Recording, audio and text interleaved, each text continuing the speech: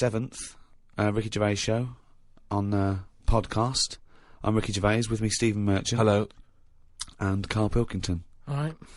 Now, talking of that, that's only 5 to go then, isn't it? 5 to go in this series of 12. Oh, still seems a lot though, doesn't it? We'll take a little break. I'm sure we'll come back through popular demand, I'm hoping. Yep. I'm hoping to put that on the poster, back by popular demand. Well, I'm hoping it's by overwhelming public demand. Yeah, which is exactly. My favourite. Yeah, as we're doing it for nothing. Yeah. We want to get a little bit of a pat on the back, don't Exactly, please. Do they give awards out for podcasting? Oh, if they do, hoo-hoo, hello, I am already writing my speech, baby. I was thinking that everyone listening, if you want to register your email with us, we'll let you know when we're back on air. Maybe later in the year.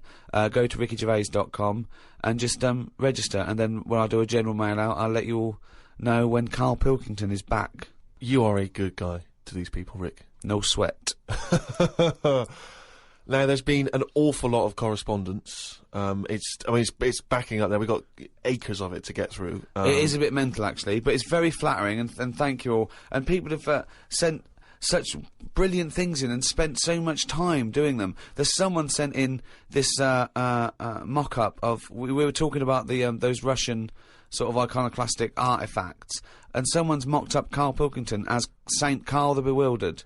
It's brilliant. It's so good. Can we put those on the web? Yeah, I think let's put that up on rickygervais.com, and that's from Joe Murray in Philadelphia. We've also got one which is a little work of art from Ed Ferrari, and it's the three of us in a studio, and it's just great. It's a very flattering picture of you there, Rick. You look about 14. I know, I've come out very well in this. Karl, he's got a head like a fucking orange. Look at that! Yeah. And you, well, I don't know what you are. Your head is about 2 foot long, and in real life it's only 18 inches long, isn't it? So he's exaggerated yours a little bit. But it's a lovely drawing. We'll put that up on the web as well. Just, everyone go to rickygervais.com, everyone register, please, and we'll email you. And everyone, keep sending stuff in, so thank you very much. Carl, Joe from Bradford asks, what body parts can you live without?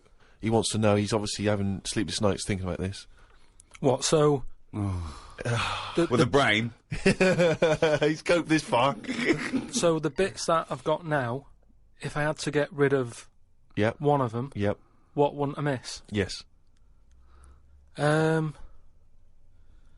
I did a bit of an experiment on this, right? Brilliant. It's my job at home to wash up, right?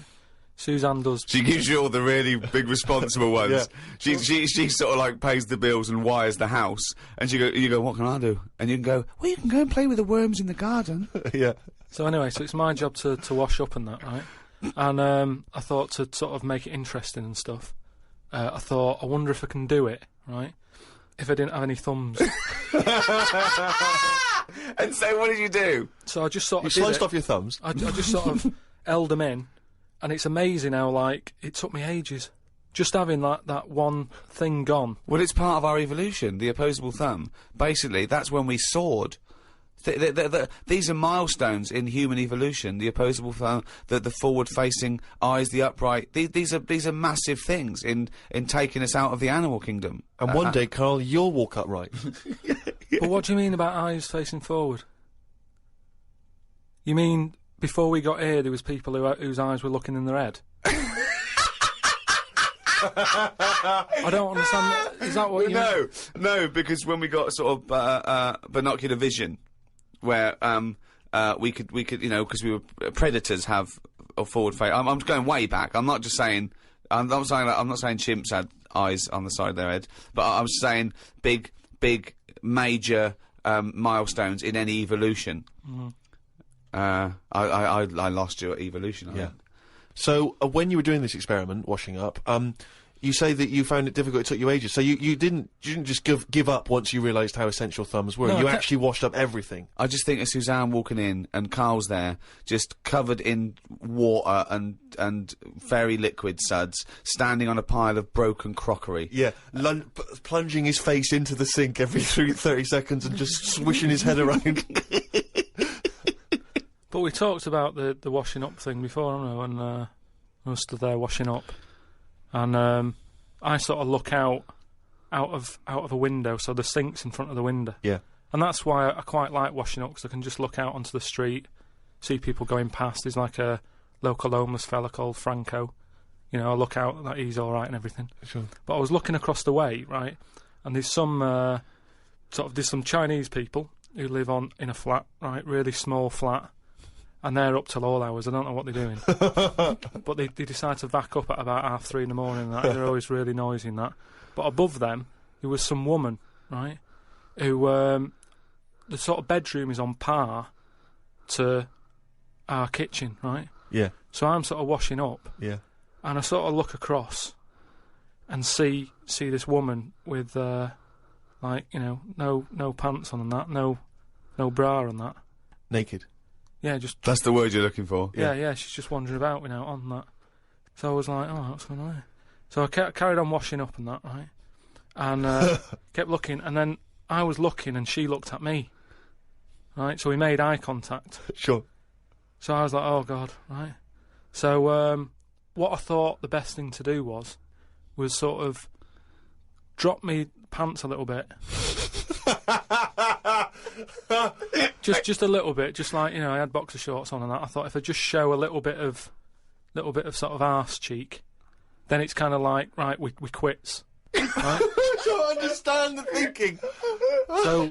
So Suzanne's watching the telly, right? I think she was watching Sex and the City or something. Yeah. She sort of turns around to see how I'm getting on with the washing up, right? She sees me with, like, me pants sort of down a little bit with my arse out. She said, what are you doing? I said, don't look now. I said, but there's a woman over the road, right, with no pants on and that. She caught me looking. I'm just giving her a bit back. I love the fact that he explains the rules, and Suzanne's meant to go, okay. That makes sense. But I don't. So hang on. So you showed a bit of your arse. You turned presumably to show the arse, or waggled the arse at the woman. I had to lift it up a little bit on the sort of on the draining board. What? Hang on though. What did she do? Did you register her reaction when she saw a bit of your arse? What happened? When she saw my arse, yeah. Well, then I wasn't looking because I thought, in a way, I don't want it to look like, well, I've seen a bit of your stuff, here's a bit of mine. I just thought, at the end of the day, I caught a glance of you. It's only fair. You've had a bit back. You know, I'm not making a big deal out of it. I genuinely think James Stewart missed a trick here in Rear Window. Yeah. This would have been, you know, a much better film had James Stewart just popped his pants down. It would have given a whole new meaning to the title Rear Window. Yeah, exactly. It's tricky though. I seem to be surrounded by people like that because I've told you before. There's the old woman across the way who's just sat there reading a book. I look through everybody's windows like that. Remember that film, that Sliver or something? Okay, right. When they've got video cameras. Yeah. I'm just looking onto everybody's world and just seeing what people are getting up to. There's nothing wrong with that. Brilliant. That's why I like washing up. The Ricky Gervais Show on Guardian Unlimited. Chris has emailed a mantra for Karl. We were talking about famous mantras and sayings and things. Yeah. Never has a mank said so much to so many that means so little. Brilliant. So you can have that on your headstone. Rupert. Your little round headstone. Rupert's in the Isle of Man. He says, I don't know if you knew this, Karl, but apparently octopus's testicles are located in their heads. Yeah. But then, to me, that isn't that amazing, because at the end of the day, an octopus, really, all it is an head. So everything it's got has to be in the head? It has to be in the head. It'd look daft if they dangled down below. Right? So all it is... I mean, there's a lot Hang of on, facts. it'd look daft if they dangled down below. I'm wondering again, that's almost... I don't think you should start sending them in, but that could almost be the B-side to... B-side to Knob at Night. I could eat a knob at night. James Round says, Karl, if you could be anyone in the world, who would it be? Dead or alive? Why would you choose to be a dead person? No, but sometimes, like, there's people who are now dead, but everybody raves about them. Like But are you saying... But he wants you to live that life, not have been that person. Are you saying that if you chose Napoleon, you'd be Napoleon, but he'd be back to life, walking around now on the bus, or it'd be the 18th century, or what? What are you saying? What I mean is, if... Oh, just answer the question. Who would you be and why? It's someone you admire or you think had a good life. Just answer the question. But what I mean is, it's good to be remembered, like Winston Churchill is remembered as being a decent bloke, but I wouldn't want the hassle that he had. So I don't want to live his life. Right. But it's good to be... You'd like to be Winston Churchill, but you'd like to have a paper round instead of... saving the world. Yeah. Well, that's what I mean. But is he saying whose job would I want to take on? It's not that complicated. The question is this: if he could be anyone in the world, who would Karl be? That's the question. That's all the information I've got.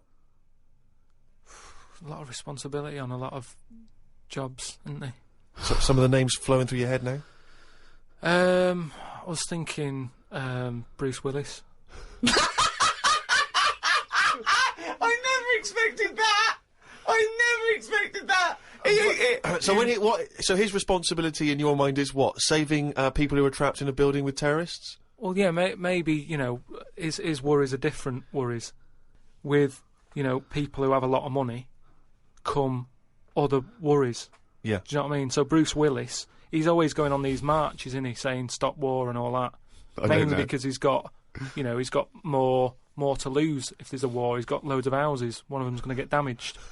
Whereas if you're poor, you've got the one house. If there's a war, it's like, oh, just end it all for me then. I'm sick of it anyway. Do you know what I mean?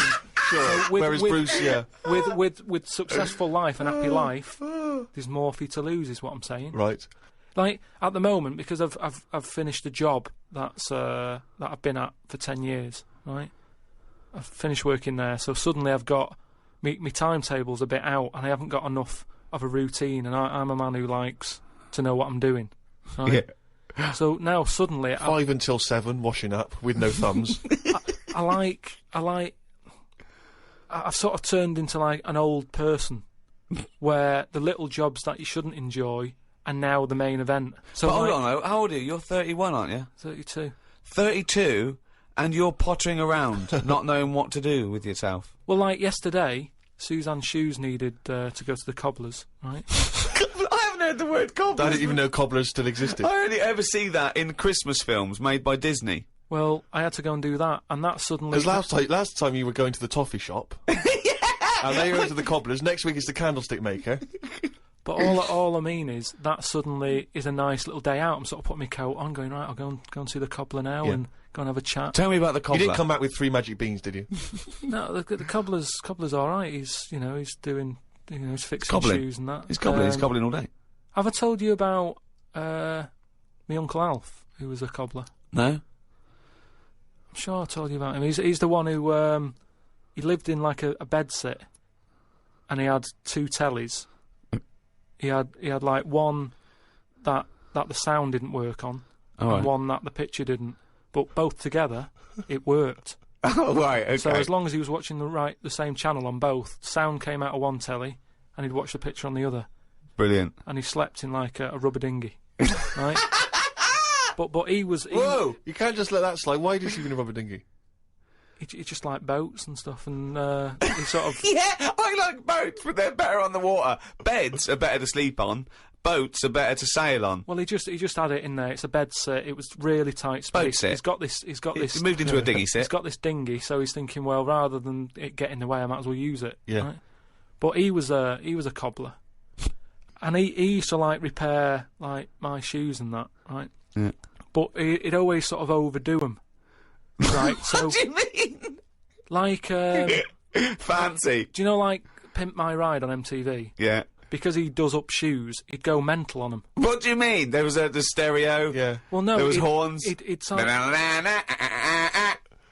comes faster stripes down the side. Yeah. Here comes Mr. Pilkington. He's got the fastest shoes in the land. No, it just makes shoes that would last forever. So instead of putting like 1 sole on, he'd put about 5 on. So it looked like one of them built-up shoes. That you never see. It just put loads of stuff on. They'd last forever, but they did. But they look like orthopaedic shoes. Yeah. It just like suddenly I was like 6'7" whenever he'd sort of sorted my shoes out.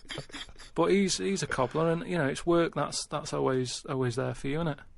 I suppose so. So you went out to take Suzanne's shoes to the cobbler. Yeah. So that's it. Yeah. So I just took him to the cobblers and that was like a nice little job for the day. I got a leaflet through the door saying, if you want to walk a dog, the rates are good. I don't know what they pay and that, but I got a little letter in my little letterbox saying, if you're free in the day. What, they pay you to walk a dog? They pay you to walk a dog and that. And I thought, if I do that and get a paper round, 2 in 1. Sorry, you just went from a job, right, where you were the head of production at a radio station dare I say it, on... can I discuss your... Well, it was an alright wage, yeah. It was very good. But I wasn't happy, so it's pointless. No, I know that, but to go from the head of a department on a lot of money to walking dogs and doing a paper round, I don't know. No, but it's about being happy, isn't it? I know, but that's commendable if that's true, but... okay. And that makes you happier? Well, I haven't walked the dog yet, but I'm just saying if I do... I mean, I'm not taking it if it's raining. I'm just thinking if it's a nice sunny day and I fancy a potter, I'll go round to her and say, well, how much are you paying? I'll take the dog a walk and stuff. But I can't believe some of the words that have cropped up in this. It's 2006 now. Potter, cobblers, toffee shop. It's very, very strange. Do you live in Narnia? The Ricky Gervais Show on Guardian Unlimited. Right, a lot of people are sort of emailing in sort of brainy stuff. Brilliant. Right, which, you know, the more the merrier. I'm happy getting all this stuff, and if you know, it grabs my eye, I'll run it by you and you can sort of tell me about it and that. And getting a lot of stuff about philosophy. Oh, yeah. And all that. Descartes, that's another one that's mentioned on an email. Descartes, yeah. the French philosopher. Yeah. What's your question? Well, he sort of cropped up on an email. Someone said, what do you think of him? And I was like, oh, I don't know. He, famously, he pondered his own existence, cogito ergo sum. I think, therefore I am. He was thinking about that. He was thinking, how do I know all this is true, everything around me? And he thought, well, I can see it, and I can smell it, and I can hear it. And he went, oh yeah, my senses can be fooled. I could be dreaming. And he thought, well, that's true, I could be dreaming. But if I'm dreaming, then at least I'm alive. At least I have some sort of consciousness. So if I'm even thinking about anything, you know, I exist. I think, therefore I am. Cogito ergo sum. But we don't need to know the Latin bit. Why is everyone always going back to Latin? It was ages ago. Why is that language always being... And were Latin people always in a rush? Because they seem to be like words for full sentences. Why couldn't they just take the time and say what they want to say? And it's just like, what was the rush? To teach Latin. What about Plato? Right, Greek. Right, now, would you say he's a bright bloke? Yes, I would. I'd say he's a very, very bright bloke. Right, let me tell you this. Right, if he's that bright, you know how he got killed? No. Got hit on the head by an egg. Fucking hell! Well, he's not so clever then, is he? That's what I'm saying. Boo! What's the story with the egg? He was on holiday or something, right? And... He was on holiday. In Greece, probably. He was having a walk about, and a bird was flying over his sort of. This over the bird beach. was what? A great auk? What size bird killed him with his egg? It was a big one, yeah. Was it? And the way they used to crack An ostrich on a hang glider. the way they used to crack the eggs open to let the kids out, they used to drop them on rocks. What bird is this? Dropping its egg to let the kids out? You're a maniac! You are a maniac! And Plato had a little bald head. Right. So from the top, the bird's there looking down, and it goes, oh, there's a little rock, I'll drop the egg. Hit him on the head, killed him. Now, this is what I was saying before about... I'm letting too much go now, because I'm so desensitised to his nonsense. I let him go. The bird saw Plato and said, there's a rock down there. Yeah. Well, if these birds are killing people with bald heads, you've got to be terrified. So, but listen, this is what I'm saying though, right? Before about knowledge and that, how knowledge is hassle, or success is hassle. I think that was Newton. Knowledge is hassle. Now, why is Plato's intelligence got anything to do with the fact that this bird dropped an egg on his head? Because he was intelligent, and he's probably earning a nice few quid by giving out whatever messages he gave out. Yeah. He could afford to go on holiday to exotic places. If he was working in a factory, he wouldn't have been on this beach with big birds dropping eggs, is what I'm saying. So, in a way, it backfired. His knowledge killed him. And that, I think, was Kierkegaard. His knowledge killed him. I mean, where you got this stuff about him being on holiday? Well, he shouldn't have been on the beach. He was only there having a break or whatever from doing what he does. It wouldn't have happened if he wasn't on holiday.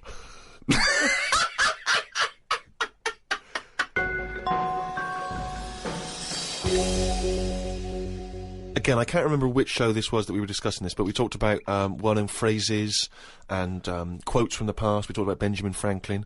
People have, this is an email we've had saying, Karl, what do you take by the well-known saying, a stitch in time saves 9? A stitch in time saves 9. Oh, a stitch in time saves 9. Yeah. See, it's another one that I don't think I've picked up on a lot of these sayings that are being sort of thrown about willy-nilly. Willy-nilly. Willy-nilly. Okay. Willy-nilly. No, but I, again, it's one of them like last week. I've heard of it, but what does willy-nilly mean? Just sort of like throwing it about all over the place. What do you mean? But what someone said? What does the term willy-nilly mean? It just sort of means, you know, carefree. That's right. Yeah. Okay, So but what that's does a good. stitch in time So save you 9 understood mean? willy-nilly, so you used a Yeah, but it phrase. sounds I mean, nice, you used doesn't it, it? you said it willy-nilly, but you sort of got the gist of it. So what does a stitch in time saves 9 mean? I don't know. What do you must mean you know. don't know? Think about it. A stitch in time saves 9. Is it to do with sewing? Well, yeah, sort of.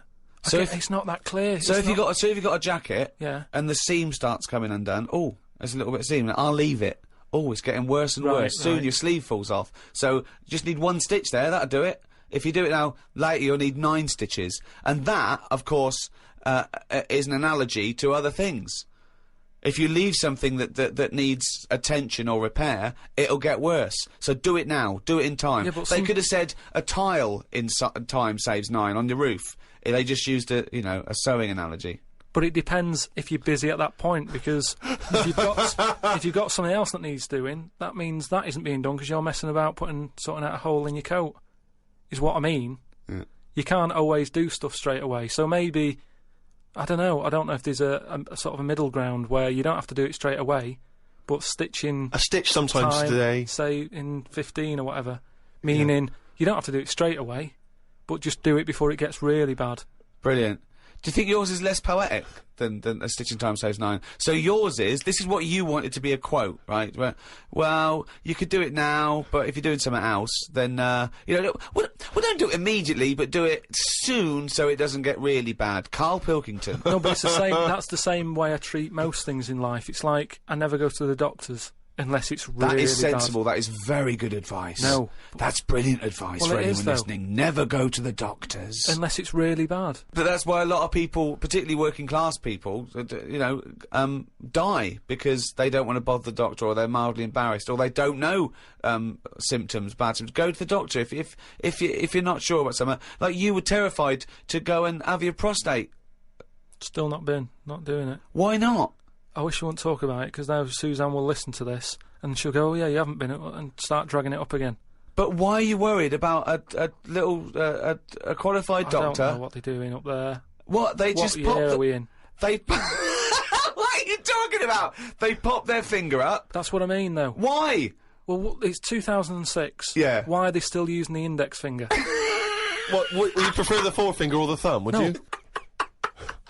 No, what I mean is, we've got... Or a thumb on a stick, some kind of thumb on a stick. Yeah, would you prefer it to a be mechanical thumb, Oh, a robot okay. thumb. Why isn't it just a little camera? Or something that can... Well, they put the camera up if they initially discover something.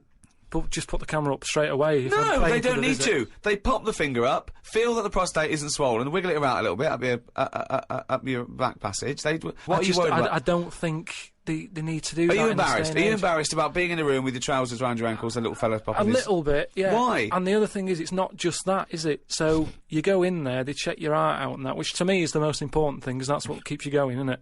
Yeah. Right? You've got to go there. You Yeah. sat on the bus, stressing out, thinking, oh, in less than half an hour I'm going to have a finger up the arse, right? What is the And problem they go there? in, they check your heart, they probably check your testicles and that. What's up with that? They check your testicles, yeah? Yeah, That's... but it's all building, and you've sat there going, oh, soon that'll be happening. Yeah. And that's what puts me off. So if they just came round when you were asleep, Suzanne just let them in and goes, he's over there, right? And they crept up and went, bang, you go, what are you prefer doing? that? I just don't understand why they don't teach you how to do it yourself. How can they... Wow. How can they teach... Imagine you squatting in a corner with one hand on your bollocks and the other finger up the arse going, it seems to be all right. Carl, you don't understand the phrase "a stitch in time saves 9." I don't think you should be doing any kind of invasive medical research in your own human body. But then... Who knows what trouble you're going to cause? No, but then at least... You would get stuck. Yeah. You would get stuck. Susanna come out, your fist would be up your own arse.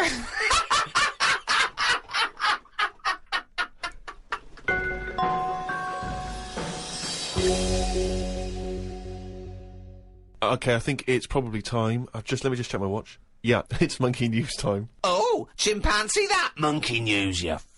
Right. Last week we talked about, you know, the one who was good at getting up buildings and that for putting out fires and stuff. Ended up working for the fire department. Yeah, not true, but Sure. Yeah. But if the building had good grippage, he was right up there. Yeah, it's not true, but go on. So this week, anyway, it's more about tall buildings and stuff. Oh yeah. It was this bloke who was a builder. Oh, yeah. Right? And you know what builders are like? They sort of move about, don't they, from sort of building to building, just building. Well, yeah. Well, once they built it, the building's done, and they move on to build some more. Building to building, just building, yeah. So he goes to his next job and that, right? Who does, the builder? The builder. Yep. He goes to like the boss, new building. the boss of this building, who's building it. Right. Okay. Yeah. And he says what unto him? Do you need anything building? Okay. Right. Yeah. So anyway, he says, yeah, there's plenty of work and that going about. Yep. He says, we're working on this one here. He said, get going on it. Like, there's your bricks and your cement and stuff. Get on with it. Yeah. Any plans? Just build. Just start building. Yeah. Go up. They're getting on with it and stuff. It's all going well. Yep. But he notices that there's someone working high up, right, on the Okay. top bit. Sure. Because do you know, like, there's girders and stuff on these big buildings. Yeah. And he's still building the bottom bit, And which he's is still, weird. yeah. Well, that's the way they do it there. Apparently, just to sort of speed it up, work from top to middle, from top to bottom. if you Sure. know what I mean. That's in imaginary land. We So put the anyway. spire on, now we better do the foundations, Yeah. and then put some stuff in the middle to keep it up there. So anyway, he's saying to like the other workers, he's going, who's that up there? Who's that up Like, there? Who's working on his own? The little fella, was he? And The little hairy fella up there. Who's he's the little saying. hairy fella up there with the hard hat? And the other fellas were going, look, you know, don't ask questions. You know, the boss decides who he takes on. We're happy to be getting paid here. Don't ask questions! Well, I'll see him when he comes down. So he said, well, it's pretty impressive, you know, the work rate he's doing, the way he's getting from one girder to the other. Swinging, is he? He doesn't seem to be scared of the heights or anything. He said, no, just let him get on with it. You know, we work well as a team. So anyway. What nonsense is So- this? so- He believes all this. Yep. So he sees the boss and he goes, that fella up there, who's the fella up there? He's pretty good. And he's like, look, you know, just get on with the job. Yeah, I'll pay you. Let's just all get on with our jobs. Like. Lunchtime comes, they're all sat there, sat on a little wall having the sandwiches. He's thinking he'll come down in a bit. He's just carrying on. Is he just still going? Still going on that, right? Mm. So the fella says to the boss man, he says, isn't that fella up there going to come down and join us for lunch? He said, like I said, mate, don't worry about him, right?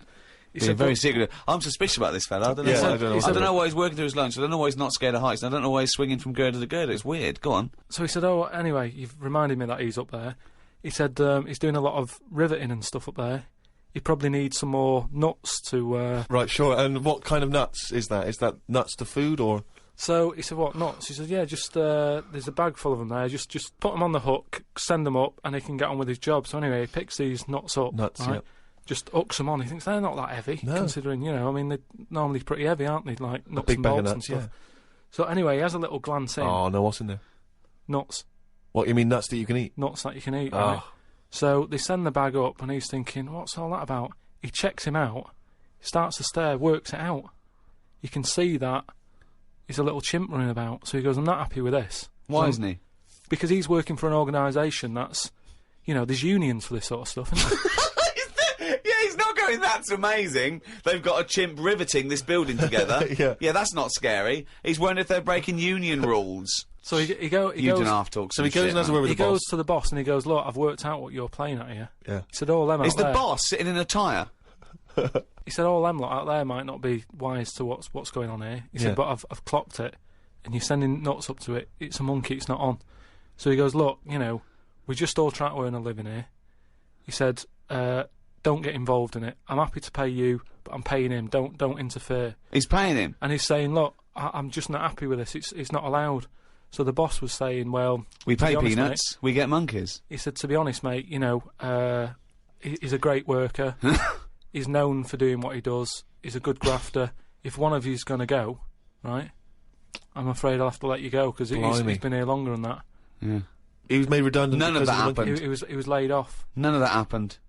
He's laid off and that. And that's No. where that's saying about, like there's a lot of tower blocks and that in America. It's like the chimp off the old block is where. So that's monkey news.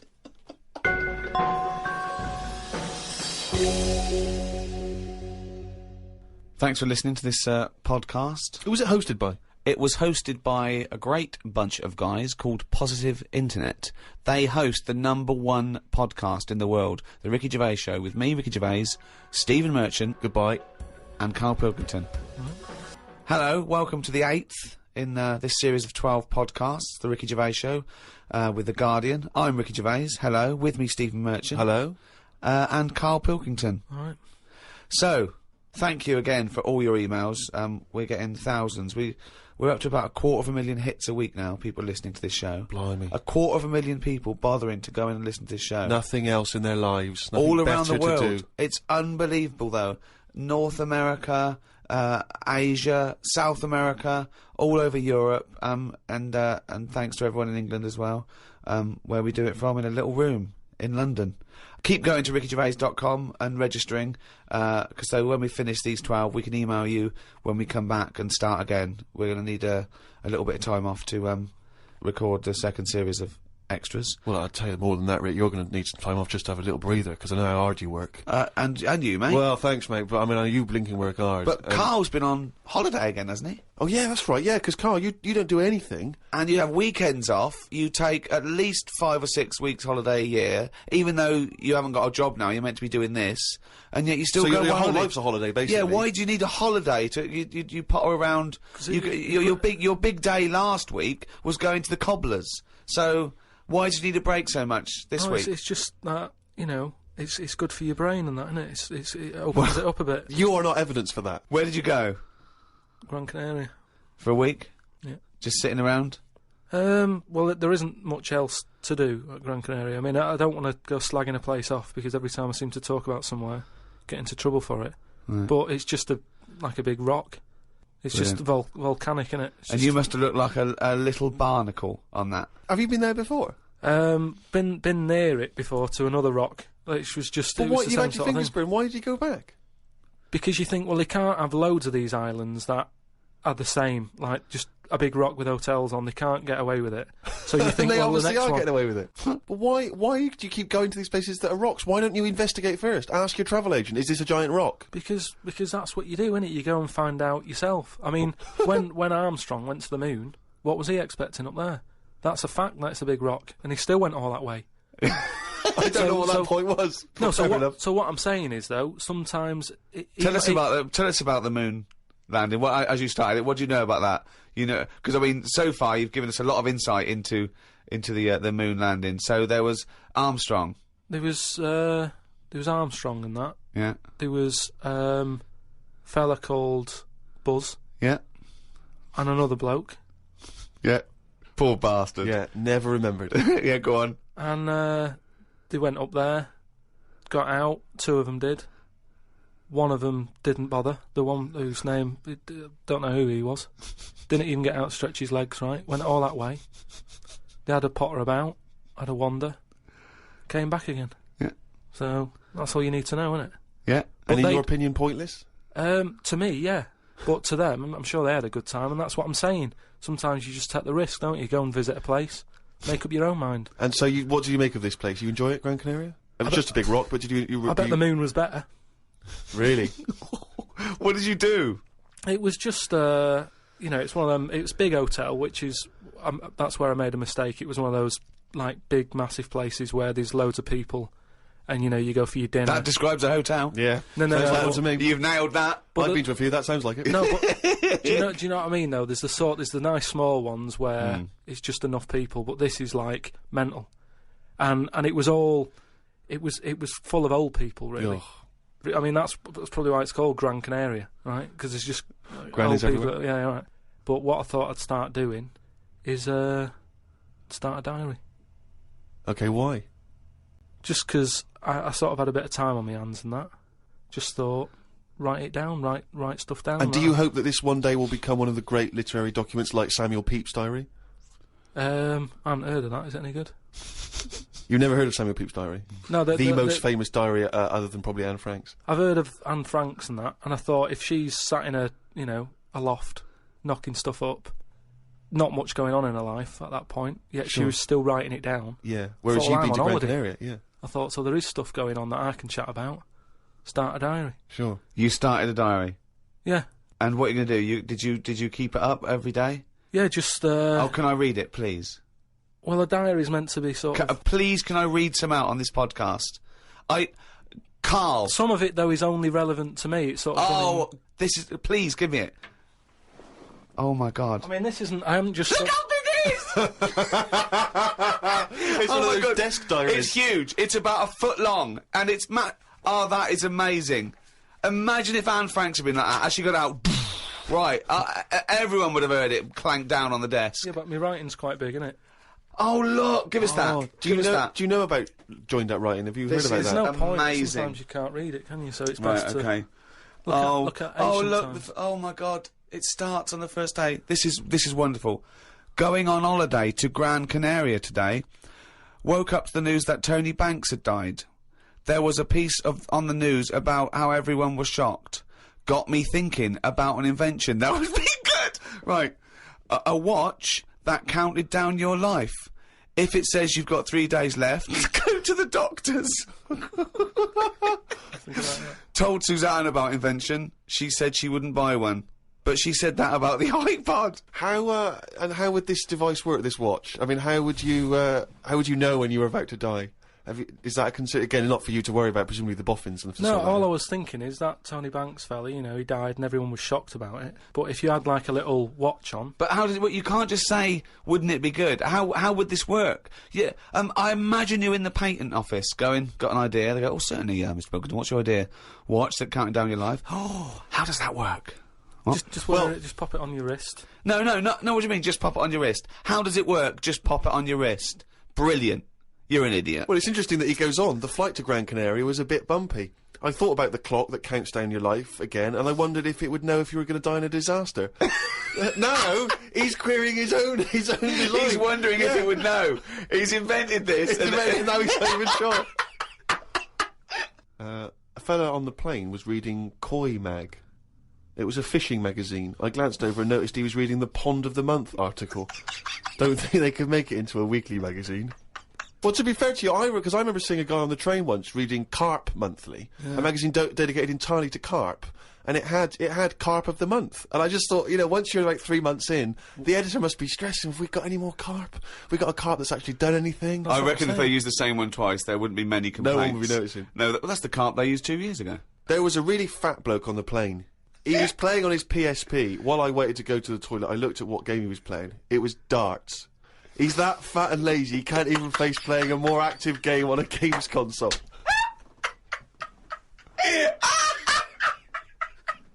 Me and Suzanne got off the coach along with a couple of old people. One of them was in a wheelchair. I don't think it was wise of them to come to a volcanic island with a wheelchair. Everywhere's pretty rough, paving and slopey. Guess I'll keep an eye on it as the weeks go on. Day 2 in Gran Canaria. Brilliant, we're only at day 2. The hotel's a bit odd. I've never seen as many cross-eyed people in one location. That's enough, isn't it? That's amazing! Well, you may as well let me read on a bit more. No, this is amazing. Well, come back to This it is a later brilliant diary. This might be the best diary ever written. Oh. While sat listening to the Kinks on my iPod, I wondered if everybody thinks in their accent. I know I do. What's this? What are you talking about? Just that, when I've been sat there lying on the lounger, right, and I was thinking about stuff. How do you know you think in your accent? Tell me a typical thought. Because what I mean is, say if I was like, if I saw something, right, do you know how I say, like, oh, that's a bit weird, isn't it? No, but that was I don't being have said. to. But when you think, I don't think the sentence is like I'm saying it. It's just a thought. The thought appears. It's conceptual and it's already there. It's not like I go, Rick, what? Just looking at a fellow over there, were you? Yeah, I was. Yeah. I was thinking it looks a bit weird. Oh, so was I. I don't think out whole sentences. Whereas you have Karl, stop listening to the Kinks for a minute. Look over there. More cross-eyed people. No, well, that's Is that how your mind works? In a way, yeah. And Brilliant. that's when, because I That thought, explains a lot. It's great that he has to think about whole sentences. because I thought, that's weird, isn't it? Like, I didn't think, that's weird, isn't it? And I thought, I actually think in my accent.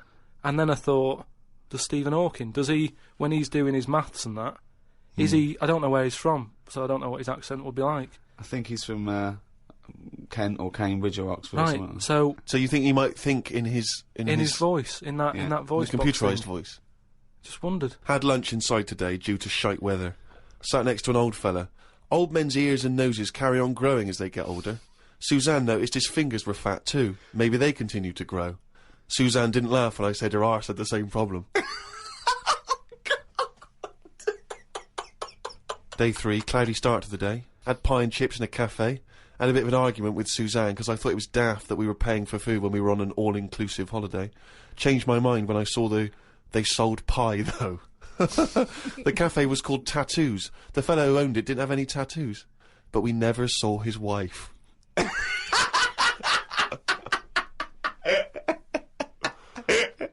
Oh, brilliant. Had a drink in a bar. Everyone sat and watched one of the local cats lick its bollocks.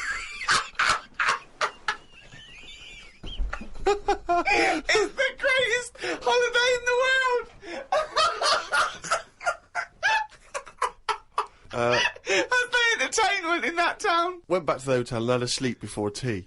I love the fact you're moaning about old people, but you're just as bad. You've done nothing so far. He's done nothing, he's got a big hip. Oh, God. Woke up to news about ducks being badly treated. There was a really ugly one with bent legs. I'm gonna die. Why does he write this down? Oh, God. Oh. There is a fat bloke from Bolton who is in the pool as I write this. He's got a big tattoo on his back, but I can't work out what it is. ... He just got out of the pool and burped. Just felt like you had to keep us abreast of that. He's got everything's in the diary. I just seen it get to the point where you're going, breathed in, Yeah. breathed out again. There was a big fat fella in the sea who kept his t-shirt on. If you're big and fat, is there more chance of you getting burnt because there's more of you on show? I asked Suzanne and she said she didn't know in that sort of not listening kind of way. I wanted to hang about to see if the fat bloke was going to get in the kayak, but Suzanne said we had to head back. Just let him wait in to see if he's going to capsize. We go home today, so we got up early to get the last bit of cloud. No, it's just that it wasn't. It's not that sunny all the time. I mean, I was sat in weather that if it was like that here, there's no way I'd be sat in the garden. But because you're on holiday, it's like, well, we've got to sit in it. Put your coat on. So are you going to continue to write this diary?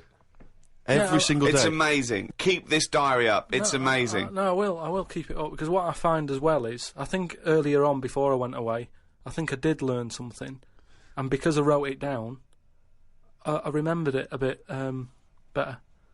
So What was that? I just was thinking then, I forgot it now, but but I remembered looking back at it and not having to read it all, because I remembered the end of it before I read it, if you know what I mean. I have no idea what you're talking about. Well, if you've enjoyed the diary of Karl Pilkington, more next week, I hope. Another week's worth. That's amazing. I'm going to try and get that published. We'll put the odd page up on the web. Go to rickygervais.com. Don't forget to register there as well, so we can email you and let you know what's happening. Brilliant. The Ricky Gervais Show on Guardian Unlimited. Hey, fool! Don't give me no back chat, sucker! I ain't here to mess with you, I ain't getting in no plane. I'm here to tell you all about Friday night comedy on Channel 4. There's 3 great new comedies. New Green Wing, yeah, fool, that's nearly ready. My Name is Earl, and The Egg Crowd. They're great new comedy from the creator of Father Ted, sucker. Friday night comedy, this Friday on Channel 4, fool. Switch it on, or I'll be round your house. You stay up all night shivering, 'cause you be so mad scared. Fool. The Ricky Gervais Show on Guardian Unlimited. Rick, who hosts this podcast? The guys at Positive Internet, why? No, I know you're a big fan of those guys. Yeah, because they're brilliant. Well, yeah, they are, and I tell you, they're working overtime. Because we've had an email from Jake, who's the director at Positive Internet, and apparently he's been in touch with the editor of the Guinness World Records book. Oh, right. And he's hoping to see if we can get this podcast in the Guinness World Record breaking section, or the podcast world record breaking section, or whatever they call it. I don't know exactly what record we'd have broken. I assume it's just sheer number of listeners, is it? Or Yeah, being the number one? it's the number one podcast, and it's the biggest downloaded show ever at the moment. Right. I think that's because people have only had podcasts for a couple of years. Yes, well, I don't know. I mean, I don't know when the next issue comes out. I guess it's sort of December time. I used to get the Guinness Book of Records every year. I love it. I've never understood why it was such a big seller. I mean, presumably, who's excited to find out whether, you know, I don't know, a man that can balance 3 egg cups on his head has beaten the record? Well, the they're next real year? records as well, obviously. I used to go straight for that. I really loved the sort of animals fastest, strongest, all that sort of thing, biggest. But aren't they the same every year? Well, no, they do change, and obviously there's new entries to keep it exciting. But what annoys me is that it looks like anyone can get in if you're willing to do something that no one else will bother with. Yeah. They did one on Big Brother where it was the stacking sugar cubes, and I was thinking, well, no one's going to bother beating that. No. There's people that walk along with a milk bottle on their head. And no one's going, oh, I'm a bit jealous of Bill. Why? He's broken the record. What? For walking along with a milk bottle on his head? Yeah. Yeah. I'm going to go into training tomorrow. They're ridiculous. Yeah, yeah. You know, but I do like the real ones. There was one in there I got on a couple of years ago, and it was about disasters. And there was one where there was some big ornamental incense burners at this thing in I think Thailand or Korea or somewhere, and they fell over. And they killed 7 of the congregation. And the headline was biggest joss stick disaster. Now, again, there's no one trying to beat that. There's no one going, we need 8. Yeah. We need 8 people. We're going for it tonight. What do I have to do? You have to stand quite near those big joss sticks. Okay. And what record am I breaking again? We'll tell you after. Also, I think a lot of people waste their energy on this because there's one guy in there that can do the 100 metres in 11 seconds running backwards. And I want to say to him, turn round.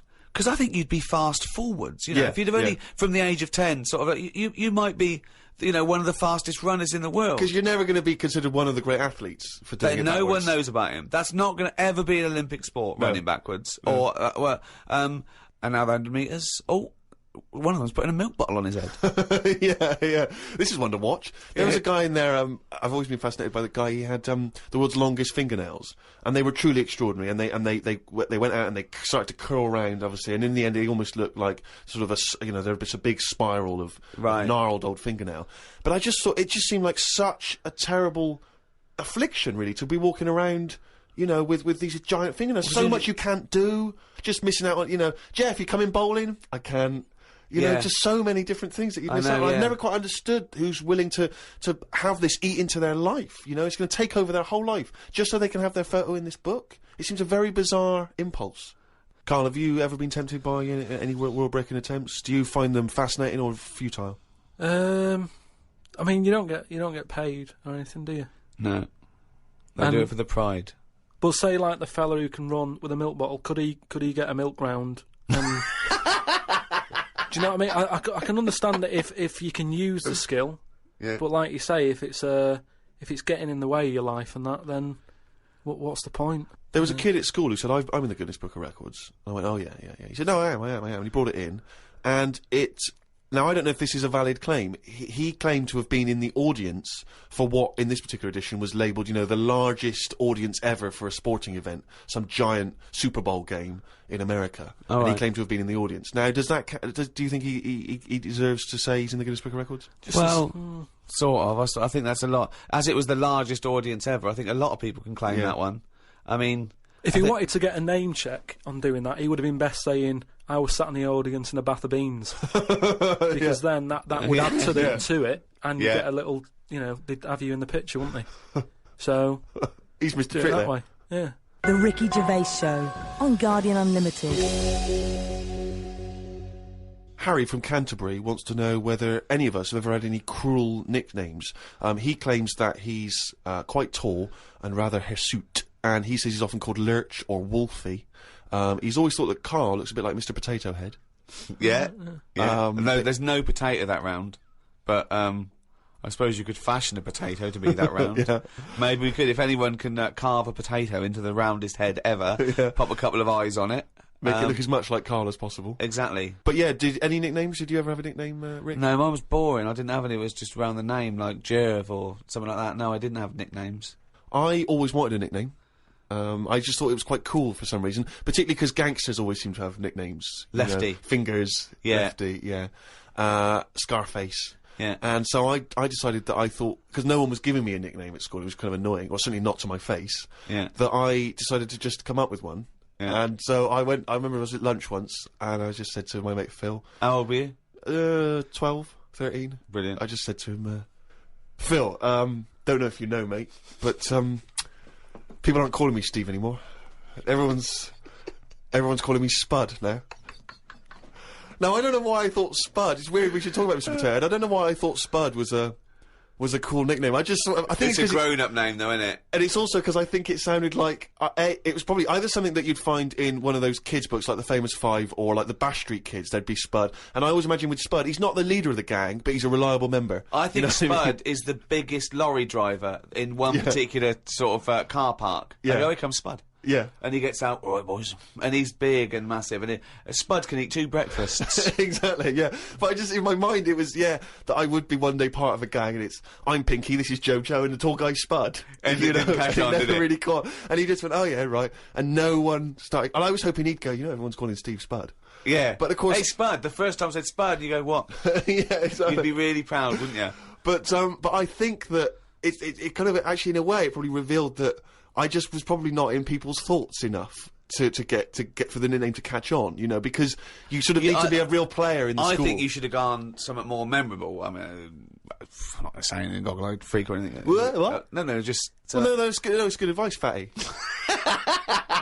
fatty potbelly. That's the problem. I wasn't fat at school, and I suppose Karl didn't have a round bald head at school, did you? No. No. Did you have a nickname? Not really. I mean, there was a lot of people on the estate that I grew up on. Nicknames are big things on estates and that. Yeah. A lot of my dad's mates, right? What their nicknames did was tell you about them. Do you know how I said about the Elephant Man's a good name? Yeah. Because, you know what you're going to get. If someone said, Elephant Man's popping round in a bit, it wouldn't be a shock when he walked in. Yeah. Right? So it worked in that sort of thing. So there was John the Screw, right? John the Screw? Yeah. Well, he had sex a lot, or he worked in a prison? No, he had a DIY shop. So you had him, right? There was Fred the Veg. Yeah. Which is... I assume it's because he was at the same IQ as you. Or he was in a coma. Yeah. Right. There was my uncle, Tattoo Stan. All right. Yeah. He had like loads of tattoos that he'd just done himself. Oh my God. The problem was, because he did his tattoos himself, the ones on his left arm were really good. Because he was right-handed. On his right arm, rubbish. Right? So there was him. Great. And there was Jimmy the Hat. Jimmy the Hat? Yeah. Did he always wear a hat? No, he didn't. That was the point there. That he never wore a hat. That's amazing. Brilliant. How can you pick up on someone never wearing a hat? How would you ever notice? I'll tell you what, I've noticed something about Jimmy. What? Go on. He doesn't wear a hat. Why was he not called Jimmy the Parrot? Because he never carries a parrot. No, but that's just the way. I mean, that's how they work in it. I mean, Here comes Jimmy Three Legs. Why'd you call him that? He hasn't got 3 legs. I didn't really have one apart from, I had a CB.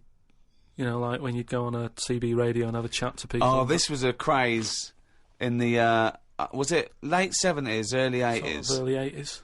And, it was just short band radio, wasn't it? Everyone had these little handsets and they'd speak to each other in the sort of local area. Yeah, it was mainly, I think it started off with like lorry truckers drivers, and isn't it? that. Yeah, truckers, yeah, because there was that thing from like about 1977, whatever it was, Convoy, yeah. Yeah, so I had one of them, and my handle, I had 2 Handle different names. means your nickname, your yeah, name. there's loads of code stuff. Yeah. I had a couple. I had there was Pilkington, because like I say, there's a lot of Pilkingtons and that in Manchester. So I just thought, give it a number. If someone wants Pilkington 2, it's open. Do you know what I mean? They can have it. And then like it's people scrabbling. I want a Pilkington one. And then because I did boxing and that. Well, you did it once. Yeah. I'd Boxer Boy, because I thought that's quite a good image as well. That's kind of like people going, oh, don't mess with him. Do you know what I mean? Yeah. If he asks what your handle is, tell him. Do you know what I mean? It's Boxer Boy and that. Yeah. So just had them 2, and I used to just go on there and Pointless. What is the point of this? Well, you just meet people, don't you? And you So don't meet people. You say, "What's your handle?" You go, "Box boy." "What's yours?" Rubber duck. All right, cheers. No, It's but ridiculous. then you'll say like, then you go, "Oh, what's your 20?" What's that mean? That's where are you? Well, why don't you say, "Where are you?"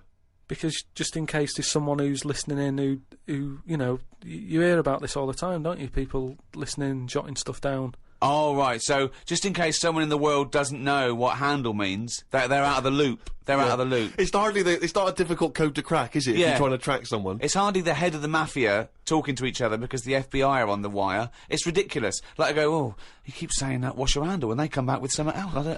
I can't work out what's going on. No, it's like anything, isn't it? That's what codes are all about, isn't it? You set them up and that. Go on, and tell me the code then. Reveal at long last to the world what Yeah. these codes are. Right, so Yeah.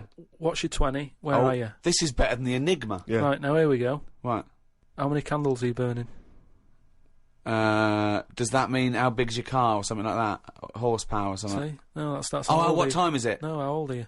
What, how old are you? Okay. Right. Right. How many candles are you burning, of course? Yeah. So what's the answer come back? You go, I'm 15. 14. Brilliant. That code, there's no one gonna work that out. There is no one gonna work that one out. So let's just play through this conversation. Give us an example of how it worked. Right, so you turn it on and that, and you start off, and there was something that you said at the start, like, Hello. just you Breaker. yeah, breaker, do your copy or whatever. Yeah. Then someone will go, What does copy mean? No, What his name I want was. to hear because I want to hear the fascinating conversations that Karl must have had. Yeah. and you go, all right, it's Boxer Boy, yeah. What's And your he goes, 20? What's your 20? And you go, well, just I'm in Manchester. In the flat. Oh, right. And they go, right, yeah. How many candles are you burning? Oh. You go, oh, I'm 13. Oh. So And that's the end, is it? then you might sort of say what was it? It was something like what am I burning? Right. Using burning again. Confusing, but go on, yeah. What am I burning? The bacon, because I'm busy talking to you, you twat. That's like what's my power? What strength am I coming in at? Oh, yeah. Because then you can tell if they're quite close to you. So if you're Yeah. getting someone burning a 1, We've told them. We said, "Wait, what's your 20?" You go, I'm in Macclesfield Street." Yeah, but oh, then- right. but then you Wonder go- where they are. We've just told you. Yeah, Wonder how but- far away they are. but then you go, oh, that's interesting because you're burning, burning 3. I don't normally get a 3. This is the least interesting hobby do you know could what? ever do. I wish you'd have kept a diary of this, because this has been fascinating. Now and again, someone will come in and go side on, right? What's that mean? And that means like there's someone sat there listening into this chat and going, "This sounds interesting," Yeah, no, it doesn't. Unlikely. Yeah. and they want to join in, so they sort of go side on. You go side on, bring it in, right? And they go, "All right." How many candles are you burning? Yeah. What's your That's it 20? goes round again. Yeah. See you later. What's your 20? How many candles are you burning? Oh. And, I mean, it seems to me that what you should have done is made a note the first time, so that when you then speak to them again, you don't need to ask them those questions. Can I just confirm that you're burning 15?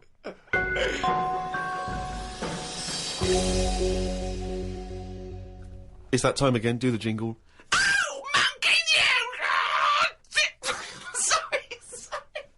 Okay.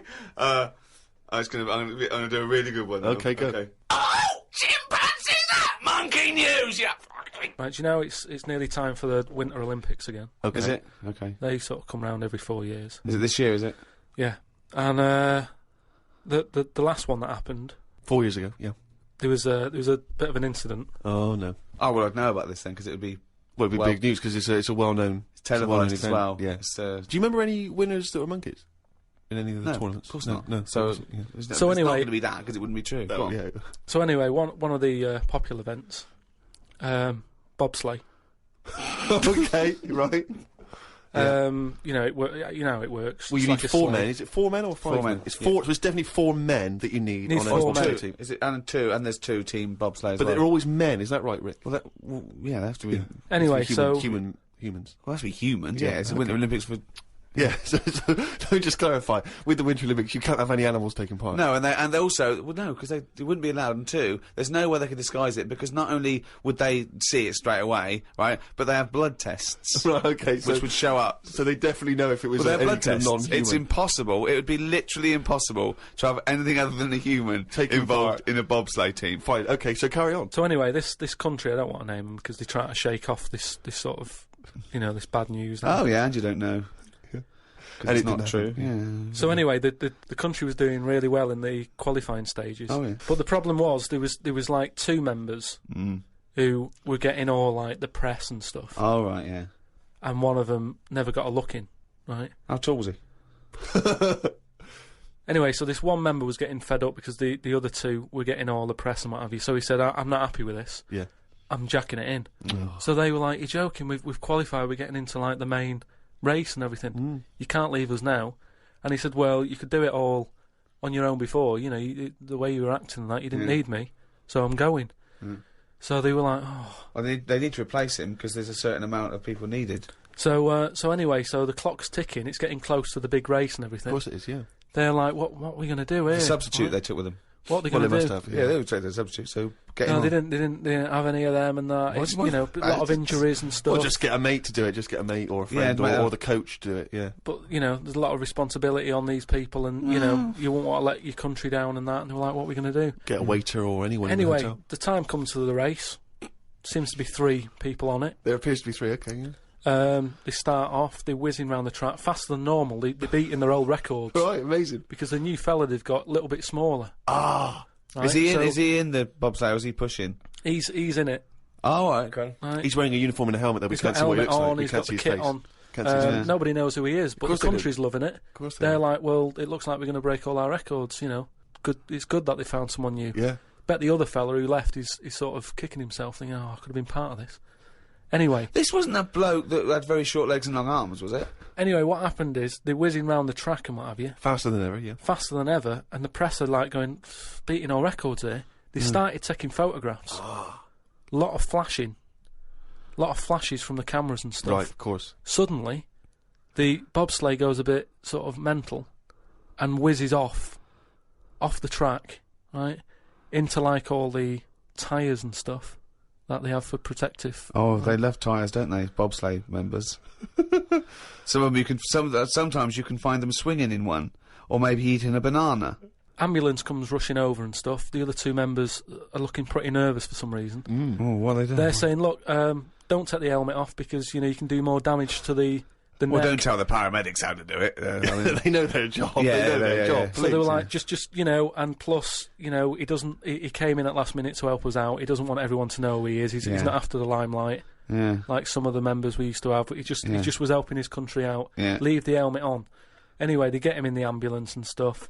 The other 2 are looking a bit worried and what have you. They're gutted. They lost the race. The little bloke, is the bloke not saying anything? Is he not? He's in the ambulance now. Is he not saying anything though? Anyway, word got out, right, from one of the ambulance drivers a few weeks down the line, once all the dust had settled on the Olympics and stuff, and light news day and stuff. Yeah.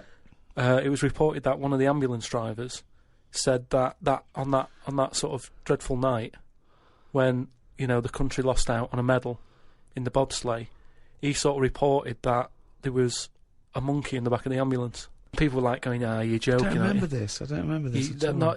Well, this is it, you see, because they sort of swept it under the carpet a little bit. right. They were like, this Bullshit. is crazy talk. It's all shit. It's all This is shit crazy again. talk. Once talk, absolute shit. Where'd you get this from? This is crazy talk, right? It is But- crazy talk, and it's from the mouth of Karl Pilkington. But the weird thing is that backed it up. Following week, there was a story of some people who visited the zoo saw a chimp in a neck brace. And that's this week's Monkey News. Bollocks.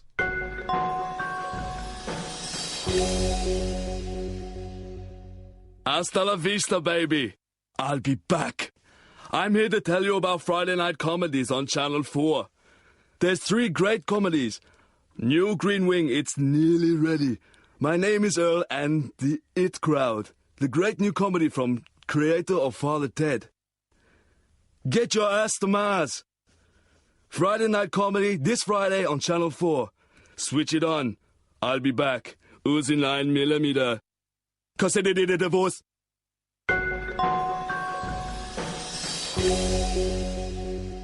Well, that's the end of another podcast. Thanks very much from me, Ricky Gervais, with me, Stephen Merchant. Goodbye. And Karl Pilkington. All right. And thanks again to those guys at Positive Internet who host this podcast, the world's #1 podcast. We'd also like to congratulate Steve Carell from the American office, who won a Golden Globe. Yes, congratulations, Steve, and obviously everyone involved with the American office. And for our American listeners, if you haven't checked out the American office on NBC, it's dynamite. It really is a cracking show. I don't know if you're a fan of the original, but if you are, or even if you're not, just watch it. It's great. It gets better and better week by week. It's absolutely brilliant. That's NBC. I think that's Thursday nights, isn't it? After My Name Is Earl. That's got to be the first time a Golden Globe has been won by two different people for the same character. I think you're probably right, mate. Cheers. Hey, congratulations again for winning it all those years ago. Two. All right. Two. I don't need to mention One, both. two. Don't need to Bye. mention both. Hello and welcome to another Ricky Gervais show with me, Ricky Gervais, Steve Merchant. Hello. And Karl Pilkington. All right. The 9th in a series of 12 podcasts we're doing for free. Absolutely free of charge. We're getting, we've already done over sort of 2.5 million downloads. We'll probably do 4 million downloads by the end of the series. If I had a quid... I don't even want to discuss it, Rick. You are gutted, I'm aren't you? absolutely furious, because I said to you when we studied this, I said, why, you were going, oh, let's give something free back to the fans, and I was saying, it's not worth it, they don't deserve it. But no, you demanded it, and I wanted to pay, I want to charge crazy money for it. I've been a fool. We've had about something like 6,000 emails as well. If we could channel this to good, because you know what I mean. This internet has been set up. Billions and billions and billions of dollars go on this cyber highway back and forth, doing good stuff, communicating, sending people into space, commerce, and people, hundreds of thousands of people are sending me pictures of Karl as a monkey. I know, exactly. I mean, it's unbelievable. It's not what this system was created for. Thank you for all your emails as well. That cost us as well a little bit, because they're going through the website, which cost us a little bit of money. But it also costs me my precious time, having to wade through the crap that gets sent to us. Thanks to Kieran Gabriel from Merseyside, who sent me a picture of Karl as Bruce Willis. It's the effort. We'll put all these up on the website. David Weinstein has started his own T-shirt range, I Could Eat a Knob at Night. And Paul Devon has sent me this caricature of Karl, and it's brilliant. Again, I think they're wasting their energies. It's actually a brilliant painting of a little round, bald-headed Manx, some sort of like freak creature. Yeah. Whereas he could have done a beautiful painting. But thanks to all those. I mean, I have actually waded through the emails, and I obviously, again, like Ricky, I echo the thanks for sending in all the different questions and comments about the show.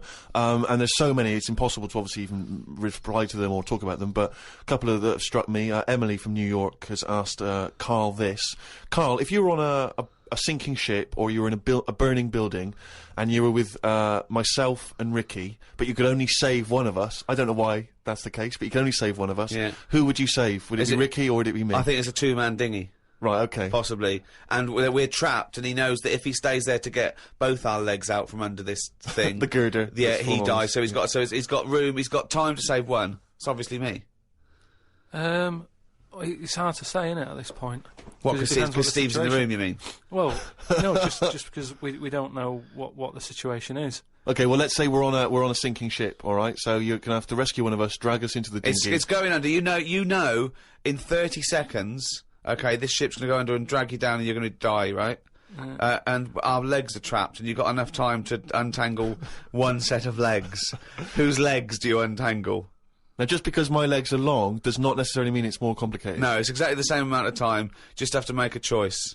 A terrible choice that Steve would not, hate you for. Well, no, listen, this is all all I I'm around saying for long. He's going to drown in 30 seconds. Forget him.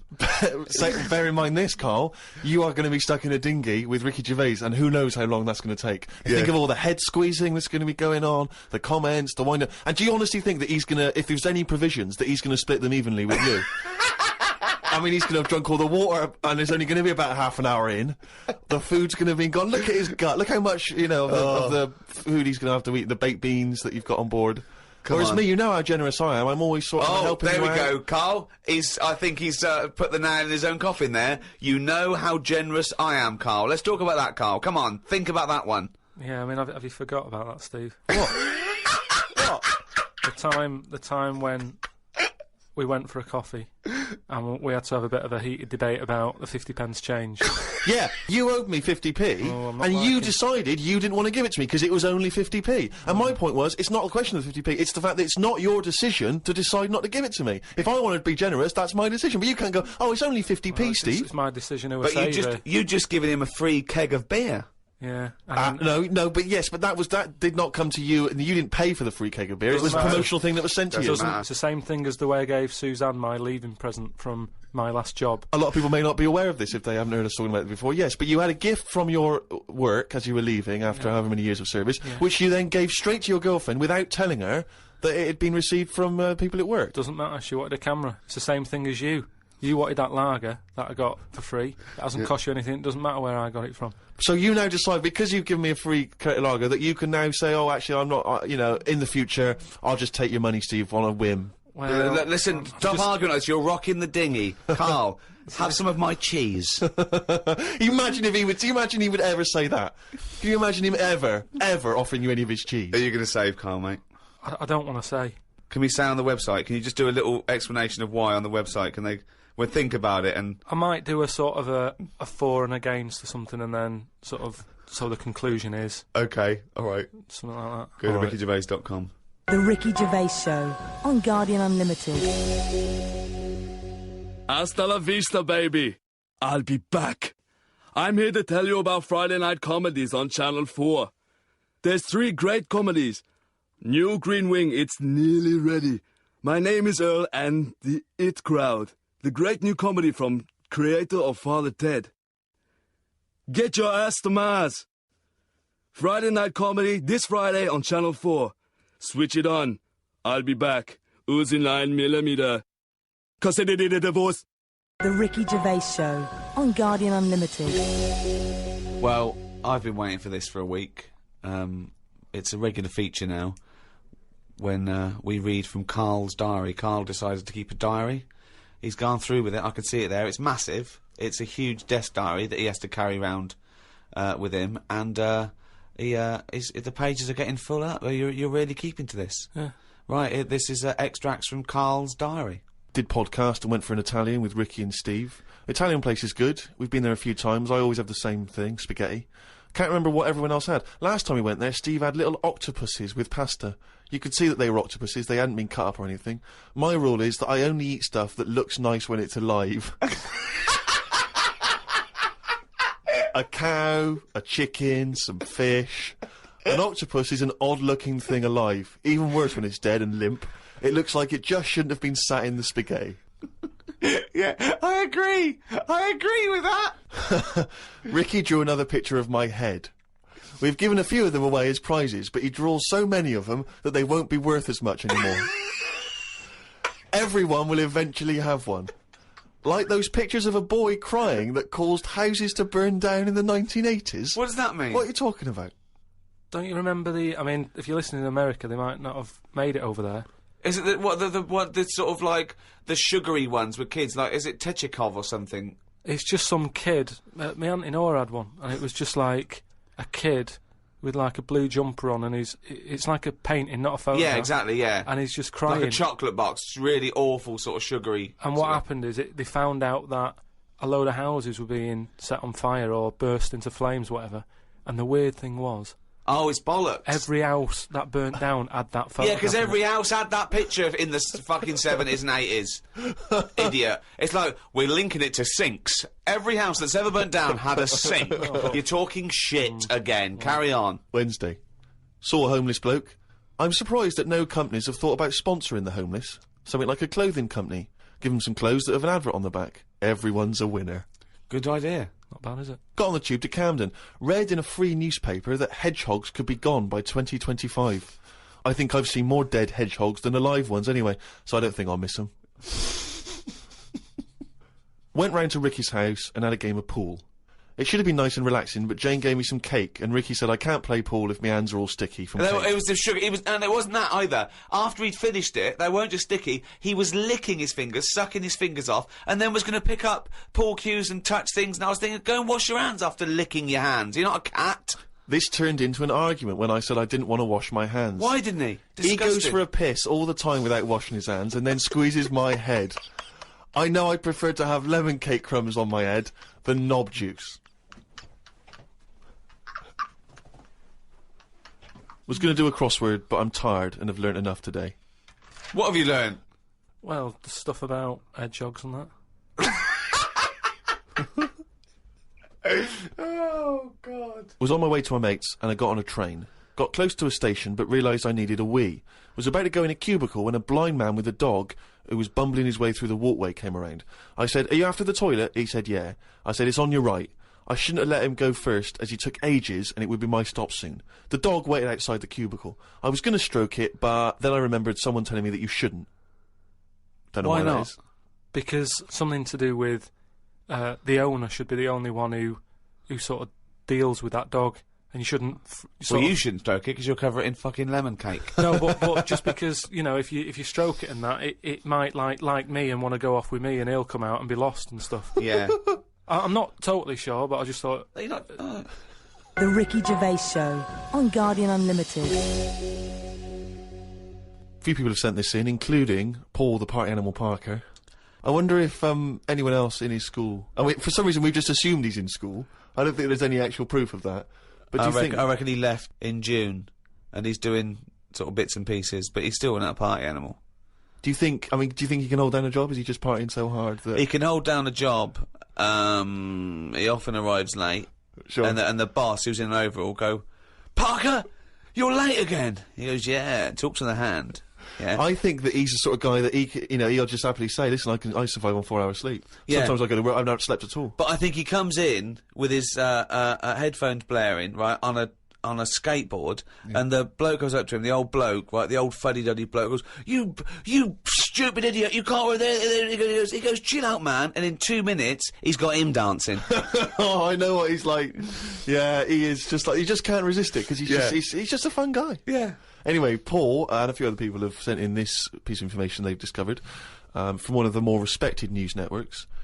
The headline is this: "Female kidney turns lumberjack onto housework." Right. Now, a Croatian lumberjack apparently has claimed that he started enjoying housework and knitting after he was given a female kidney. He claims he's going to sue his local health authority because he says he's become a laughingstock. He used to enjoy heavy drinking sessions and things.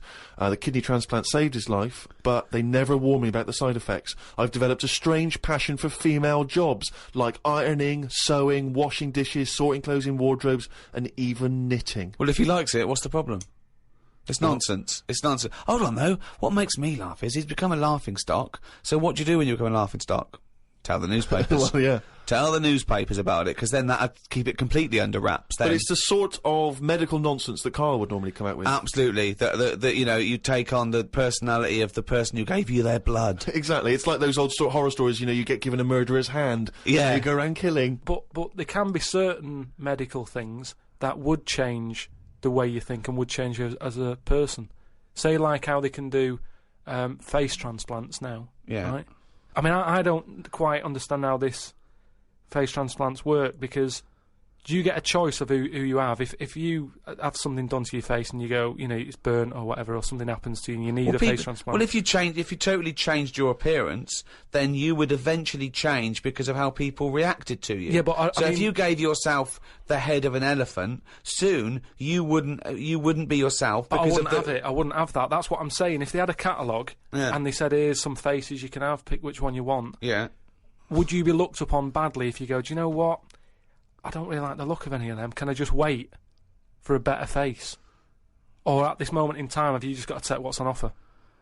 Karl, there's no one looking through catalogues at faces they might be able to have in No, the they face do now because of the face transplant thing. But who are these people putting their face up for? They wait till someone. Yeah, I know, but at some point... Well, I tell you what, I would not have a face transplant if I haven't seen the face before I'm going to have it. You have to. I want to see what I'm having. Because I could end up with anything. You mentioned elephant's head. What, do you know what I mean? Whose head are they going to use? Is it the latest thing that's died? Oh, well, this got run over before. Yeah, I'll stick this on your head. Where has this come from? Where In are his these mind. people- where are these faces queuing up to be popped on a skull? Where do you think they have got time to put all these... Maybe this is why it won't catch on. I don't know. This is extraordinary. You've created in your own head the existence of this pamphlet, and now you're defending it, even though we don't know it even exists. And you're this skull on a hospital bed going, I'm not having that. I don't like the look of him. He looks a bit shifty. Oh, I don't like that. Oh, no. Can I ask this now? Let's say we'd passed away sadly in something terribly tragic. The nation's mourned. You know, it's terrible. It's like one of the great national disasters. But you, at the same time, you survived the accident, okay, but your face is hideously disfigured. You can take either Ricky's face or mine to have. I'm surprised you're asking this, though, Steve. I mean, it's just, it doesn't seem like any of them is, like, a great option. Oh, thanks. And this is what I'm saying about the catalogue. If those two were on offer, I might go, do you know what? Pop in again tomorrow. Bring in another booklet. The Ricky Gervais Show on Guardian Unlimited. This is from Anne-Marie Melvin in Amsterdam. She says that she loves the podcast. She listens with her 7-month-old baby. That cannot be a good idea. And she says this to you, Karl. If you had children, what is the most important lesson you'd want to teach them? I mean, in a way, if you sort of look after a kid too much, it doesn't learn that much. But if you let it learn by its mistakes, it'll probably grow up all right. But there are some mistakes you can't afford it to make to learn from. Yeah. Driving a car the wrong way down a motorway. Testing if the fire really is hot. No, but say like the time... Does broken glass really taste horrible? These are lessons you don't want it to learn from mistakes. Yeah, you can tell them that. Yeah, but what I mean is, there's certain things that I just think there was a kid who grew up in our avenue, right, on the estate, who, when it was born, right, we kind of thought it's got no chance, this kid, because its man was a bit of a rumman. You know, a rumman? Where's that? No, just like, you know, she liked going out and having a fag and like having a drink, and she's never at home. It's the one who had the horse in the house. Sure. Right? Which I don't want to go over. Sure, it's old news. It's out there, isn't it, if you want to find out about the horse in the house. But she had a kid, and everyone was pretty surprised when they saw it, because it was a good-looking kid. Right? Which was a surprise, because, like, you know, the man wasn't that good-looking, the dad was a bit rough. But it came out, and she was showing it around the avenue, going, look at this I've had. And she was chuffed with it, because it's probably like one of the newest things she's ever had, because everything else was always sort of second down and what have you. But suddenly she's got this brand new little baby, right? Anyway, as it grew up, right, those looks went. Right. And I'm not talking getting old, I'm talking by the age of about 3. It looked rough already, right? And all that just happened because that's the life it was in, right? Yeah. So like it had like a patchy head. Its hair. It had a patchy head. A patchy head. It's just sort of. It wasn't a North American Indian. What do you mean, a patchy head? Just his hair was patchy. He used to chase sort of cars and stuff. Chase cars. Sorry. What do you mean? That's what he did for his. Sorry, did she let it get raised by wolves? No. but all I'm saying is that at the end of the day, what is it that makes a person? Do you know what I mean? Now, I don't know what state he's in now, but maybe he learned all his mistakes by the age of 4. I'm guessing he's not chasing cars now, but at least he's done it. I'm guessing he is. Yeah. Do you know what I mean? At least he can go, yeah, I've been there, done that, and you don't go back to it. And you can get away with doing dafter things when you're a kid, can't you? I nearly killed a man once, right? Okay, right. That time when I was in Wales, and I was having a walk with my dad on the cliffs and that, Yeah. I just picked up a big rock, right? Chucked it off the edge, and as I chucked it off the edge, I noticed a fella was walking down below. Jeez. And I missed his head by, like, inches. Now, I've never chucked a rock off a bridge or, like, off a cliff or anything. And it only took one man to almost lose his life for you to learn that lesson. Yeah, but that's how you learn your lessons, Yeah. isn't it? See, a lot of people would have said that maybe your dad should have said, "Wait, Karl, what are you doing?" No, but he didn't know I was doing it. I didn't say I'm going to chuck this off here. I just picked it up and chucked it. And, like, as I let go of it, I noticed a fella was down there. You live and you learn. That's a little mantra. Right? Right. You live Okay. and you learn. So the woman who's had the kid, sort of look after it, feed it, make sure it's got shoes and that, but let it roam about. That's great. There's the advice for you, Anne-Marie. I love that. Good luck. Just let your 7-month-old baby roam about.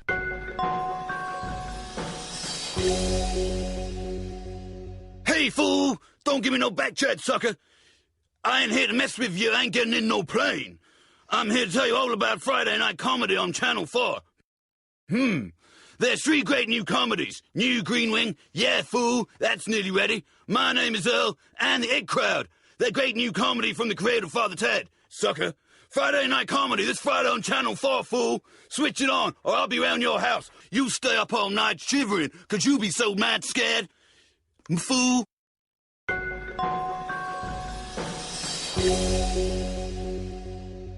Karl, a lot of people are absolutely fascinated to find out how you met Suzanne, your girlfriend of how long? Ages. Yeah. And they can't comprehend how, well, I suppose that there's any woman out there. Well, there's someone for everyone, isn't there? Yeah. That's always my thing. And it's reassuring, I think. You know, we chatted about the face transplants and that. You know, there's a face for everyone. Philosophy, innit? Yeah. I mean, it's really unbelievable. No, there is someone for everyone, no matter what condition you're in or whatever. Yeah. Because I read on the email, someone emailed in an old Chinese proverb. Is it old, though? You know, the Chinese proverbs don't age well. It's something about... everyone, everything, no matter what it is, has got one talent. Right? And that's the same way in a relationship, innit? That everyone, you know, there's always someone out there and that. I like the Chinese... There's another Chinese proverb that I learned on an email. Go on. He who cuts the wood up warms himself twice. Yeah, that's good. That's good. Yeah. And then someone sent in that one about too many Chinese cooks spoil the broth. Why is that's I don't know who slipped the word Chinese in there, but I heard it as too many cooks. Well, it was just all sort of Chinese proverbs and that. One of my favourite on the same subject is a camel is a horse designed by committee. What do you mean? Well, it's having a go at the camel, and it shouldn't. But it's just, you know, it's just a metaphor.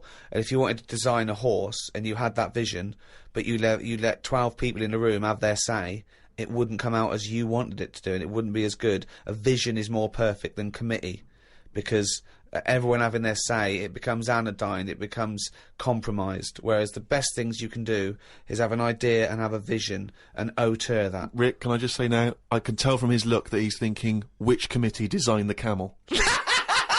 Well, I'd say, why would you request the ump bit? Because that's just going to get in the way, isn't it? I've always said that about a lot of animals. It's like we've doubled up on a lot of them. We've chatted about elephants and mammoths, one or the other. And that's the same with a camel. I'd have that up there as what they're doing. They were good years ago in the Jesus times and that. Don't need them now. You know what I mean? We've moved on. Well, not people who use camels to cross deserts. What other? I'm communities. going to throw some animals at you, and you tell how you'd have improved them if you'd have been designing them. Okay? Mm-hmm. The octopus. So I can now go back. I can look at them and go, "What are they doing?" And where have they gone wrong? What's up with it? How could you improve it? Like the camel, you go lose the ump. I'd probably give it a bit more of a body. Cut down on the arms. And give it some bones, because I don't understand all this. It getting in a jar is good. When does it want to get in a jar? It says... Well, it only wants to get in a jar according to your stories. No, but there's something that says it can get in a jar because it hasn't got any bones, but I don't know why it want to do that in the first place. I can't even begin to answer that. Once again, you've claimed that you've read that they like to get in jars. I mean, how do they know that octopus like to get in jars? Oh God, I love that you can improve on an octopus. Millions and millions of years of evolution, making it perfect for its surroundings. Okay, another animal for you then, Karl. Giraffe? What are they adding to the world? What are they doing? Well, it's not about what they add to the world, no, but is I thought that's what everything's about. It's about things are here for a reason. No, because they work. The only reason is that they survived. They passed on their genetic material and evolved and was chosen by nature. It was selected. But there seems to be a lot. The reason they're here is because they didn't die. That's it. No, but there seem to be a lot of animals that are like. Do you think there's a lot of cheating? Is that what you're saying? There's I'm a just lot saying, of there just doubling seems up. to be a lot of doubling up. Yeah, so you get it down to like 8 animals that represented all of it. So okay, who would get in your team? You can choose 8 animals. This is what I'm saying. If I was Noah, I would have gone like, hang on a minute. I've just seen something that looks a bit like this. Let it drown. And have a clear out. But he didn't. He was messing about saving everything. He was instructed by God to save everything, to be fair to him. Yeah, but if he's been given that job, for me, he's sort of manager of that job. With management. So you believe With Noah as well? management. You believe Noah happened as well, and he built a boat big enough to catch 2 of every species. You actually believe that as fact, do you? Well, it's out there in book form. Brilliant. All right, We haven't answered the question that we started with. How did you meet Suzanne? just that work. Thanks.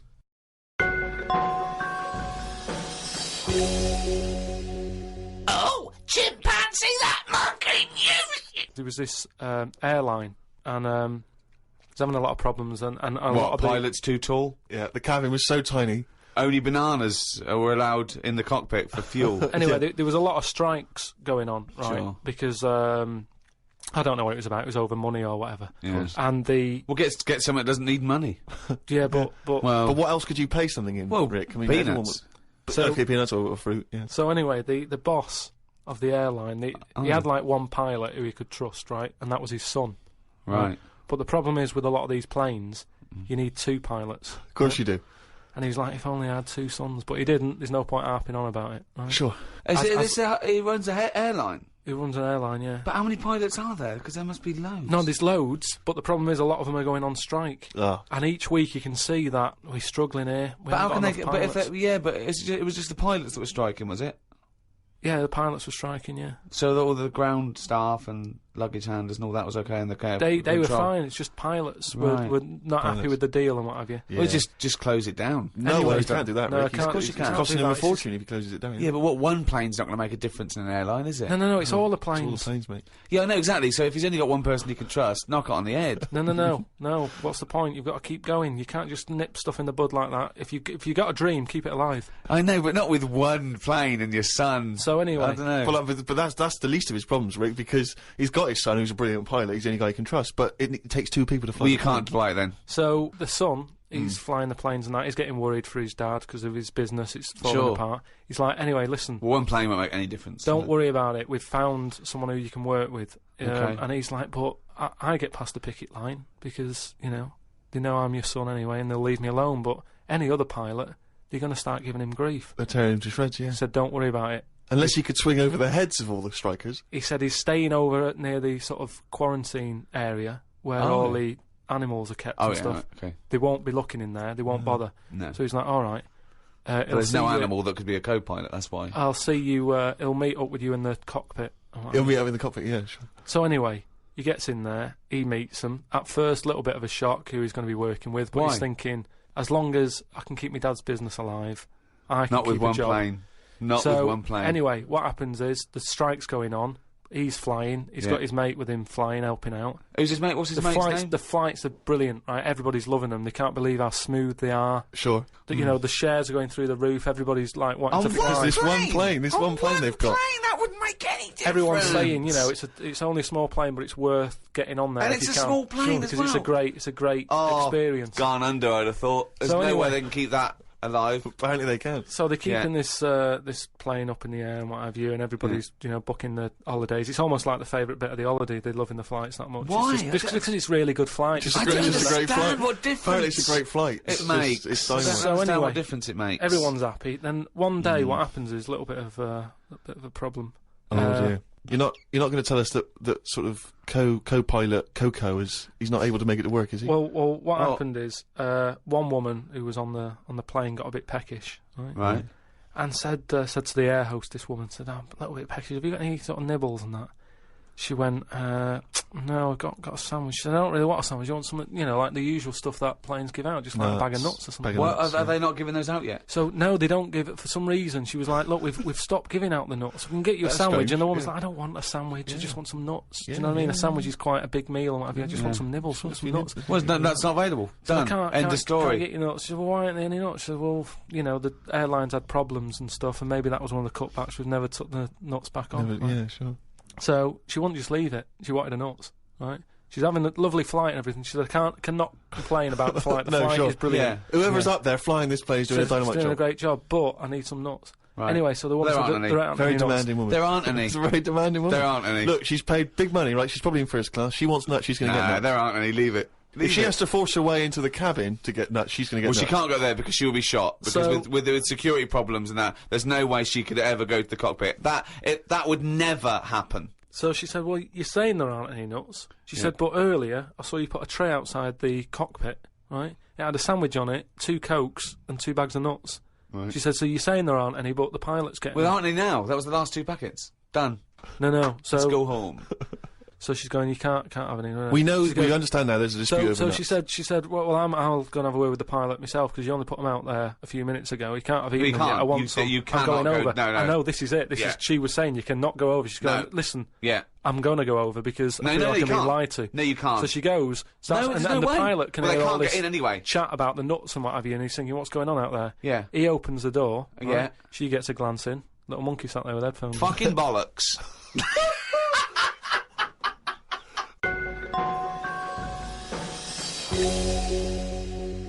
Well, that's the end of another podcast. Do register on rickygervais.com.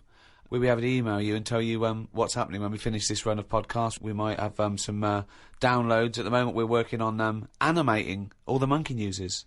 So look forward to that. The absolute bullshit that is Monkey News in all its glory. This was hosted by Positive Internet. Great guys. The great guys that host the world's #1 podcast. Cheerio from me, Ricky Gervais, and Steve Merchant. Goodbye. And Karl Pilkington. All right. Hello, welcome to the 10th podcast in a series of 12. Ricky Gervais Show with me, Ricky Gervais, Stephen Merchant. Hello. And, of course, Karl Pilkington. All right. Now, thanks for all your emails. We've really started a community here, I think. Yes. We're all brought together by one aim. The fascination of the brain of Karl Pilkington, basically. Yes, absolutely. There's thousands of people who are equally as obsessed as we are with it. I really don't know why it's called the Ricky Gervais Show anymore. I mean, I was cynical at the beginning, but it's farcical. Welcome to the Karl Pilkington Show. Well, people say they'd like to hear more from you and I, but I don't see why when you've got this specimen in the room. I feel like the ringmaster. But the real star is the shaved monkey in a jar that we bring out. Do you know what I mean? That's it. That's the star of the show, you know. Yeah. Well, we've had loads of emails, actually, and we've had one from Nige, who's done this brilliant cartoon of Karl on the beach. I think we should sell those as postcards. But someone's beaten us to selling merchandise. If you go to www.cafepress.com/Mr. Pilkington, someone is selling everything with Karl Pilkington's head on it. Now, these are bootleg goods. We're not making any money from it, but I'm strangely proud. I just love to see millions of people wearing a little T-shirt or a baseball cap or drinking out of a mug with his little round head on it. He's made a clock, which is perfect because it fits absolutely. You know what I mean? The sides of the head go right to the edge of the clock because it's perfectly round. I'd like to see maybe as well those sort of rubber or plastic face masks that you can buy for Halloween with just Karl's face. Oh, just millions of people all look like Karl. Oh, that would be amazing. What a world that would be. Cheers for that, love. Yeah, it's Karl Pilkington here, just telling you about Channel 4 on a Friday. You've got new Green Wing, right? That's nearly ready. My name is Earl, and the It Crowd. I mean, sort of being in the comedy business and that, I think it's fair to say I'm qualified to give my opinion, and these 3 things are funny, so yeah, stay in, watch it, have a good night, have a nice little brew with it, do what you want. At the end of the day, it's your life, innit? See ya. The Ricky Gervais Show on Guardian Unlimited. Still to come, of course, Monkey News and Karl's diary, excerpts thereof. I wonder if we should have a jingle for questions for Karl, because there's a lot of questions coming in for Karl. Okay. Oh, chimpanzee, that question's for Karl. Yeah, okay, no, fair enough, that works. Okay. This is from Jim and Bob in Manchester.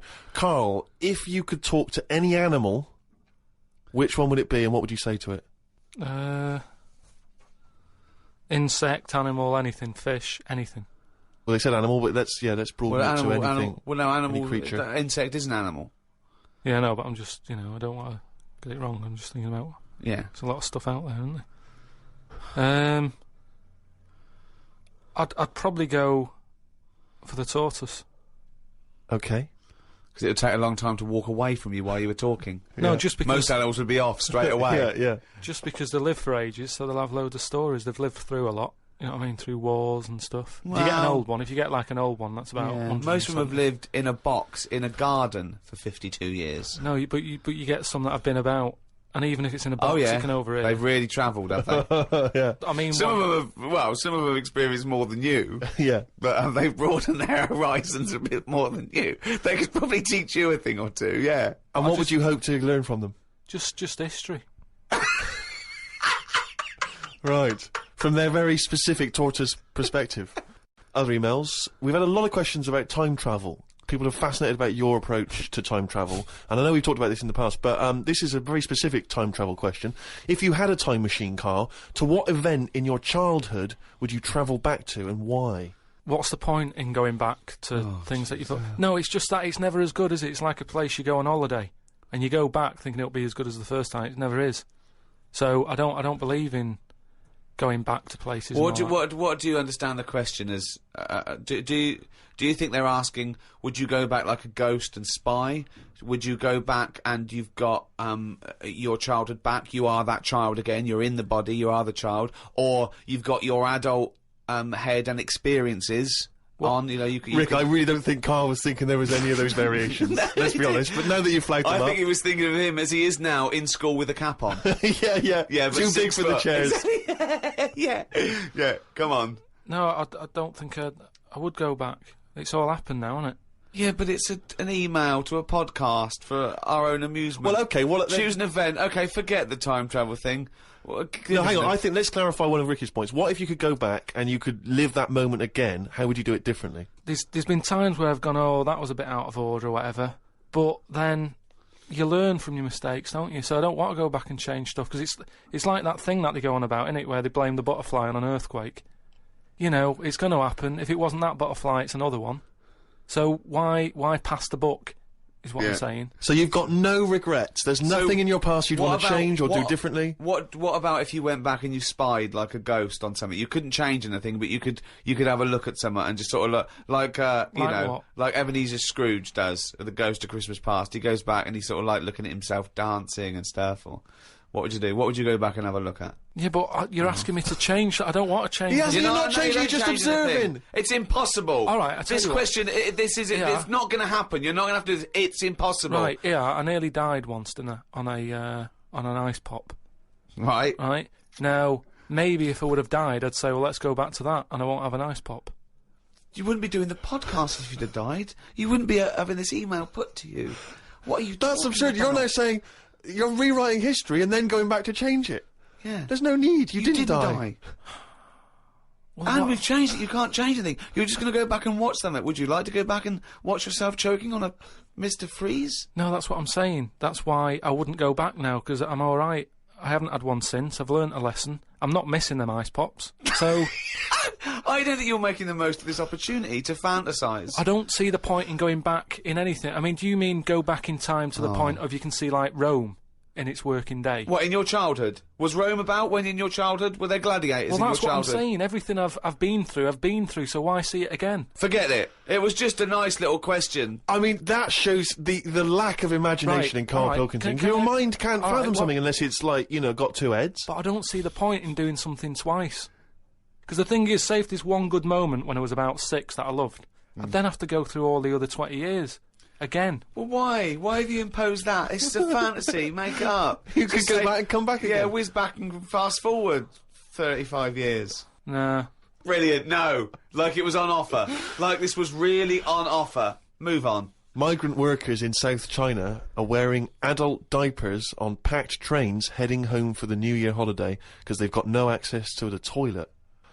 Many supermarkets in this particular part of China have reported a 50% increase in sales of adult nappies for the train trips. Now, what do you make of that, Karl? You're on a long, long train journey, 3 hours, 4 hours. You know there's no toilet. You know you're going to need to go. Pop on a... Why isn't there any toilets? They just aren't on the trains. And they're a really long journey. Yeah. How long? Hours. Well, very long in China. It's a big country. I wouldn't. I couldn't do that. I couldn't do it. I'd have to hold it in or something. Just like, I mean, when I was a young kid, I don't know how young you are when you wear a nappy and that, but I remember that I didn't like it doing it in a pair of pants like that, a pair of nappies and that. And I used to have to, even when I was too small to sort of get up on the toilet and that, because you'd fall in. My mum knew that I didn't like nappies and that. I used to just go in the corner, just near the kitchen, in this thing that, like a litter tray. That cat's having that. I mean, it wasn't like that, but that's the same sort of idea. And I'd go there, and I'd do my thing.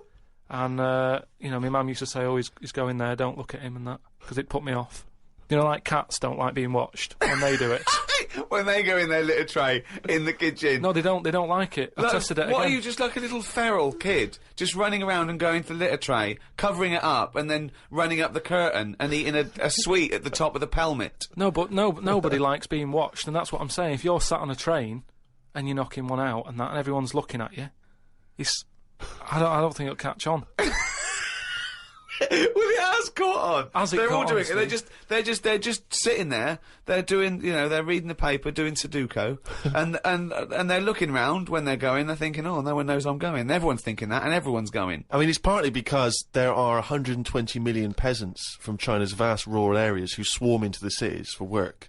And so, that sheer number of people means that the trains are so overcrowded. I just don't... I mean, what are we getting to? You know what I mean? What's going on in the world that this is happening? I know. I mean, people have always had to travel for ages. I just don't... I don't understand why there isn't a toilet on it. We're going backwards. We're going backwards. Aren't we? Why isn't there a toilet on it? Well, maybe there is, but maybe people are thinking the queue is going to take forever. If you've got 125 million people Yeah, but not back. everybody wants to go at once. I mean, I know Chinese and all that are like at the forefront of everything that goes on in the world, inventing stuff first, but this isn't one of the best that they've come up with. What have they invented then, the Chinese? Just loads of stuff, haven't they? Yeah, well, loads I of stuff. was going to ask you. You seem quite educated on the subject. What? They did them cat mop things that I told you about. Brilliant. I mean, this was where you put mops on the feet of cats, was that right? Yeah. And they wander about the house, clean up and that, wash the floor for you whilst they're pottering about. They've done like hats with umbrellas on them. They've done. I mean, they're known for like coming up with stuff first. Yeah, I mean, my first thought was gunpowder, but yeah, cats with mops is good as well.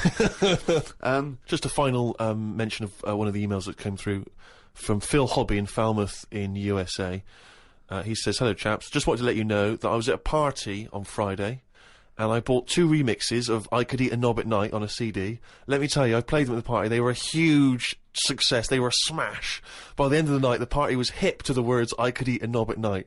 Half of them were even singing along. So big thanks to you, Ricky, Stephen, Karl. Now, what would be ideal, of course, I suppose, is one of the big superstar DJs, if they could drop that into their set. A Carl Cox, a Fatboy Slim. Tong. Pete Tong, yeah. Boy Tong. He got power, and I'd love to hear him drop it. Maybe even, and I suppose Westwood wouldn't be able to put that in. I know he's more of a hip-hop guy. But, yeah, so, I mean, if you at any point ever hear I Could Eat a Knob at Night, the remix, at any kind of club event, let us know. We'd love to hear about it. Yeah. The Ricky Gervais Show on Guardian Unlimited. Well, now to one of our most popular features. I mean, this could even rival Monkey News one day. It is Monkey News. It's it's news from the point of view of a monkey, a shaved monkey. It's Karl Pilkington's diary. Oh, he's written it down, yeah. Was that the jingle, or were you just annoyed about something? Okay. Went and did the podcast. We had a meeting after. I don't like meetings, as I can't keep focused on what people are talking about. I think Ricky has the same problem as after 25 minutes he was trying to wrestle me. I tried to do what spiders do and stayed still as if I was dead. But Ricky just stayed on top of me, not moving. A bit like when you see one of them big snakes swallowing a sheep. Ricky got bored and released me. I went home thinking, why had I left my old job for this? A homeless man asked me for some money, but I didn't feel like I should treat him, as I felt that he'd probably had a better day than me. Oh, God. Suzanne called me to say she'd gone for a haircut and that she'd meet me in the supermarket. I went to the supermarket, but she wasn't there. I called her and she said she was near the fruit aisle. I went to the fruit aisle and she wasn't there. Turns out she was in a different supermarket on the other side of town, and that if I'd listened to her properly, I'd have known that. I didn't want to say that I... Well, you just went to the first supermarket you thought of, as opposed to listening to what supermarket... I'm in the supermarket. All right, bye. I didn't want to say that I hadn't heard her properly, because my ears were ringing a bit from the wrestling from earlier. 25 minutes later, I met up with Suzanne. Her haircut wasn't that bad. Normally her haircuts are followed by an argument between us, as she pays over the odds for some daft haircut that's the latest style. Brilliant. I wish she'd take a picture out of a magazine or ask for a style rather than letting the hairdresser do what she wants. I said I only tell her to do this as she's got a square head, and a close-cut hairdo makes it look squarer. She said, what do you think of this cut? I said it looked alright, as I couldn't be bothered arguing about it. It's weird writing a diary. I don't know who thought of doing one of these first. The last time I did one was at school. They used to get you to do it so they could keep an eye on whatever you were up to. My diary used to say the same thing every night. Got home, went to the shop to get potatoes, bread, milk. Went home, watched telly, went to bed. I think I might have gone to Twiggy's Dance Club just so I had something different to write. You've not told us about Twiggy's Dance Club. It's just, you know, I sort of, when I was a kid, I sort of gave everything a bit of a go. I did boxing and that, didn't I? Gave that a go. For about 45 minutes. And, yeah, a mate sort of said, oh, you know, you're into your dancing, your robotics and that. You're doing your body popping, right? Body popping and that. He said, you ought to come to Twiggy's. And, I went there, but I didn't go in, it was shut. They were just having, like, loads of toilet rolls delivered. I think, like, they were, like, using it as a storage place for toilet rolls and that. So I said, oh, I've come to have a dance. And he's like, oh, not tonight. Come back tomorrow. I never went back. Brilliant. Next. What a waste of an anecdote. Right. Brilliant. Just to recap, you're convinced then that the teachers are asking you to keep diaries so they can keep tabs on you. And then to continue the diary, as there were more problems happening on the estate, they started to add Saturday and Sundays to the school diary to keep an eye on what we were doing at the weekend. I struggled to fill it on a Sunday, as the shop I got potatoes and bread from was shut on a Sunday. I had to go over to Shepherd's Bush to meet someone. I got the tube. There was a badly burnt man on the tube. It's amazing how the body can continue through quite a lot of bad stuff. It got me thinking about how much stuff you could remove in your body, one by one, without dying. If it was a competition, the cockroach would win, as it can live for a week without a head. I just mean, like, say if, you know, they're running out of ideas for TV programmes and that, right? They get someone who isn't well. They go, look, do you mind if we make a programme on you? And what they do, they sit them in the bed, and they go, right, what we're going to do now is take out the heart, but replace it with a pacemaker.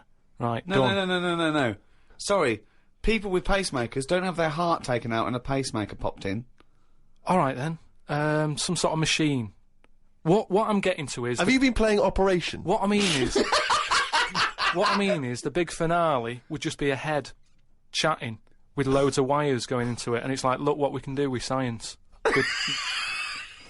That's what the programme's called. It's the same every week. The volunteer is just a head with loads of wires coming out Look of it. what we can do with science. And he's going, goodbye. Oh, I feel ill. Got some post delivered to me today. It was... Oh, this is This great. makes it in the diary. Got some post delivered to me today. It was addressed to Mr. Dilkington.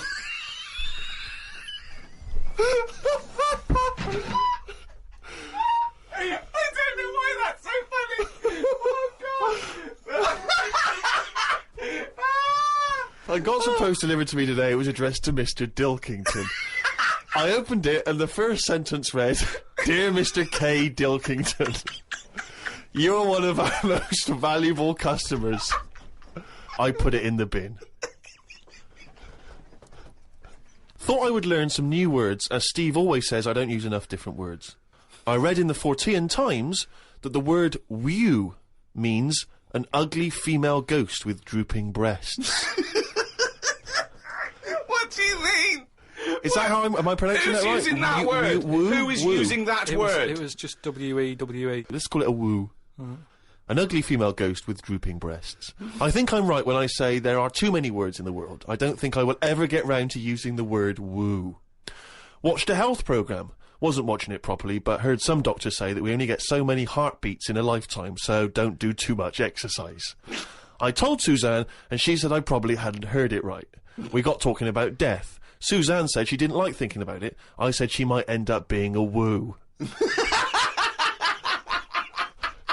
I was chuffed as I'd managed to use my new word. I went to the supermarket to get tonight's tea. On the way, I stopped and looked in the fishmongers at all the different fish they had in the window. It's like a child in one of those kids' TV shows. I know! Mr. Pilkington went to the fishmonger. He stopped and looked at all the fish in the window. Hello, Mr. Dilkington, they said. There was a newspaper clipping stuck on the glass about a two-headed fish that they've made in Taiwan. I don't see the point in doing this, as a fish having two heads ain't gonna solve the world's hunger problems, as the head is the bit you throw away. Invent a fish with two bodies, and I'd say well done. Good point, isn't it? Suzanne watched one of her favourite TV programmes. I've told her the telly only goes on if there's something she wants to watch. If there's nothing on, she has to talk to me about stuff I've learnt.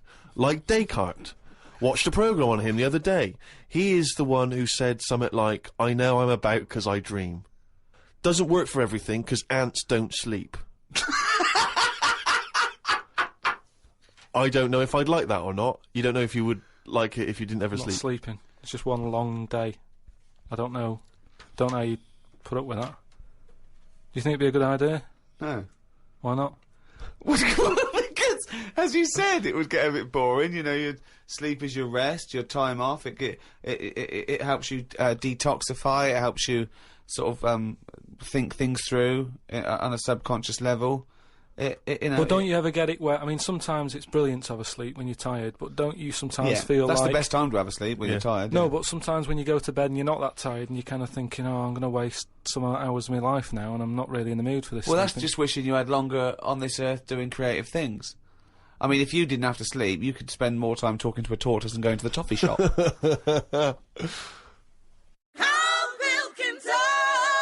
Alright, just doing a little advert for Friday Night Comedy on Channel 4. I mean, I don't know what you're doing. You might be going out and that, doing something nice, which, you know, if you are, then fair enough, go out. But I'm just saying, if you're staying in, you've got new Green Wing, right, that's nearly ready. Got My Name Is Earl, The It Crowd, all funny stuff and that. Don't know about you, but, you know, I'll be staying in watching it, just having a bag of crisps and stuff. So, if you're staying in, put the telly on, do that. If you're going out, go out, have a nice night. See you later.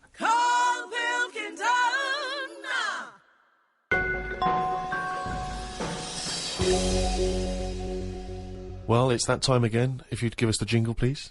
Oh, chimpanzee day. Okay, now that surely cannot be fair on anyone's ears listening. Right, ages ago, right, about the 1950s, Oh, yeah. Oh, yeah. there was this gangster knocking about.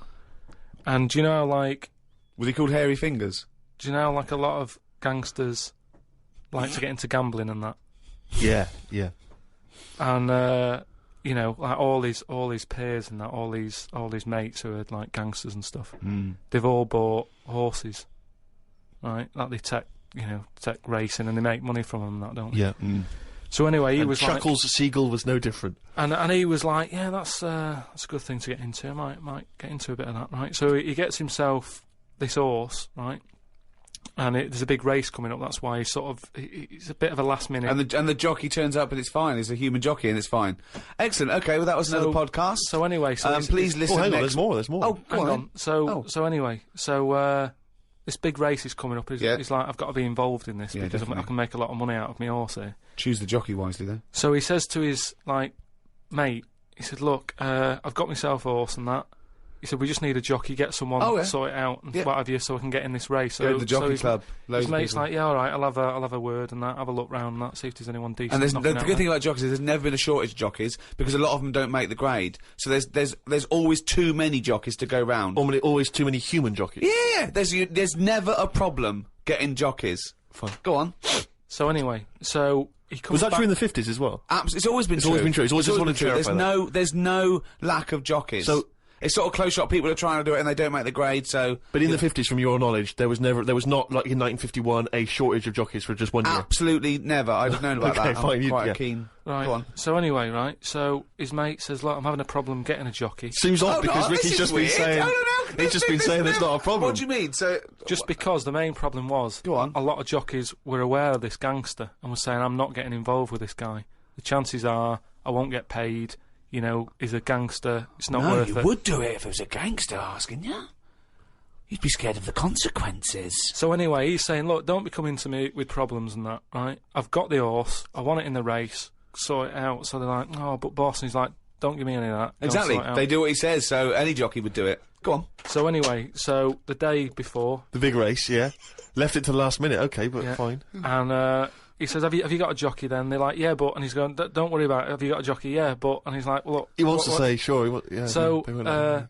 he's saying, has he ridden horses before and that? He said, "Well, yeah, he has, but mainly," and he's like, "Look, brilliant." And he goes, "Yeah, but mainly in like a circus." in the jung No, like in the circus and that. He'd worked with horses and stuff. in the apparently. circus. It's fine. yeah. So he's like, It's that's enough. That's all I need to know. Well, they'd be too heavy because circus people so- are quite built, aren't they? They're He said be a so- bit heavier than the jockey because the jockeys are about 8.5 stone. He said, "Brilliant, get him down there and that, right?" Anyway, the race happens. He didn't want to meet him beforehand. He wasn't worried. No about that? point, not No, bothered. no. As far as he's concerned, It's all he's sorted. putting his money on it and what have you. Yeah. right? Sure. What happened is they were trying to make him put on the jockey outfit, Yeah. but for some reason it didn't fit that well. Sleeves And that- too it was- short, it was legs too long. It's that sort of problem. Okay. So they let him, like, you know, wear his stuff that he wore in the circus and that because it's comfortable with that. He's happy with it. Do you know what I mean? of That's course, what he's yeah, happy let with. Anyway, race starts and what have you. This horse straight out of the trap and that high speed, right? This jockey's got a really big grin on his face. He's loving it, right? Everyone's cheering, going, "Who is this? Who's this jockey here?" Yeah. It's amazing. Never seen him before, and yet look at him. But they can see his face clearly. Anyway, gangster's happy in that because he's won. But I just want to say the crowd can see the jockey, can they? What? The crowd can. I mean, it's Yeah, but face he's not- so fast and what have The you. blur, it's a blur. It's all a blur. Rick. He's good at it. I mean, apparently he was Right. close to falling off, and people were like, he's gone, he's a goner. But Right. he's got such a good reach that he managed to grab hold of Oh, the... sure. good reach. Oh. And Right, well, they so- could tell he was smiling. They could tell he was smiling, but they couldn't see the detail of his face. Is that right? Just well, to clarify it's just blur and that. and Sure, just but saw they could big tell he was teeth. smiling. Yeah, yeah. they knew he was happy. At the end of it, do you know, like, the winner sort of rides around the crowd bit, Yeah. right? Sort of, you know, show off and what have you. Yeah, And all the women are there, and do you know, like, women are all dolled up at these events. sure. They've all got big hats on. Sometimes they got fruit on those hats. Yeah. Okay. Right. Yeah. Right. And one of the women, In one the of the 50s, women, particularly, Carmen Miranda was very popular. Yeah. one of the women had like you say, fruit and what have you on it, Yeah. a little banana. Right. Some kind of They're Cuban not real. woman. They're not real though. The hats. Though they're no, It's not real fruit, is it? No, of Yeah. course not. Never. So But I don't know who. I thought they wore those sort of kind of Cuban entertainment shows. I didn't realise they wore them at but events. even if it's like a big event, you know, you might have a hat with fruit, and it's sort of joke, but it's fake fruit because it would Yeah. perish. It well, would. this jockey didn't understand that. He'd never seen false fruit. I don't understand. But why did the jockey suddenly? Why was he so desperate for fruit? I don't understand. So anyway, meanwhile, the gangster's collecting his 500 quid winnings. Yeah. Right, he's over the moon. Yeah. He kicks off because of this woman with the fruit. Yeah, I don't understand. I still don't understand don't why the understand. jockey would go. Everyone noticed. Jockey, little monkey fella. Oh, that makes sense. If he was a monkey, that would make sense. Yeah. What year was this? Because I want to. It was 1950s, and that's where the saying comes from about, do you know, like in Cockney slang, 500 quid is a monkey. He sort of he put a monkey on it, and it all goes back to the time when So this happened in England. in this country, yeah, It the happened in England. So 1950s. someone could well still be alive that we could easily yeah. contact. That well, would that's it. confirm We that, always, 'cause they you were know, at there's the no event. time length on this monkey news. If you've got any, if it's history, you know, if it goes back, you Or know, if it's years made ago, up, bullshit. just send it in. If it's to, bollocks, If you've got send any it in. bollocks If it's that absolute you wanna bollocks, send in. please send it in. That's this week's monkey news. RickyGervais.com.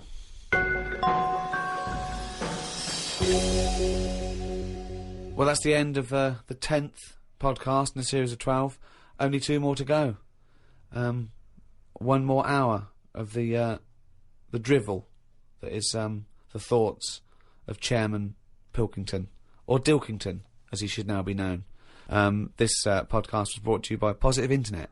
Those great guys at Positive Internet host the world's #1 podcast. It's goodbye from me, Ricky Gervais, Stephen Merchant, If you want to get in touch, remember it's podcast@rickygervais.com. and Karl Pilkington.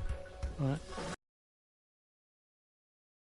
Hello and welcome to number 11 in our series of 12 podcasts with me, Ricky Gervais. Hello, Stephen Merchant. Hello. And Karl Pilkington. Right.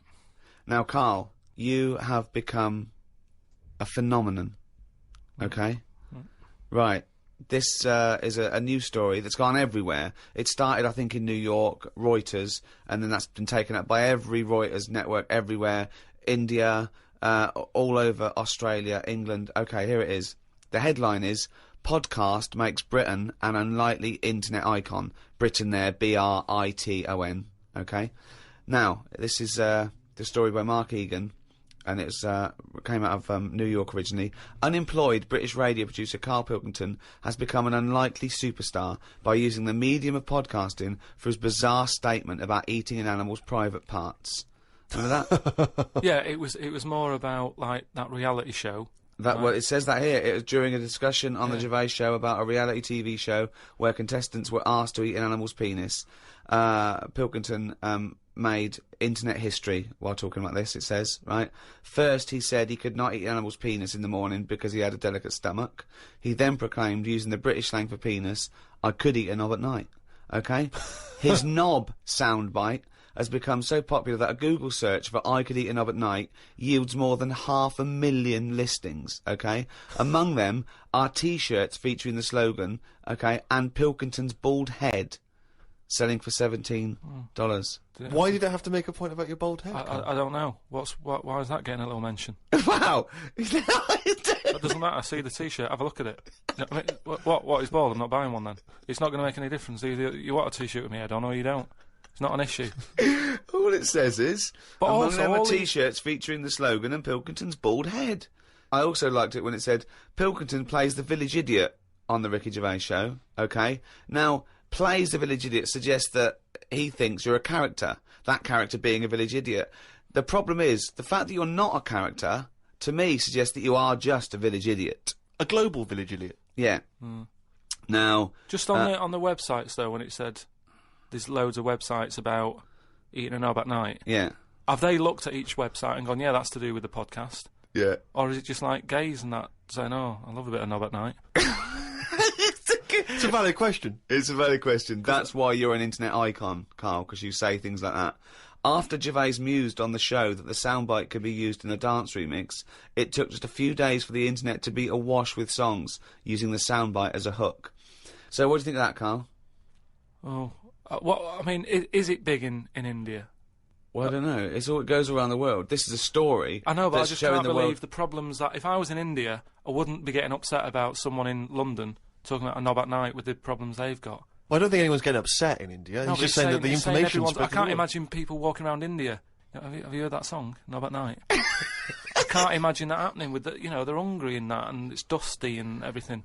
That's your image of India, is it? They're hungry and it's dusty. I assume it's, the parts of India that aren't dusty and in poverty. There is a lot of poverty in India, but there is also, Yeah, but these parts it's still a major civilization, and the people that live in apartments with computers, they probably might tune in. But I don't think it's an issue all over the world, is it? Because there's some places where they eat dogs. They'd go, knob at night, not a problem.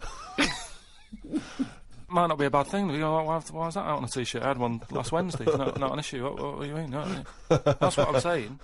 Yeah, again, if there are cannibals listening, if there's, in places that you wouldn't travel to, and they get hold of a little laptop and an iPod, and they listen to that, I can eat a knob at night, then they're going, what's the problem? What's the big deal? We love a knob at night. Yeah, we love a little knob at night, yeah. Bollocks in the morning, knob at night. That's the rule. But what about the fact that they're saying you're a phenomenon, a global phenomenon? Because when you were, a tiny little round-headed mank growing up in Manchester, you could not surely have ever anticipated that you would one day be described as a phenomenon, an international phenomenon. But, at the end of the day, I went to that school, with a kid with a big head and webbed hands. Now he should be being talked about. Maybe he doesn't want to be talked about. If you've grown up with a big head and webbed hands, the last thing you want to be is talked about. He wants to put on to blend into society. He wants to put on a bit of a pair of mittens and paint his head like a crash helmet, so people think, oh, it looks like a big head, but it's probably just a crash helmet. Yeah, just go about his business. Yeah, I've noticed. It won't get stopped on a bike or anything. Yeah, but I say if you've got something that's a bit weird, use it. That's what we're doing. That's exactly what me and Steve are doing. We have got something that's a bit weird, and we're using it. And I want to speak to the people all around the world. Thanks for listening. But how famous can you make Karl Pilkington? Are you a journalist? Please write about this for people who probably haven't listened to Karl. Talk about Karl Pilkington. Put a little poster up in your window. I love Karl Pilkington. Print a badge. Give it away.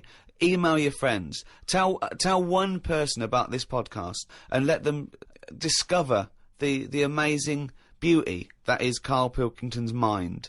Right.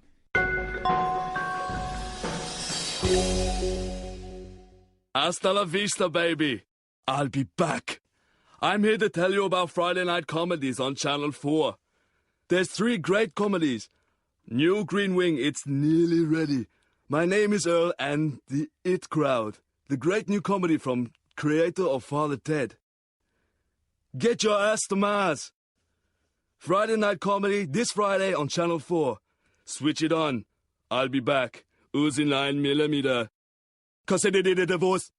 The Ricky Gervais Show on Guardian Unlimited. As ever, Rick, there are hundreds and thousands of emails coming in. People contributing all kinds of stuff, pictures as always, and little video clips that I think might be of interest. And of course, as ever, lots of questions for Karl as well, just to sort of try and tap into his brain, see what's going on there. Question from Jade Ramira. Karl, what would you change if you were in charge of what kids are taught in school? Right, you know, because I mean, your school experience was a bit iffy. You got very bored, didn't you? You got very disillusioned by school. Yeah. What I'd do, right, is instead of sort of teaching kids about 2 and 2 and that, she's 4, right? Well done. Show off. I think they should be asked more questions that make them think rather than something that has just got an answer. I totally agree.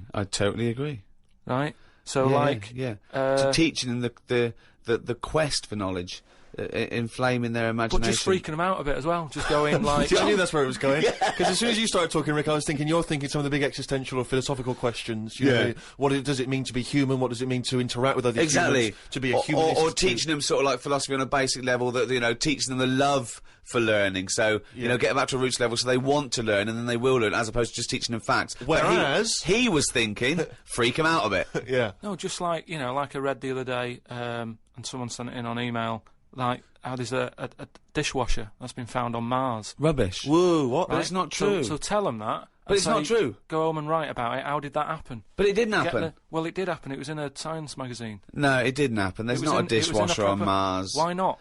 Because... What do you mean, why not? How did it get there? But we're always sending, like, rubbish out there and that. It's like... Not dishwashers. What do you think the council take it away and they go, where can we put it? Well, the tip's full. Well, where's the nearest thing we can dump this? Mars, I imagine. No, but the same way that fella who, I don't know, was it 2 Christmases ago when he was messing about saying I can get stuff to Mars and all that, he did it wrong because he did it on, like, Boxing Day, and I just think nobody's concentrating. No one wants to work on that day. It's kind of like, do you know what I mean? They're going to do stuff sort of half-arsed, aren't they, on Boxing Day? So... it didn't really get there, I don't think, but it crash-landed. What are you talking about? What was he trying to do? He was sending something up to Mars. Yeah, that little fella that wanted to get something on Mars, and it got... probe, you mean? And it didn't open properly. Yeah. It got there, didn't open. But the thing is, it got there, it didn't open properly. No one's been back to pick it up. And what I'm saying is, we're saying about going to Mars as our next planet. It's a tip. There's loads of stuff that's been flirted up there. No, it's not. What are you talking about? It's just all, like, that probe thing is still there, rotting away. Yeah. So... ipso facto, there is a dishwasher on Mars. We've settled that. Why would they have a dishwasher on Mars? Would they take the dishwasher up in the space shuttle in case they had dinner parties? What are you talking about? I just think they would have a little dishwasher in there. There's a lot of them, tight space. You don't want to... Who's going to do that? You know, that means... Do you know how much fuel it takes to move a kilogram? Yeah. Out of the Earth's atmosphere? So they're going to take up a dishwasher, are they? Sorry, but what are they cooking up there, Karl? How many people does it take to fly a rocket? How many people? Tell me how many people. Well, it's either one monkey with a banana shoot that feeds it, or probably 2 or 3 humans. Right, say it's 3 humans. Yeah. Now, there's 3 humans, because they need one to steer it, one to, like, be going, yeah, we're all right. Yeah, one to make some hors d'oeuvres. One to stop at the petrol station to get more. What I'm saying is, if you're going to start having a sink, then whoever's They washing haven't got up... a sink. I know, because they've got a dishwasher. He's got you there. But anyway, I'm not going to go into that. But all I'm saying is teach kids things about. Say to them, right, when you go home tonight, there was dinosaurs knocking about ages ago. How would you have lived with them? Get on with it. See you later. Well, they didn't. I've told you this before. You got a lot of your information from the Flintstones and 1 million years BC with Raquel Welch. There weren't dinosaurs knocking around where there were little fellas knocking around in furry pants. No, but just sort of saying to them, all right, then, here's a different question. Go on then. Would it be better to have dinosaurs knocking about now whilst we're here? Because I put that in my diary the other day. That when you think about it, there's a population problem. Yeah. There's too many of us. Yeah. We're saving people all the time. No one's allowed to get injured anymore. You've got to, wear a helmet when you're on a bike. There's speed bumps to slow people down. Zebra crossing. Cures for illnesses. No one's dying anymore, right? Well, I think they are. Not as many as they should be, because the world's crowded. All I'm saying is there's still people dying.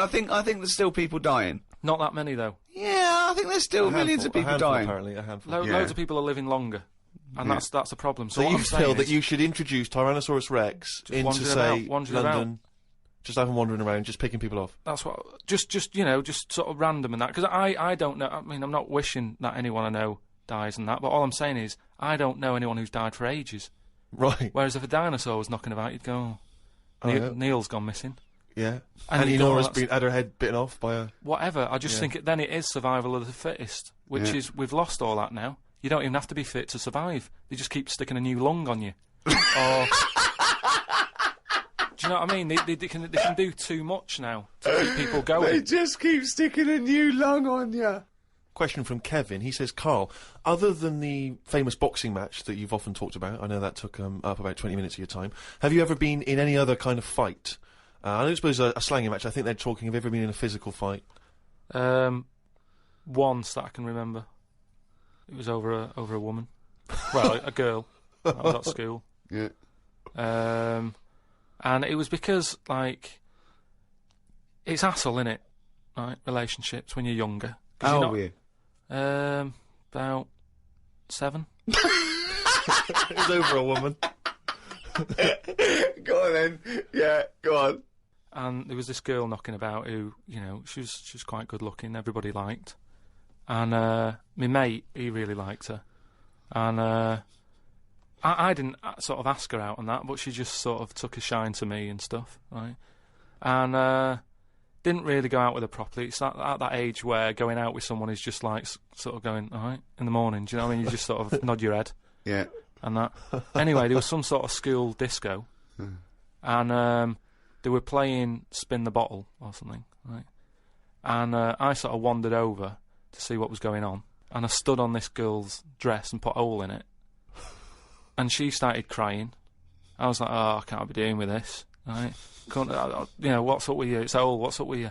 And everyone's going, Karl, what are you doing? That's meant to be your girlfriend and that. You should be sort of saying, oh, I'm sorry, and giving her a hug and all that, and saying it'll be all right, we'll sort the dress out. I said, oh, I can't be dealing with this.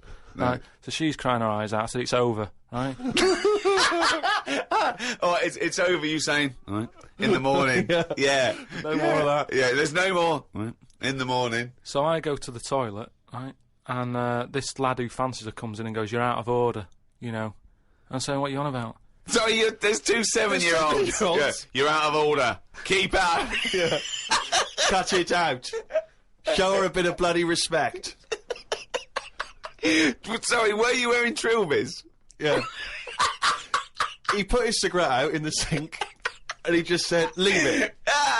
Get out of my face. So I just said, look, why are you getting involved and all that? Yeah. 2 7-year-olds. Yeah. Why are you getting involved?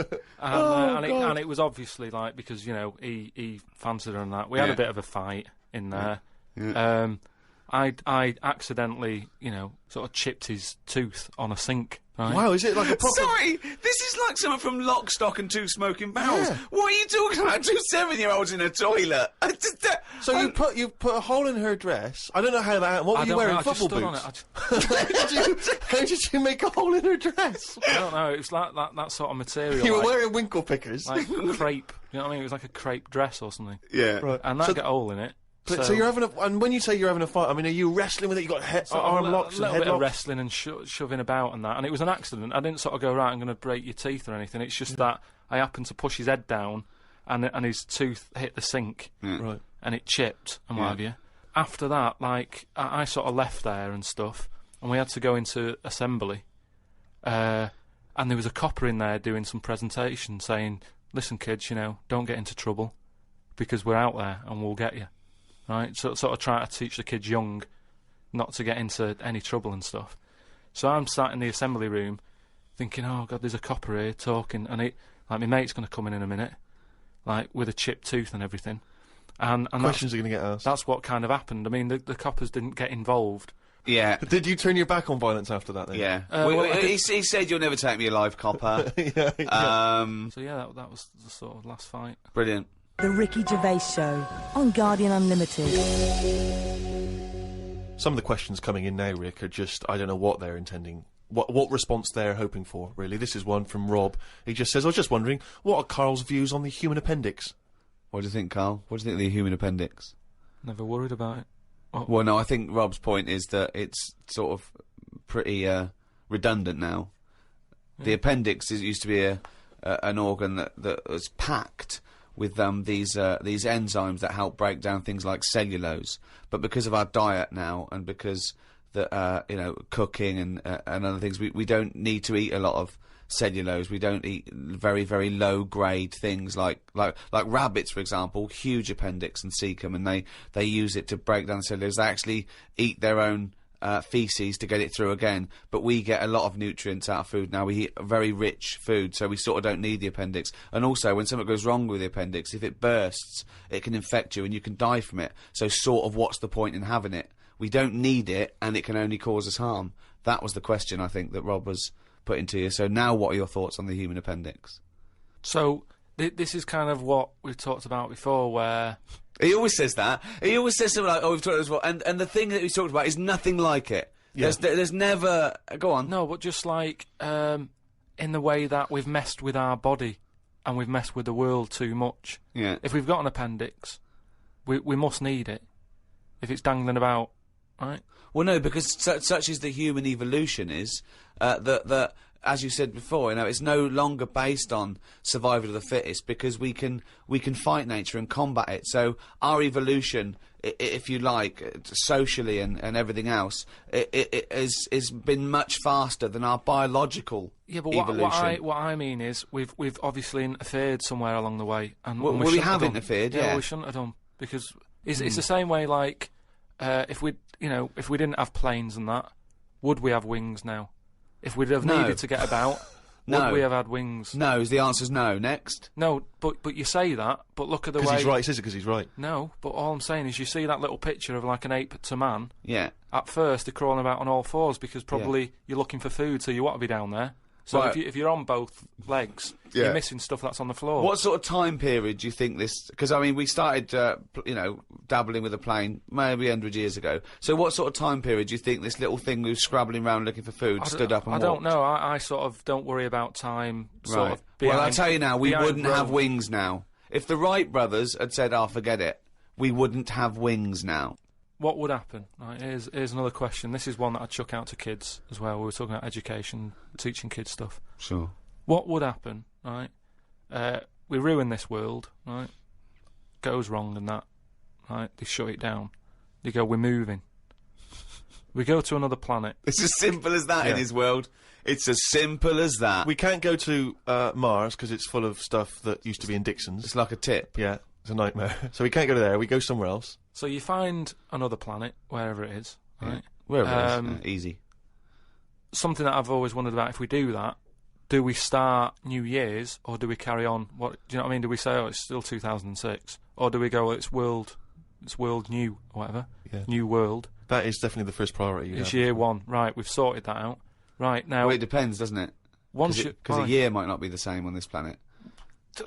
We'd sort that out, right? We'd sort out what year it is and that. Well, no. What I'm saying is, we'd have to start again anyway, because the planet might not take 1 year as we know it to go around the sun. It might not take a day to turn. A day is a day because that's how long it takes. But we'd have to carry on as we know, because we don't want to start doing longer days and that. Otherwise, it'll just kick off and say, "This is rubbish. This new world. What are you doing?" No, I'm doing a 28-hour day. We wouldn't have a choice.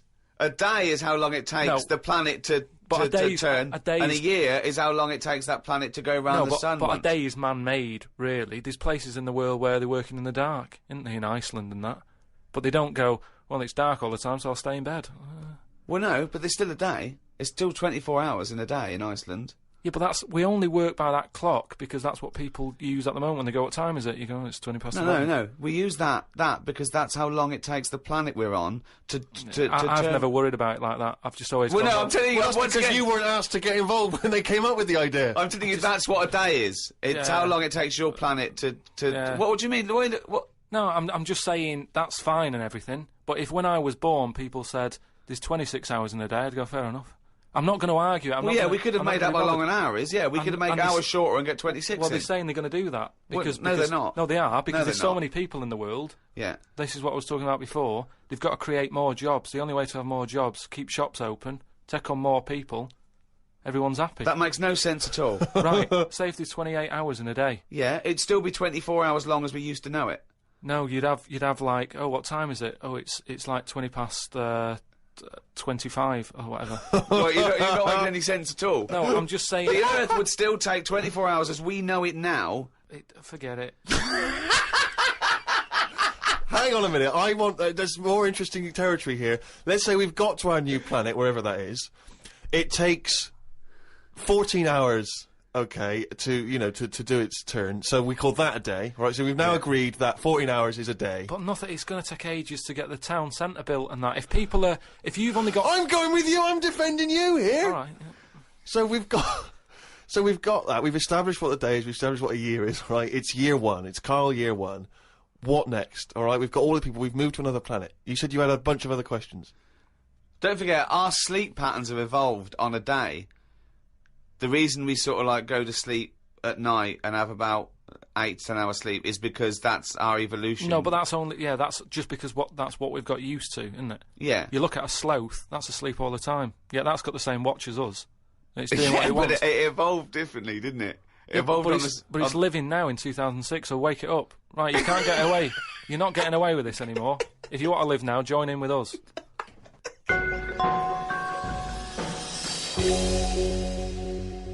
Well, it's that time again. It's the feature that the world is saying could rival Monkey News one day. Ready? Oh, what's he written today?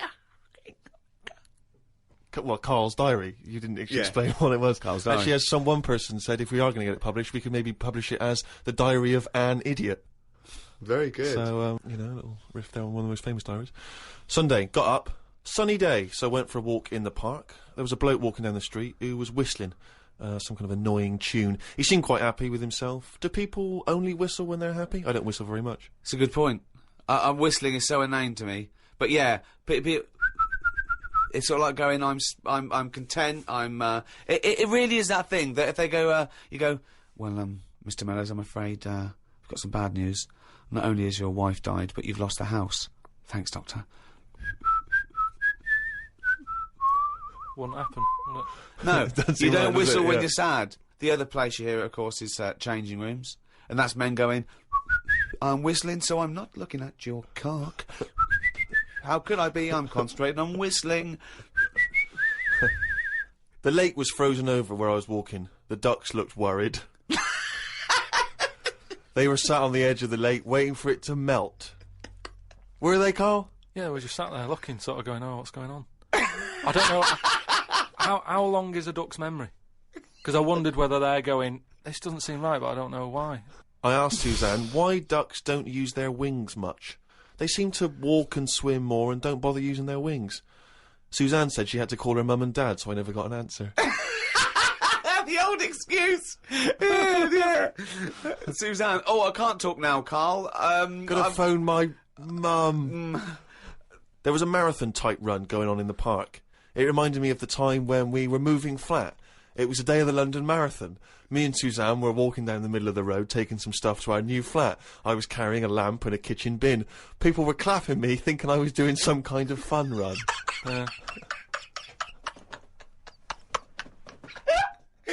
were you walking on the same route? Because it was when we lived on the Docklands. Oh, And, brilliant. There was no other route. The flat was just about 100 yards down the road. They're going, look at the bloke with the bald wig. He's carrying a lamp and a bin. Took a bag of old clothes to Oxfam. It was just old T-shirts and a couple of jumpers with holes in it. I don't think anyone will buy them, but the Oxfam is closer to the flat than the wheelie bin is. On the tube on the way back home, saw an advert for a book about a woman who works in a funeral home. She went into work one day, she goes to work on a body, she takes the sheet off of one of the bodies, and it looks exactly like her. This is called a doppelganger. What's a doppelganger to you?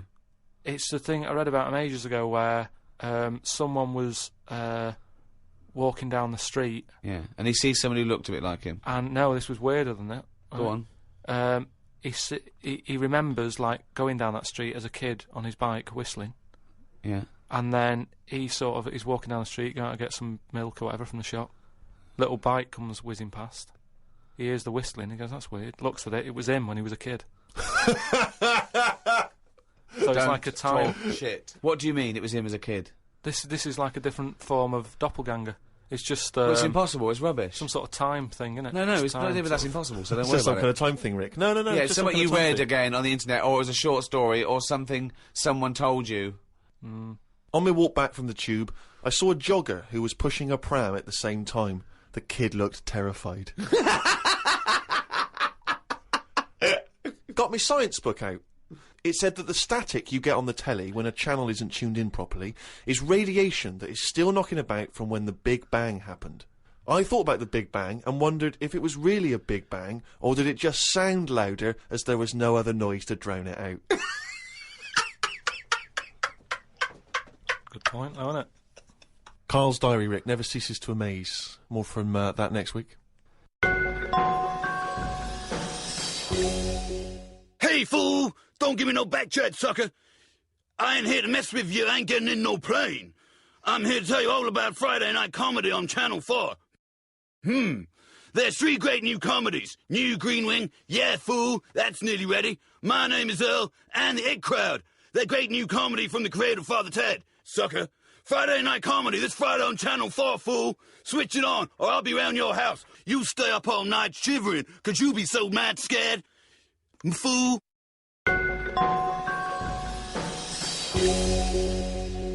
Oh, well, it's that time now. Yeah? It's the big one. Oh, chimpanzee that monkey news! Right, there was this Monkey? this fella, right, who he had a problem with his eyes, right? Yeah. So he goes to the doctors and he goes, oh, I've got a problem with my eyes. And he goes, yeah, they're bad then, right? He goes, it was in America, you know, like how you have to pay for medical stuff and all that. And the doctor said, oh, if I fix them, it's going to be like 10 grand, right? He's like, but I haven't got the money, doctor. He goes, well, I can't help you then. You know, there's a lot of people with bad eyes like them. Can't do anything for you. So he goes, oh, it's getting worse. I can't do anything. So anyway, so he goes home. Is that the price of human eyes, is it? So he goes home, he's looking in the paper, right, and he sort of sees in the adverts at the back, and there's a little advert there saying cheap doctors, right? No, bollocks. Oh, no. No. So he's thinking, oh, maybe that's what I need, right? So he calls them up. Woman's there. She's like, wait, what can I do? He goes, I've got bad eyes and that. She says, oh, come in tomorrow, we'll sort them out. She's like, brilliant, I'll see you then, right? So he goes down there, and he says, right, you know, I can hardly see. My eyes have got in really bad state and what have you. Right. I need to have them sorted out. I don't know what you do. Whatever you do, Right. I need Now, doing. his eyes are so bad, can he see the doctors? He can... Not really, Can't sort really- of he's squinting squinting. and that, but, you know, so he's like, do I need to see the doctor to, you know, have a word and tell him what problems? She's like, no, don't worry about that. Don't worry about just, it. No, I'd be comfortable if it's a... just you know, just let me inject you, and we'll knock you out, and we'll get on with it. And it's on, like, get the well, doctor in. Can I just tell you something about chimps as well, just before you continue? Go on. You know, they don't have opposable thumbs. Now, which is why what- are opposable thumbs useful, Rick? Well, to grip something, to do anything like, you know, even simple stuff like writing, so let alone surgery. So without an But opposable can I just check thumb- now? Go So on. if I was a doctor and I was doing any form of difficult surgery, would I need opposable thumbs? You'd need opposable thumbs To be a doctor, and without eventually. you couldn't do anything. You could. thanks for clearing that up. Because the opposable thumb allowed something in our evolution called the precision grip. Right. So without that, you couldn't do anything. I'm just glad they've got that cleared up, thanks. So anyway, so he's had the injection, he's nodding off and what have you, right? His eyes are sort of closing and that, he hears the door open, he sort of just sees this little fella coming and he's like, hello doctor, and he's trying to like make a chat with it, Sure. but like, he's just nodding off. No, just Oh, he never or call she? it doctor. Was it he or she? These people have done 7 years medical Deeply training. respected people. How could you call it it? So anyway, he thought, it's weird he didn't answer, but you know, doctors can be quite moody, you know, they're highly intelligent, they don't need... Especially little airy Well, ones. just idle chit-chat, there's no room for that, do you know what I mean? It's like, I'm Yeah, here to do a job. but you know, if I'm going in to have my eyes done, I want a little bit of idle chimp chat. So anyway, time passes, right? He sort of wakes up and he opens his eyes, right? And it's brilliant, he can't believe it. Eyes are perfect. He's had the op. He can't believe the sight. He's like, nurse, right? And the nurse comes in because I can't believe it. This is brilliant. I've never had this such good sight. Do you know what I mean? Even when I was a baby, Yeah. and my eyes were new, Yeah. I didn't see this good. Great. So she's like, well, you know, that's You realise the nurse is a panda. that's what we do, right? So he said, right, so can I just see the doctor and just say thanks and that? And she's like, well, to be honest, you know, he's specialised in what he does. There's a lot of What work. a load of bollocks this is getting. Please. Where did you get this from? No, come on, let's hear the end of the news. There's a lot of like operations he's got to do. Yeah. So you know, leave him to it. He's just having a kip. You know, I'll let him know that you were grateful. You know, pay us a check. Off you go. Go and enjoy looking at stuff. Yeah. So he said, no, I just what's wrong with that? I just want to see that. She's No, like, that's no, fine. leave it. Just leave. Yeah, exactly. Leave it. If And he he's says like, don't yeah, check. but I can't. You know, I want to thank him. So he's done such a good thing for me. So they're getting into a bit of an argument and what have you, and the voices are raising, right? Door opens. I'm going to wake the doctor up. Well, that's what they did. They woke it up, right? They so, woke it up. It. So the door opens, right? Little monkey comes out, Oh. and he's like, "What's going on here? It's a hospital. Why is a monkey knocking about?" Yeah. So the woman said, "Well, what do you mean? He's the doctor, right?" so he's like, "You are having a laugh, aren't you?" She goes, "Look, don't complain. Your eyes are sorted. Yeah. You know, the doctor's done it. What's the problem?" He said, "Well, if I'd have known that, I wouldn't have come here." She said, "Well, what do you mean you didn't know that?" She said, "The advert in the paper you read, it's like chimp doctors." That is the biggest load of shit I've ever heard. That really is the worst. What? And because his eyes were so bad, he thought it said cheap doctors. He saw the advert and it said chimp doctors, but because his eyes were bad, he just saw it. What as, journal is this in? It was years ago because it sort of says how the monkey sort of carried on working for a few years. He couldn't do anything Then about just it. He had to retired to leave play it. golf. It's absolute bollocks. It's There's abs- no way. I mean, it's not even worth talking about. So- It's the most ridiculous thing I've ever heard. It's the most ridiculous monkey news you've ever heard, and that's saying something. Chimp doctors, cheap. It's easy mistake.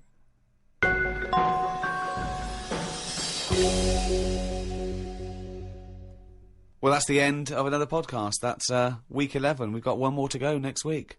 So go to rickygervais.com, see some of the things we've been talking about, register, so we can let you know what's happening when we're back. Who hosted this podcast? It was the great guys at Positive Internet who host the world's #1 podcast, The Ricky Gervais Show, with me, Ricky Gervais, Stephen Merchant, Bye-bye. and Karl Pilkington. Hi, Ricky Gervais here, with me, Stephen Merchant. Hello. And Karl Pilkington. All right. Welcome to the final episode in our series of 12 podcasts. I say final, it's final of 12, but we may be carrying on. Go on. Well, next week we're going to try and do another one to continue this for at least a little while. We may have to charge a small fee for it because it'll cost us money, and Karl is unemployed, but we mean a real tiny little fee.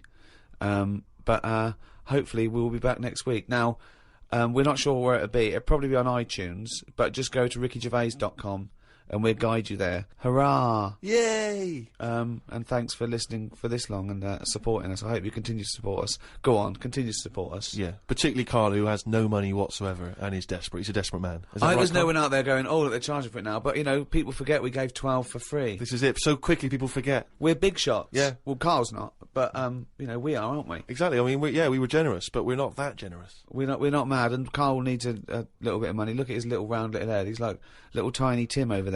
Exactly. Yeah. Look at him sitting there. Karl, you've had a good week? It's been all right, yeah. Brilliant. Well, More of that next week. You have to, but you'll have to pay for it now. I'm surprised you're not buzzing, because we just had our photograph taken to enter the Guinness Book of Records for the greatest downloaded podcast of all time. We went along to The Guardian, and the press were there, and they took a little picture of his round head, didn't they? Yeah, but I don't know why should I be excited about it when it's just... Have you always wanted to be in the Guinness World of Records? Not really, no. I've been looking at the they presented us with the this year's, and I've been looking through it, and there's some fascinating ones. I used to get this as a kid. That's what I'm saying though. There's loads of things in there that I used to go to. Like I looked at it online the other day to see if what's on there. You click on it, the home page that you get when you click on Guinness Book of Records. It's a fellow with the most ear hair, right? It looks amazing.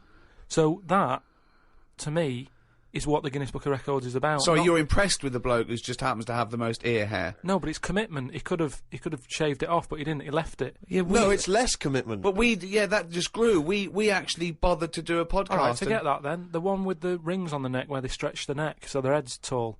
That's commitment. If that didn't work out, he's stuck with that head, and he didn't even get in the book.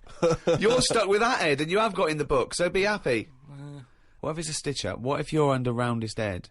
I'd be a bit annoyed. Why? Just because I don't... I mean, have you got a choice? Say, like, the fella with, the small man. Say if he's not happy about being small, he's trying to go about his life, he knows people are looking at him, pointing at him, going, look at him, he's tiny. But does he want to be in the book? Oh, I think they've got to give their consent.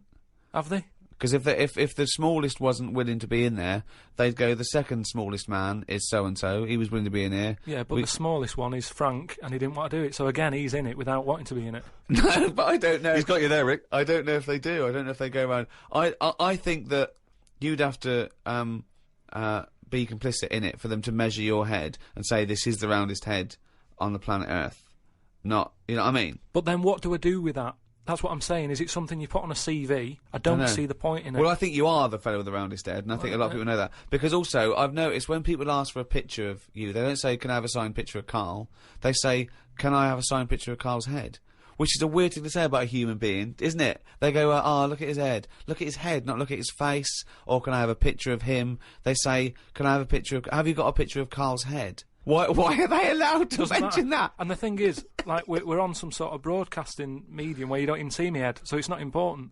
Well, I can't see your head because the mic's perfectly round and it obliterates it out like an eclipse. But what I mean is, it doesn't matter, does it? For doing what I do, it doesn't interfere in any shape or form. But the thing is, Karl, what people are fascinated with, and I've said it before, you've got a head like a fucking orange. We'll be charging for more information like that from next week.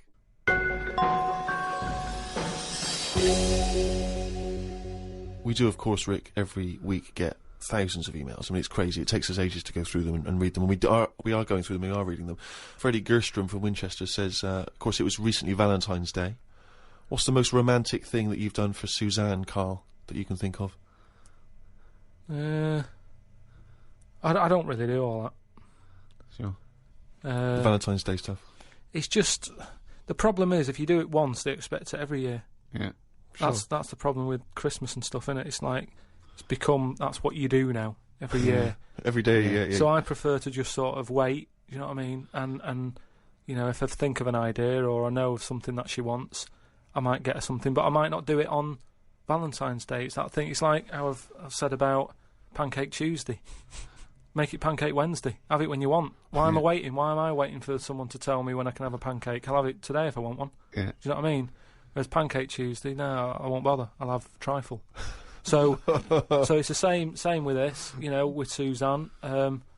Luckily, right? I mean, Valentine's Day and what have you, she was ill. Luckily. So we didn't have to go out. So I'd say, is he asking for advice? Well, I suppose, yeah, certainly you may as well give it. Treat them when they deserve it. All right. I remember once when Suzanne was ill, she had a fever, but there was no food in the house. What did you suggest to her? She was too ill. Well, it was when we were still living in Manchester and that, and we needed to get some food in for tea and stuff. And I said, come to the supermarket. She was like, no, I'm ill, you go. And I hate buying food. I just sort of get a bit blank when I'm looking at it. There's too much, isn't there? That's the problem. You go down all these aisles and there's just too much. So anyway, I said, no, come with me. She was like, oh, but I've got this fever, I'm hot and everything. So I said, well, come to the supermarket, you go on the frozen aisle, cool yourself down. And she did, and she said, it made it worse, she was ill for another 3 days, but... How would you go about chatting up a woman in a bar? What tips could you give? I I've never worked like that. It's always been like a friend of a friend and all that, and just happened to meet them, and then you have a chat, and then. How did you meet Suzanne? That was when I was working with her, and she gave me 20p for the hot chocolate machine. She never asked for it back. Thought she's all right. Been there sort of 11 years, so it works. Has she ever given you that? You've never given that 20p Never back? asked for it back. And did you return the favour, perhaps on the next date? You buy her a Kit Kat or something? No, I don't think I did. I think word got out that she liked me and that. And what did I do? I think I did some work for her, did some editing for her, to sort of show off my skills and that. Sure. And she was like, "Oh, you're good at this, aren't you?" I was like, "Yeah." And I think she got us another drink because I was doing that editing for her in my own time. So you're up on the deal, aren't you? Because I know now, I know for a fact, you've not spent any money on her in 11 years, so you're 40p up. At least. Lawrence from New York says, I was wondering how Mr. K. Pilkington would interpret this famous saying of philosopher Ludwig Wittgenstein. The quote is, "If a lion could talk, we could not understand him." Even if he's English. Yeah, if a lion could speak English, so there's no language barrier, he's speaking English words and using all the correct grammar and everything, but you wouldn't be able to understand what he was saying. Why? Because it is from a different world. His frames of reference would be so bizarre that you wouldn't be able to get a grasp on what he was talking about, because you'd have so little in common, even if he used real words. No, but he's talking English. Yeah, no, but his reference points would be just so far removed. You know, they're removed slightly when, if you saw two people talking about Kierkegaard, you'd I hear... wouldn't understand it. Exactly. So remove that 1 billion times to a different species with different input. No, but it depends. If I'm talking to a lion in London Zoo, Yeah. he'll be saying, "Oh, I'm fed up of being stuck in here." I'll go, "Yeah." It's like that. It depends what his background is. I mean, there's some people who might have lived down the road from me, but have a totally different life. Absolutely. So it doesn't matter that it's a lion, does it? Well, yeah, because they're just trying to remove it even more. So now it's not just a bloke who lived a few doors away. Now it's not even a bloke. Now it's not even... Yeah, but I'd pick something smaller, or something, a worm without a mouth. I'd go, definitely not. What? Definitely not what? I wouldn't be having a chat with it. I just think that a worm that's underground, what's it got to offer me? It's blind and it hasn't got a mouth. It's not going to be a good day out with it, is what I'm saying. It's not going to have that much to say to me, even if it's English. Right? Even if it's And how can you tell if a worm is English? Is it wear a very tiny bowler hat? Oh, Christ. But do you understand... What about a jellyfish? No, you see, I think that's where you can say you wouldn't be able to have a good chat with them, because to me, the sea might as well be another world. Yeah. Right? Yeah. In a way, I think the fish sort of have more rights than us. What do you mean? Just because when whoever made the world, right? Yeah. Say, we're just bigging up God, but if I was to have a go at him, I'd say you added too much water. Criticism 1 to God, right? So, how would you have changed that? Just more land. Fair enough. Now, why have fish got more rights than us? Because there's loads of them, and when you look at the amount of sea on the world, right? There's loads of that. You only have to like I was in Malaga the other week, right? And you look in the sea. There's loads of different fish, and that's just in like 8-foot water. If you go miles out, there's like all sorts of weird fish, isn't there, with like lights on them and everything. So, and there's just millions of different types. Yeah. Now, but why does that mean they've got more rights than us? Just because I think, rights come in numbers, don't they? If you know what I mean. Like, if there's one of you shouting, people go, "Oh, he's an idiot, shut up," whatever. If there's loads of you shouting, they go, "Oh, best listen to them, see what they've got to say." Right. And that's what I mean about fish. Yeah. There's loads of fish. Right. So... But they're not really making their voices heard, though, are they, Karl? Yeah. I know, because they're underwater. But what I mean is... I don't know what I mean.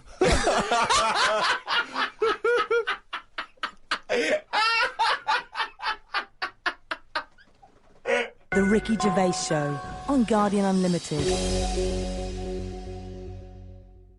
Oh, pleased to meet you. Start me up. I'm here to tell you all about Channel 4 Friday night comedy. So start me up. Now then, there's 3 great new comedies from New Green Wing. That's nearly ready. My Name is Earl and The It Crowd. The great new comedy from the creator of Father Ted. Ow! Friday night comedy this Friday on Channel 4. Switch me in. It's gonna be a winner.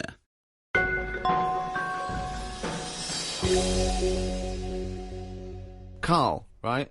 What do you think it's like being a crab? If you could go now, your mind into a crab, what would you see? Where would you be? What would you be doing? What would you be thinking? What would you think of all the other things? The crabs you'd see, the squids you'd see. What's it like? Do you think? I want you to. It's like creative writing. Just think. Just let yourself go. Come on. It's got to be a crab. What do you think of a slug? What do you think to be a slug? What would you do if you were transported now into a slug? What would you do? And Suzanne, you're suddenly in the kitchen, but you're a slug, and Suzanne's sort of like there, just making tea and that. How do you let her know it's you? It's impossible. I'd just chuck myself into the salt pot or something. No, because what do you do?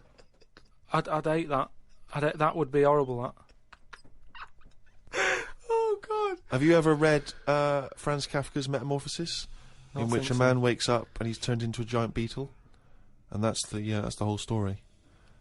I think it might be of interest to you. So what happened to him with the beetle? Well, I don't want to ruin it for you in case you read it. I won't be reading it, don't worry. He joined a pop group with 3 other people. He was brilliant. No, it's a really wonderful book. It's a kind of almost heartbreaking because, of course, he does, like Ricky's saying, he finds it very hard then to relate to other people, even though he still has the consciousness of a human. You know, his parents, his rest of his family, they don't know how to deal with him, you know, because he's a giant beetle. He becomes a freak, he becomes an outsider. It's terrible, you know. But hang on, though. Is he a giant beetle? Or is he... Well, yeah, that's not going to go down well, is it? That, of course, people aren't going to like you. But if it's a normal-sized one, then you just get in with the other beetles, don't you? Whereas if you're a giant... How would you do that? How would you ingratiate yourself? Right, so you're suddenly a beetle, you're Karl Pilkington, right? There's other people, they're doing their business, they're scuttling around, and you go in there, and they look at you as a new beetle. What's your first...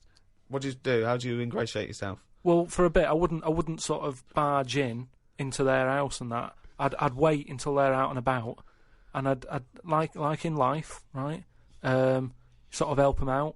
I don't know what beetles do all day. I've never seen one doing anything. They just seem to be going from one place to another. Right. I've never seen them carrying anything. I don't know what they eat. I don't know what they do. I don't know how we've got them, right? But what I mean is, I'd watch them and I'd sort of help them out. And I mean, you know, it's like going on a date or meeting a woman, isn't it? But what if there is? Whoa, hang on. What do you mean? How is it like going on a date with a woman? Well, it's like I said about Suzanne with her hot chocolate. She bought me that, and I've gone. She's all right. Right. She gets me another one before I know it. She's living with me. So it's you. So you're all these beetles. They're scrubbing around, right? You're sort of like watching them, and then you realise that you want to mate with this female beetle. What do? What's your first move? Yeah, but I don't know what beetles do I? So I don't know what you do. I don't know if you go up and go, all right. What do they do? How did they get on? Well, it's a different world. I don't know yet, do I? Because I haven't done it. Would you feel bad because having your own mind in this beetle, right? Would you feel bad shagging a beetle? Would you feel that was a bit sick because you've got a human mind? Well, no, because you just close your eyes and that, wouldn't you? And go, pretend to think of something else. So get round it that way. There's no point getting down about it because I'm stuck now as a beetle. So you've got to get on with it. But if you're a slug, you said you'd throw yourself in the salt pot. What would you do if you were a beetle if you got depressed? And you see all the other humans. No, you see your mates, right? They're listening to the iPod. What would you do? But no, that's what I'm saying. No, beetles are different because they do tend to hang about with each other. A slug's always on its own. It's a lonely insect, isn't it? It's not an insect. All right, what is it? A mollusk. Right, they're lonely. I've never seen a load of snails all together or slugs wandering about, whereas beetles seem to knock about in crowds. Yeah.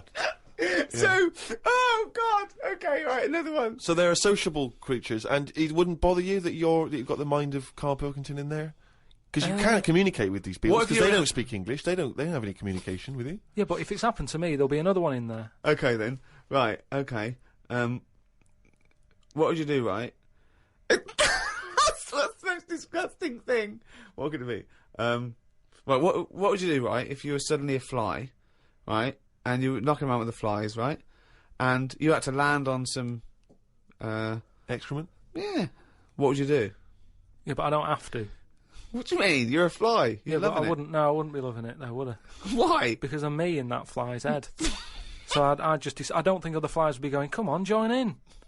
I'd just be like, "No, I'll wait here. Wait, watch and that." Because they don't. I don't see why they have to do that.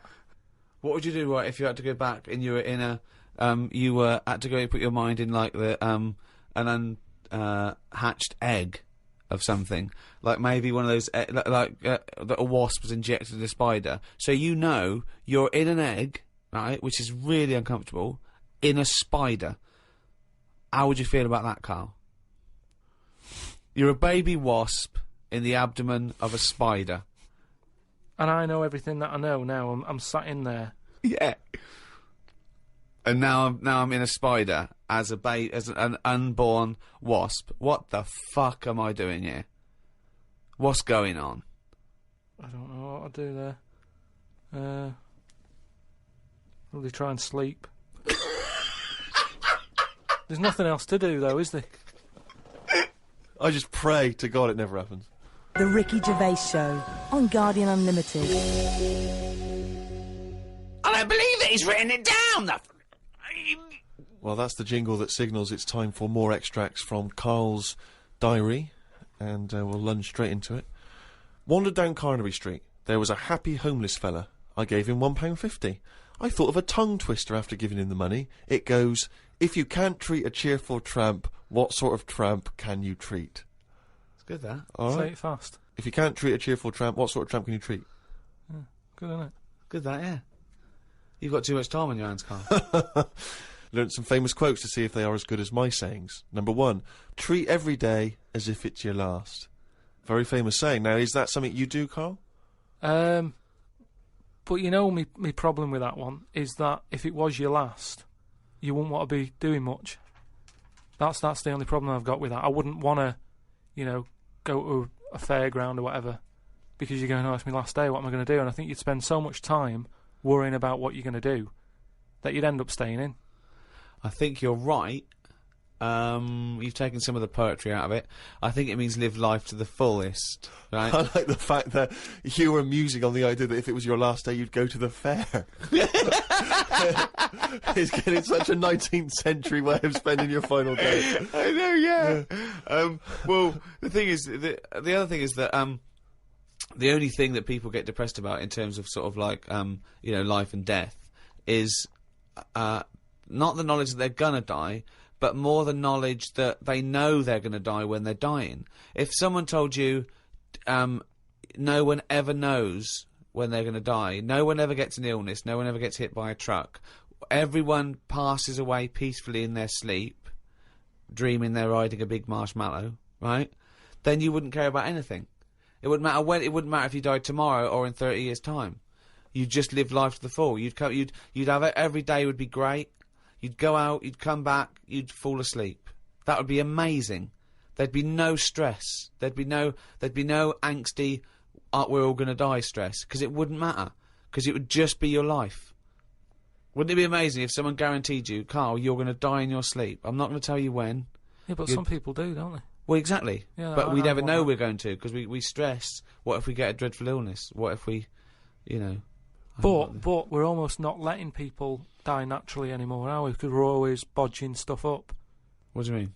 Well, someone who might naturally die in the sleep aren't allowed to naturally die in the sleep because they wake them up with those electric things and get them going again and pop in a new lung or whatever whilst they're at it. That's what I'm saying. They don't just... You never hear it anymore, do you? Frank peacefully died in his sleep. No, he died on the operating table whilst we were putting in a new lung. They don't die naturally anymore. Frank died peacefully with 40,000 volts going through them and a couple of people going, clear! Clear! Rushing about today. Got to get a lot done as I'm flying to Malaga tomorrow to see my mum and dad. Don't like flying. I'd be happy if they give you a parachute instead of a life jacket. They say Da Vinci invented the parachute as well as the helicopter. He never got round to making them, though, because he only drew them on some paper.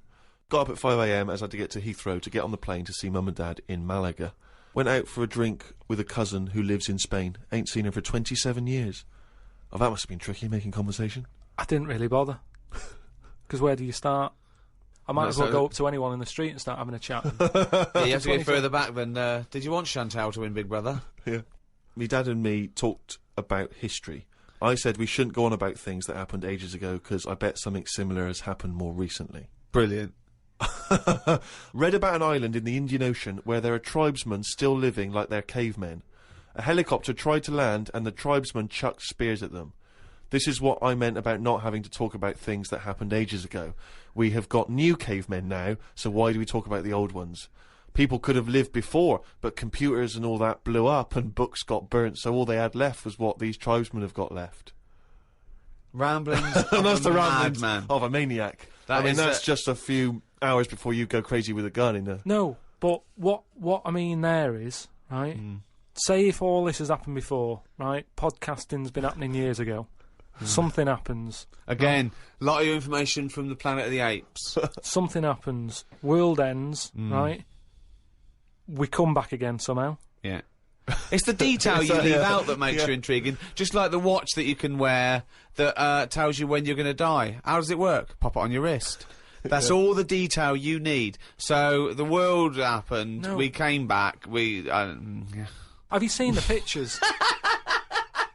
Forget it then if you don't get it. It's interesting that you had all those profound thoughts about this period in the past when they all lived, but you've still found it appropriate to include at the end of that. It says that tribesmen wave their knobs about when they've had enough of having visitors. That's what it said in the paper. That's what happens. They're quite happy. What paper is this that you're reading? It was in like a paper a couple of days ago. It said they don't mind having visitors if they're bringing them coconuts and stuff that they can eat. Once they've got everything they need, they start waving the tackle about, and that means like, right, leave now, which you would, wouldn't you? Yeah, at a dinner party. My grandfather used to do that.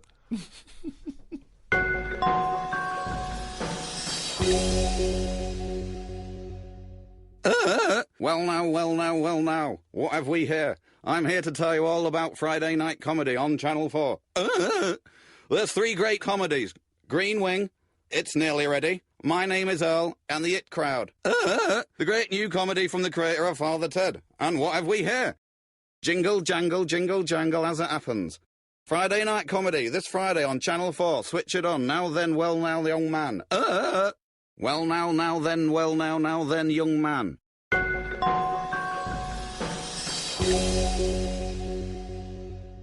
Fancy that monkey news! That jingle is getting more annoyed by the week. Well, this is the final monkey news, right? I'm not doing this anymore, right? Because we've covered it all. All the monkey news has been covered? It has. We've done loads of them. I think all the news that needs to be sort of known has been told, right? That is the end of the news. Jesus Christ. What? Get on with it. Right, do you know, in the first podcast that we did, we chatted about the monkey that went into space and stuff. Mm. So where we left So it... haven't you got a real new monkey news? Well, it's an update, isn't it? I mean, Is it new? Has it happened recently? Has it happened since podcast 1? I have to pick Ricky up on the point that he thinks any of the monkey news we've heard, A, happened, and B, happened recently. It almost always happened in olden times, or ages ago. Oh, you're right. It never happened. Yeah.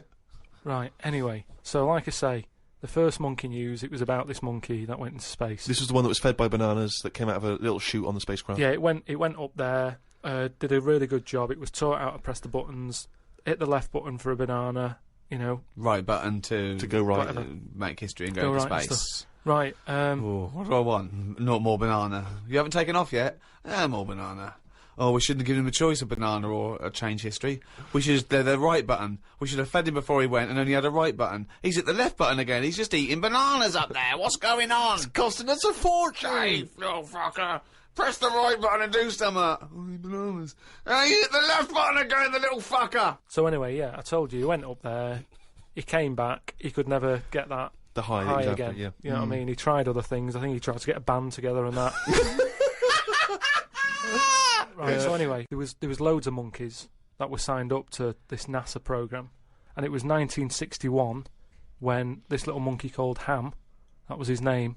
So a bit of an update. That's the same one as I talked about. His name was Ham. As well as him, there was one called Enos. He went round the world loads of times. So anyway, what I found out about it since then, Ham went up there, did the left-right business with the bananas.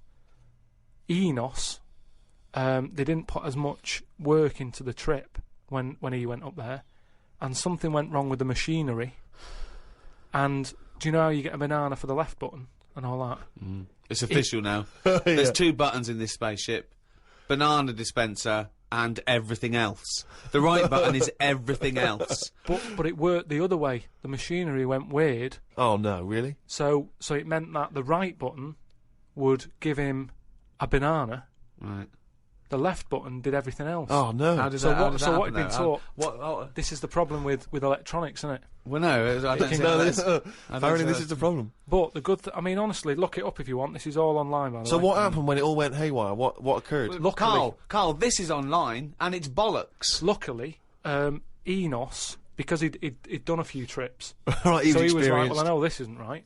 As much as I love bananas, this isn't right." That was his thinking. Of course, it was. So anyway, so he came back. They were all like over the moon with him. He you said, know, "I going, can't work with these conditions." good mission and everything. Well done on working it out. He sorted all that out. It moved on a few years.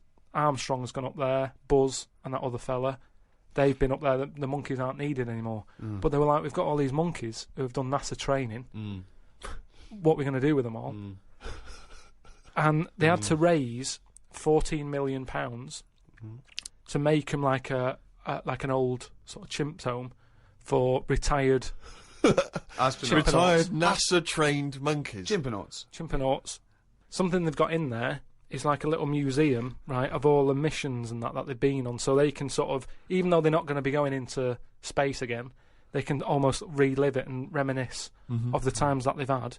And They're reminiscing with each other, are they? just sort of going, chatting oh, about the remember old that time when it all went wrong, the button became the left when it should have been the right and all the rest of Yeah. it. They just, you know, sort Talking of about old times, talking yeah. about old times and what have you, like old people like to do.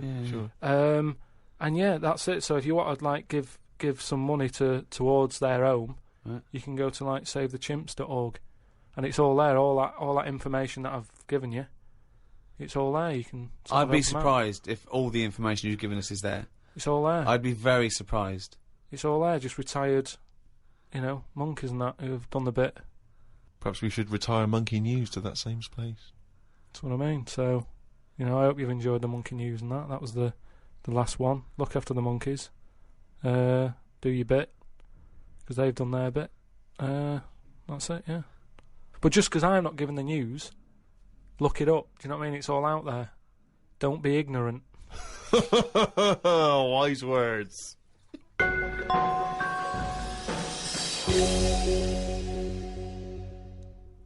Thank you so much for listening to these 12 podcasts. I've really enjoyed it. I know Steve and Karl have. This podcast was, as usual, hosted by Positive Internet, the world's #1 podcast. Next week, a brand new podcast. We have, as I say, we have got to charge a little bit for it because it does cost money to host. And please keep listening. It is going to be very little, and you know, Karl needs your money. If you could see what I see now, he's just looking at me with his. He just needs stuff, don't you, Karl? What do you need? What do you need? Just something more than nothing. For information on the archive of the podcasts, these last 12 shows, and for the new podcasts to come, go to rickygervais.com. You can register there. We'll send out loads of information. Plus, you'll just find out links to how to get all this stuff that we're offering out there. There's also a free taster if you just can't wait for more of Karl's nonsense. Make sure, please, that you register your email and everything so we can get in touch and just tell you what's going to happen with the Ricky Gervais show, with Karl's mind, and with everything else. rickygervais.com. Go there. Makes perfect sense. It's the end of an era, but the start of a new one. It's almost seamless in a way, isn't it? The end and the beginning. But Karl, what do you think about that? How things end and new things begin? Well, I suppose you've got to have an end for a beginning, so it's just a bit odd that we've got an end and having a beginning. But that's science for you.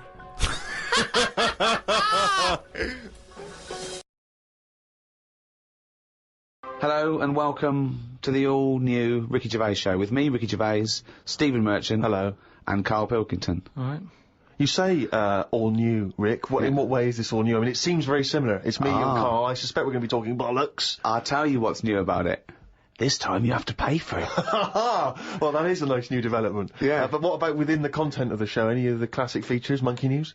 Well, I think Karl retired Monkey News. I don't know why. Why So did that's you been axed. It's just that we'd sort of done it all. Do you know what I mean? But will he be coming back in the future? We might do something with it, yeah. Good. I think there'll be a campaign, you know. If I know our listeners, and I don't want to, then they'll be doing an internet campaign now to bring back Monkey News. I just want a quick question, because I'm a bit confused. Is this show 13, because we've just done 12, or is this show 1 of the all-new Ricky Gervais show? I didn't know where we are. Show 1 of the all-new Ricky Gervais show. Right. Is it, though? What do you mean?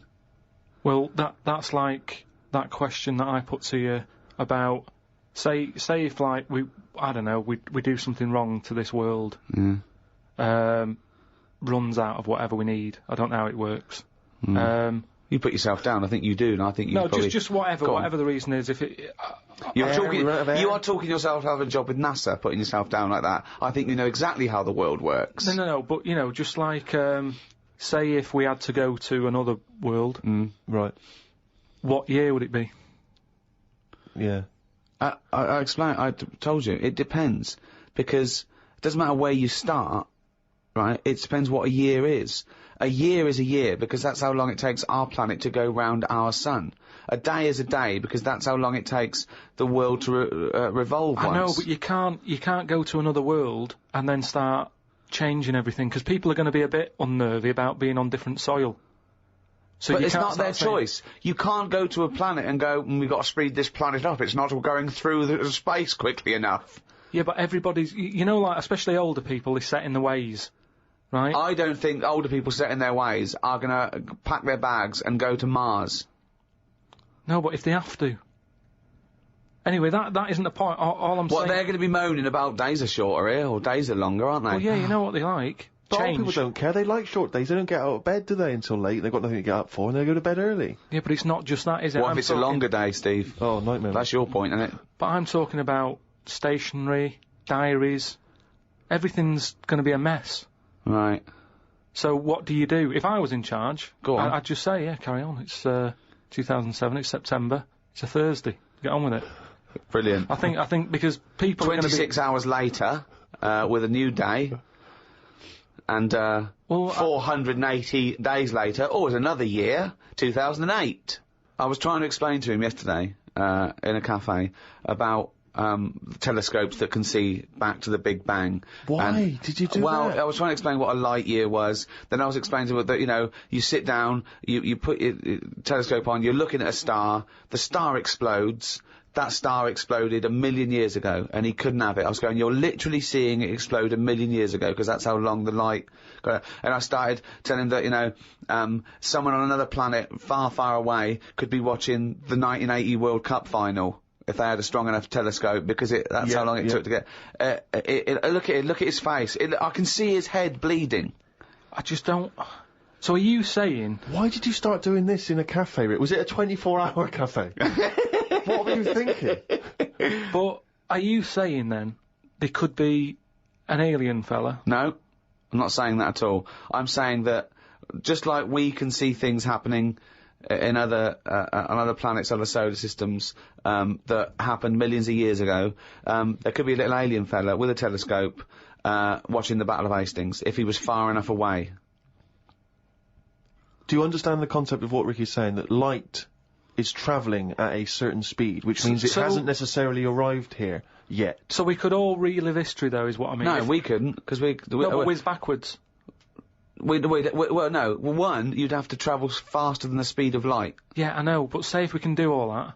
Well, that's the big thing. You can't. No, but, you know, it's only a matter of time, isn't it? Why haven't we? No, but we're not in a rush to do it, because we can just go back in time. Well, but if time travel's possible, right, eventually, then it's already happened and they've come back.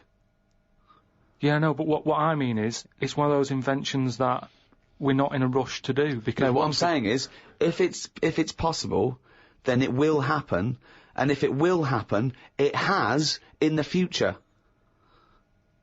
Yeah, but we don't know about that yet, do we? No, but you see my point? Not really. Okay.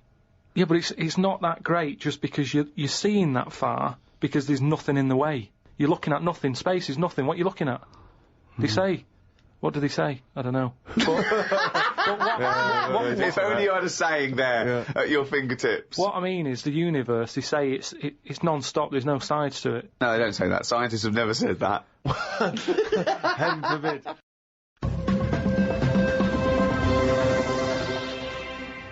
Now, Karl, I know you're fascinated by the concept of the doppelganger, of seeing someone who looks exactly like you. Yeah. Jake has emailed in, he says, Karl, if you could spend a day with an exact replica of you, okay, so somehow they've cloned you, Karl, and you've got him for one day, what would you do with this? What would you make him do? What conversation would you have with him?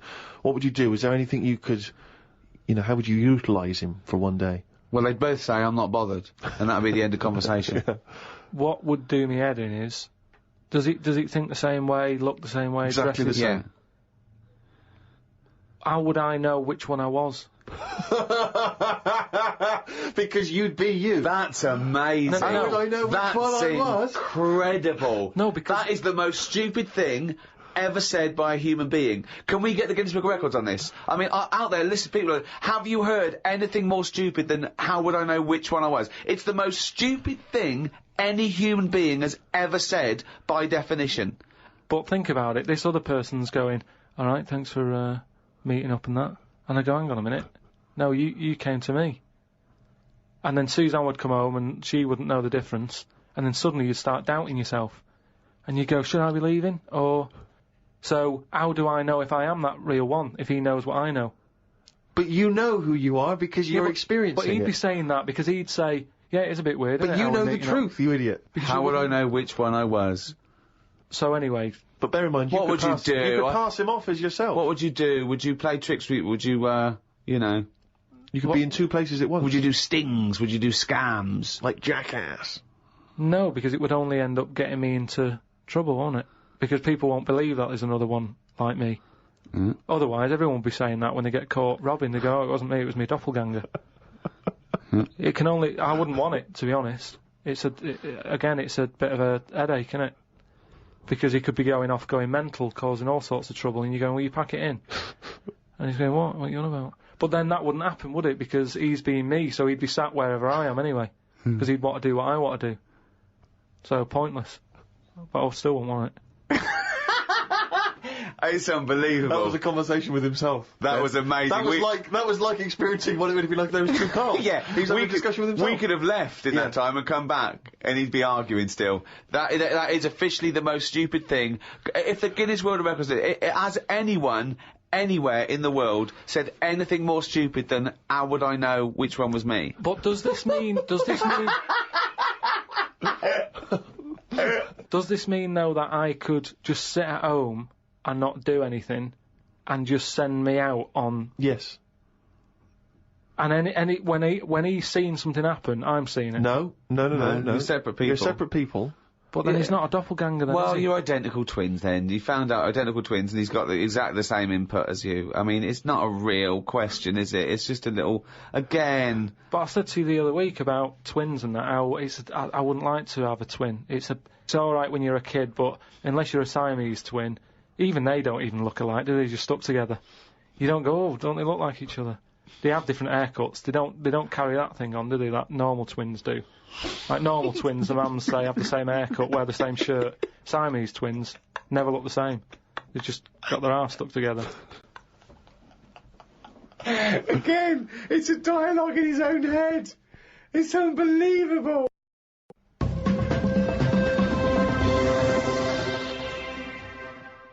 Okay, we're trying to get more cerebral now in this podcast. There's a lot of science here, real science.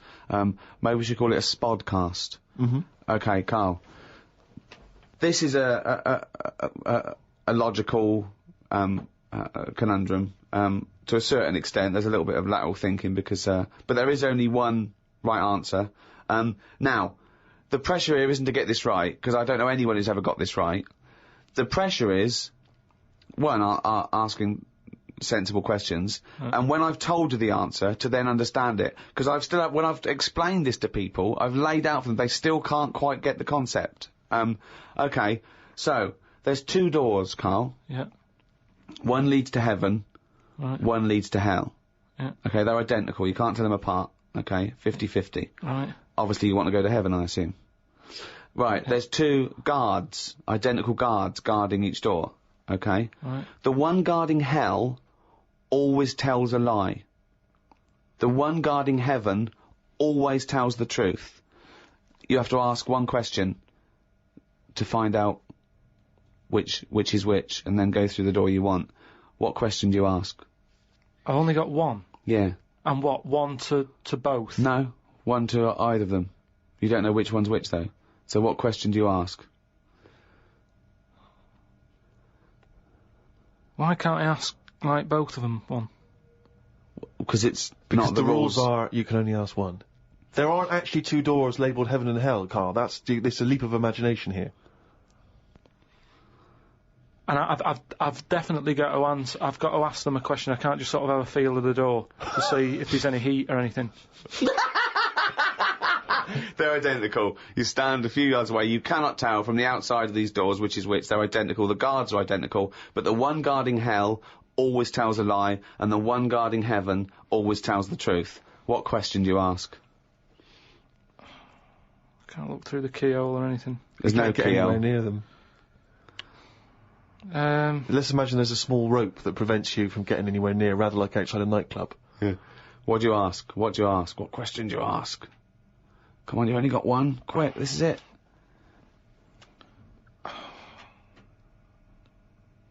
So, they stood there. Yeah. They both looked the same. They're both smiling. Yeah. But one of them's not really smiling, really. He's trying to make me make a mistake, isn't he? Well, he's just going to lie when you ask him a question, if you ask him. So what's the point in asking a question? Do I know one of them's going to lie? Yeah, well, the one guarding hell always tells a lie. The one guarding heaven always tells the truth. These things you know. But would they be neighbours like this? Would they be that close? Why? I mean, we're not sure if these 2 guys get on. I'll give you a clue. I'll give you a clue. They know who they are, and they know that the one guarding hell always tells a lie, and the one guarding heaven always tells the truth. So I know that. No, they know it as well. Doesn't really come down to this, Karl. This isn't what's going to happen when you die. But when is this useful then? Because it's a logical... Well, I'll tell you the answer. No, I want to see if he can get it. He's almost there. No, he's not almost there. What am I thinking? But there's no shame in not getting it. It's a There's no tricky one. shame in not Yeah. getting it. It's a really hard one to get. I mean, the shame is the ridiculous questions you asked. And now I'm going to tell you the answer. No, hang on, right, so you go up and you Yeah. go, you Right, go, hang on. Well, look, let's imagine that. Let's imagine Ricky and I are those 2 guys. Okay, right? But we have to, well, me and Steve will decide which doors we're guarding, okay? Right. Look away, Karl. Okay Right, then. so we've decided, okay, one of us is guarding hell and one of us is guarding heaven. Which question are you going to ask and who are you going to ask it to? right, I'll just say to you, Steve, I'll go, got some post for God here. That's not a question. That's a statement. Right, you've got some posts for God here. No, that's not a question. Yeah, but maybe the Alright. question's coming. You got some posts for God here, yeah? And it needs to be signed. It's not a question. Still not a question. No, let So him finish. is God in? Because I need him to sign for this post. Is he in? Well, I can answer that as well if you want. Go on. He's in. He's behind my door. Do you want to answer it? Well, Yes. do you he's want in. to get him? Just, Well, no, you only got one question. So you're asking Steve, is God in? What's the answer? Yes. Ask me. Yes. Look, lads, I'm just trying to do a job here. What am I going to do with this? Well, give it to me and I'll give it to God because he's behind my door. Steve? Yeah, give it to me and I'll take it into God because he's behind my door. You're an idiot. It doesn't help. That doesn't help. Let me tell you the answer.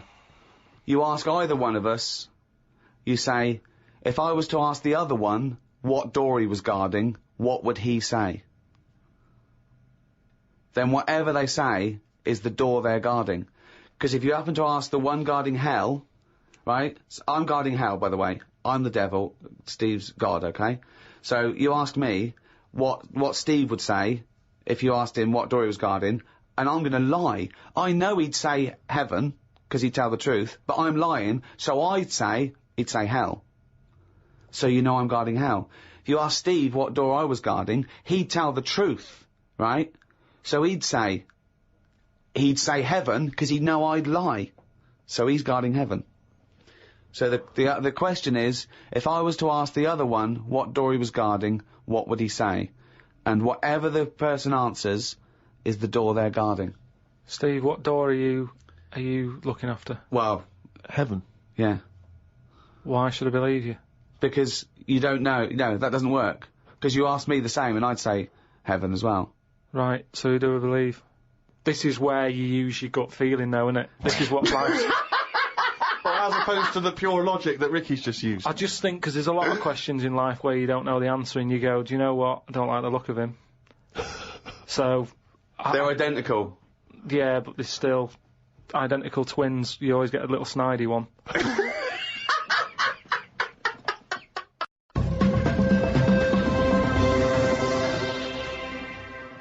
Oh, chimpanzee, that is raining down. What? That's the jingle there for Karl's Diary. Still a very popular feature on show 1/13. Here we are. Got a book sent to me called Freaks. It's a bit heavy, but it's got some interesting pictures in it. Read a bit about the two-headed nightingale. She/they was on tour in London years and years ago. It cost 2 shillings to have a front row seat. She/they had 2 heads/2 arms and 4 legs. They are called Siamese twins because the first twins that were born stuck together were Siamese. On one of the pictures, they are playing chess against the doctor. That hardly seems fair. 2 heads are better than 1. So it's 2 heads, 2 arms, and 4 legs. That's just 2 women in one dress. Yeah, that's 2 women with an arm missing. Yeah. Spoke to Ricky and his friend Glyn about art. I just don't get it. Ricky had some odd pictures on his walls. I don't have any pictures up in my flat because of the mirrored wall. But I can't say I'm bothered. The mirrored wall, we should just explain what that is. When you moved into your flat, there was an enormous mirror on one wall, was that right? We just got this flat, and, you know, it's not a big flat, so I think the people who had it before us, he was a gay fella, right, which was a bit like, oh, so you've been doing with that mirror and that. But... that was, What? no, just, you know... Just, What? What has he been doing with the mirror? Well, What's he been doing? No, it's just because they're quite sort of experimental in it, aren't they? And I don't know, what do you mean? What do they do? Well, I wouldn't know anything about it, but go on. No, what do you want? What? no, I don't. Experimental in what What do way? you mean experimental? I just mean, you know, they'd be doing stuff. What? Whatever they do. Chemistry, What? have a chemistry set out, they were doing experiments, what? No, just doing what... Singing I Am What I Am and just checking out No, each the to dance their own. moves. I'm not having a go at anyone, but What? I'm just saying, like, they're doing what they're doing, which Carl, you're is not annoying as homophobic, well. are you? Because, You're not no, st- I'm not. I'm What? not. This is why. Why are you worried about what a little gay fella was doing in your flat before you got it in front of a mirror? I wasn't worried about it. Why I are mean, you thinking about what he's doing? Why are you fantasising what a little gay fella was doing in front of your mirror in your... I'm not bothered. I'm just telling you why it was a bit odd that he had a mirror in there, right? But forget the history. But you've got a mirror in there now, haven't you? No, because what I did was I was going to take it down, and I thought, oh, it's a bit dangerous. This, you know, it could crack and... Because it's the fall on size of the whole wall, isn't it? It took up a whole wall. Right. So, like, when he's moving about everywhere, he's got a good view of it and that. But he's got this full wall of mirror, and I thought, I can't take that down. And I thought, what can I do? So I've just put wallpaper on it. Brilliant. And it looks alright, you wouldn't know and what have you, but it means that I can't put any pictures up. That's all I'm saying. Because if I put a nail in... And what don't you understand about art? What about art don't you understand? The concept? Specifics? Just the way some people like, you know, the ones you've got, where it's just like a block of colour on a bit of canvas. It's like, what's that? Just Abstract. It's just abstract. It's you know, it's vibrancy of colour. It's a, you know, an attack on the senses. Or it could be, there could be something in there that you might see. You might not see first time round, or it could be, you know. Yeah, but there's loads of stuff to look at without having to do that. But You've that's got the point of- windows. I can understand if you had a cell and there's no windows and you want a bit of colour. But you've got a window to look out of, and you've got, like, just a big block of... But I was colour on explaining it. this to you, the photograph where people before, you know, the art was photography. It was realistic, and you know, they had to make it look like the subject. But then, when cameras came in, that's when people started doing surreal stuff. And I understand that. Otherwise, there was no point to it. They had to find a new way to represent things that photography couldn't do as such. No, So- that's like when we were in London having a shop around at Christmas, and there was that picture of fruit for 700 quid. It's like, well, just get some fruit. You know what I mean? You can get some real fruit for 3 quid. Yeah. I understand that, but there's nothing wrong with like having a. We'll get. Don't invent cameras then. One or the other. Do you know what I mean? That's what annoys me. Someone invents something, and then they go, "We've got to invent something else." Like the abstract thing. Why has someone gone? Oh, I can't have paintings anymore because. Wasn't it a Dali? Going melting clocks and stuff. No. I mean, the first one was alright when he did the first clock, but then all the time he's just like, oh, I'll draw something and it's got a melting clock on it. I'll do a sheep, put one of them on it. Have you seen his lobster telephone? That annoys me. Why? Because it's not, I mean, I think what annoyed me more with that is when I heard about how it happened, he had some artist mate round, right? And, I don't know what happened. They were eating. That's a hell of an anecdote. No, but they were eating some food and what have you. Yeah. Lobsters? And, yeah, they were eating lobster. Oh, right. And, That's handy. I don't know, the other artist, whoever it was, sort of Telephone? started saying, oh, you and your clocks and all that, right? Brilliant. And, This didn't happen. They started arguing, Yeah. and he chucked some of the lobster. Bollocks. And it landed on the It phone. bounced off his mate's head, went on the phone, and they both looked at each other like, are you thinking what I'm thinking? And they brought out that phone as a bit of art. Things like that annoy me. Because happen. it was them just messing about. That didn't happen. Just telling you what I know. I saw his work. Each to their own, if that's what he's doing. I'm just saying, I'm not putting my stamp of approval on it. Heaven forbid. Well, you know, as you mentioned in your diary, your favourite artist is Lowry, because you can look at them for ages and see someone different every time you look at it. All I'm saying is, art should be there to tell a story, not just to have a splash of colour. We know colour's out there, there's loads of colour. We don't need to be reminded of it. But colour's part of our evolution, and so it does something to us. Just like sounds. Yeah, but I'm saying, do a picture, Smells. colour it in. Still use the colours, but draw something with it rather than just going, a bit of yellow, a bit of red. Like that when you've got just red and black. What's that meant to do? Well, it does something. What? Well, I like it, I enjoy it, so it does something. You have it then. I'm just saying, I'd prefer it if it was something. And so you, and let me just get straight, you had a mirror on one wall, so you padded that wall, It's just and sort you of, padded it's the just- others. It's just sort of wallpaper on it. Right. Amazing. And there's no other art in there, No, it's no, just an empty cell. Was Suzanne like some art? Just like Suzanne's not allowed to watch telly unless it's a favourite thing. Otherwise, she's got to talk to me about stuff. There's no art. There's no point. Just wallpaper. I'm just saying, we've got three windows we can look out of. Right. Right? Stop looking at the walls. Look out the window.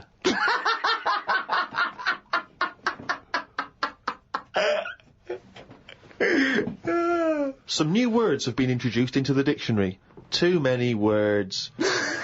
We should have some system where we can get rid of words if they aren't used a certain number of times. Well, that we do. They do die out, don't they, eventually? Like what? You don't have to use them.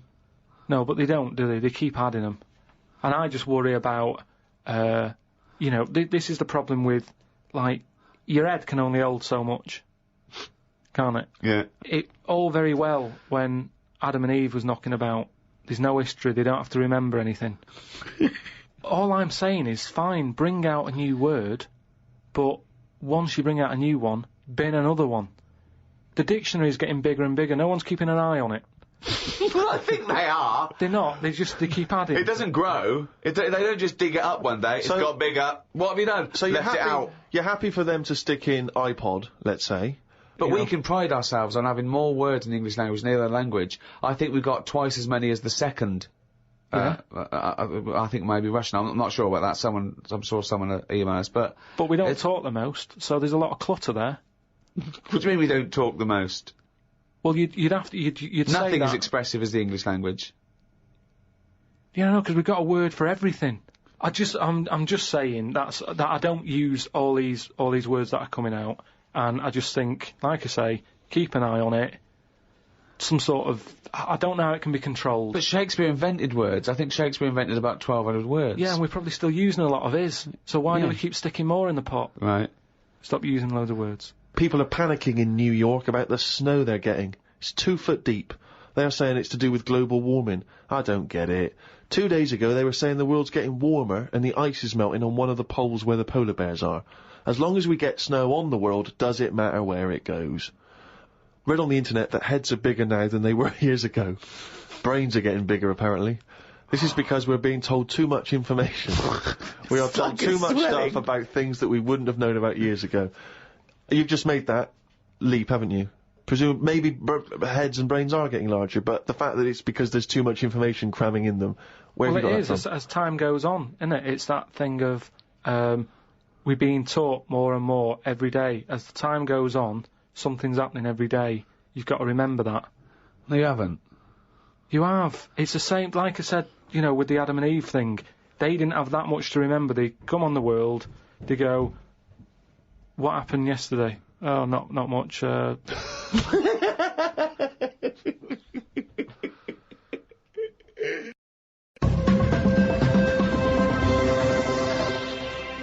Well, in the all-new Ricky Gervais show, there is no monkey news as such. That's going to come back, Karl. You've got to bring that back. But we're going to do something that we used to do on our local radio show called Rockbusters. Sounds a bit like Blockbusters, a television programme that used to be on television where they gave sort of real cryptic clues. Yours aren't cryptic clues. Yours are ridiculous. So explain Rockbusters. Give out an initial of a artist or a band. Yeah. Knocking about, like now or ages ago. And I give a cryptic clue. Not a cryptic clue. Very rarely cryptic. Sometimes it works, sometimes it's nonsense, but... Well, as we once said, I think it is more accurately described a craptic clue. Yeah. Well... Or what am I thinking? Well, are you going to give an example, or will we just do them? The classic example, of course, for me is a woman. She's an artist. The initials are WH. She was wandering around in Texas. She fell over. A part of her leg fell in a puddle. Wet knee, Houston. That is the level. That's what you're working with, people. So it's going to give 3 of these. The first email that gets them all right, the first email we get, and it's timed, isn't it, email, so we can know, that gets all these clues exactly right, can win, what, a signed photo of Karl? Now that is exclusive. There are not very many. I don't think they even exist, do they? There are no signed photos of Karl, so this will be a collector's item. Right. So, yeah, there's 3 different ones. When you send it in on email, podcast@rickygervais.com, just put in the subject thing like Rockbusters so I know what I'm looking for. Mm. Right then, so three different clues for you to work on. First one. Oh, shouldn't I do a jingle for this? Please. Okay. Oh, that sounds cryptic, no recognition. Rockbusters. Right, first one, the initial, right, is B. The initial B, band B, or artist? So, band or an artist beginning with the letter B. Mm-hmm. The cryptic clue. Well, I don't want a house that's that far away from the water. I want to be right on top of it. Right? That's the cryptic clue. Well, I don't want a house that far away from the water. I want to be right on top of it. Right? B. Artist or band. Who is it? Right?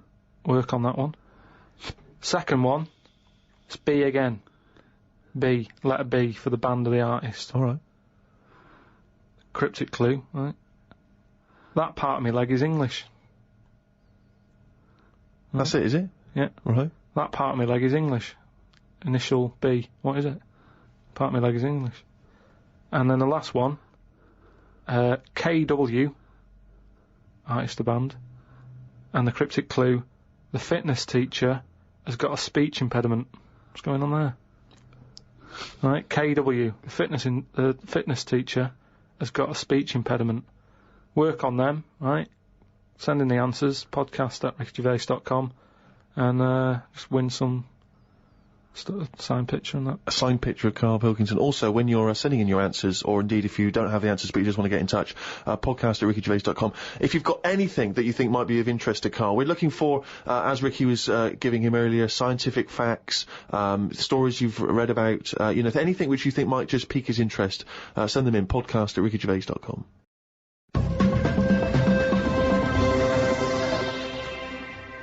Well, that's it. That's the end of the first episode of the all-new Ricky Gervais show. Sounded very similar to the old one. Yeah, yeah.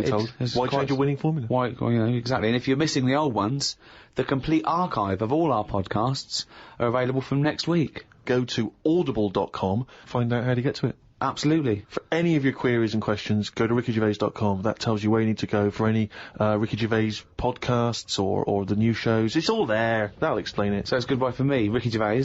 Goodbye from Steve Merchant. Goodbye. And Karl Pilkington. All right.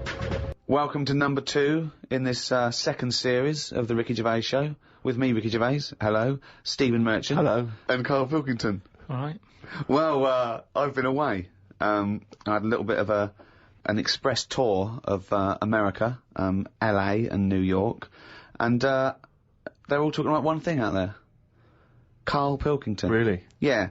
I hooked up with the Simpsons lot. They all listen to it on their iPods. I went down to the American office to keep an eye on, things. Yeah, check it. Well, as we get money for old rope for doing next to nothing, I thought I'd show them a face. Yeah. They're big fans, Karl. I met up with Jason Bateman, Arrested Development, and he knows how stupid you are. David Letterman knows what an idiot you are. Mentioned on the Letterman show. I mean, unbelievable. David Bowie listens. And they're all listening to little Karl Pilkington.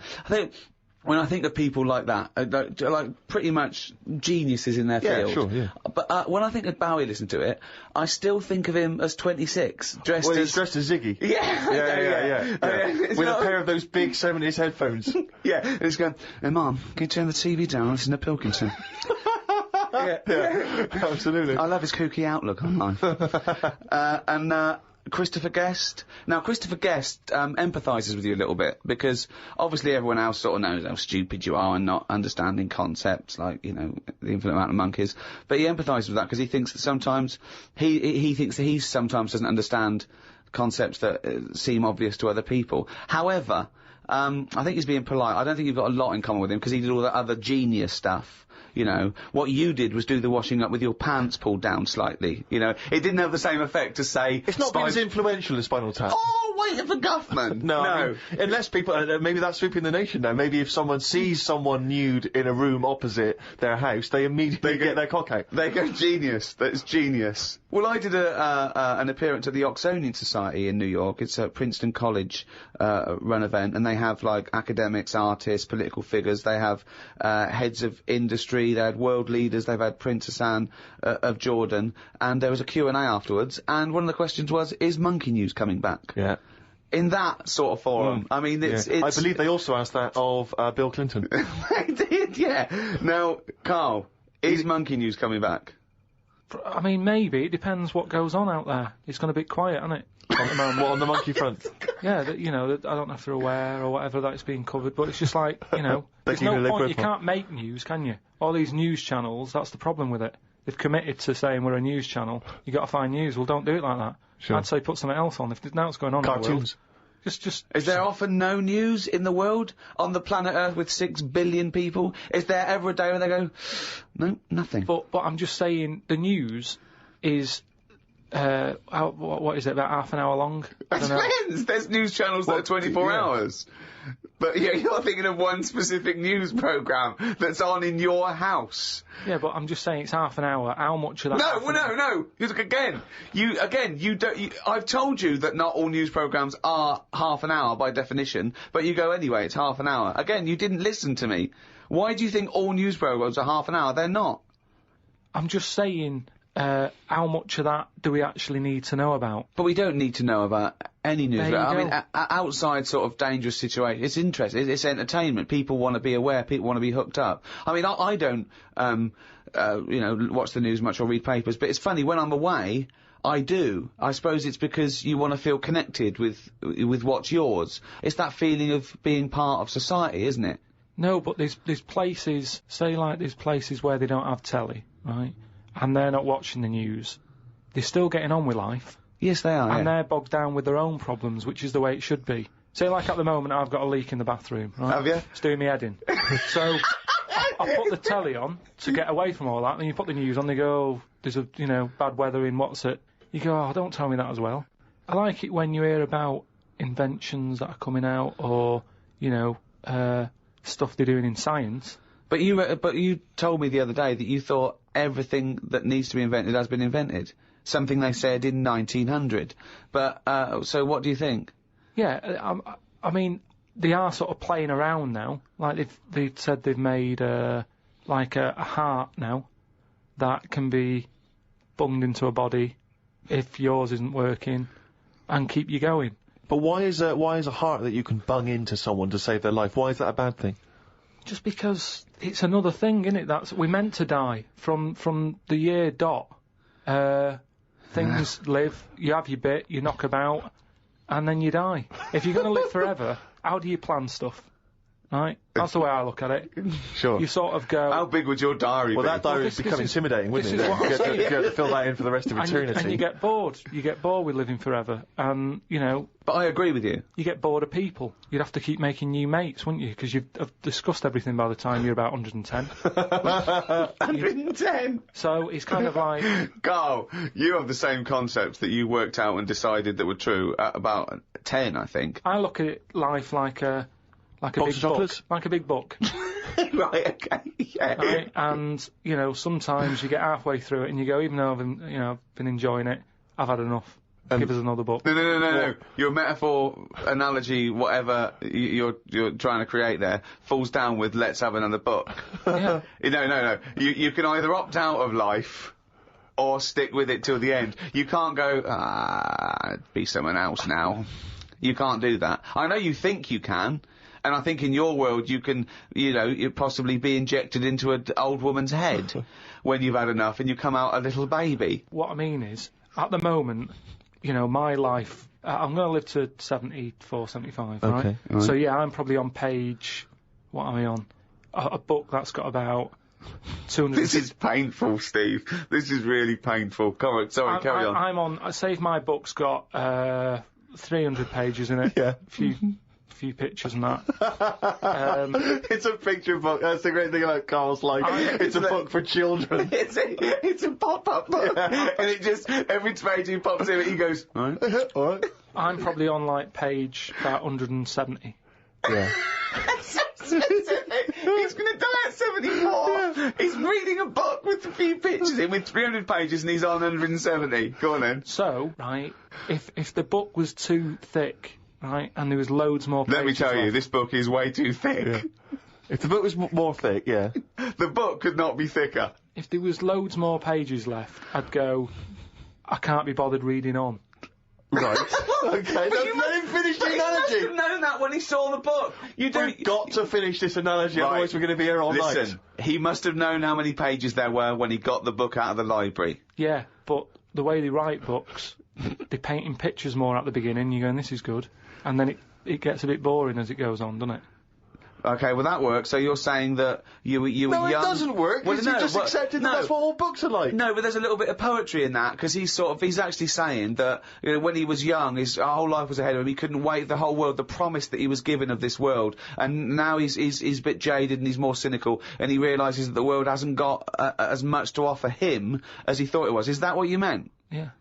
Liar.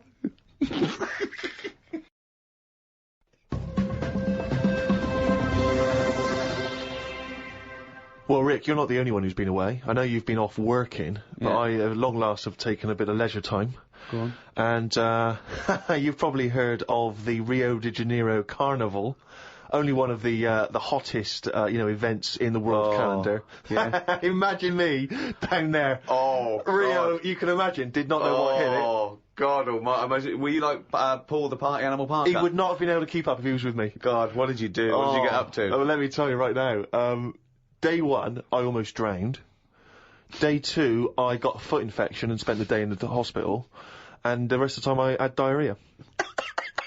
So that was a hell of a time. Carnival. Yeah, I did. I was able to watch some of the carnival on TV, and it looked brilliant. It looked amazing. I didn't actually. It was difficult to make out because the TV wasn't actually in my room. Because in an effort to save money, I wasn't staying in a hotel. I was staying with a bunch of other people in some kind of, like, someone's flat that they let out. And, so I had to watch the TV, like, from my window, watching a neighbour's TV. And, of course, when they changed the channel, you know, often during the juicy bits, I couldn't see anything. And, but they looked really good. I'm bunged up at the moment just so I can get through the show. But I've just been on a 12-hour flight, and it is terrifying being on a flight when you know that any moment you could go. Because, you know how the problem is sometimes the toilet's free and sometimes you've got to queue up. And the worst bit is that sort of half an hour just before you land when they say the toilets are out of bounds now. I'd say I went twice before that in quick succession. The woman sat next to the toilet. She didn't know what was going on, the noises and stuff in there. And because I was really panicky. Oh, Christ. And so, of course, then on the whole flight, as we're landing, I'm really petrified because I'm thinking I packed a pair of underpants and jeans in my bag, in my holdall, just in case it all went. And I was really, because I hate flying anyway, and I hate landing because it's the most terrifying moment of the journey. Then it really was rumbling, and I was thinking, I got to get out of here. Of course, you know when you're in a hurry, everything makes you angry. The little old lady in front of me who's just hobbling along off the gangplank. Get out of my way! Yeah. You know, just really annoying. With your bad hips and your bad legs. Your Zimmer frame. I know you've been through a war, but get out of my way! Yeah. And just anyone who kind of even passes you, and so I managed to get there just in time, got into and it all went off. Man alive, it was grim. But that was not anything compared with the first couple of days, because the first day I went for a walk, and of course Ipanema Beach is famous. I mean, obviously The Girl from Ipanema, one of the most famous songs in the world, and Ipanema Beach is famous for just the beautiful, beautiful people that gather there, and it is extraordinary. I mean, the people are remarkable. There's so many beautiful women in Rio, it made me angry. I was angry that these women were so attractive and that, you know, none of them were even looking at me. So, but anyway, I'm on the beach because I was shopping and I needed a wee. Right, and we went for a quick impromptu swim, and I thought, we in the sea. Just think of him on this beach, right, with diarrhea. Well, I'm wearing great big long shorts, because I'm not going to try and compete with these boys, because they are... And you are, could I say this, the whitest man I've ever met in my life. Yeah. I mean, with his shirt off, you can see his heart like a newborn fish. Well, this is the thing. As I went into the sea to have a wee, there was a discussion about this. As I went into the sea to have a wee? Yeah. Well, I was desperate for a toilet, and I was shopping, so I thought, well, I'm never going to make it back to the hotel. So I'll go in the sea and have a little swim and just I see him straining, just like a cat in a litter tray. See, there was a discussion about this because I'm very much of the opinion that you should take your trunks down, and some people, some of my friends are saying, just do it in your trunks and let the sea just wash it away. What a hell of a carnival! And I think I'm against that. I've always been against that in swimming pools, everything, you know. I'm against pissing in swimming pools. Full stop. It doesn't matter whether you take your trunks down or don't piss in a swimming pool. Sea? Yeah, well, fine. Yeah, fine, okay, right. Fish do it. So anyway, I'm in the sea trying to urinate, and I kneeled because I'm obviously very tall, so it's tricky to get deep enough for the water to mask what you're up to. So I tried to kneel down in the water, right, and I got John Thomas out, but then the water swept out again and just left me on the beach. But luckily my back was to everyone, so no one saw. I can't think of a funnier sight than Steve Merchant on his knees with his little John Thomas out. I don't know how big it is. I've never seen it. But, I imagine it's in proportion to the rest of it, is it? I wish. That's all I'll say is I've been a little shortchanged. But so then I got up and I waded a bit deeper in, right? And now I was trying. I got it out. But what I didn't realise is that the waves just off the beach are really just uncontrollable. You never know what's going to happen. So one minute they're calm, and the next minute they're crazy like a tsunami. So suddenly I see this giant wave coming towards me, crashing towards me, and I got the cock out and everything, and it grabs this wave, comes over me, and lifts me up and flips me up in the water, right? And I'm floundering around. I can't see anything because, of course, I had to take my glasses off to go in the sea. Because I didn't want to lose them. Oh God! So I floundering around, and I'm genuinely getting scared because as I try to get into shore, the wave just pulls me back again. So I'm waving to my friends on the beach, but what I don't realise is that because I'm not wearing my glasses, I don't realise that I've been dragged along the beach some way, and I'm not actually waving to my friends. So there's like a bunch of these beautiful women on Ipanema Beach. watching a pasty white man waving with his cock out. And what annoyed me was my friends were laughing. And that really angers if me. I'd have been there, I would have burst. But why wouldn't you have come running? Would you have come running in and helped me? Not with your knob out. What? So even though I was screaming and shouting? I'd have thrown a rope or something, or a dinghy or something. There's no way I'd have. I couldn't have saved you with your glasses off and your knob out. If I ever save you, I want you to be fully dressed with your glasses on. So you'd have just let me go. That would have been what you'd said to my parents. He had his knob out and his glasses off. There was no way I was gonna. I can't think of a funnier sight. Oh.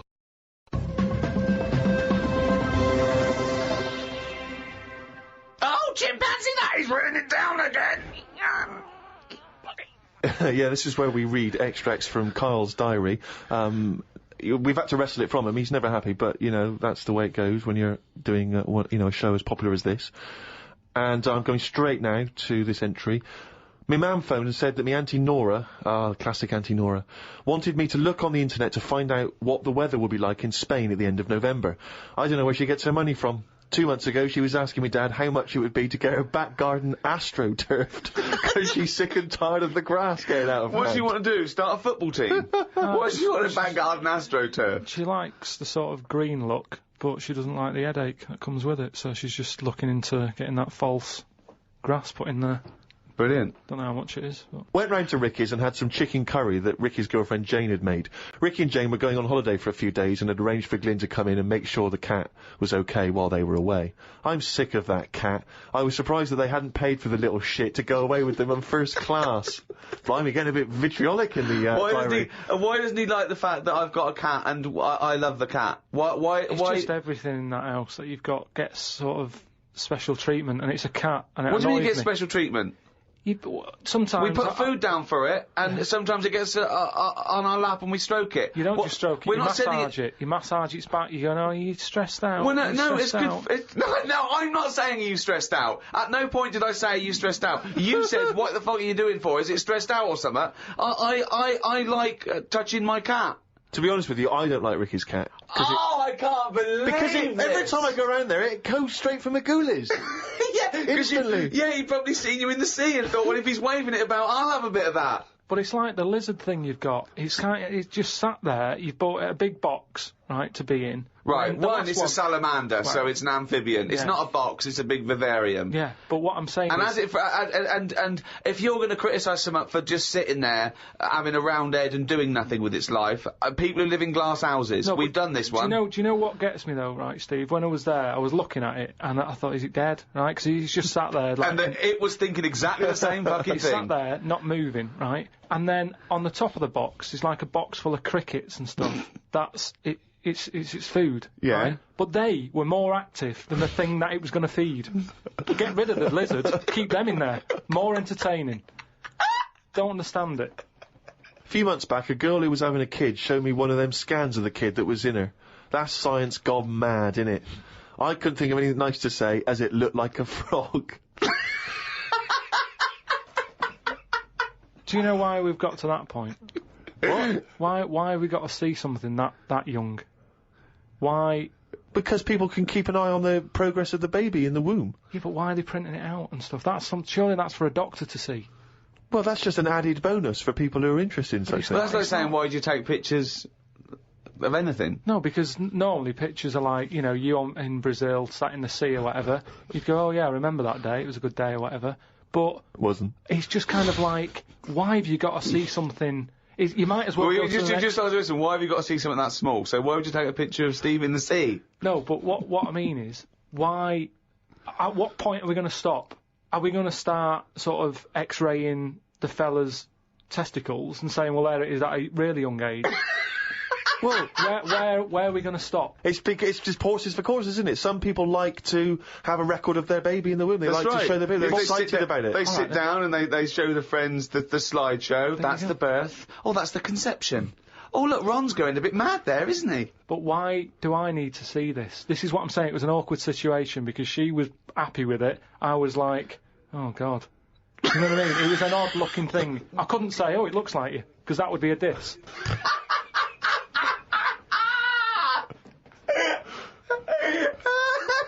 Oh, Christ! Met Suzanne at Euston Station. I said I would sort out the tea tonight, so I called the curry house. The fella couldn't understand me. I asked for 2 poppadoms. He kept saying, how many? I kept saying 2. He still couldn't understand. I said 1 more than 1. He understood. When we picked up the food and took it home, there were 5 poppadoms in the bag. Oh, God! Oh, God. There is a restaurant somewhere that sells knobs to eat. No, there's not. There is. No, there's not. No, there is. It says that women can't eat too many of them, and if you want a seal's knob for dinner, you have to book in advance. Right, it's gobbledygook. This is the ramblings of a madman again. It's a trend, he writes. It won't last long. It'll be like hummus. But hummus, when did that happen? What do you mean it's still going? It's a Greek traditional food. I know, but there's a restaurant down the road that's all they do. That isn't a proper meal. That's a side order, isn't it? That's like having a restaurant just flogging tomato ketchup. Hummus isn't a meal. They don't even try and kid you and get you in and flog you just hummus. They actually say it's hummus today. Not going to work. Be shut down within a month. Called Ricky and asked what the difference is between the mind and the brain. Yeah, he did. That's a hell of a phone call to get. Unbelievable. Unbelievable. Ricky did explain, but I can't remember what he said. I wondered at what age you are when the mind kicks in. Okay. Ricky changed the subject and said there is an island called Spider Island. There's nothing but spiders on it. A bloke went to visit the island and said there was 1,000 types of spider in one tree. Yeah. Excited by that? I didn't tell you that. No, I looked it up after talking to you. Oh, right. Is that true? Yeah, they just said there's loads of them. What do you think about that? What do you think of an island that's just full of spiders? It's a bit daft, isn't it? What do you think they should do then? I don't know, because you need spiders. I don't know what they do, but they say a world without spiders, like, wouldn't be good. Who says that? I don't know, someone. But they sort of do something. There's something about if you did get rid of them all, it would have an effect. Well, of course it would. Get rid of anything, it'd have an effect. Not everything, no. Like I've said, jellyfish and what have you. Well, no. The world wouldn't change. Well, it would. No, it wouldn't. Well, it would, because it's part of an ecosystem, so they're something's food, aren't they? No, but it's 97% water or something. Yeah. So how much are they doing? Just give them another 3%, make them water. And that's more useful. Give them another 3% and make them water. Oh, God. The rain ain't stopped. The old woman with the bent neck. Now, we've not heard about the old woman with the bent neck before. She's a whole new character. What's this? Incredible. She's really old. And she's got a bent neck, yeah, but tell us something else. I don't know what's up with her, but her head sort of comes out of here. It's radio. They can't see what you're doing. It comes out of a chest. So from behind it looks like she hasn't got an head. It's really weird, right? I mean, she's old, and I don't know what's happened. Just Suzanne said it's sad and the bones have sort of bent up or something, or maybe she carried something heavy when she was younger. On her head. And, I don't know, it's sad and everything. Yeah. But she's wandering up and down the street, always looks fed up, but you can see her, you have to sort of bend down a little bit. But her head's just, I thought I'd told you about it. She finds a lot of change. Yeah, I said, yeah. Well, as you write in the diary, the old woman with the bent neck is struggling in the weather. The rain must be running down her back. Don't know why she went out in this weather. Me back's doing me head in today. It does this every time the weather turns a bit grim, ever since I tried to kick me height. Oh, remember that? We've heard this before. Kicked me height and landed on me arse. Was going to treat Suzanne to a trip to the pictures to see Breakback Mountain, but then remembered there is a programme on about Two-Headed Kid tonight. What two-headed kid? It's just a two-headed kid knocking about. And I just wanted to watch that. What do you mean, a two-headed kid? It was something on the telly. I only saw the beginning of it. I thought, oh, it seems a bit heavy, this. The programme about the kid with 2 heads was a bit sad. They never go into the good sides of these stories. I asked Suzanne what happens if they sit an exam. She said she didn't know. So, Rockbusters, you gave out 3 clues last week. Have we got a winner? Yeah. Okay. Now, this was the first person to email in, but you pointed something out, didn't you? That we're going to do it this week, the first person, but we think maybe it shouldn't be the first person because some people are up in the world when this comes up, and some people aren't up in the world. So, we're just going to pick one at random next week. So you've got the whole week, but we're going to pick one at random. But this is the first one we got with all the right answers. The we first promised. one with the right answers, yeah. Yeah. So, well, give us the clues and the answers. Right. So last week's clues, there was 3 of them. I give you initial of an artist or a band, and a cryptic clue. Yeah. You work it out, you email it in, you win a signed picture and that. First one was, well, I don't want a house that far away from the water. I want to be right on top of it. Go on. Right, so that was B. Yeah. That was Beyonce. Beyonce. Like, it's like a cryptic thing. You got that? Second one. I stand. Beyonce. That part of my leg is English. The initial was B. That was Britney. Right? Britney. Yeah, so it's like British. Britney. But so you're just taking the one half of her name, are you now? Well, she's known as that now. I think she's known I don't know who she is, but fine. More as Britney than Britney Spears. They don't really call her that anymore. Yeah. Also, British isn't the same as English. Yeah, I know. I realised that, but it was too late. Brilliant. That's what you're up against. Just like that Ollie Wants to Be a Millionaire. The last one was, the initials were KW. Yeah. And the clue was, the fitness teacher has got a speech impediment, right? So you've got to sort of think about that. You've got to think about a fitness teacher. Yeah. He's working out and that. Yeah. But he's got a speech impediment. So when it like comes to like Well, finishing, no, you didn't say all this in the clue. So. But it was just that one was Kanye West, right? Kanye West. So I'm just saying. Why like, would the fitness teacher say Kanye West? Because he's got a speech impediment and he's been working them out. They've built up a sweat and he's like, right. Well, no, you didn't say all that, so it doesn't matter. But anyway, even if that is the case, So what is he saying? He's saying, all right, can we rest now? As in, can we rest now? Yeah, just kind of because they say that at the end. It's like, right, everybody. So he's got a speech impediment. He's very, very camp, and he's adding words. Okay, but apart from that, it works perfectly. So that is bollocks. You're an idiot. So that was the first 3. Who won? It was Gwymlyn Howe Jones. Right, let me have a look at that name. There's no such name as Gwymlyn. What is Gwymlyn? Is it something from Lord of the Rings? Gwillem Hugh Jones. Okay, and a signed photo of us is on the way to him. Lucky you. I don't know why he wants that, but well done. He got the clue. I don't know if that's a good thing or not to get the clues, but there it is. Well, there you go. So we're going to do some clues for next week. Yeah. Right. Again, same sort of system. 3 of them email in, and we'll pick one at random. Right. First one. The initials RP. Right. Right. And the cryptic clue. Not cryptic. Well. Steal that woman's flower. Right. If you're gonna like nick a. Well, no, it's different now. What is it? If it's a cryptic clue, let him finish it. Okay, what is the clue? flower. What is the clue, and stick to it. Steal that woman's flower. Fine. Okay. RP. Right. Okay. Right. Second one. B. Is that the clue or the initial? B is the initial, right? And cryptic clue. Keep whacking the cooker with a stick. What is it? It's a band or an artist. They kept whacking the cooker with some sort of. What is it? Keep stick. or kept? What's it? If it's cryptic clue, everything matters. So. Well, it doesn't really. Just think about whacking. Well, no. Give us the clue again. Just whack the cooker. No, with what is the clue? Do the clue. stick. Okay, do the clue. This is the clue, and the only right. No, wait. The initial is B, and the clue is. Keep whacking the cooker with a stick. Right, fine. But it doesn't have to be a stick, though. It could be like an iron. It could be any sort of. Well, okay then. Let's do the clue again. Then. Okay, so the initials B. What's the clue? Keep whacking the cooker. Fine. The last one, the initial M, and then the clue is Venice. It's all water, isn't it? Right.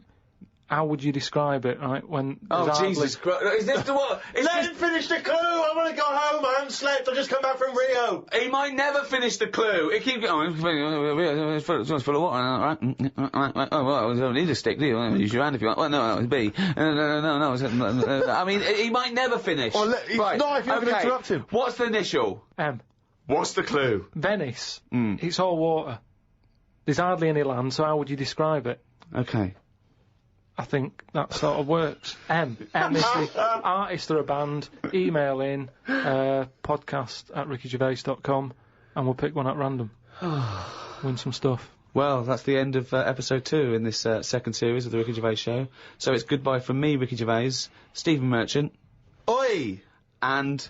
Sorry, I just want to explain why that's a greeting in Brazil. Is it? You see someone, hey! Oh, okay. Yeah, I wasn't just a mate. Why's your knob out when you're shouting and waving at me? That's why I did it, you see what was going on. And Karl Pilkington. Right. Hello, welcome to the third in this new series of the Ricky Gervais Show with me, Ricky Gervais, Stephen Merchant. Hello. And Karl Pilkington. Right. We've had loads of emails. Thank you for those. Sorry we can't reply to them all personally, but keep them coming, some interesting ones. There's one in particular here from a guy who says, I see there is less swearing now you're charging for the podcast. Dumbing down already, ? Yeah. Well, interesting. I don't know how that's dumbing down. Well, no, not swearing. That's interesting. Not swearing is dumbing down. And also, the fact that he's complaining that we're not swearing enough. Yeah. What sort of a cunt would bother writing that email? Don't know, mate. I don't know, but I know he's just some kind of fucking cocksucker. What have you got, any? Well, now, of course, a couple of weeks back, you gave the rather long-winded but fascinating sort of brain teaser, conundrum, philosophical question about the heaven and hell doors. And there's been a number of responses to I know. Explain your error. Well, I got it. I realised as soon as we put it out there that I should have said, assume no prior knowledge. Otherwise, you can just say, hold up a cat and say, is this a dog? Or you can say, what's my name? But they don't know anything about you. That's the thing. They only know about themselves. And I should have said that. Yeah. So are you willing to just now say that you've embarrassed yourself? I've embarrassed myself. I should have said, yeah, it's got to be about, it's only about the, you can ask questions. Well, do you know what? It's a bigger man than many that can admit that mistake. Or a man that's banged to rights and obviously caught out and has no choice. Well, it's quite interesting to sort of wade through the emails and find out the kind of people that are listening, get a sense of the different listeners. And I know you, Rick, have met some of the big celebrity names that have listened to the show, and it's sort of because you've actually met them. But it's now we've got celebrities who are just emailing in, just letting us know. This one is from a guy called Aaron. He says, my name's Aaron Douglas, and I play Chief Tyrol on TV's Battlestar Galactica. Oh, right. And he listens to the show in his trailer. Now, I don't watch Battlestar Galactica. I hear it's very good. Yeah, but it's nice to know that... I don't watch it. I don't watch any of those things, but that's... it's nice that Chief Tyrol, and for those of you that watch Battlestar Galactica, I'm sure that means something. But it's nice that he got in touch. But I'm just thinking, who would you, in an ideal world, Rick, who would be your ideal listener, a celebrity listener? Well, it's not so much celebrities for me. I like the idea that captains of industry or scientists or people actually doing something worthwhile are listening. That's what excites me, because they hear... You know, we've had a couple of emails from people who are doing, you know, PhDs and psychologists and that excites me more. These academics are listening. I mean, who's the weirdest person you think that, who should have more time on their hands? You know, Stephen Hawking. Imagine Stephen Hawking listening to this show. You know, he's putting together the formulation for the universe, but he's going to listen to a little bit of monkey news from Karl Pilkington. Imagine Stephen Hawking emailing us at podcast@rickygervais.com. I mean, that would just blow our minds, wouldn't it? He's got time to do that? That he's got the inclination to bother doing that? He's always online, though, isn't he? He's always hooked up. Is he? Well, he's always got a little computer on. Why not? Sure, that's one of the perks. You can just bung an email out whenever. I'm not having a go. That's what I'm thinking. He's sat there with his little computer. Out of all the people in the world to have a chat with, I'd probably like to have a chat with him about space and that, because I can't get my head round it. Karl, you can't get your head round frozen foods. What a chance you can have with the universe. No, but just putting stuff out there, it freaks me out when I'm lying there in bed at night and I think about how this world... On Friday, right, I was in bed with Suzanne and I said... Could the world fall? Right? It's like something from Chicken Licken. Wow. That's a hell of a bit of pillow talk, that. Isn't foreplay hell? Oh, God. But I'd like to sort of have a chat with him, because I reckon he could put it in a way that I could understand it. Oh, I wish an Inuit was listening. Did I not tell you this? We had an email from an Inuit. Really? Yeah, I thought I'd mentioned this. Have we not mentioned this before? No. No, it was an email from a guy who said, I don't think he lives in Canada, I think, or somewhere else. I apologise if I'm getting that wrong. But I think he said he was half Inuit, and he listens to the show. Half Inuit? See, that's interesting because I think of them as so remote. I know I'm probably wrong now, but I think of those as so remote that I can't think where they're meeting people who aren't that are also into it, yeah. Oh, and who's going, you know, other societies are going, I'll tell you what, I'm fed up, there's no action here, I'm going to the frozen tundra, I'm bound to meet someone there. Yeah.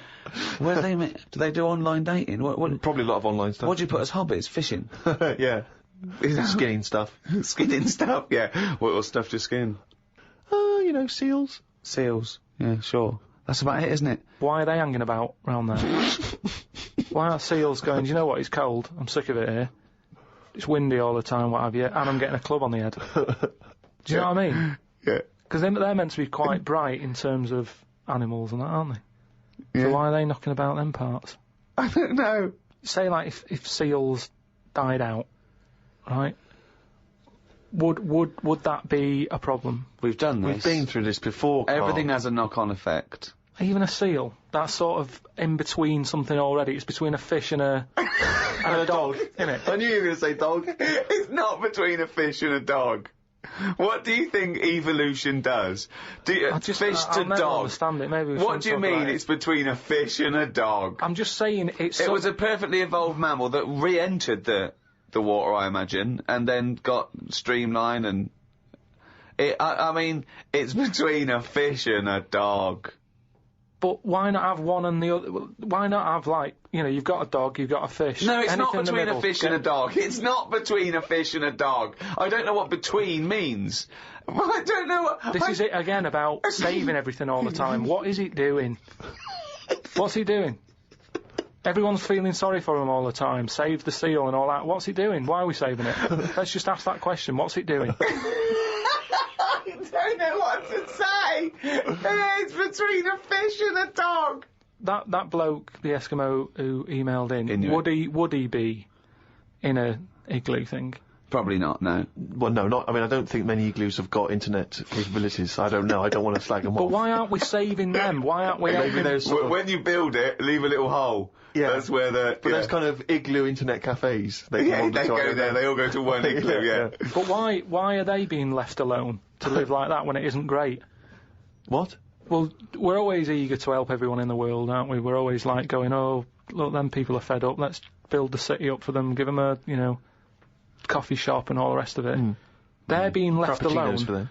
They're being left alone in igloos and stuff. Yeah. Why isn't anyone saying... But they're not asking for help. They're happy. Well, they're not necessarily happy, but that's the way they live. That's where they choose to live. But why hasn't anyone just gone over and gone, do you know what, we can make it a bit better for you? Well, they have. I've never had a leaflet through the door saying help an Eskimo out, or, you know, clothing for Eskimos. The most remote people in the world, eventually someone gets them some whiskey and fags, and that's the end of them as a culture. It happens all around the world. There can be this idyllic world where there's no stress, and soon they're watching Come Dancing on telly, knocking back some whiskey and smoking 40 fags a day. But they're not moving, Surely are Dancing they? on Ice. yeah. But what I mean is, like, Oxfam collects clothes for people in Africa where it's warm, probably don't need a jacket. Nothing for Eskimos where it's freezing, where they'd be quite happy to get a jumper in the post. Right, okay. So what are you suggesting? To Africa we send parasols and sun Bikinis. cream. Yeah. You're an idiot.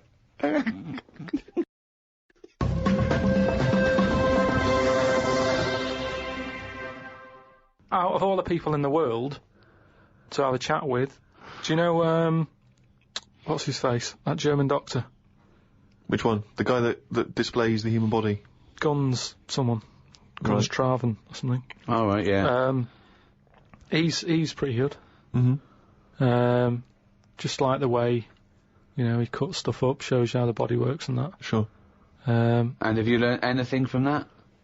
Well, I don't. Is he a proper doctor? Because it's just that it's always. I mean, I could cut a body up. I never see him sort of put it back together. Is anyone keeping an eye on him, sort of going, well, who is he actually? I'm sure he's a proper doctor. Well, he sort of cuts bodies up on the telly and sort of goes, here's how, like, the intestines work or whatever. All right. And he just he holds them up, fills them with food, and he goes, look, they go fatter. And I mean, he doesn't answer everything. Like, he doesn't say, I don't understand why the intestines have to be that long. I don't know why it just can't go from the throat to the belly, exit, straight dark line down, out the arse. You must know. Well, no, because the way he dragged it out, and it was like miles long. Yeah. Pointless. No, it's not pointless. Just have a straight, do you know what I mean? Straight down. It's to increase the surface area for absorption. So, a foot long intestine, you wouldn't absorb much food. Whereas, you go down, you know... Yeah, but just have more points in it where it has to go through some sort of filter. What are you talking about? Again, the evolution sort of worked this out for us. It really works. I don't think you're going to improve on it. In your mind, you some kind of kerplunk style No, but what I mean is that's probably that long because years ago they were eating dinosaur, and that might have took a lot of indigestion or something. I don't know how chewy it was. It might have been quite fatty, dinosaur meat, and it needs to go through all that. Now we're eating like yogurt. So I mean, we don't need anything that is doing that much work anymore. All the food is mashed up. Auntie Nora, right? All her food is mashed. Right? She doesn't have to chew anymore. She's got teeth, but she doesn't need them. And that's how. She's got teeth, but she don't need them. No, but that's how we're she moving could have her on. intestines removed then. Well, no, but this is that what I'm would saying. sort our other problem, wouldn't it? We're changing everything all the time, aren't we? I mean, there's some fella who was looking at on the internet, identical twins, right? They were sort of sick of looking like each other, so they were like, "What can we do?" Right? And one of the twins said, "You have my arm," right? And he had his arm taken off and stuck on his twin, so his twin's got like 3 arms. No, it's not true. It's on the website. No, it's not true. What, for a laugh? They were born, so they didn't have no, a but laugh. just like- What doctor's doing this then? Well, they're old enough to sort of say this is what we want, and No. Doctors don't go, well, if he wants another arm, and I'll take that. They don't. Doctors don't do that. What sort of practice is this doctor going around and go, Dr. Jekyll? I mean, Karl, think of what you're saying. but where would he have stopped? Can you put his head on my knee? It's up to you. No, Sign this. If you sign this, you give my consent. but we, it is annoying. What do you think these doctors sit around doing? Playing Mr. Potato? Or what do you think these doctors are doing? Just to do as they're told. They don't do as they're told. They do if someone wants it, and twins sort of, it can get you down, can't it? Being a twin, because it's like... Sorry, what would this solve, though? I thought you said he gave one of them a bigger nose or a beard or 2 front teeth to make him look different, right? Not... I'll tell you what we could do. Go on. Would you like 1 arm? Go on, what are you thinking? Well, me 3, you 1, therefore not twins. Novelty.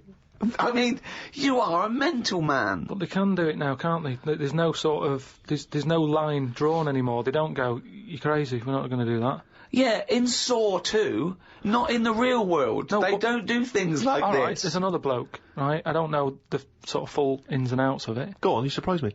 But what he asked for, something happened to his tackle, right? Mm-hmm. His penis. Yeah, right. So he was at the doctor's, and they were like, "Oh, what can you do for me? It's a bit embarrassing. I've got nothing down there." Right. So they were like looking at it, going, "Yeah." Doctor, I don't know if he started like rubbing his chin with his finger or something. Looked down. He's thinking, got an idea. You've got a lot of fingers. How many of them do you use? The patient's like, "Yeah, I see what you're thinking." They cut off one of his fingers, sewn that on to where his tackle is. He's happy. Well, that's different though, isn't it? Well, that's where they've really taken different. tissue. No, but I assume they fashioned it into more of a knob than a finger. No, I still think it's there with like a little knuckle and fingernail and that on Well, it. I assure you it isn't. They've probably used the finger as a basis to then build up some sort of knob-based organ. If you were doing that, use a sausage. I mean, why lose a finger for... Well, I'll tell you why. Because your finger has your tissue, your blood type, and therefore would graft near your testicles. A sausage is a thing that's made by a butcher out of offal, okay, that really can't be grafted onto any part of the human body. That's why they very rarely use any meat products in surgery. I know, yeah. Well, I mean, why not use a sausage? You're a mental case.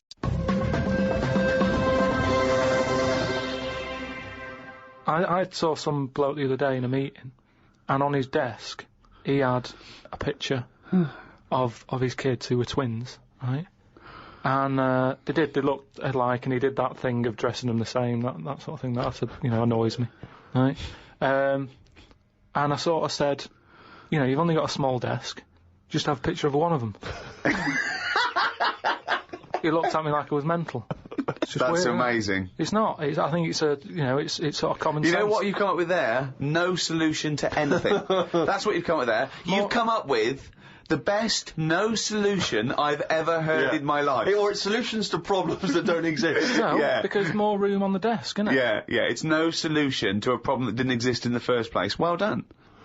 There was a picture on when I was on the plane coming back from here, there was a picture of this new luxury hotel. It'll be, I think, $10,000 a night to stay there. It looked extraordinary.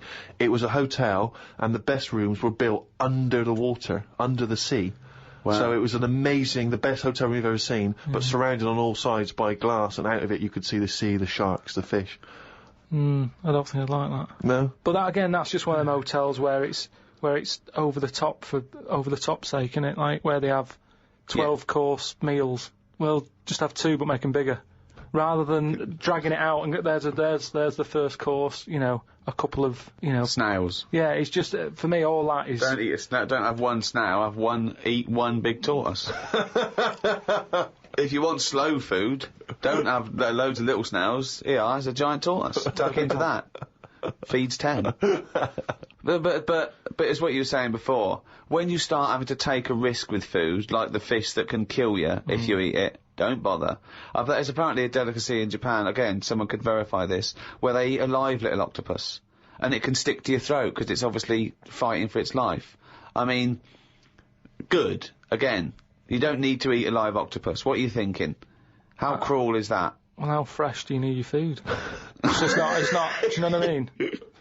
But I always remember this story when I was a kid about some bloke who, a bit sad, this story, but weird. He had throat cancer, right? And his doctor said, carry on with your life, right? It's not going to be that good, but just carry on, but don't eat meat. And he was like, I love meat. He's like, yeah, but just don't, have your veg, plenty of vitamins and stuff, keep yourself strong, but don't be eating that anyway. He was fed up because he loved his meat, and his wife was feeling a bit sorry for him one day, and thought, I'm sick of him looking fed up and that, all he wants is some meat, for God's sake, give him some meat. So she goes to the butcher's, gets him a big piece of, steak and what have you. He can't believe it, he's like, oh, brilliant, cheers for that. Anyway, he's got the meat on his plate, just about to tuck in, and the cancer comes out from his throat. What? No, it's something, I know, it sounds really weird, but it's something that I was told about years ago when I was growing up. What are you talking about? It was just some bad illness, some cancer thing, and it was coming out waiting for the meat. It was sort of dying. Again, I get a lot of your medical knowledge is from... It's from the film Alien. So this guy with throat cancer, okay, as opposed to it being a disease of the cell... It was like a living... The alien. It was alien. So it was the animal. It was the little animal cancer. That's why he wasn't allowed to eat meat. He wasn't allowed to eat meat. So it's sitting there. So it's actually sitting there in the throat. Well, I'll tell you what I'd have done if I'd have had some cancer in my throat. I'd go, there you go, rid of that. What are you talking about? So what happened? He choked to death on this thing, and the wife was like, "Oh, I shouldn't have given him the meat after all." Just that's a bollock story. It's all. There's loads of weird stuff like that that happens in medical stuff. Well, the terrible thing is, if you got testicular cancer and you eat meat, your bollocks come out of your trousers, and they're all over the plate, and you have to be asked to leave the restaurant. The other thing that I was told when I was younger about medical stuff and that. Who's telling you this stuff? My mum told me about it. Jeez. Because she always says to me dad, because he has too much meat, and she's always like, Remember the feather with the... And he goes, the troll in his throat. But, me gran, she had something, wrong with her eyes. And they sort of took them out, and they were just dangling on her cheek, and she could still see through them. They were operating on her. Well, yeah, you would have, yeah. They sort of say... No, she wouldn't have been conscious, though. No, they were then, because it's something to do with the eyes, and it's like... No, it's no good operating on eyes if your eyes are asleep. What do you mean, your eyes are asleep? It's like a heart, isn't it? You want to keep them awake. No, So keep what the do you eyes mean you want to open. keep them awake? What, heart surgery is blokes awake? Stop talking shit No, all your life. what I mean is they don't stop the heart. They Of course sort they of... don't stop your heart, because it kills you. Yeah, I know. So what I mean is it's like the eyes. They wanted to make sure they were working. So the only way to do it is keep her awake. No, it's not, because you don't know whether they're working or not. You can't see what she sees. What, you think, you can plug something in and see what people are thinking? It was something like that. No, it wasn't something like that. Well, she could see. She No, said it she was couldn't. really weird. How, like, you know, you can see... She can see her knees.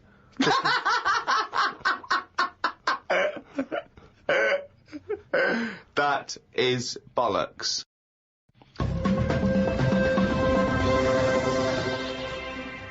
Oh, chimpanzee, that is only gone and written it down, the little... That's the jingle for Karl's diary, excerpts of which we read each week. Get straight into it. A band from the Conga have won the Best Newcomers in a Radio 3 competition. They use pots and pans for instruments. It says that the Conga is a poor, sad place. So why do people do that happy dance at the end of parties called the Conga? Right, one is the Congo. There's no place called the Conga. They come from a place called the Congo. Where do you come from? Okie dokie. It's a terrible place that we don't know whether to put our left leg in or our right leg in. Sometimes we shake it all about. We're but, not sure if we should. But, Conga! Fucking hell, you're such a... Went into the gadget shop today. It's full of stuff that we don't need. Gadget used to be a good word that made you think of James Bond with all his gadgets. The best thing I could find in the shop was a clock that ran on potatoes. We are definitely going backwards. I agree. Well, who cares about that? You know, a little electrical impulse, so what? Had a night out with old schoolmate. Found out about more of the other lads I went to school with. One is living underground. What do you mean living underground? Not like a mole. Do you mean he's got a basement, or do you mean he digs a hole every night?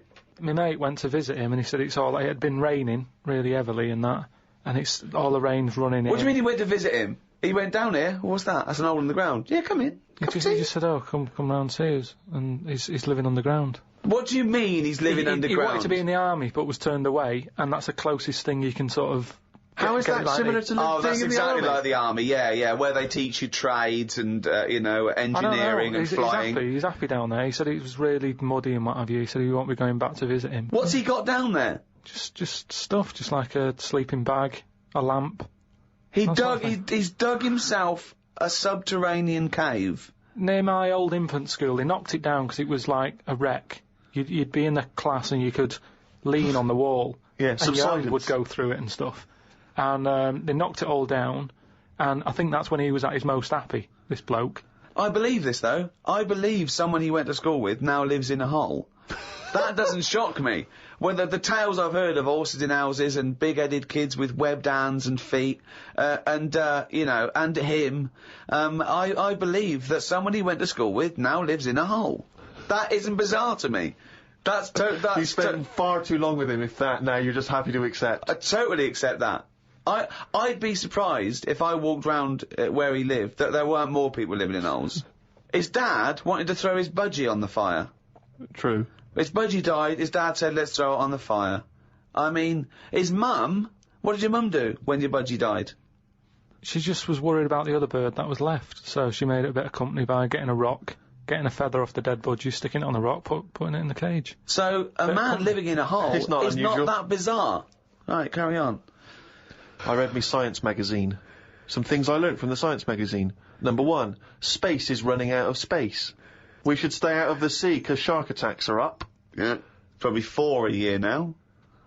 Well, he just says here, we should just stop going in the sea. Yeah. There's no need for it. Exactly. Why is there no need for going in the sea? Just because there isn't now, is there? We've got loads of land.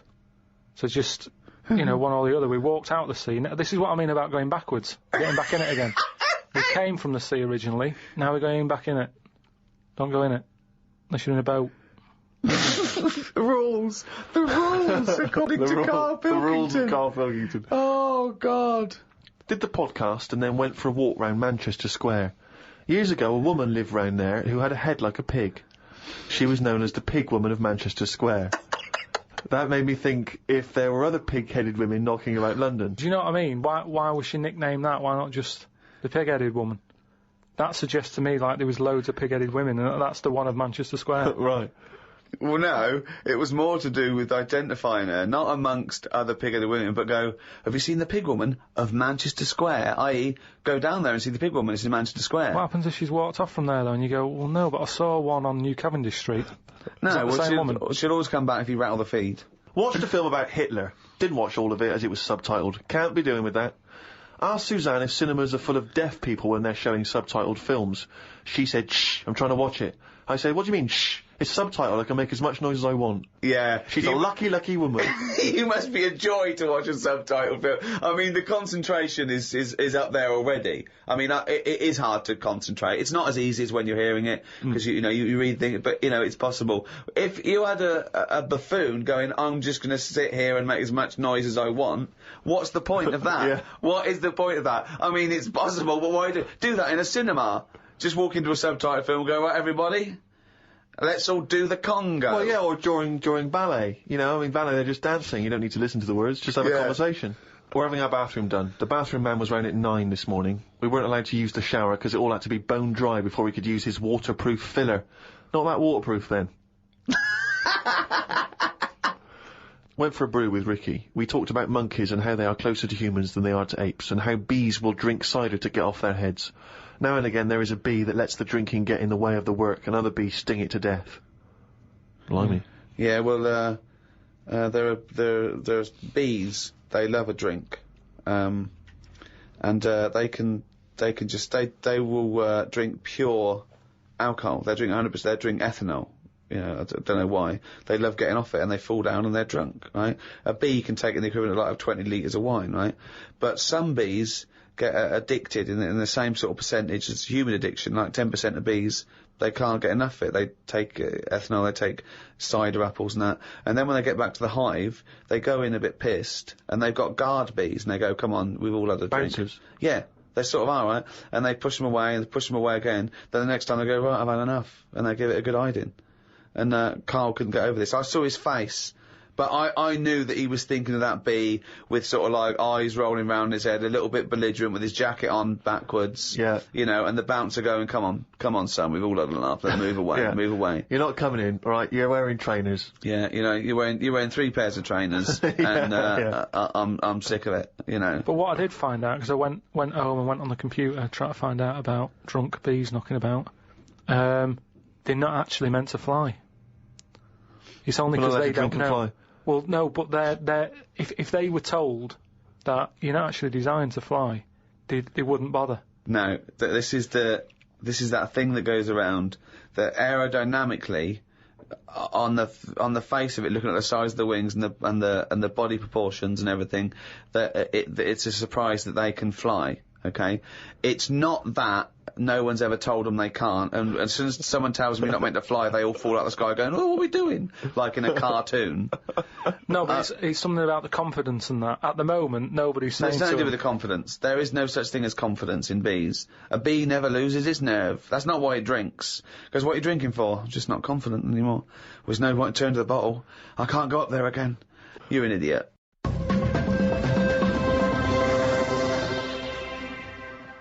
Well, it's that time, isn't it? What? Rockbusters. Oh, yes, the time that no one looks forward to. Chimpanzee that, Rockbusters. Oh, fuck it. Right, so, gave you 3 clues last week, 3 cryptic clues. Some initials of a band or an artist you emailed in. What were they again? Rob Harding got it, right? Oh, nice work, Rob. So, well done. The 3 clues, the first one was, RP for the initials, and the clue was steal that woman's flower, right?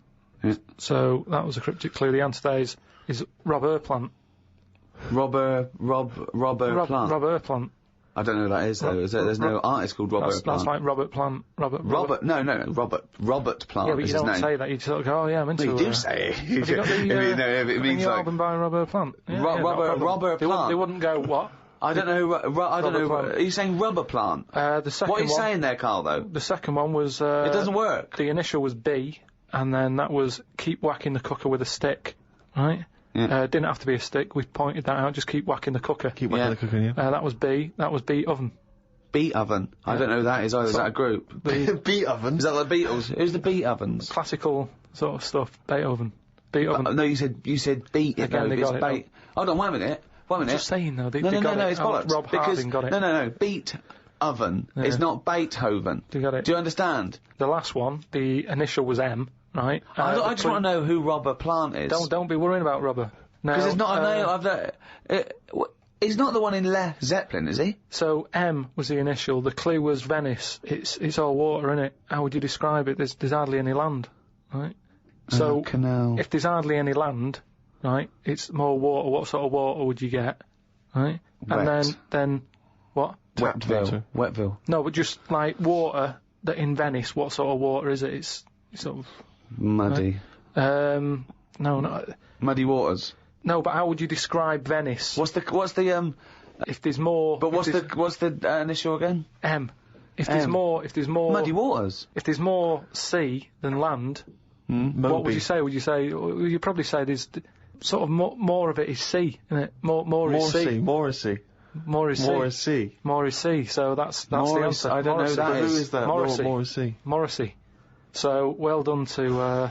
That's the worst one you've ever done. Well It's ridiculous. done to. That's the worst you've ever done. It's ridiculous. More is sea. Right, if they're that shit, don't do it anymore. So well done to Robert Harding. He's in London. Right, this week's there's another 3. Oh so, God, we haven't even come to this week, so I'd forgotten that. Fuck, this is the last time we do this. Monkey News back next week.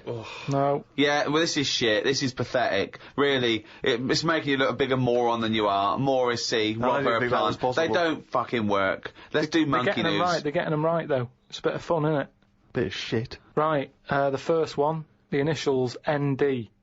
Right, ND. Who is it? He sings songs on that. Right, ND. The clue, that Jamaican fella doesn't want anything. So you've got to sort of imagine, why is it a Jamaican fella? Yeah. Right? That Jamaican fella doesn't want anything. ND. Second one, the initial is E. I ask him to pass me the ball by using their head. Right? It's a band or an artist again. I ask him to pass me the ball by using their head. And the last one, TR, the initials, TR.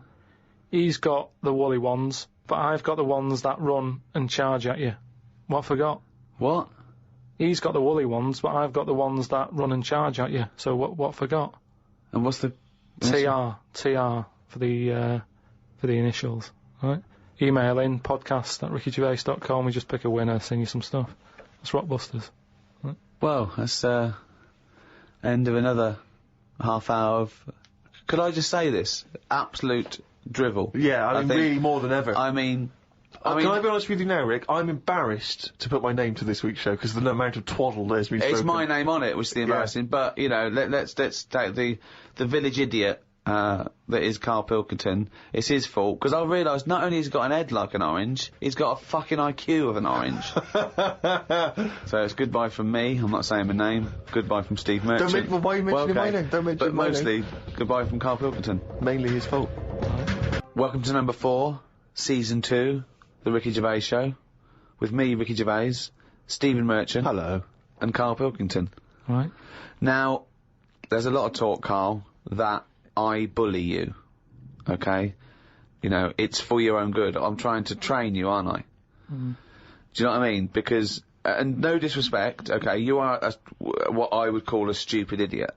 Well, can I just ask, because there's been an awful lot of emails that have said, will you and Steve please stop calling Karl stupid? Now, they say, it doesn't justify calling him stupid. Now, I don't know what part of injecting a 76-year-old woman in the head so that she lives her life backwards couldn't be considered stupid. Okay, then listen, right, I've found some things that I think will interest you, and I want your first thoughts on these, okay? Now, these are facts that I've sourced, okay? What's the actual topic? Well, you love animals, don't you? You're interested in animal facts. Some of them. I don't love them. Some of them fascinate me and stuff, but a lot of them also get on my nerves. I don't know how an animal can get on your nerves. They just do. Sometimes you sort of just think, what are they doing here? What are they offering anyone? Right. See, I'm worried that these facts will annoy you now, but they're meant to fascinate you, and... Okay. No, I think anything's good as long as it gets you thinking. It doesn't matter what opinion you have of something. Yeah. But as long as it gets a reaction. Okay, then, here you Right. go. There's a frog, Karl, just a little frog, a poison arrow frog, that contains enough poison to kill over 1,000 human beings. Why is it that annoyed? It's not annoyed. Well, why is it going about killing 1,000 people? No, it has the potential to. It has enough poison, it has enough toxin in it that could kill 1,000 human beings. But does it need that? Whereabouts is this? Where's it living? In the rainforest, I think. And does it need that sort of power? Is it in that much? Is it getting threatened a lot? Is what I mean. Well, no, because it's saying, don't come near me, and it shows it with its colours. It's got the colours that say it doesn't want to be eaten. It doesn't want people to chew a bit, right, and go, oh, I'm an idiot.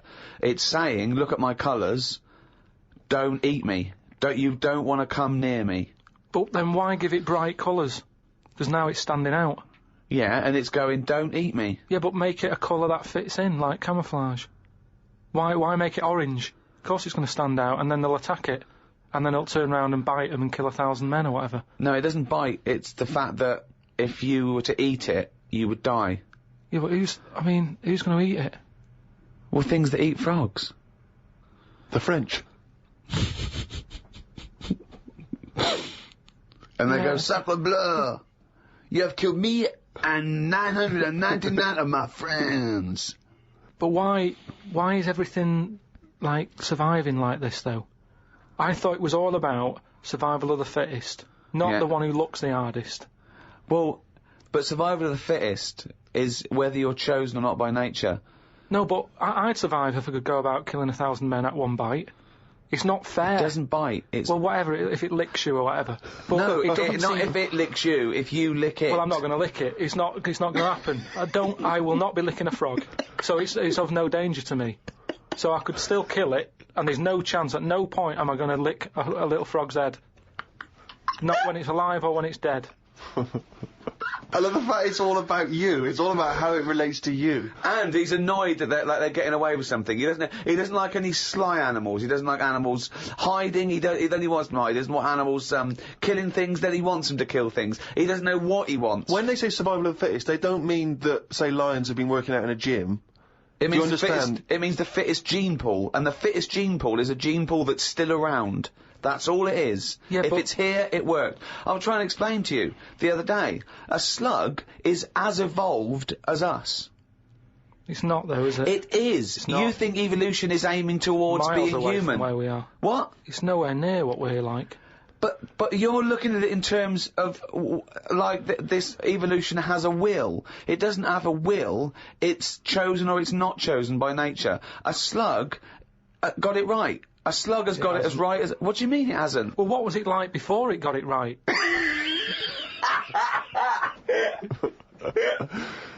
But I think you think, Karl, that evolution is moving towards some kind of super being. Perhaps we're like the most advanced so far, but that one day we'll also have wings I agree with and that. Superman No, type that's- powers. No, but something can happen in nature. There could be something like there could be less light, there could be more light, there could be meteor storms. There could be something that happen in nature, right? An external force, which means the paradigm goes back to naught. So then something that very unlikely would be the last thing to survive. We don't know what's going to happen. I still don't think you've got the concept.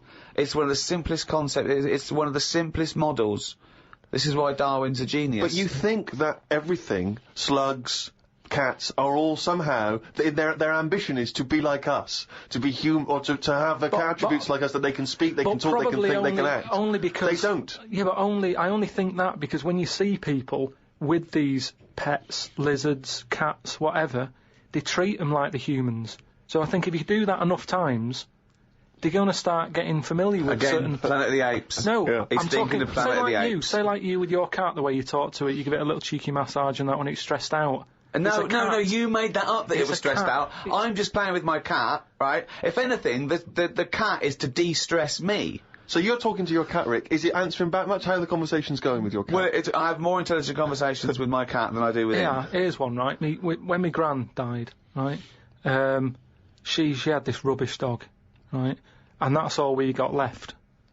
It's like this little poodle. It was rubbish, right? Right. It was called Fluffy, and like my gran looked after it in a way that it was treated like a human.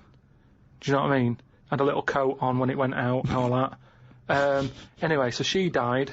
We get left it. My dad's like, oh, bloody hell, right? Before you know it, only took about a month. It was a wreck.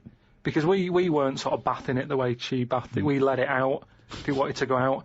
It got covered in oil. It used to go under the car and everything. So it went from looking like this fluffy, poodle to just being a bit of a wreck. It got hit by a car. It ran sideways like a crab and all that. In the course of how long? A month? Probably about 2 months or something. Yeah. Now, so it went from being over-treated to just being treated like a dog. Yeah. But a dog isn't, is not a indigenous species anywhere. We sort of bred those from, but jackals change it. All I'm and saying wolves. is change it. Take away the dog thing, give someone a frog, and they'll still overdo it. They'll be trying to treat it like, if you had a frog, I mean that lizard thing you've got, Salamander. it's still sort of treated as part of the family, even though it Well, does it's not. nothing. How is it treated as part of the family? Just the way, it's looked after, that big area that it's got to itself. We stick it in a case and feed it a cricket now and again. How is that like one of the family? It doesn't matter because it's in your flat. It is in Karl's family. It's in your flat, innit? And it's sat in that corner. I just mean, as time goes on, things get educated as they get older. How old's that lizard? You don't. How old is it?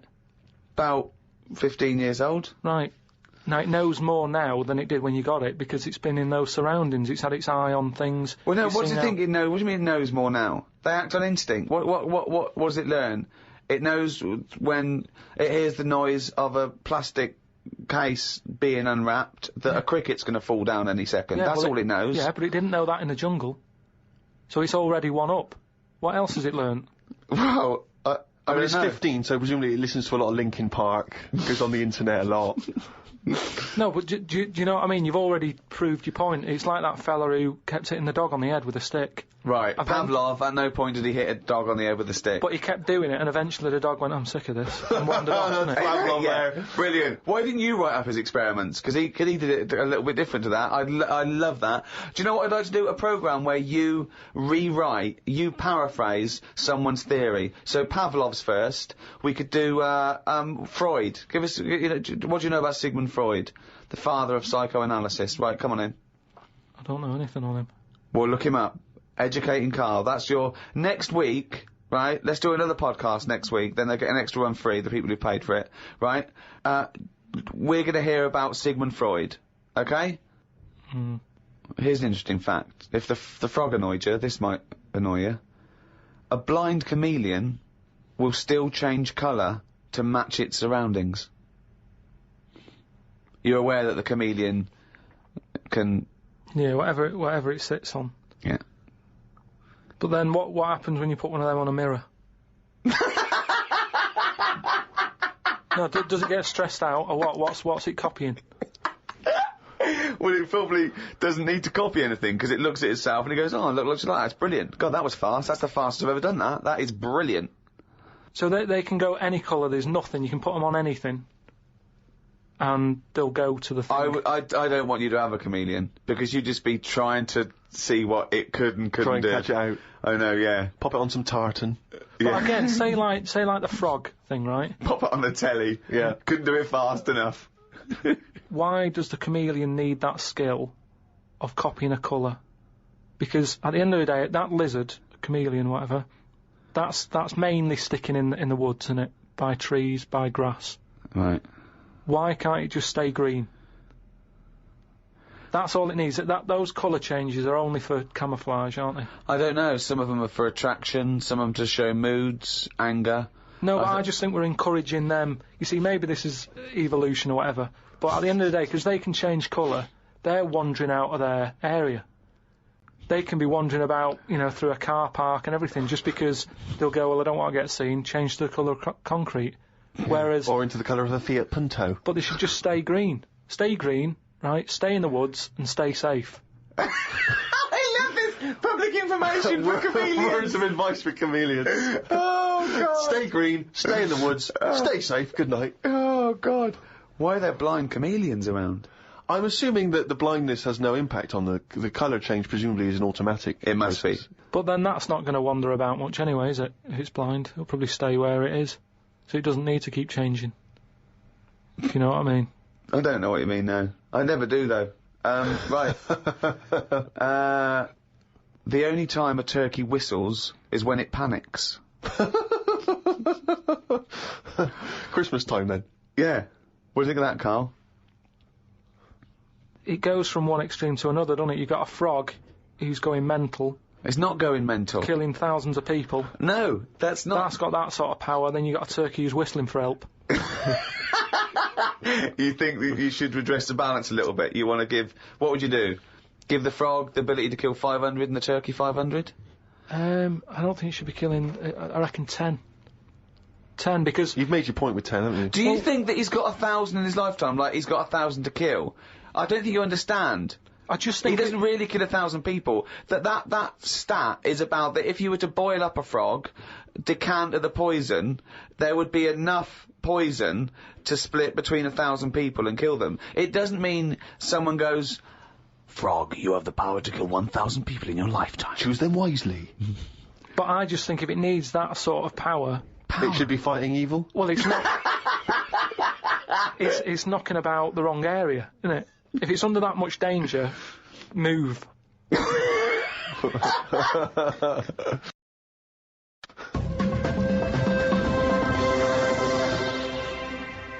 As ever, thanks very much indeed for all of your emails. Podcast at rickygervais.com.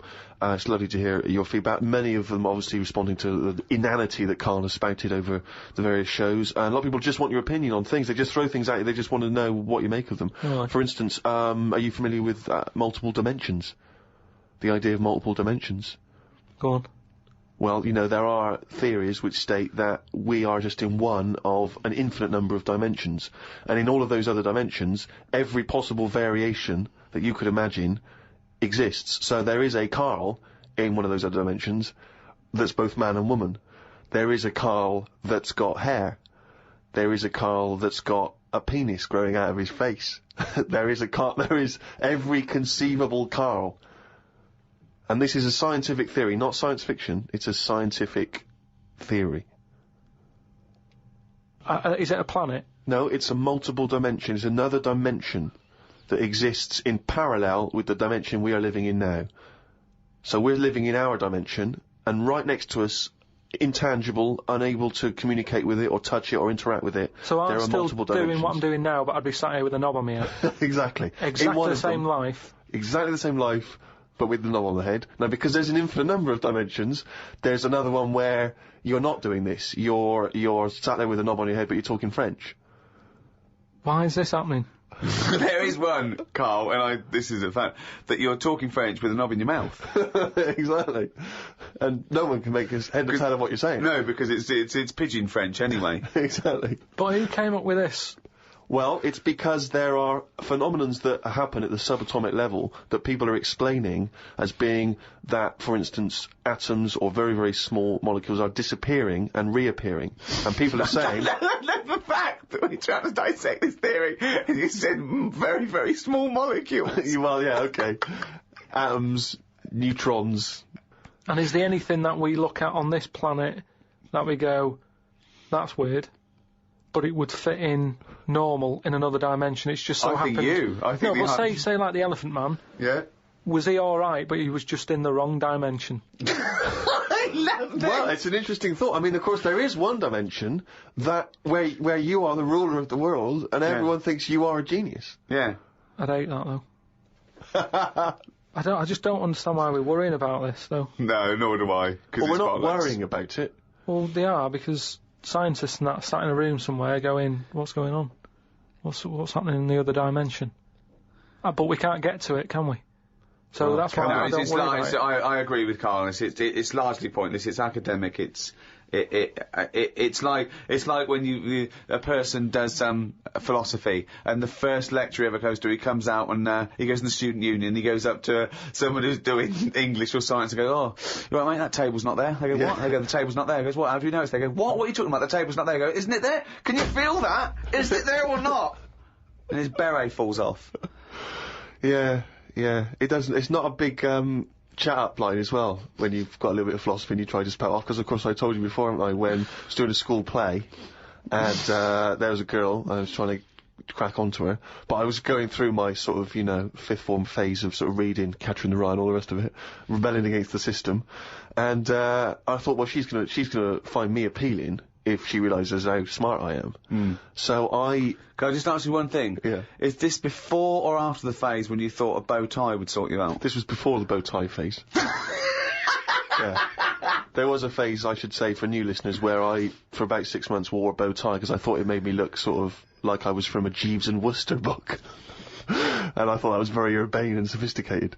But, yeah, we were doing the school play, and, there was one point where everyone was hanging out in one of the rooms, music rooms, getting changed, joking, laughing, cracking onto each other, right? I was sat in the room next door, empty room, on my own, right? Reading Zen and the Art of Motorcycle Maintenance, the, sort of, kind of, you know, populist philosophy book from the 70s. Just sat reading that, in the hope that she would, walk in the room, see me, think, my God, he's obviously wise, and presumably, you know, get off with me. Must have sat there for about an hour and a half before anyone came in.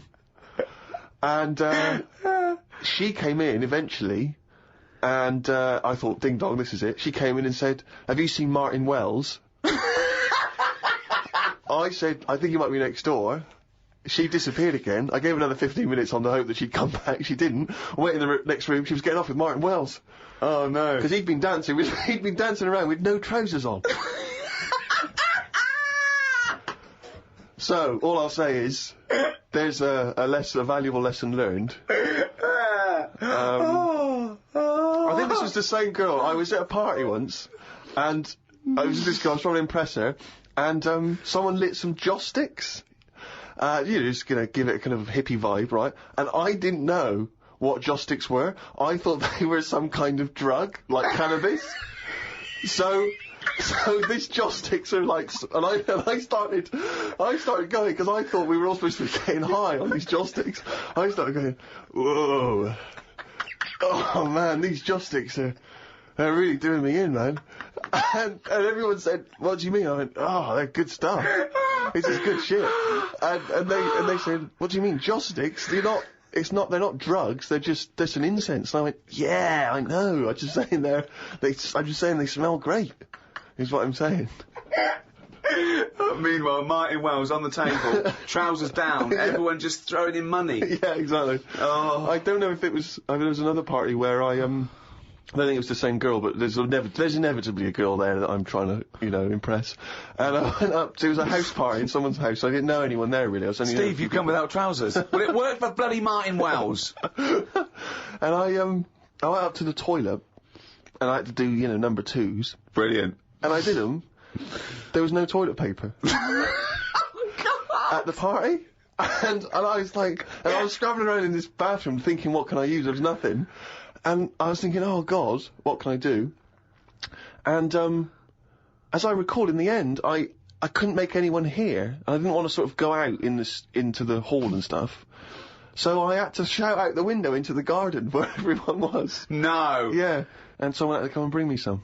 And, once again, it didn't... Well, I wish I'd fucking had Zen in the Art of Motorcycle Maintenance, then I could have ripped some fucking pages out and wiped my arse. Oh, chimpanzee that. He's gone and written it down again. That's the ever-changing jingle for Karl's diary, excerpts of which we like to read each week. Suzanne said today can be my day because she has been a bit of a pain with her illness and that.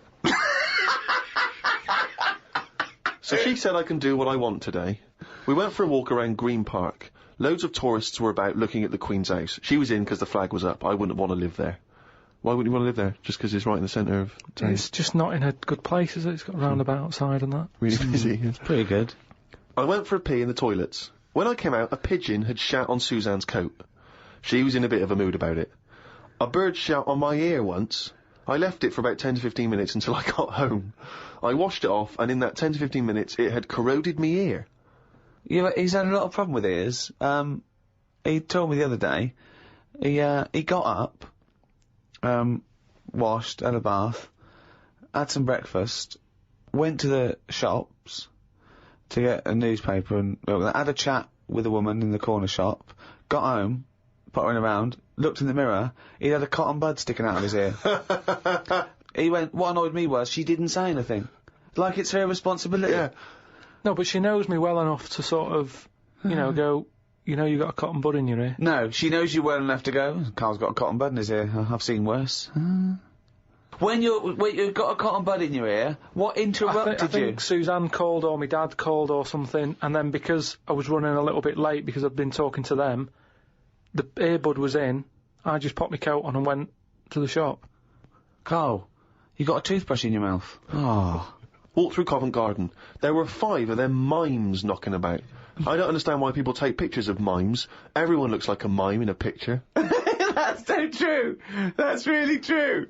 If the point is they're staying still, if that's their skill, a picture won't tell that story. That's absolutely true. My dad took the cat to be put down today because it kept bumping into things since losing its sight. My mum said she's not going to get another one. She said the parrot is looking worried as it's seen the budgie and the cat go in the space of 3 months. Your mum said the parrot's looking worried. What happened to the cat then? It gets into a lot of fights. It lost one eye, and then it got into another fight and lost another. Oh, and it was just walking around bumping into stuff.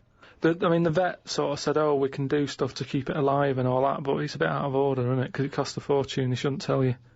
But Mum and Dad can't afford to have eyes put on it and stuff. no, you can't have eyes put on a cat anyway. No, but he said, oh, we can do something here. We can have its eyes sorted out. But I don't think you should be allowed cats. Why? Not the Pilkington family. Why not? Well, they have keep good dying. lives. Yeah, I know, but they have good lives whilst they're still knocking about. It's just that we get through them. It's a good job you're not going to have kids. Oh, God almighty. I can't believe it. The cat that kept throwing up. So his mum shaved it. Unbelievable. Dry wipe cat. A mate sent me a story on email about a bloke in China who has this weird illness that means he can't have his picture taken. That's not the weird bit. If he tries, his body doesn't appear in the photo. Don't talk shit. He has had group pictures taken and everyone appeared apart from him. Don't talk shit. The That's story bollocks. had a picture next to it of a family photo and it said he was stood at the back, but you couldn't see him. Right, he wasn't in the picture. He was in the picture. No, he wasn't in the picture. We've done loads of tests and stuff. No, on him. I haven't done loads of tests. This is bollocks. There's no way this is scientifically possible. What's his want? Yeah, now he's wanted. Just a white bit of paper up on the police wall. Have you seen this man? What man? If you see him, tell us. You're talking shit. Suzanne watched the film You've Got Mail tonight for about the 14th time. I don't think you could properly fancy someone without seeing them, unless you're blind. I think it's odd when blind people have affairs. Why is that odd? Just because most stuff is based on looks, isn't it? So you think once they've found someone, they're happy with them. Stick with them. But no, it's not true. No, but I mean, most things are based on looks. What I mean is when you first like meet someone and that. Well, initially it's only looks because you don't know them. So that's what I'm saying. But that's a ridiculous thing to say, isn't it? Well, no, it's just what I think. I'm not saying that's like fact or anything. I'm just thinking if you're blind, why mess about? You're still basing on it if it's only looks that people find. What? Yeah, I'm just saying. So why is a blind person messing about having an affair? Because I'm saying that presumably that blind person isn't basing anything on looks. Alright, I mean, maybe that's not, I mean more like... Do you want me to cross it out? Shall I cross it out? Because it's just the same way, I think I put how, you know, people, I read something in a Sunday paper once with some bloke who was going out with some woman, he ended up going out with a sister who was a twin. If you're gonna have a change, have a change.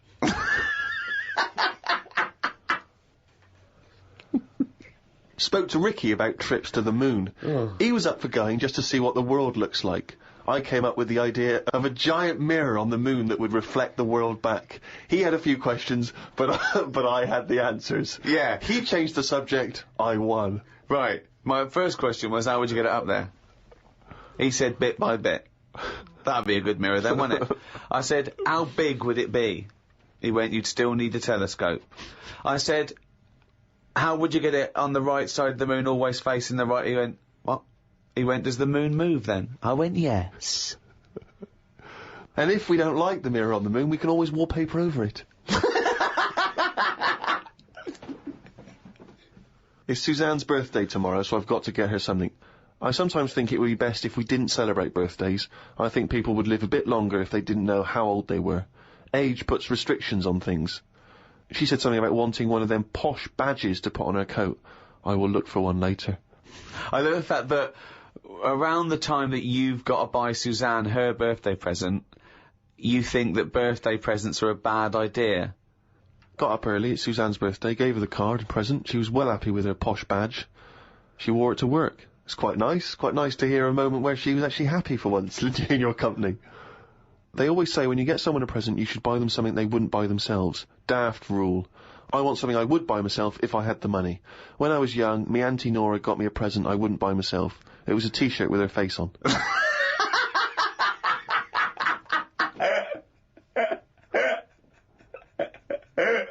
Looked at what's been going on in the world. Someone has found some people who live in an old town somewhere where they are so old-fashioned they still walk on all fours. There is a picture of them and they use shoes on their hands. That's not old-fashioned. Why is that old-fashioned? That's some kind of regressive evolution. Yeah, really old-fashioned. Yeah. It's not true, is it? It is true. It's somewhere in, Well, I believe they have found a group of people that are living and walking around on all fours, but Yeah, I but don't believe they're wearing shoes on their hands. And I don't believe they haven't evolved to standing up. No, they just haven't seen other people walking on 2 feet. Don't talk shit all your life. That's all it's about, though, isn't it? You copy. When you're a baby, if you were stuck in a room, you'd wander about on all fours, because that's the way, that's an easy way of getting about. So you only walk on 2 feet because you see everyone else doing it. Well, I don't believe that is the case, because as I understand it, some of the family are walking on 2 feet. So I don't know what the ins and outs of it are. I know there's a forthcoming documentary on the BBC, so maybe we should watch that and then we'll all know what's going on. Instead of just leaping to conclusions because you read half of it on the internet and then skipped on to something all else. I'm saying is, though, you would wear shoes on your hands if you're roaming about like that. So you just confessed there that you leapt from fact to fiction, did you, in the space of one diary entry? It's just that I saw a little picture. And you assumed that they'd be wearing shoes on their feet? If they've got shoes on their feet, they might as well have them on their hands, because their hands are doing the same as the feet. If you're not going to wear them on your hands, don't put them on your feet, then. I'm beginning to think some monkey news was bollocks. Treated Suzanne to her tea, went and got her a curry from the shop opposite. While I waited for the food, I read a story in the Metro newspaper about an alien gang that kept appearing in someone's garden. Christ. The bloke moved, but when he used to pass the house at night, he would still see the aliens knocking about, hiding underneath his old shed. There was other alien stuff, but I had to go as the food was ready. Brilliant. Yeah, it's a bit annoying, that. Yeah, load of bollocks again. Well, good. More, drivel from Karl's diary next week. Right. Rockbusters. Quick. Right then, so last week gave you some initials, again, of artist or a band. Quick. Cryptic clue and that. Yeah. The first one I gave you, the initials were ND. Yeah. That Jamaican fella, he doesn't want anything. Right? So you got to think about the accent there. Yeah. He doesn't want anything, so he's not sort of demanding anything. Okay. No sort of demand, nil demand.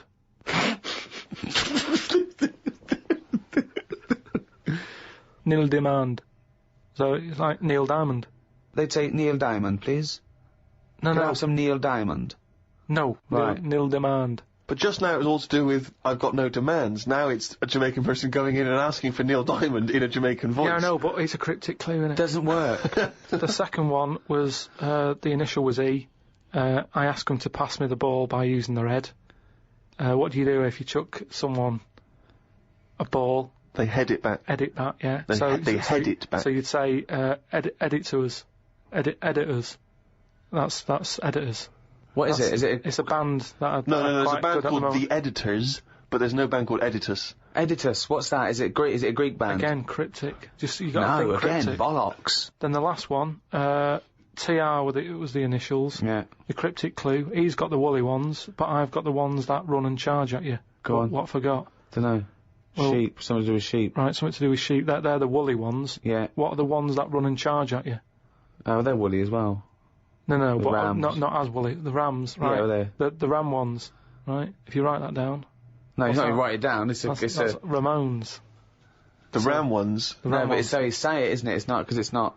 No, it sort of changes about a bit, just cryptic. But your understanding of the word cryptic is it can be anything. What am I thinking? Cryptic? Cryptic clues in a crossword have a logic to them, that's why people are able to answer them. Well done to Neil Fennan, who's in Canada. Well, I just don't know what that says about Neil. Bollocks, this. Right, do the next week's one. Right, then. Just get it over with. We've got to stop this. Monkey News is coming back. No, it's not coming back. There's nothing going on. We're not doing it. Right, SC are the initials of the artist of the band. Go on. SC. The cryptic clue. Just stop saying cryptic, because it's not. The clue is, I went into the restaurant on Monday, Tuesday, Wednesday, Thursday and Friday, and the fella making the food was there each time. Right? SC are the initials. I went into the restaurant on Monday, Tuesday, Wednesday, Thursday, Friday, Saturday and Sunday if you want. The fella making the food, he was there each time. So you changed it?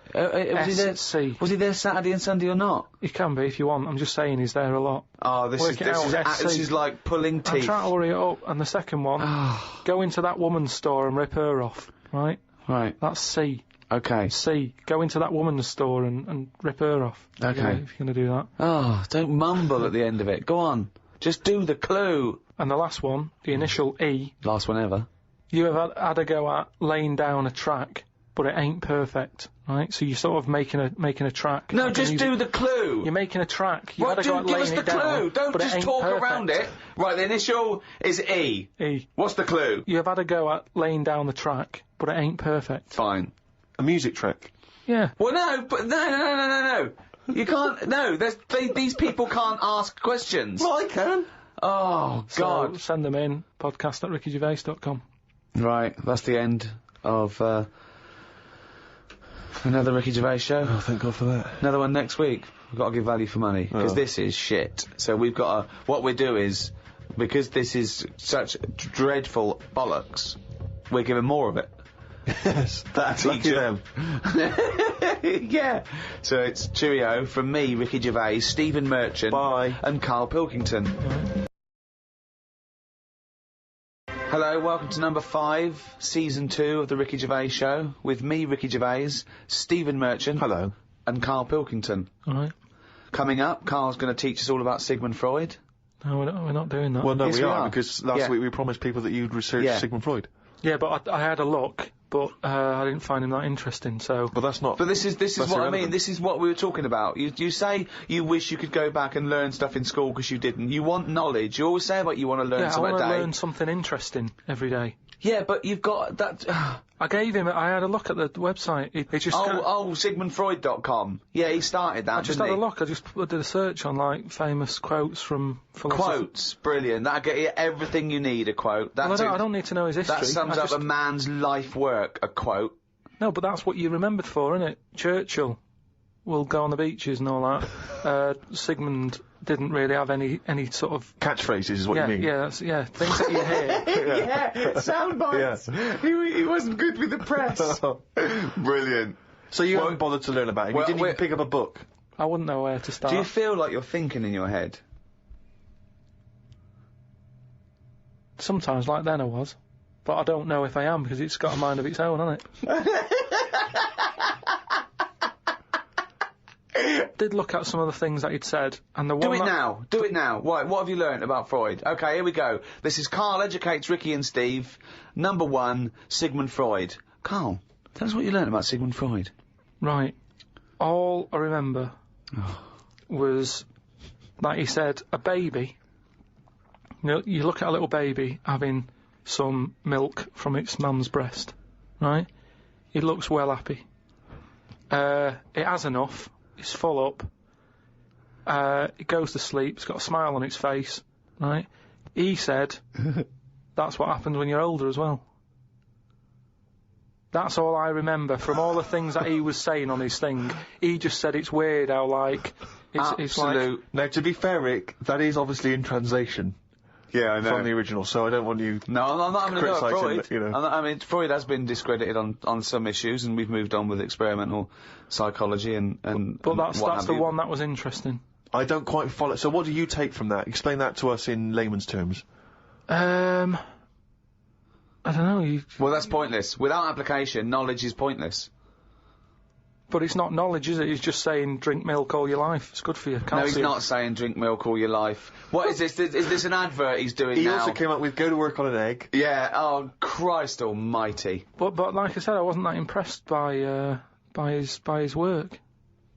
So Unbelievable. Karl is allowed to vote. I know, He's allowed to cast a vote in this country. It doesn't make sense. yeah, I wish I hadn't. I've only done it once, and look what happened. I got called up for jury duty.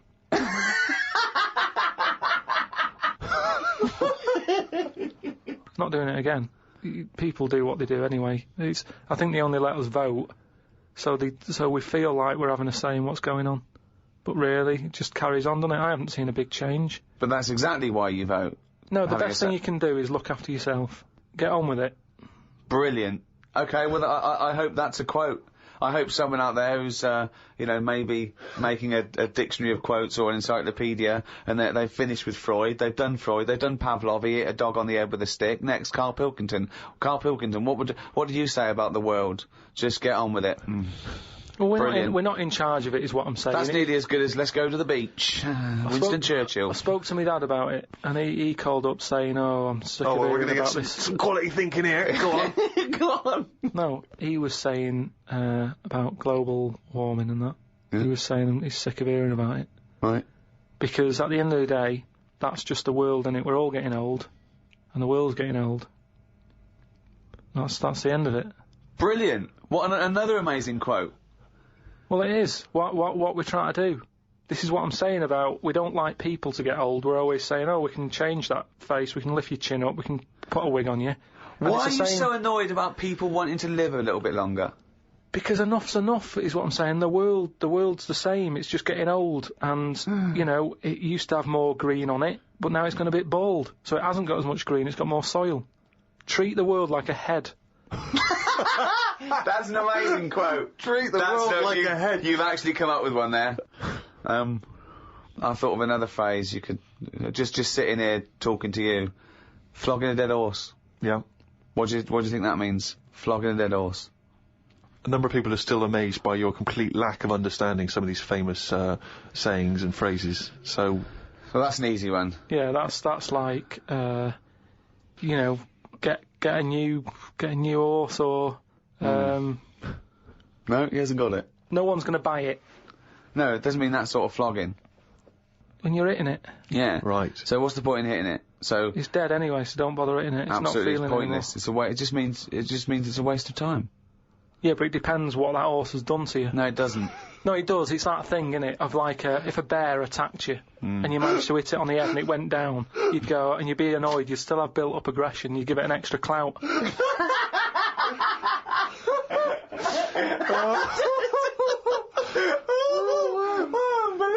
That's extraordinary. I don't know who's compiling this book. Sometimes it's worth flogging a dead horse if he did something to you, if he annoyed you. Karl, I've got a couple of little facts for you, just to try and inflame your imagination. Go on. Sharks are immune to cancer. Are they? Yep. So how have they found that out? Well, I don't know, but I've never heard of any fish having cancer, though. I haven't heard of a cod being ill. So why are we focusing on that one?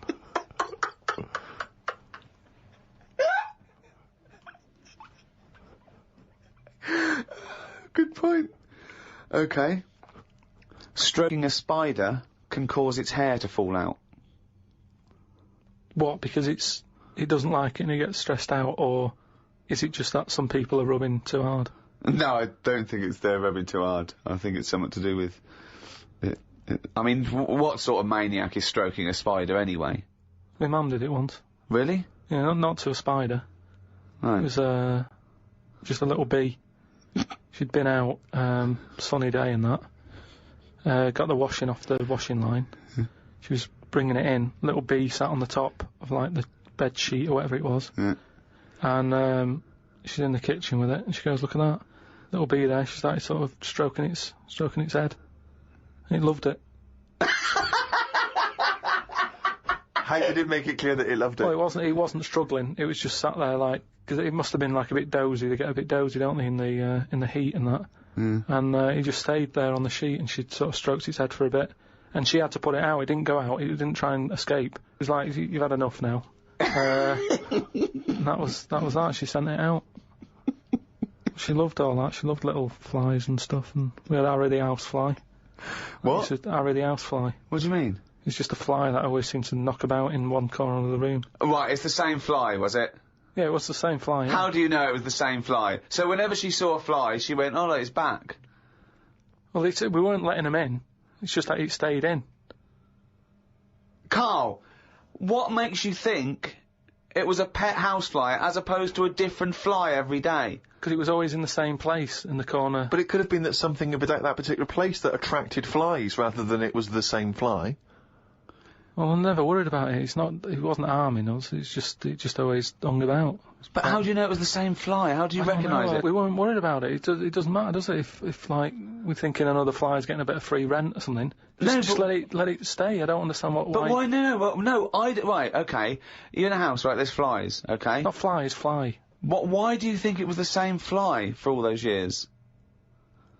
Just because we haven't got loads of other flies. At no point was there a crossover period where there's two, and it's like, hang on a minute, he's trying it on here. That's what I mean. It was always just one on its own. And we just thought, leave it, it's all right. I don't know why are you suspicious? Why you always think someone's out to do you? No, I don't know why you assumed when you see a fly every now and again that it's exactly the same fly. It just in fact, was. it's Harry. The one in our house was the same one. How do you know? Well, all right, I don't, but at no point did I feel suspicious. Speaking of flies, though, and that, they've got one, right? I was out with Ricky, right, and he was reading the paper. There was a story there about a fly that its eyesight was bad or something, and they've made it a pair of glasses, and it had a picture of a housefly wearing.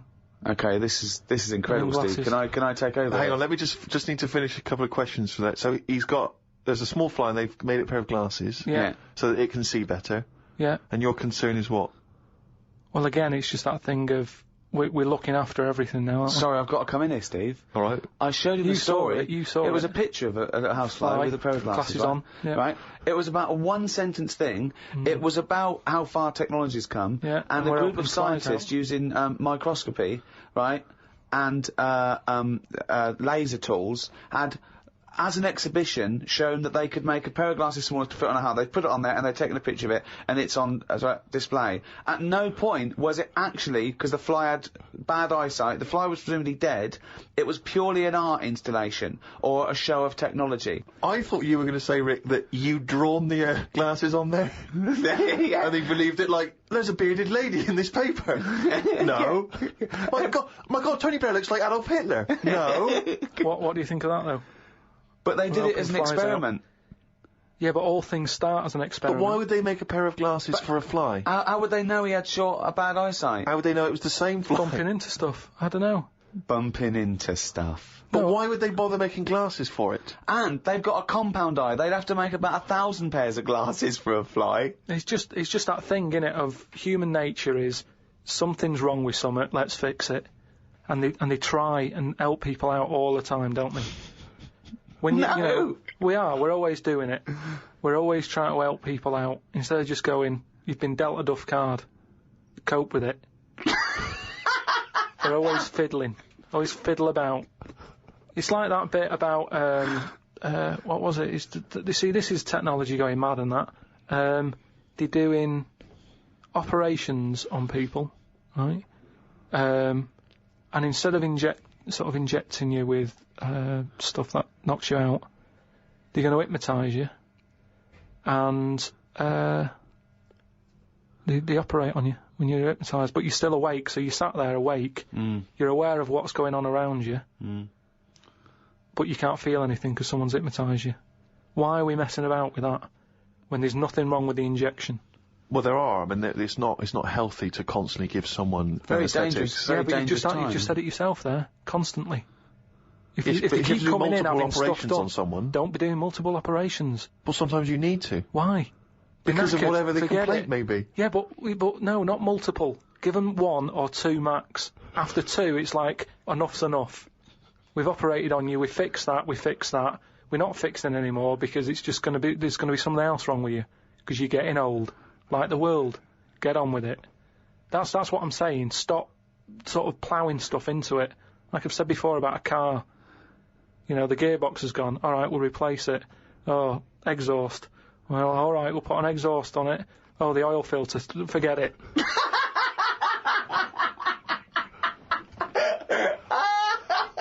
Came up with a good idea. We'll be the judge of that. I'll do it now. It's not a good idea. Okay. Okay. I'm sticking my neck out here. I think this isn't going to be a good idea. Okay. Thoughts? Well, I'm going to agree with you. I'm going to second that motion. Okay, let's see. Let's see if we're both right. See-through skin. High five, Rick.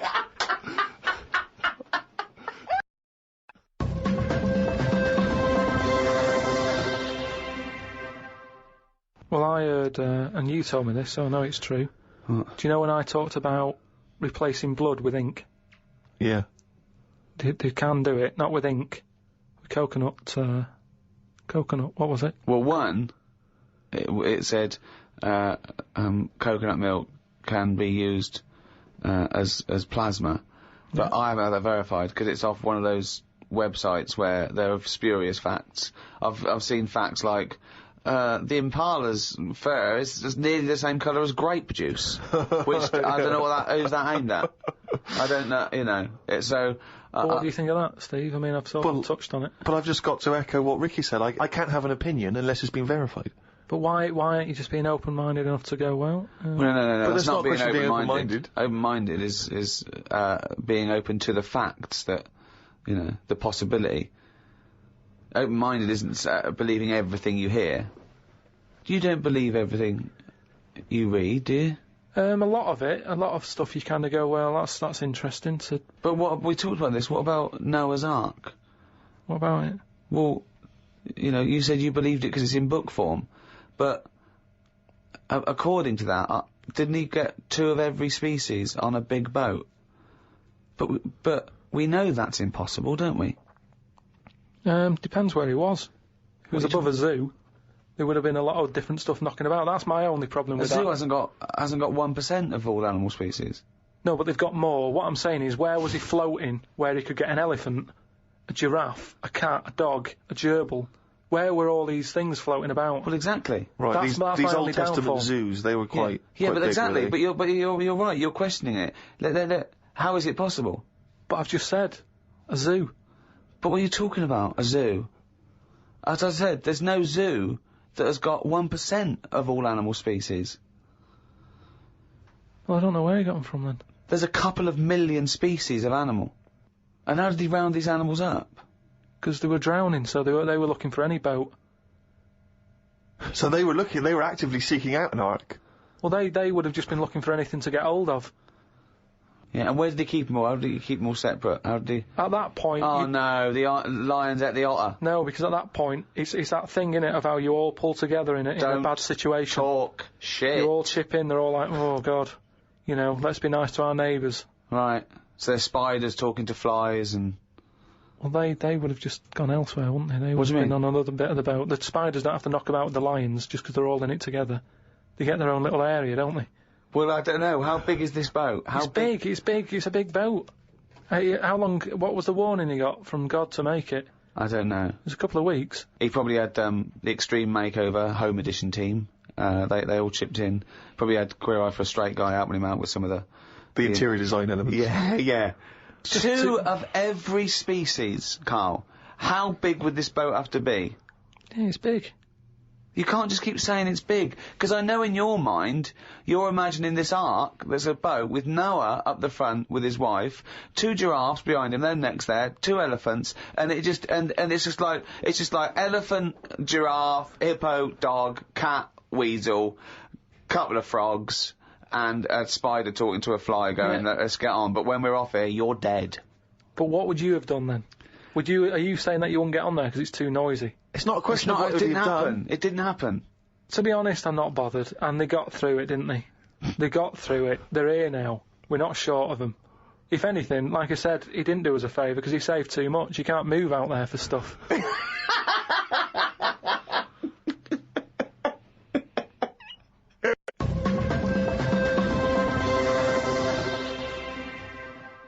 Oh, chimpanzee, nothing's raining down again, you fucking... That's the jingle for excerpts from Karl's diary. This is all legitimate stuff. Ricky and I have had no input in this. This is the first time we get to read it. Went and did some shopping for stuff as it was my turn. Suzanne moaned a bit because I forgot orange juice and bought some cheap toilet paper. She always buys the expensive toilet paper. I don't know why they make toilet paper with pretty patterns on it. That made it into the diary. Up and out at 9 o'clock to go to the Cotswolds. Now, I think this was a gift for your girlfriend, wasn't it, for her birthday? Yeah, it was a You went to the birthday and Cotswolds, that, so I just went for one night. Got the car and headed off. We stopped at a service station to get some breakfast. We had fried toast with an egg on it, 1 sausage and beans, twice. Cost us £13.85. They sell everything separate, so it seems cheap. At that price, we must have been charged for each bean. We found the B&B, but they wouldn't let us in the room because we were early. We went for a walk. There was not much around the B&B, so we had a quick walk around the car park. And went back in. Happy birthday. The room was now ready. It's an alright room. 3 biscuits, so I ate them straight away. Like a child. Like a dog. He runs in, jumps on the bed. No. Get off the bed, not on the furniture. The room overlooked the car park that we'd already been round. You're staring at that window. Remember when we went there? We'll always have the car park. Yeah. Oh, God. The room had posh coat hangers in the wardrobe with sponge on them. So I ate the sponge. Don't think they are needed. We went and booked a table for Sunday dinner and went on another walk. There was a field that was there just for birds to live on. We couldn't see any, so we went to the pub. Headed back to where we were staying for our dinner, I had beef. It was nice enough, but there was a family of 13 behind us. I don't see the point in going out in large numbers. They annoyed me. One of the family asked for sorbet before his next course. He was only about 11. He thought he was it. I said to Suzanne, I've had enough and needed a kip. Watched Planet Earth on BBC One. They filmed a panda for 4 weeks and all it did was sit in its cave. It did nout. If I was Fiat, I wouldn't name one of my cars after them, as it suggests it won't work or go very far. It'd be like bringing out a Ford Sloth. No one would buy it.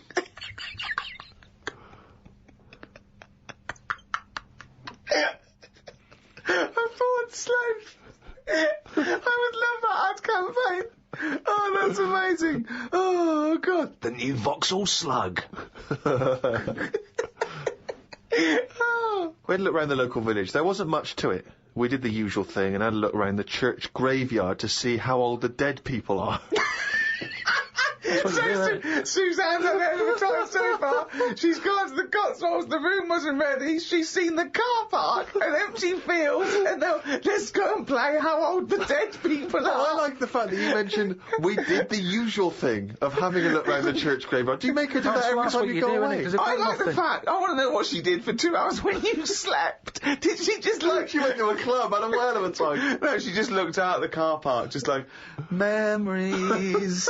But that's what you do, though, isn't it, when you go to these places? There's nothing else, unless you want fudge, or,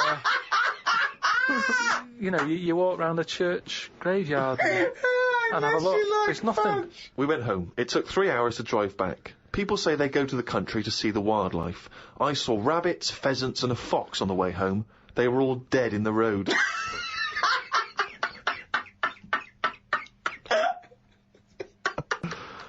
I was just intrigued to know, because Rob from Burton-on-Trent has sent this in, and he wants to know that, because he's just started seeing someone, and he wants to know what your advice, Karl, is on how to keep her happy. You know, he's just started a relationship with someone, he wants to know what your advice would be to keep her happy, because, you know, I mean, he won't have heard that you took Suzanne on that wonderful trip to the Cotswolds, so... What's your your advice, really, for someone who's perhaps just started a relationship? I mean, you've been with Suzanne for, what, 9 years? Ages. I don't think you should, have to go out of your way to please them, because then it's not the right person. I think you should just do what you want, and then if they like it, then they're the right ones for you. So don't go out of your way too much. I mean, I got the posh badge for a birthday. That's once a year. Rest of the time, it's kind of like, you know, I like weird stuff. I like watching weird stuff and all that. Now and again, I won't make her watch it. I'll tape it. This is amazing advice. But sometimes... This is amazing advice. Sometimes you just say, no, come on, the bloke with the 2 heads on, I want to watch it live. So, give and take is what you're saying there. That's all. It shouldn't be hard. As soon as it's hard, it's not right. So just go about your business. See if she joins in. Brilliant. Another quote for the book. Woke up to the Commonwealth Games on the radio. Now, what are you making of the Commonwealth Games? Is that something that interests you? Are you a sports fan? I'm not really. I mean, Suzanne's sort of been getting up early, especially to watch it. You know how I feel about a lot of it. It just seems to be sort of wasted. If people are running fast, use it.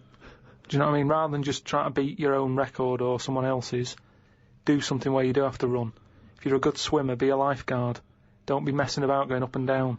I was swimming recently. I do a lot of swimming, and I've never quite mastered my front crawl. Just never quite nailed the breathing, because it's quite tricky, isn't it? You know, you've got to breathe at the right moment. And so I'm in the swimming pool in the local gym, and there's a guy bombing up and down, really doing a great forward stroke. So I waited till he came up, and sort of went, excuse me, mate. I was just watching you when you were doing your front crawl. I was really impressed.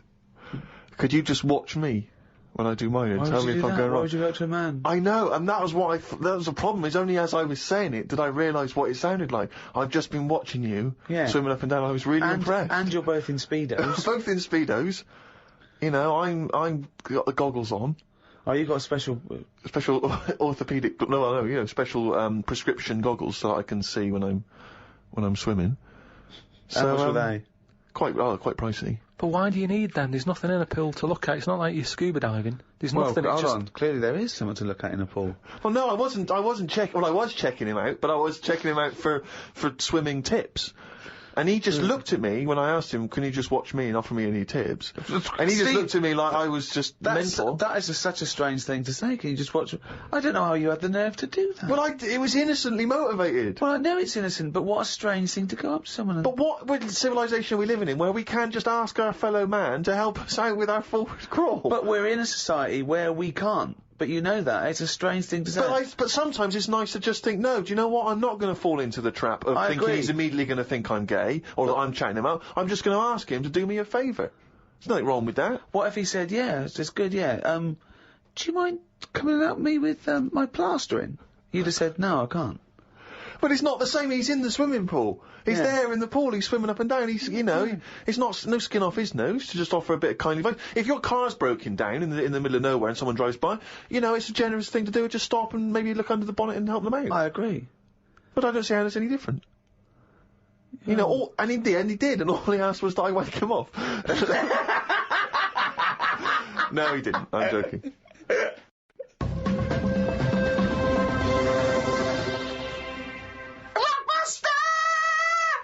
That's the jingle for Rockbusters, a quiz which I don't think anyone enjoys. I mean, Karl doesn't enjoy writing them, we don't enjoy listening to them, the listeners from the emails are just not interested, so don't know why we bother. But anyway, here we go. Last week's clues, go.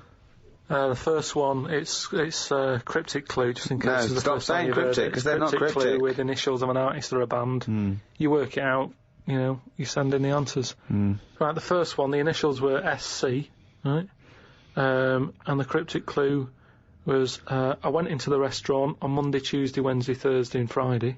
The fella making the food, he was there each time. Okay. Right? So you got to think about it, this is what I'm saying. Yeah, just tell us the answer. What is he? He's a cook, isn't he, if he's making the food and that. If he was there on Monday, Tuesday, Wednesday, Thursday, Friday, it's the same cook. Right? Yeah. So what have you got there? Same cook. Sam Cook. You said same cook. Yeah, but if I went, the way I look at it is, if I worked in a record shop... The way you look at it is, if I worked in a record shop, someone came in and said, have you got Sam Cook? I'd go, yeah, sure, he's in the jazz section or whatever. Right, the second one... Bollocks, that is bollocks, that one. Go into that woman's store and rip her off, right? So what's a store? Shop. Right? If you're ripping someone off, what are you doing? Stealing. Another way of... Conning. Right, okay. And what is it? It's a shop, it's a woman, so what am I saying? What's the initial? C. Con shop. Right? It's a woman. Corner shop. Corner shop. There you corner go. shop. So Steve worked that one out, well done there. The last one. I'm stunned. You've had a go at laying down a track, but it ain't perfect. Go on then. What's that? So a track is... Yeah, what's the initial? E. Okay. So you've had a go at laying down this track. Yeah. So when you're laying down a track, it's like it's a mix, isn't it? Yeah. You've had a go at doing it. You've just you know, it ain't perfect. So you could say it's a, what's another word for not perfect? It's a bit of a Shit. bit of a like, that's a bit rough, isn't it? It's a bit of a rough mix. It's your rough mix. Your rough mix. Your rough mix. I've never heard of that band. That's not bad. Annie Lennox, isn't it? Your rough mix. So Your rough mix. Candice Morris in London got them. I really don't know what to say. So signed picture off to You're her. I feel embarrassed that we're still doing it. Okay. Yeah, well, we're jacking it in a bit. Should we aren't just Should we just not mention it again, like it never happened? Well, let's do Monkey News next week. No, we're not doing Monkey News. There's nothing going on. I'd be doing it if there was Monkey News going on. It's not going on. We can't do it. Rockbusters has to fill the gap. Are we doing this week's? Hurry up. CK. Depressing. Oh God, we've got this week's to come. I thought this was over. CK. Okay, now. Do you know the songs that you sing at Christmas? That bloke who sings them is brilliant at it. Right? CK. Second one. MG. I told the homosexual man that the grape tree was mine. What? I told the homosexual man that the grape tree was mine. And what's the initials? MG. Right? Okay. Bit of an easy one. And I ask you if you believe in Father Christmas, right? What would you say if I asked you? The initial is S. Is that specifically Ricky? We might as well keep it as Ricky, yeah. I ask you if you believe in Father Christmas, what would you say? So have they got? Is there any prior knowledge? Do they have to guess what I'd say? Well, they'd know. It's obvious what you'd say about it. Oh, this is so bad. So it's an embarrassment. This. Yeah. So it's a little quiz. Leave them thinking with that for the next week. Right. What are you going to learn about Email next in. week?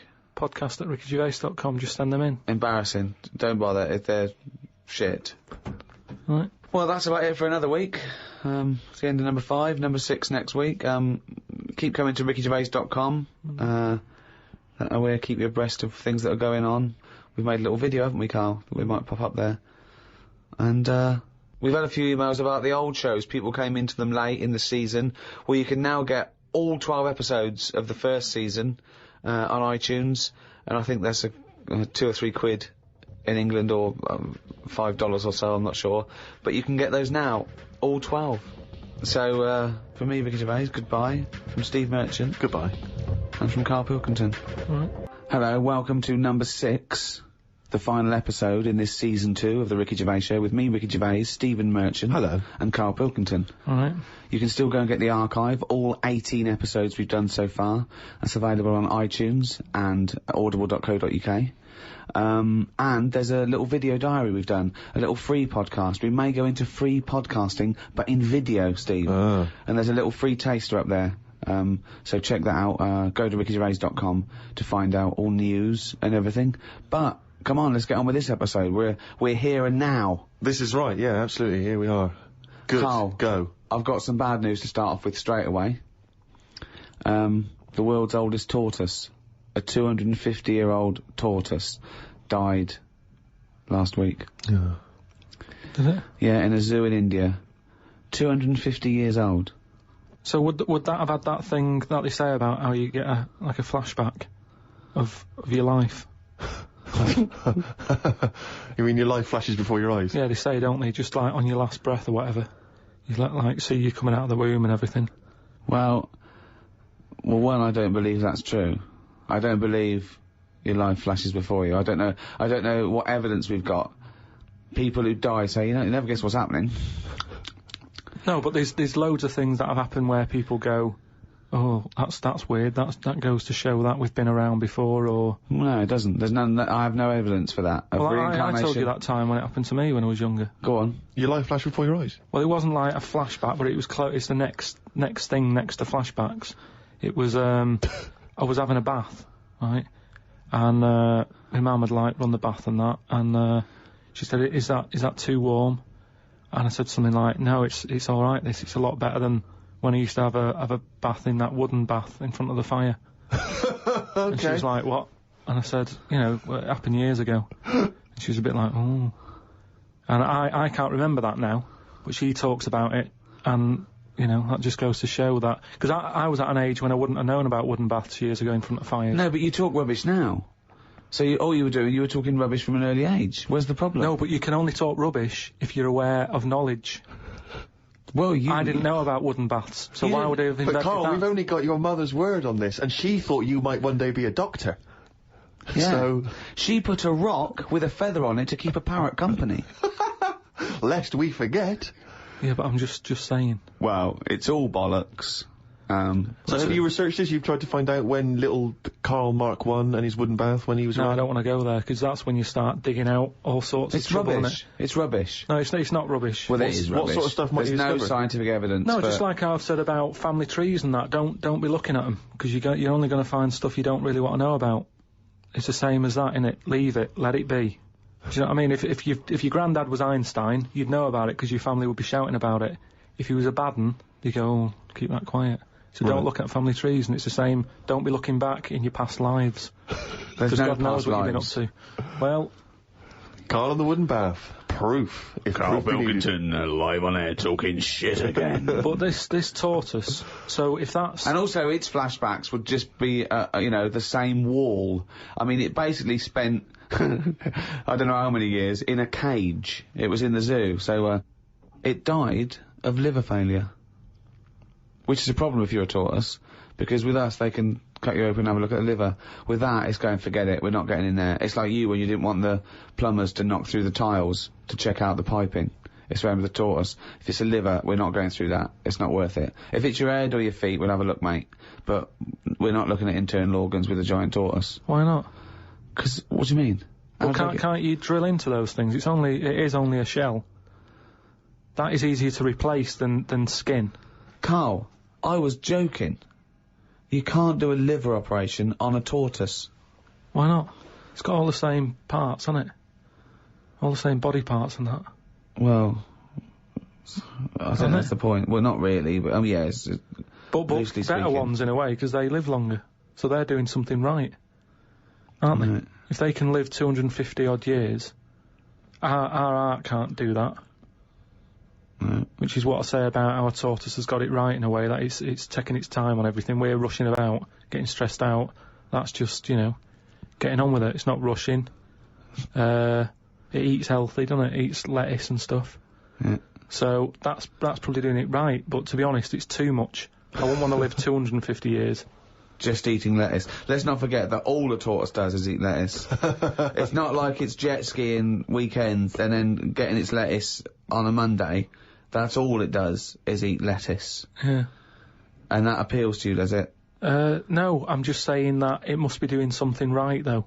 Of course it's doing something right. Because it's living 250 years. But all animals do something right, however long they live. Mayflies live a day, but they're doing something right. Well, they're not, are they? They haven't got a chance to learn how to do it right. And then they're dead. It's, you know, that's from one extreme to another, isn't it? That just seems a bit mental to me, that, living a day. I wouldn't bother, so forget it. Could you be bothered? You don't, just as you get to know someone. Yeah, another mayfly. Yeah, but I'm just saying, if we had that, if that's how we lived our lives, you wouldn't have a chance to make a mark or anything, would you? It's just... Would you try and pack a lot in that day? Disneyland, whatever. No, I'd prefer to make it miserable, so I don't miss it. If you know what I mean. But I was thinking the other day about, you know, your body and everything, because it is amazing, isn't it? How it works. Oh, yeah, yeah. Does the brain control you, or are you controlling the brain? I don't know if I'm in charge of mine. Nor do I, There's Karl. a surprise. Nor do I, No, Karl. do you know what I mean, though, by that? Does the brain control you, or do you control the brain? Like, don't you ever sort of think sometimes? Say if you're making, but you are the brain. No, but I was making a shopping list, right? Going right, I need some rice, kidney beans, and I thought I had everything, and I sort of was rolling up the paper, and then something went, oh, an onion. Your brain did something that. went an onion. Was it Suzanne? No, well, my brain sort of went, you forgot something. Yeah. I didn't think I'd forgot. You are your brain. No, but don't you understand? My brain was I was in control of my brain when I was writing down rice and kidney beans. But you're not in charge of the onion. That's another part of the brain that's in charge of the onion. The onion sector. Yeah. No, but I put the paper away, putting my coat on, ready to go and get the rice. Yes, but your onion lobe kicked in. What? So you put the paper in your pocket, you got the coat on, then you just suddenly hear then from nowhere, was just like onion. Yeah, I'm not even thinking about that shopping list. It's in my pocket. I'm thinking, do I need my gloves? It's cold out. Yeah. Suddenly, onion, and it was like, oh yeah, onion. Yeah, I had to get the paper out. So what I'm saying is, who's in charge? The brain, the mind, the brain is the... What are you doing? Who's in charge? That's just, you forgot the onion and then you remembered the onion. You must have forgotten things in the past. No, but not like that. Not where... Like, it just made me think, that was weird. Who reminded me of that? You did. Yeah, but I'm not... No, you are your brain. It's not like there's you, then there's a brain, then there's an extra one looking down at it. The meta brain, the thing above it. No, but your brain... How does your brain work? You give it information, don't you? Well, it takes... Do you mean you give it information? Well, if I sat in a room with nothing, not feeding it anything, it wouldn't know anything. No, but there's this thing that there's two yous. It's this thing that there's Karl and Karl's brain. Yeah, there's not a duality in this. If you go, come on, now think. That's the brain saying that to itself. It's not, there's not two people in there having an argument come on, brain. And the brain's going, oh, don't you start, I was thinking then. And the other thing's going, brain, onion. And the brain goes, Karl, onion. You are your brain. If you are anything, you are your mind, your brain, your collection of memories, your personality. You're not what you look like. Does that answer your question, Karl? What did you think of then? You were thinking of a tortoise on a skateboard then when I did that last sentence, weren't you? I, like you, Rick, I'm always annoyed and embarrassed when we have to concede something to Karl. And it seems though each week I look on the emails that we've got, and once again someone has found some evidence to support some of the nonsense that Karl has come out with. Now, you remember we were talking about his concept of putting a giant mirror on the moon, because why should we have to go into space? Then we could just look up at the moon and we'd see the Earth reflected back at us, and we'd think, that's the Earth. Isn't it great? I can't see myself backing down on how ludicrous this is. No, indeed. Although, someone, I think they're really being very picky. They were picking you up on a technical point, because I think one of your criticisms was the idea that the moon is moving and thus the mirror would, be absent from view for some time. Although people have been claiming that the moon, there's always the same face of the moon that's shown to us. There's always the same side of the moon is always visible to Earth. That's when they talk about the dark side of the moon. It's not just light. It's the fact that we can't see it. It's the other side of the moon. No, but we move, so it's not always present. Well, no, but it would always be present to someone on Earth. Yes, I know. Wait, this is the thing. These people don't know what I know. I know that Karl is thinking of looking up there and seeing himself looking back. That's what he's hoping. Like when you're going along in a car and you see a shiny building, you go, oh, that's my car. And you wave. That's what he's hoping to see. He's not doing it to gauge the speed of light and think and change like that. He's not doing that. He wants to look up through a telescope and wave. Yeah. That's what they don't realise. I know what he's thinking. Do you want to respond, Karl?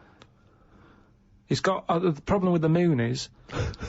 Here's a statement. The problem with the moon is... ... Yeah. The problem with the Earth is there's too much water. Yeah. No, the moon...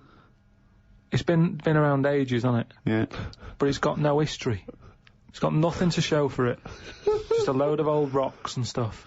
Yeah. And for me, history is created by stuff happening on it. So really, the moon, even though it's old, in a way it's new, because it's untouched and that. But we don't go to the moon to visit museums or arcades. No, but say like Henry VIII, right?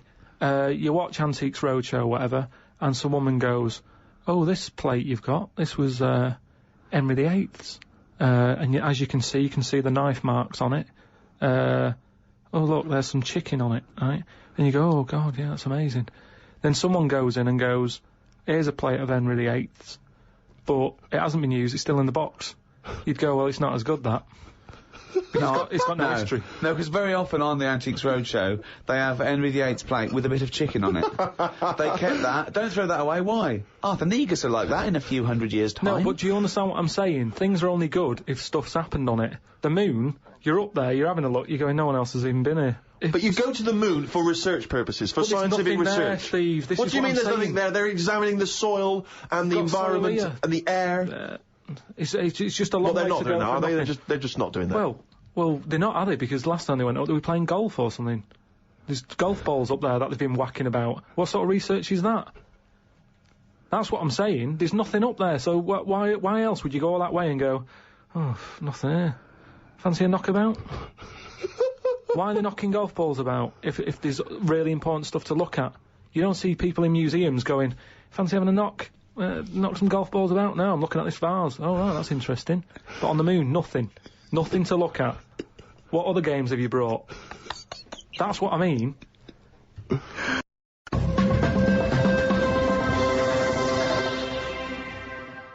Karl, have you ever seen the programme Inside the Actors Studio?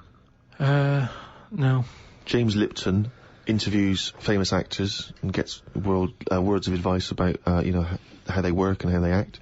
But at the end, he always asks a series of questions, which is based on a French series of questions that a guy called Bernard Pivot used to give people when he interviewed them. So I'm going to ask you some of these questions. Many people will be familiar with them. Just interesting to see what your response is. And, answer them quickly. You don't have to think about them too much. What is your favourite word? Don't think I've got a favourite, because you only use them when you need to, don't you? I don't just go about saying the same word. So, well, alright. Yeah, it's not my favourite, it's just that it does the job. It does the necessary job for that time, doesn't it? It's like, how are you? I'm alright. It's a greeting. What about, I think serendipity was voted England's favourite word. Never used it. No, stupid word. Who decided that? Don't know, it was a poll, but I'll suggest things. I can't believe people coming up going, favourite word, serendipity. Thanks for asking. So, but the thing is, say if it meant, oh, I'm fed up, would it still be the best word? Is it based on how it sounds and how it's put together, or what it means? I think everything. But then loads of words are being left out on, which are probably brilliant words, and they're not getting a look in. Such as? Well, like that one, fed up. I'm fed up. It sums it up, doesn't it? Well, two, it just sums it up. When someone goes, how are you? You go, I'm fed up, mate. Sick of it. It's another good one.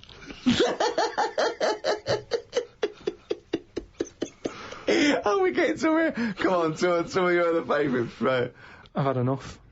It's just all stuff. These aren't words, they're phrases. They're all negative, they're all whinging. These aren't words. What's your favourite thing? My favourite thing to do is moan. Yeah. That would be the well, it's not one word, it's loads of words. Fed up, sick of it, that's enough. Jeez. Whinge should be your favourite word. Yeah. Whinge is a good word. I like NGEs. Lozenge, whinge, flange. Yeah. What is your least favourite word? It might be serendipity. That would be up there for me. I'll tell you what, that would be up there for me. Probably like French words that have made it into the English thing. Blancmange. Just. There's an unge there. So, How could you dislike it? How could you dislike blancmange? But just, as if we haven't got enough words in our books. Go on. Because I was thinking about, Go on. alphabet, right? Why have we got that many? When other countries get by without that many letters in it. We got more words than any other language as well. But that's because we got more letters. Well, I don't know. So we've created a headache. I reckon you could at least half it. Well, you probably could half it. Well, you only use about half a dozen of them. No, but stuff like an X, you look at words that have got X in, and they're always words that you go, what does that mean? How's someone come up with that? That's how it comes across to me, and there's loads of big words. It's like dinosaur names. It's like, well, look, nobody was about when they were knocking about. So let's You've make learned up that some. at least. Let's make up some names for them using the letters that hardly get used. They've all got Y's and X's in them. Yeah, they have, yeah. That's what I'm saying. It's like, well, let's use it for that. Yeah. So you just, it's not so much what is your least favourite word, you just don't really like most of the words. Just cut down the words. Stop adding new words. I get by, I don't know how many words there are in the world, but I reckon I hardly use any of them. Well, I'll tell you what, this year's word must be podcast. Yeah, but That'll be in the dictionary, and, but it's made up, innit? It wasn't here before, it's just another one. This is what I'm saying about... But what else would you call this? You know, there is a new broadcast. concept called podcasting. That is a podcast. But it's also a broadcast. We had a word for it. It's still a broadcast. Yeah, but they go, oh, you're a broadcaster. Oh, what radio station? No, I don't work on a radio station. I do a radio show, but I don't understand. Well, I do a radio show and I upload it, and I don't understand. It's called a podcast. Done. Here's another idea. Add a new one, get rid of an old one. Last one in, first one out, or whatever. Do it that way. That's a good way. What would you get rid of then? So we've brought in podcast this year, but what word would you lose? Well, what's the name? Those birds that died out. Dodos. Get rid of it. If the bird's gone, the word can, surely. It's almost profound. Oh, it's amazing. It's great. Oh, God. What turns you on, creatively, spiritually, or emotionally? Learning. That's a nice answer. Yeah. Excellent. Learning Will you stuff. say that?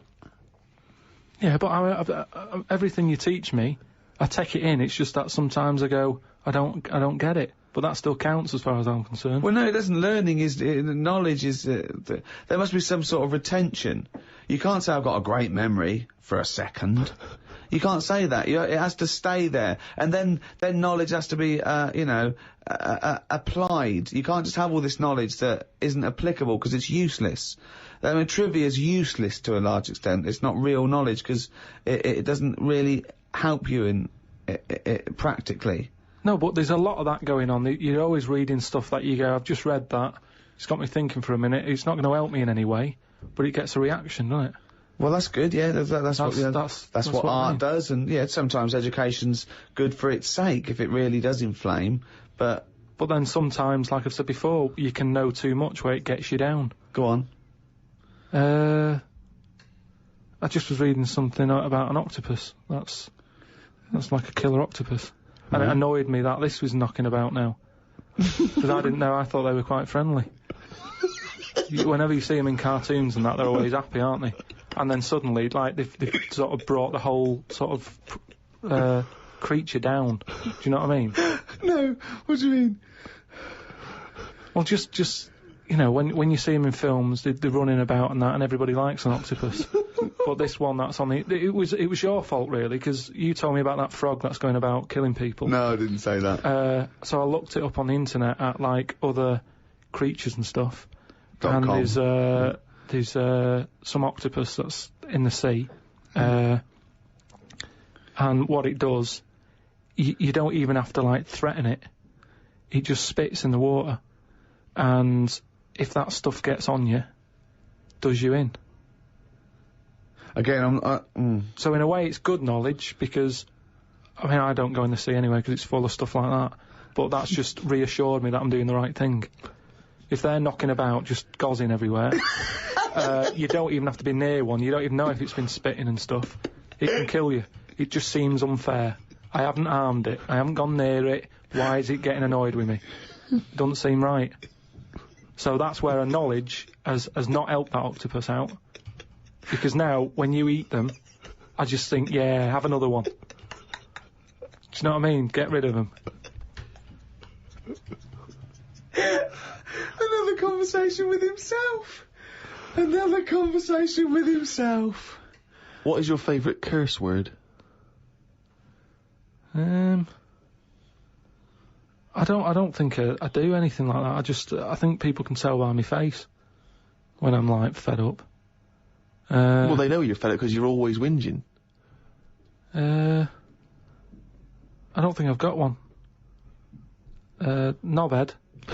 That sums everything up, and I think it's... But you wouldn't call your nan a knobhead, would you? What would you call a nan?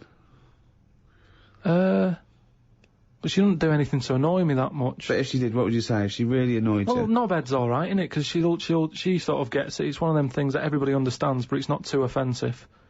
Right. What a knobhead. Alright, you're getting into this, aren't you? So that sums it up, but I don't really... Do you need one of them? What's that doing for you? It's better to think, innit? Like, okay, I've just slagged off that octopus, but at no point was a effing and jeffing about it. You know how annoyed I am with it. I don't have to start swearing about it, and that's... What would you do, though, if you were swimming, right? It was a nice little thing, you're on holiday, right? And there's this octopus there, and you're going around, right? And you just see it start spitting at you, poison. What would you say to it? Well, it's too late then, innit? And I'd kick it. And I'd say, you knobhead. I would, but what's the point? What's the point in getting annoyed now? Because it's done its stuff, hasn't it? He's kicking and calling it knobhead under the water. What is this octopus thinking? Oh, God. Oh, okay, you fucking eight-legged shit. I'm not bothered. I don't know what you're saying. Fucking cunt of a mollusk. I'll just spit at you again. It's not bothered. You slimy little fucking boneless wanker. This is why the face Are you is still good. talking to the octopus?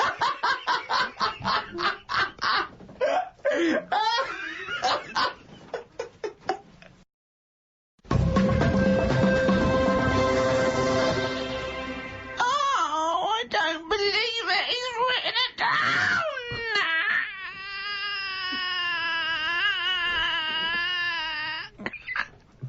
That's downloadable as a ringtone. And it's also the jingle for Karl's diary. Just reading excerpts of Karl's diary. Went home and looked up Freud on the internet. Didn't find him that interesting, so looked at some other philosophers instead. Socrates, Aristotle. Why have you just listed some philosophers? Just to show that I'm learning. Well, that's not learning. That's just learning their names. That's a list. You might as well write 1 to 100. Yeah, but if someone says, "Oh, what's your favourite philosopher?" I'll go, "Hang on a minute," and I've got them written down. But why you can't just Wait a pick minute, I'll one. go home, get my enormous diary out. Yeah. Get a wheelbarrow, bring in my workings, and say one of the names I've written down. And when they say, well, why do you like him? Yeah, why do you just run away? I noticed you put Socrates first. Why is he your favourite philosopher? You throw the diary at them and leg it.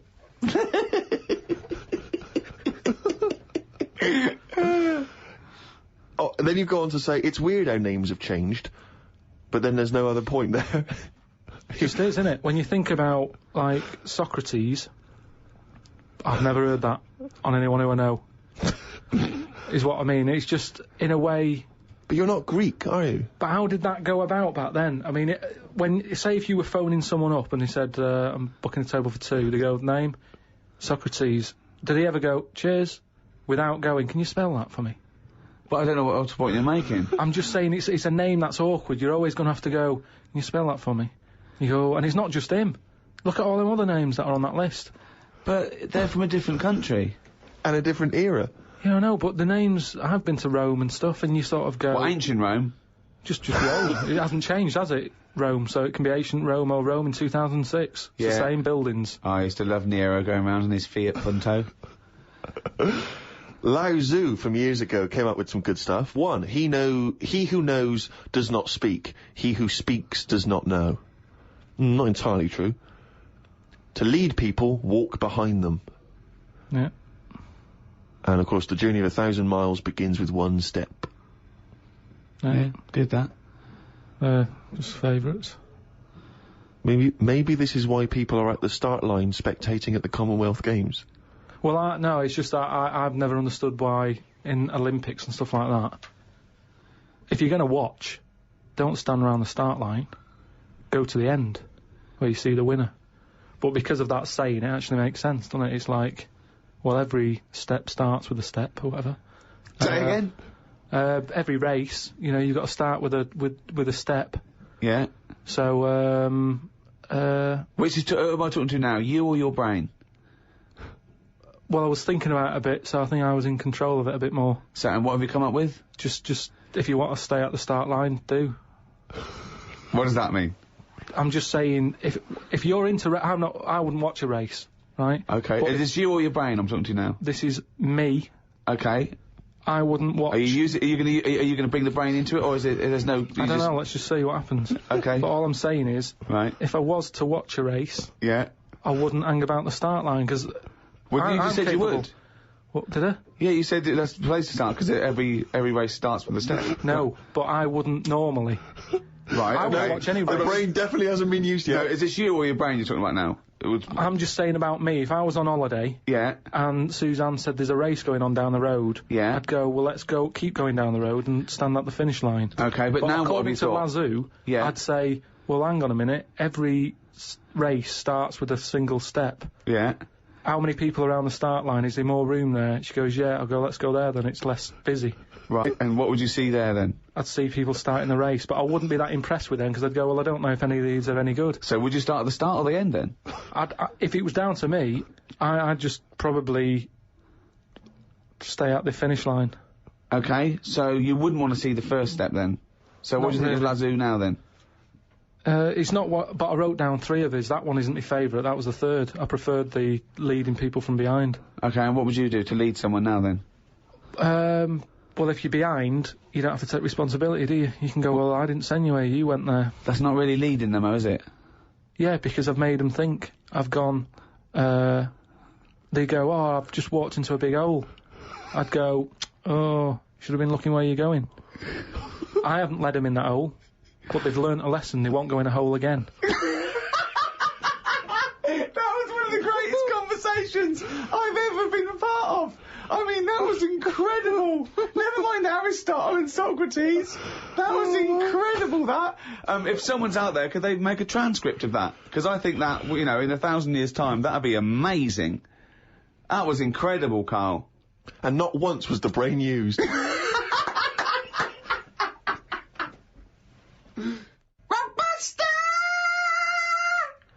That's the jingle there for Rockbusters, the, one of the most hated quizzes in the history of mankind. Joking, aren't you? The people loathe it. I'm loving it. Well, it's the Well, last one anyway, so just get over it. Just do the answers. Hold on, we can't do another one, though, because we can't give the answers out, so this just... Yeah, this is the last one. It's just the answers for last week for people who are doing it. Okay, well, small mercies. The first one that I gave you last week was, the initials were CK, right? Yeah. The clue was, do you know the songs that you sing at Christmas? Yeah. That bloke over there is the best at singing them. So what are the songs you do? Carol King. Carol King, yeah. Right, That well works. done, yeah. That works. Very Right. well done. The second one, MG. I told the homosexual man that the grape tree was mine. Right? MG. Gay. Yeah. Marvin Gaye, obviously. Marvin But, Gaye, but how do you get Hold to on, Marvin? What's it? That's my vine, isn't it? I told you. My Vine Gay? Yeah. My Vine. Yeah. And the last one, My Vine Gay. That's shocking. It's, and the well, last one, it was, shit. the last one, the initial was S. I said, I asked you if you believe in Father Christmas, what would you say? What's the name for Father Christmas? Santa Claus. Right, so if I said to you, do you believe in Father Christmas, you'd sort of go, No. yeah, but what's his name again? Santa. Right, so what would you do? You'd go, oh, Santa. No, I don't. No. That's it, that's what you do there. You go, Santa, nah. Santa, nah. Santana. So that was the last one. Well done to Bob in Yorkshire. Got all 3 of them right. You'll get a little signed picture. Oh, well, that's it. That's the end of season 2, Ricky Gervais Show. We're back soon. Check out rickygervais.com for information and upcoming news. There's a free video cast we're doing. We're also bringing out a book of the podcast. Yeah, that'll have a lot of the best conversations we've had with Karl, and I think there have been some of them in this show. And Karl has illustrated all his points and his memories I mean, that he thinks that's proof, pictorial evidence. So, I mean, it is the ramblings of a maniac, but you can pre-order that on Amazon. Well, thanks very much. It's goodbye from me, Ricky Gervais, Stephen Merchant, Bye. and Karl Pilkington.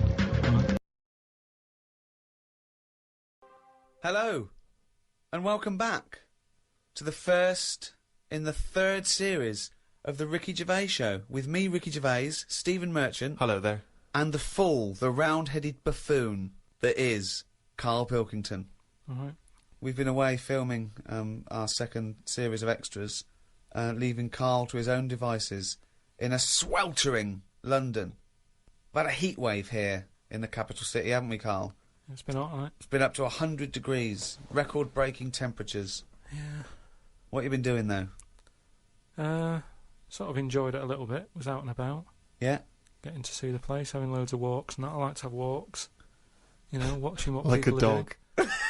Yeah! When he jumps off the couch and starts Exactly. scratching against the door. Suzanne thinks it's time for another walk. It's just good thinking time, though, isn't it? As well, having a walk. You've got no other clutter going on around you. And you just think about a lot of stuff. And, you know, like you say, with the weather being hot and stuff, a lot of insects knocking about. Right. So I've just been watching them. so while we've been filming a TV show, you've been watching insects. Yeah, just seeing, because everybody knows insects are out there, but no one's keeping an eye on them. What are they up to? What are you worried about? Loads, Steve, you wouldn't be laughing like that if you'd watch them, because they do some weird stuff and that, is what I mean.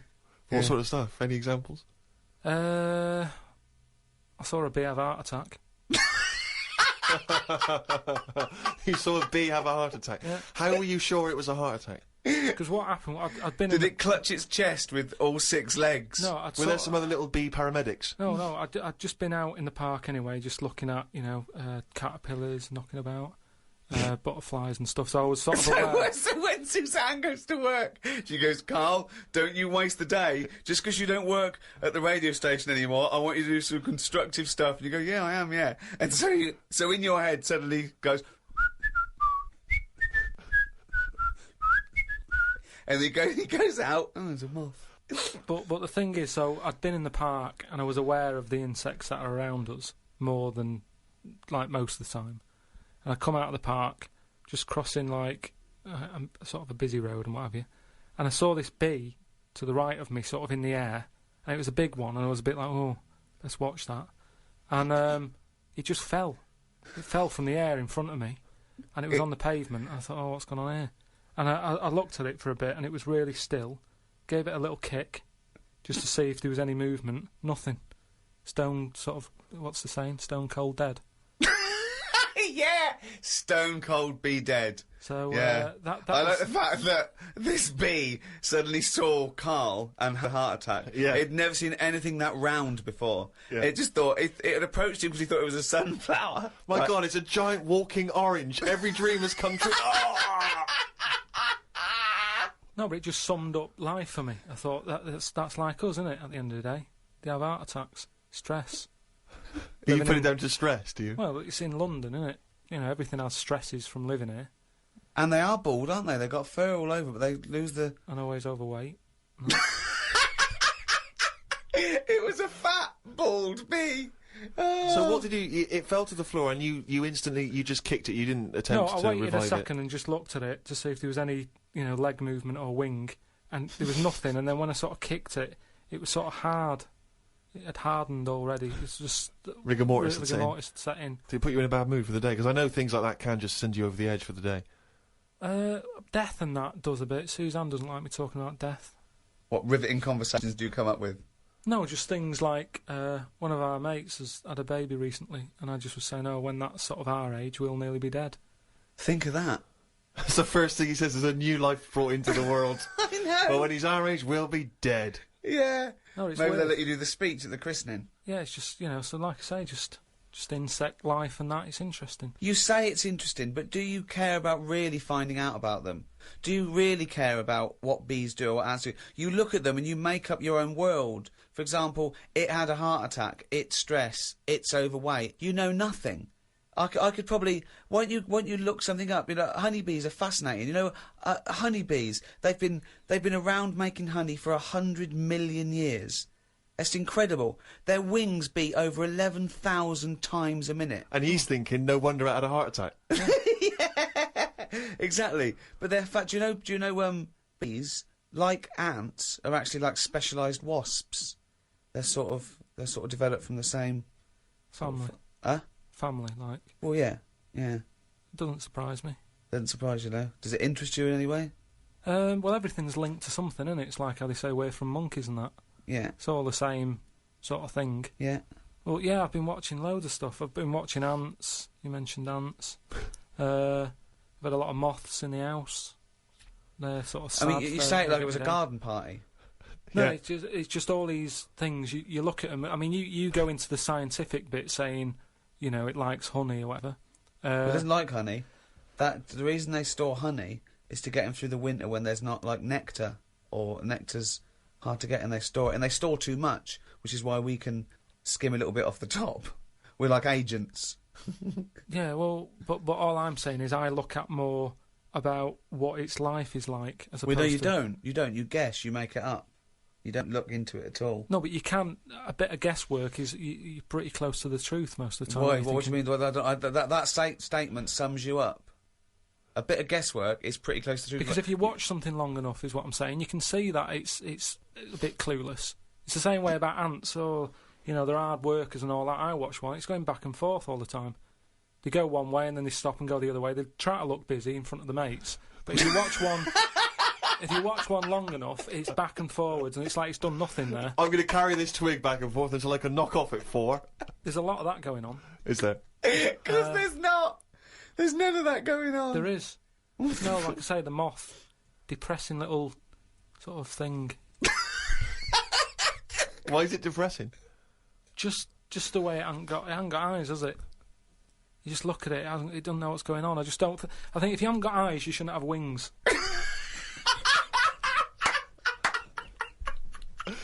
That's a rule. If we could put that into practice, please. That's a great rule. That's a fantastic rule, isn't it? Yeah. If you haven't got eyes, you shouldn't have wings. Certainly true of people thinking of becoming an air pilot.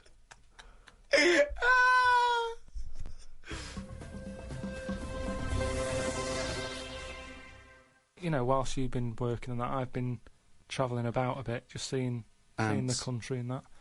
Went to Dorset, right? Nice beach there. And you know those huts you get? Like a hut on the beach and you... Oh, where you get changed? You can get changed in it, but they're better than that. It's like you can put a telly in it, sofa if you want. Oh, you don't mean the Victorian changing huts? Yeah, you mean those like... sort of things. It's sort of bigger than that. Yeah. And we were walking down there and there was a really sort of big fat family in one of them. There was about 4 of them. And you could tell that they'd never had a game of anything, do you know what I mean? They just sit down there, eating ice creams, looking at the sea and what have you. And the weird thing is, the little fat kid, the youngest one, who must have been, I don't know, about 8, he was really fat, to the point of you couldn't see his neck. Yeah. And he sat at the front of his mum and dad and his older sister. He sat there, and he had a frisbee, and I thought, look, they don't want to play with him. I mean, that's an active game to play, isn't it? Yeah. Frisbee. As we got closer, he was just using it to eat Maltesers out of. I just thought, even, again, you know, the one active thing he's got, he's using it to eat out of. Yeah. Extraordinary. And that just sums up what people are like now when it comes to keeping fit and activities. Oh, that's fantastic. Were you sporty, Rick? I was, yeah. I loved it. I absolutely loved it. Were you good at it? I was good at some things. Was never good at rugby. Never good at cricket. Was all right at football. But those things were the more competitive things that were scary. So at my school, when you're surrounded by, like, people the fun is hurting someone. Well, it's weird you say it, because I remember the first day I went to play cricket, my mum said, as I was leaving, I was really excited about playing cricket, she went, be careful. I was walking across a playing field once, a cricket ball hit me on the head, I was unconscious for 2 hours. Freaked me out. On the way to play cricket, I thought, OK, always scared of the ball, because it's obviously, as you say, rock solid. I remember a couple of seasons later, I had to play rugby for the first time. As I was leaving the house, she went, be careful with rugby. I knew a kid once broke his back playing it.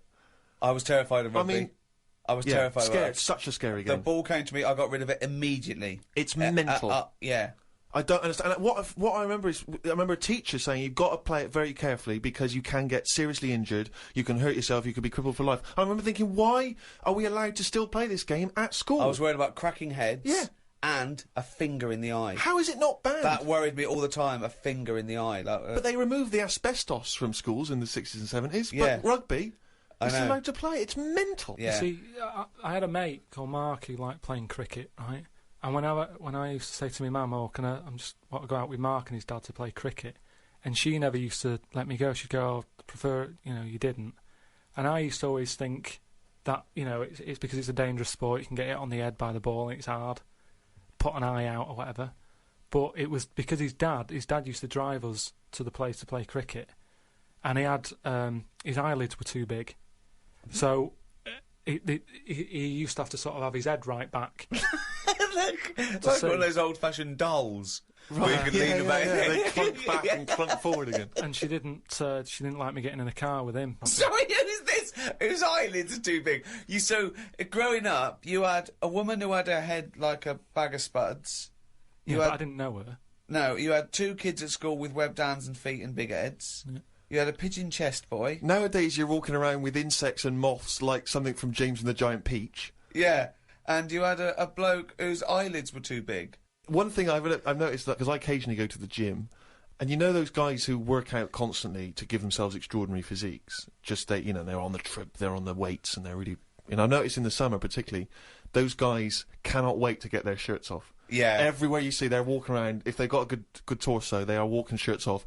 Even, I think, if you go to nightclubs, I notice there's always one guy who's thinking, well, I have put so much work into this body, I have got to get my shirt off on the dance floor. A vest, yeah. You know, and it comes straight off. A brand new tattoo. I'm not covering that up. Exactly. I've paid a lot for it. Let's see it. Yeah, yeah. But that's what we were saying about bodies. I can't remember why we were talking about it. We've got to a point in science now that you can change your head. Right? No, well, that doesn't make any sense at all. It was a programme on. It was done in the 50s or 60s where they stuck a monkey's brain on a stick and had it wired up and it still worked, right? Right, okay. And that was in like the 60s or right, whatever. Okay. Well, so, to say to change your head makes no sense at all. Because if you put a different head on a different body, you're changing the body. Yeah, I know. Well, that's what I'm about to say to you, though.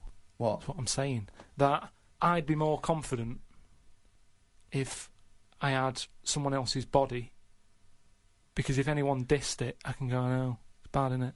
But it's what not are you mine. talking about? What? It's like, say... as opposed to someone else's head? Yeah.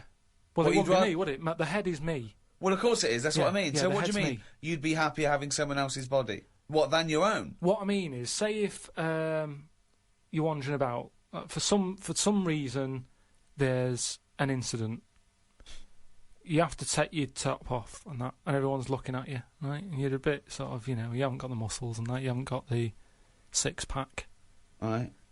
Which isn't that nice anyway. I don't know why that's become a nice thing, really, seeing the insides of you. You might as well... I mean, I know I came up with the see-through skin idea, but it's a bit weird, isn't it? You can see stuff. No, it's the muscle in front of the... No, it's not. Sometimes you can see it's not the outline of your organs. No, you can't see tubes. You can see tubes and veins and stuff. Well, you can see veins. Yeah, well, I don't want to see that. That's why we've got skin over it. Stop looking at naked men, then. I know, but sometimes you can't help it because it's been hot, and like you say, there's people walking about with vests on and that. So anyway, what I'm saying is, say if some incident happened, I'm walking about with my top off. Right. Girls are laughing at me, right? Why? Dunno, they might. Yeah, go on. So they wouldn't look at your body, they'd all look at your head. So what I mean is... Yeah. Rewind that, right, and imagine all that happens again, but I've got someone else's body. Right. Whose body? Just some fella who's died, and my body was injured, and they said, we've got a new body in. You can have it. We'll stick your head on it. Yes. Yeah. Now, say if... They're laughing at you. They're laughing at the body. They're laughing yeah. at the body. Yeah. But at least I'd be able to sort of go, I know it's a mess, but it's not mine. At least I don't have to claim ownership. So all of this extraordinary technology that can make put one head on another person's body, so you can go, it's not my body. No. But it's not your own. I'm not being funny though. So if you have a body transplant, right, and you're there, you're at home, naked, you look down, lovely penis and a set of testicles. Yeah. Right. What do you do with them? What do you mean? What am I doing with them? Well, do you like them? Well, you wouldn't mess about with them as much as if they were your own.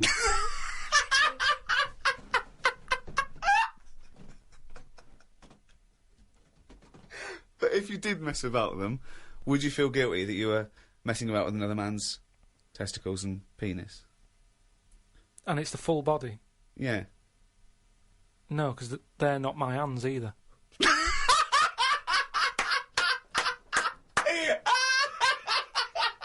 You're a genius! You're a fucking genius! So what you're doing is watching someone else wank. Yeah.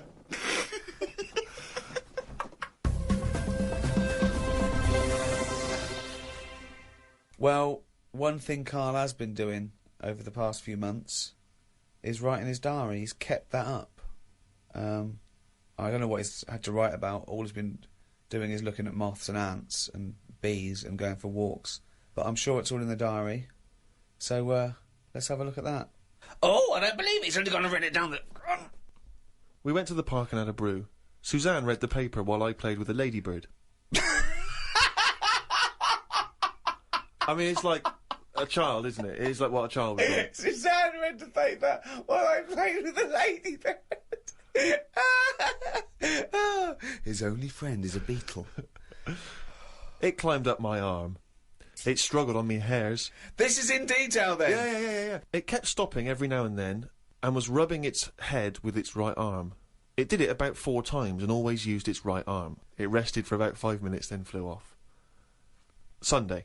Had a bit of a to-do with Suzanne because she wanted a lion today. I ate this. Once you're awake, you should get up. I got up and put the radio on really loud. She eventually got up. I told her insects don't have lions, so we shouldn't. Why are you obsessed with insects? You must be fucking unbearable to live with. You must be a nightmare. No, I've just started, because I've watched insects a lot, I don't want to keep going on about them, because we're a bit insect heavy. But at the end of the day, if we copied insects, we wouldn't go far wrong. I don't know what you mean, though. 1 minute you're saying they're great, then the next minute you'll slag them off. Yeah, I'll slag some of them off if I don't know what they're doing, but because I've studied them a bit longer, I just think they do. You it haven't right. studied them, though. He thinks he's like Darwin. But you just slagged them off a minute ago. Don't you think that insects are doing stuff? They're not. It goes there, then it goes back again. The ant was messing about, but only that one. The others were carrying stuff. That's what I'm saying. These snidey ones in everything. In everything in the world, you get a hierarchy. Oh, long words! Ooh. The bookshelf was dusty, so Suzanne asked me to dust it if I get a minute. I ended up looking at every book. Just the spine. Yeah. Just for a few seconds each. Yeah. Didn't open them. I looked in the dictionary to see if the word dictionary would be in the dictionary. I didn't think they would bother with it being on the front page, but it was in the book as well. That's a good point, though, isn't it? No, it's not a good point, because you didn't tell us anything. Dictionary is in the dictionary. Well, of course it is. Well, why? If you go, how do you spell dictionary? You look at the spine and you go, oh, there it is, D-I-C-T, and all that. So what does dictionary mean? It's a book full of words, isn't it? That's what it means. All books are full of words, you idiot. How to spell them. And if you don't know No, what it's it not is... how to spell them. All right, then, well... I'll just look up something. No. It's not a book full of words to tell us what... No. It's the meaning. Give us It's the definition of dictionary. meaning. It's a book full of words if you want to know what the meanings are. But if you didn't know Well, that... sorry, what was that sentence? Yeah, but what I'm saying is, if you didn't know that, then you wouldn't be looking in it, because you wouldn't know the book is about that. So, if you don't know the word dictionary and what it means, you wouldn't be looking at the dictionary, you'd be looking at an A to Z. Because you go, Why oh, leave it there's out, letters. though? Just because there's so many words in the world, I would have thought they wanted to cram as much as they can on a page, and if dictionary is already on the front... Is that why you suddenly used the word hierarchy for the first time ever? Did you find that in there? Did you see hierarchy in the dictionary? I feel I don't know where that that big was. word has pushed out about 26 other more useful ones. Yeah. No, well, Suzanne's been going on about me learning another language, but I sort of think your brain has only got so much room on it. And the rest of it's filled with lard. So, if I've got to learn everything I know, again, but in a different language, it's taking up space, isn't it? You don't learn everything. Oh, God. It's all What do you mean? storage, isn't it? But you don't have to learn it again. You don't have to learn the concepts again. You're merely Do you know how learning many vocabulary. moves there are in the human brain? You don't worry, you won't use them all up. I feel that he has reached his capacity, though. Yeah. Well, you need another sort of... You need an update. You need some more memory. Woke up to some interesting news. It's good when this happens because it sets me up for the day ahead. If it's miserable news, it affects my day. It said on the news that they have found 2 new flies. Fucking hell, more insects! What have you done? Is that all you've done this summer? Bong. Trouble in the Middle East. Bong. 2 new flies found. Ladybird climbs up arm. They were found in the UK and they were found close to each other. Maybe this happened because they were different than the other flies and weren't expected to hang about together, so that's why they knocked about with each other. That would happen, wouldn't it? What do you mean? There's 2 new flies. What do you mean? Does it mean there are two new flies that are a different species? Yeah, two new species, and they found them close to each other, right? Yeah, and but they didn't mean there was one of each. No. Yeah, they did. They found two different ones. No. No, they have. Seriously, I know that. That's right. That's a fact. So you've got, like, I don't know the names of them. They give them odd names, don't they? Well, say, Yeah. call it A and Fly B, right? Yeah. Fly A, I don't know, say that's orange. This is just... B, Probably, yeah. No, This is but, painful. No, but this I'm is just painful. making it easy But for Flyby you. wears Okay. a little hat. He's got a little hat. Alright, yeah, fine. Now, they found the orange one. I went, look at this over here. This is a bit weird. And they've gone, oh, that's a new species. Log it, whatever. And then the other one went, oh, keep your pen handy. Look at this one, it's got a hat on. So then they found them both within the same distance. I don't know what that sentence means. Keep going. They No, let found him them try and both. finish. They found them both within the same distance. But without interrupting him, let him finish this point. Let me just make one thing clear. Karl Pilkington just said they found them both within the same distance. Think of that! Don't know what it means, but go on, let him finish this point. So what I mean is, they weren't knocking about with other normal houseflies because they were probably sort of going, oh, he's a bit weird. Leave it. Yet, because the other one was also odd, they're hanging about with each other. Don't you understand that? Why is that such an odd concept? Because you think of it as like two little new kids in school. Yeah. They find out they're both new and they've got something in common. They're both goths, so they start hanging out together. Yeah. And this was on the news, was it? Yeah, just on the radio, yeah. I know if I looked into that story, it would be 90% wrong. Bit tired today because didn't get to sleep as early as I wanted due to a moth getting in the bedroom. Fuck me! I got it in a glass and looked at it for a bit and then let it go because Suzanne wanted to go to sleep. Looked up some interesting news. Some people dug up an old body in Ireland. Turns out it's well old and was here when dinosaurs were here. The really weird bit is it had hair gel in its hair. Right, what is it? Fella. Well, no, it wasn't around when dinosaurs were here then. Just a bit after. Right, fine. A lot after, yeah, go on. I think any hominid, anything that could even be linked to anything that may become man, is only about 1 million years old, and I think Homo sapien is probably only about 150,000 years old. Dinosaurs are about 150 million to 250 million. Yeah, no, it's not the age bit, that's amazing. It's the fact of, there's a fella, won't have even had shoes on his feet, Right. and yet he was worried about his hairstyle. Right, well, that's definitely not true either. This is unbelievable. Well, there was a man on the radio doing poetry, says Karl in his diary. I thought I'd have a go at doing a poem about today. Not really. Steve, I'm a little bit queasy. He hasn't really written a poem. He's written a small poem. No, he hasn't really. Yes. If moths had eyes... Fuck me! let me read the poem, okay? Oh, fuck. You wouldn't interrupt T.S. Eliot. Okay. Oh, okay. If moths had eyes, would they be happier? How do they know they're not dead? Cavemen hunting for food, but not before they style the hair on their head. What would last longer in dinosaur times? A blind man didn't stand a chance. Not with all them rocks about. I'd rather be a blind moth.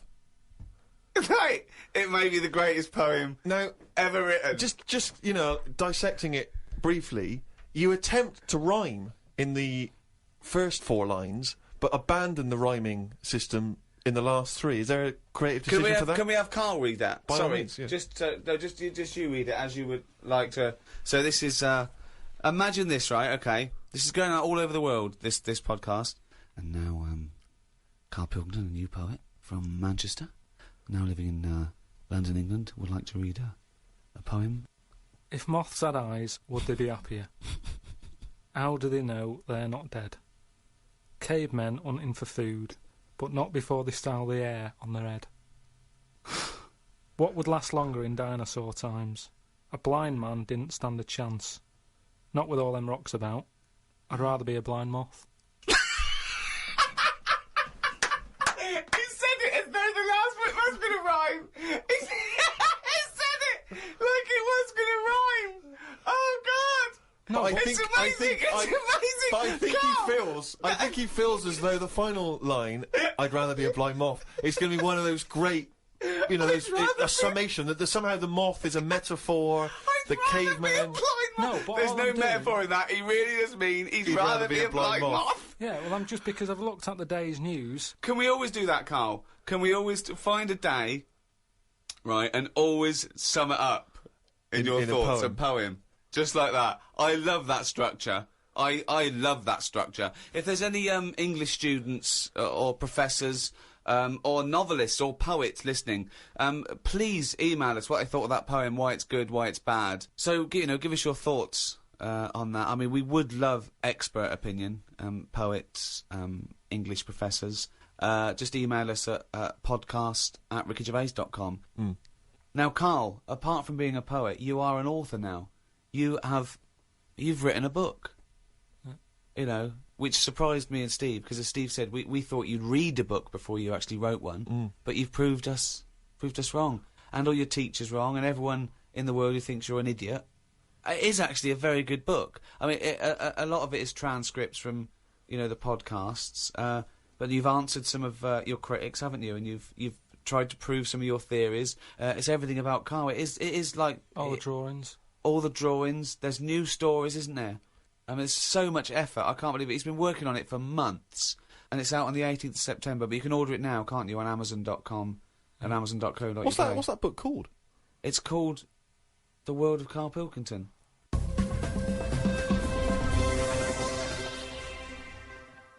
Well, thanks very much. Goodbye from me, Ricky Gervais. Goodbye from Stephen Merchant. Goodbye. And goodbye from the little hollow egg-headed moron that is Karl Pilkington. Right. Well, episode 2 of season 3 of the Ricky Gervais Show, with me, Ricky Gervais, Stephen Merchant. Hello there. And Karl Pilkington. All right. What's been going on? What's been going on? I've been to hospital. I was rushed to hospital, right, emergency and that. Had a tube put up my knob. You had a tube put up your knob? Yeah. What's the story? Kidney stones. Ooh. So, shouldn't really be here, to be honest, doing this. He said rest and that. Climbing them stairs on the way in. To be quite honest, it doesn't look like you're expending a lot of energy at the moment. It's like at Zookeeper going, "Oh, that sloth move today. Calm down." Yeah, but I had to get here. It's been raining. Yeah. I had to come up the stairs. I had to carry the computer. Yeah. Well, that's not entirely true, because your girlfriend was carrying it. I saw her outside. Yeah, but I'm just saying. And then you handed it to me and said, "Steve, God carry this." Almighty. Yeah, I know. That's already a lie. Christ almighty. Whinging. Not whinging. I'm in show business. I know loads of people that wake up every day with a sore knob, feeling like they've had their kidneys probed, and they will say they're unconscious. So they don't whinge about it. They get straight back onto it. They, you know, a lot of them are on TV now. Yeah, straight back to hosting game shows.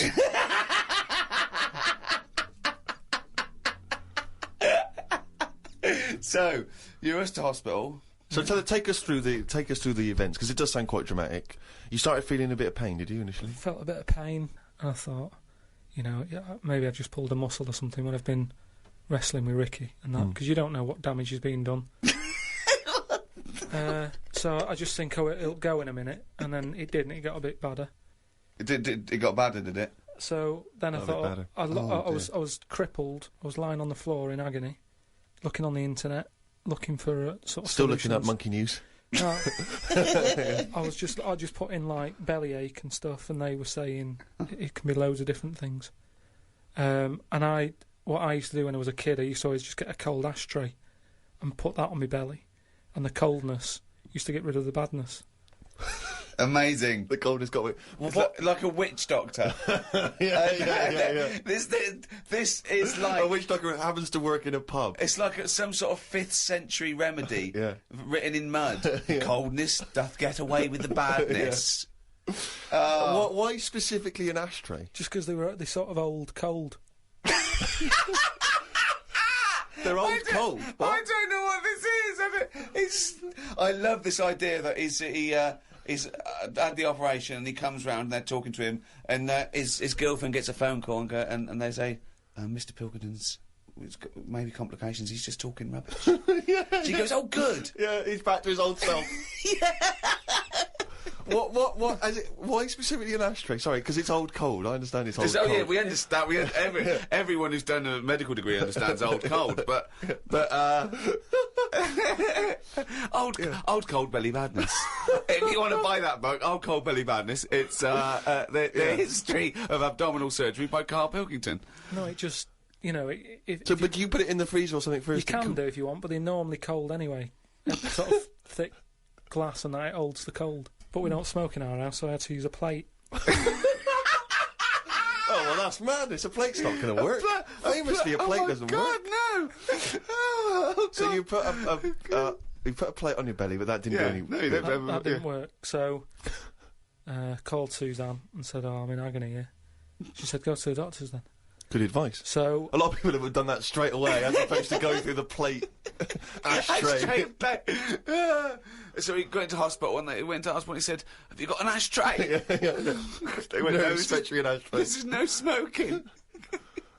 So anyway, so then we get in a cab and what have you. Go there. I have an X-ray. His voice is even more boring than usual, Extraordinary, isn't it? Yeah. Fuck me. And they put me on a drip and everything. Give me some morphine and stuff. And found out that I had kidney stones.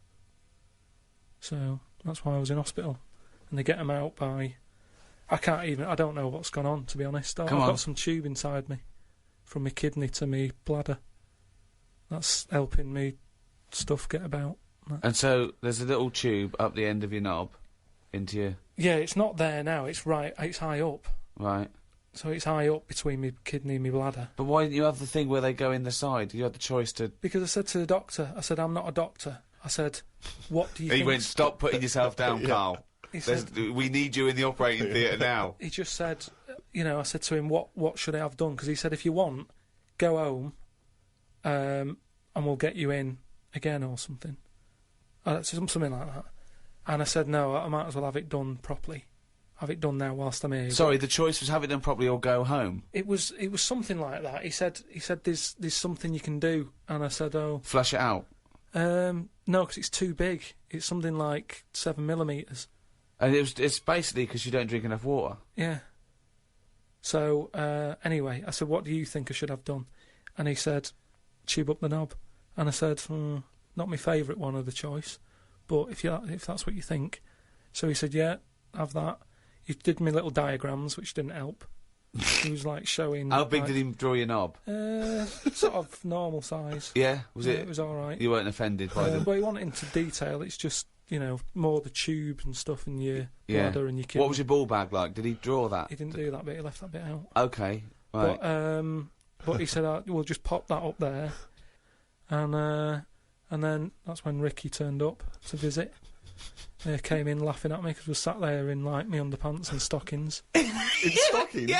Yeah. Why were you He was there. No, he wasn't in bed. He was sort of out of bed with his little drip, right? He had his little boxer shorts on, just sat there, right, in his pants, right, and he had stockings on.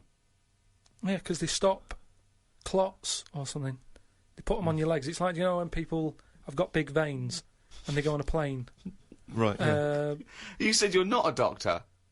No, but I've seen it because Suzanne's mum did it, and she put them on ridiculously early, like 3 days before we were going away, and she'd never been away before, and everything was like over the top. Do you know what I mean? She was like, I best put them on. And so I put them on, and they like, I don't know what it is. It's something when you're under, your blood doesn't move about the same, right? And it can clot up in your leg. So you wear these tights. And I came in to cheer him up, didn't I? Yeah. Was that a nice cheery experience, him coming in? I had a headache at the time. I think I was a bit stressed out. Well, he's just the man you want at that point. Yeah. He reassured you, I imagine. Well, it's weird how it suddenly all happened quick. It was like as soon as he came in, it's like they got the finger out. And when I say not that, literally, I mean, yeah. Suddenly I was being rushed down to, you know, have me stuff done. And I woke up and there was an Irish woman over me going, "Are you all right? You all right?" And I said, "Oh, it's stinging a bit." She said, "I'll give you some more morphine." And I sort of put my head up to have a look at my tackle because I wanted to see if it was still there. What was attached to it. Do you know what I mean? Because they said something about they might leave some string hanging out of it, so they can pull the tube out. It makes you talk. So I had a look for that. Couldn't see any of that. Yeah. But as she put the morphine in, all the muscles in your body go funny. My head just collapsed. Your head collapsed? Yeah, I sort of looked up to look at my stuff, but then she said, "Oh, you just need a little bit of morphine." And she put that in, and I just sort of went, oof. And then they sent me home about 2 hours after. But I'm in agony now, and... Are you in agony right now as we speak? Yeah, certain. Now, are you a man who's had this kind of hospital experience before? Is this your whole first time? I don't go, do it, to hospitals and stuff, because I don't like them messing about. But it does make you think now, do you know what I mean? Like, life and everything. I mean, it's weird how it's all happened in the last month, from seeing that bee sort of die. No, Well, not really. No. This is not a near-death experience. It is You a had a little bit. routine operation to remove kidney stones because you don't drink enough water. No, I know, but... This is not a shark attack. Yeah, but it's all life-threatening, otherwise you wouldn't have to fill out forms, would you, saying, if everything goes wrong, Suzanne can have the house or whatever. And then you find out more about the body as well, which has been sort of doing me head in a bit. You're more aware of stuff in your body, which I don't like knowing about. Yeah. They keep checking your heartbeats and stuff, and your blood pressure. I don't like knowing about that. I just leave it. It's happening. Don't be messing with it. Stop measuring it. Stop measuring it! No, do you know what I mean? That's the same with a knob. It's that thing of like, they put that thing That's what on. the anaesthetist was doing when you were under, wasn't it? Yeah. He was comparing the diagram to the actual thing. Oh, God. The fella across the way from me had the same thing as me, but he'd had it a couple of days ago when he was in agony. So that doesn't help when he's saying, "Oh, I've been to hell and back." Like, don't tell me that. Sure. I don't want to know. Just say it was all right and stuff. So it just the whole thing of a hospital is stressful. You know what I mean? They wake you up like every half an hour in the night, saying, "How do you feel?" It's like, "Well, what, it's 3:30. What are you doing?" I've got to have it done again in a couple of weeks, because what they've done now, they've popped that straw up, but the stone's still in there because they didn't have the laser team in with them. Blast the stone, and then that time they're probably going to leave a little bit of string out the end. Then they have to go about 3 days later and they pull it out. Tell you what though, when you are because when you're in hospital, you've got a lot of time just to sit there and think about stuff. And what I was thinking about is, what is the closest thing to sort of living that's nothing? I don't know what you mean. What? What's like the closest, like, do you know at some point something's gone from nothing to something? Hasn't it? No, I don't understand what you mean. Something, at some point people were nothing, and then something happened and they were something. Do you know what I mean? But they were never nothing, were they? Do you mean what is the first and lowest and most primitive and most simple form of life? No, He's right here in this room, Rick. say like when you look at a stick insect, Right. you go, right, there's a slight crossover there from a stick to a living thing. No, it's not. It didn't used to be a No, stick. no, it's not. There's no biological relationship between it and a stick. But there isn't much difference between the two, is what I mean. Of course there is. It's a There huge isn't. difference. They just sit there looking like a stick. That's their skill. Yes, but there's nothing to do with being a stick. It's like camouflage. That's like saying when a soldier puts on combat gear, you're saying he's a cross between a human and a shrub. He's not a cross between a human and a shrub. No, is he? but that's man-made From a distance stuff. you can't see him. That's the same as the stick insect. No, but that isn't what I'm saying. What I'm saying is, have you seen them weird things that just look like they sort of look like a leaf? Yeah, they're insects that have evolved to look like a leaf. So a bird thinks, oh, there's no tea there. No, That's but not a juicy insect. It's a leaf. I don't eat leaves. Yeah, but at Forget some it. point, something has had it away with a leaf. No. What? At no point has something had it away with a leaf. No, to make it look that much like a No. leaf. At no point did a beetle shag a leaf. There's nothing on a genetic level or molecular level, anything to do with it having anything to do with a stick or a leaf. It's superficial. It's the way it looks. That's all it. That's like saying chameleons must have mated with green once. They are green. No, but it looks like a leaf. What I don't understand is, It has evolved to blend in perfectly with its surroundings and fool predators. But then how does it meet? How does it have relationships? It will be going around sort of having it away with a leaf. No, it won't, because it doesn't know what it looks like. It doesn't matter. They do it with pheromones and attraction, and it's not like they, a stick insect will be talking to a stick for ages and go, "Oh, I've wasted my time here. This club's dead." Rude. I was chatting to her. She was foxy, but she was giving me nothing.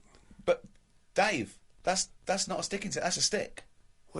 What are you talking about? That's a stick. You've been talking to a stick all night. I can't believe it. I just thought she had a great slim figure. No, it's actually a real stick.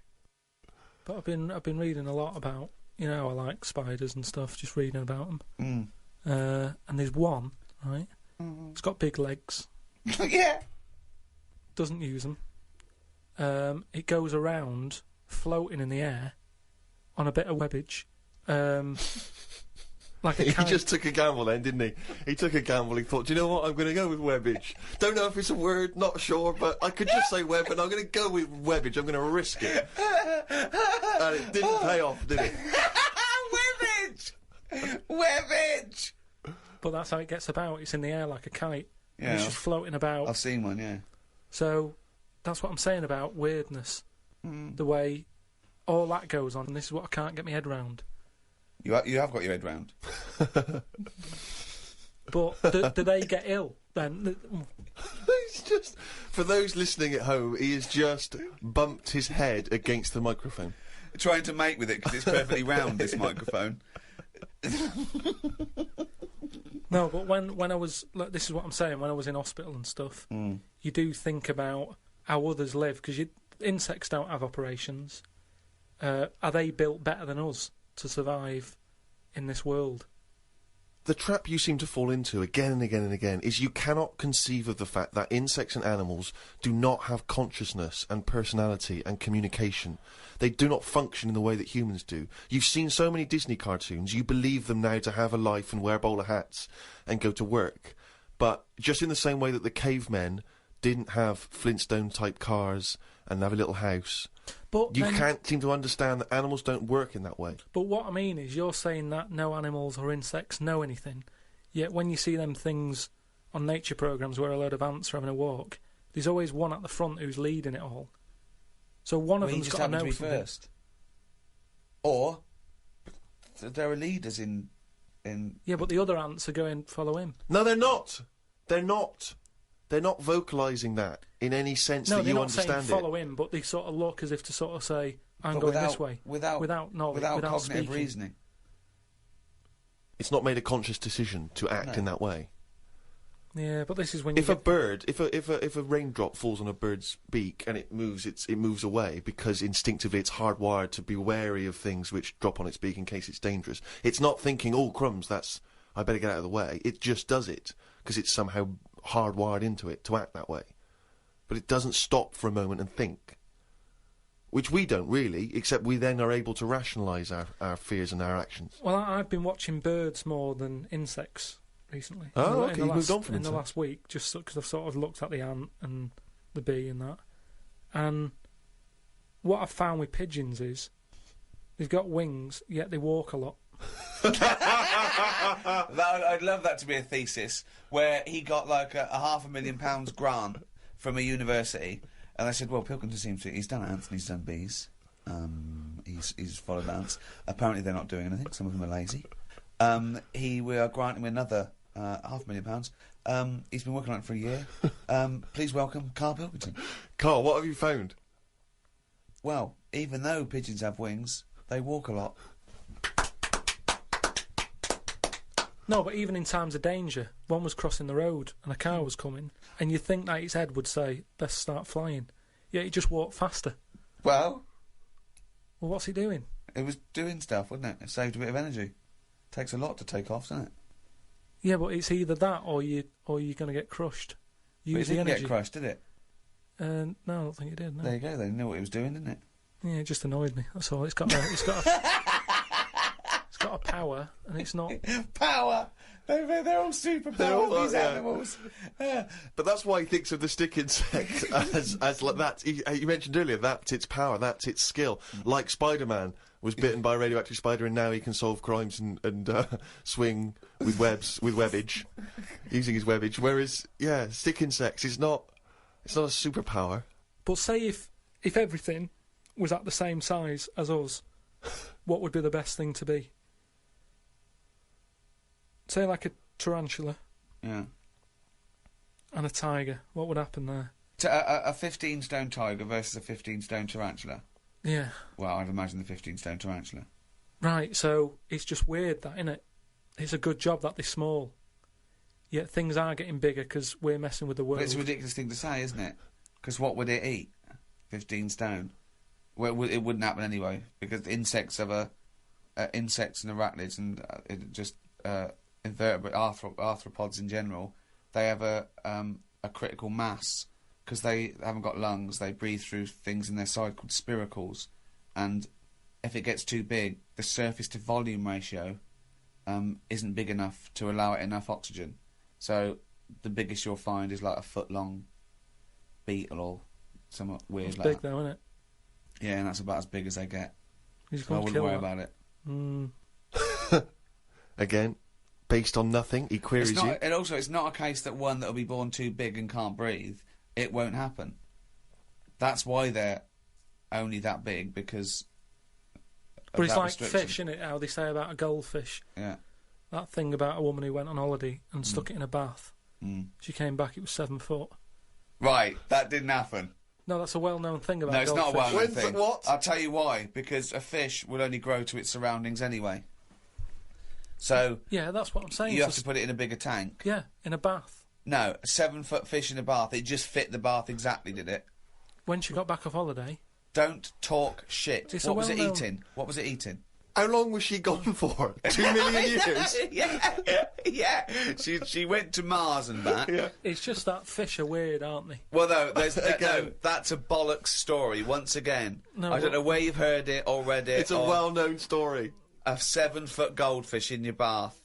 But, no, fish are weird. Ted, like you're that. not going to believe this. Come up here. Well, how many fish do you see that have naturally died? That's the weird thing. What do you mean? Just ping-ponging around these ideas in your mind. You just never see fish sort of just floating about in the water and you go, oh, died of old age. It's always been caught by a man or a shark's at it.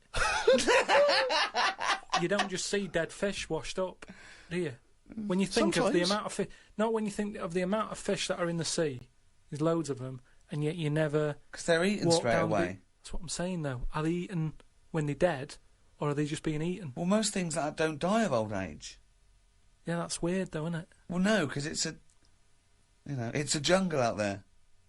Yeah, no, that's why I said I wouldn't want to live in the sea. Because you've got to Are be you on- sure you're not on morphine as we speak?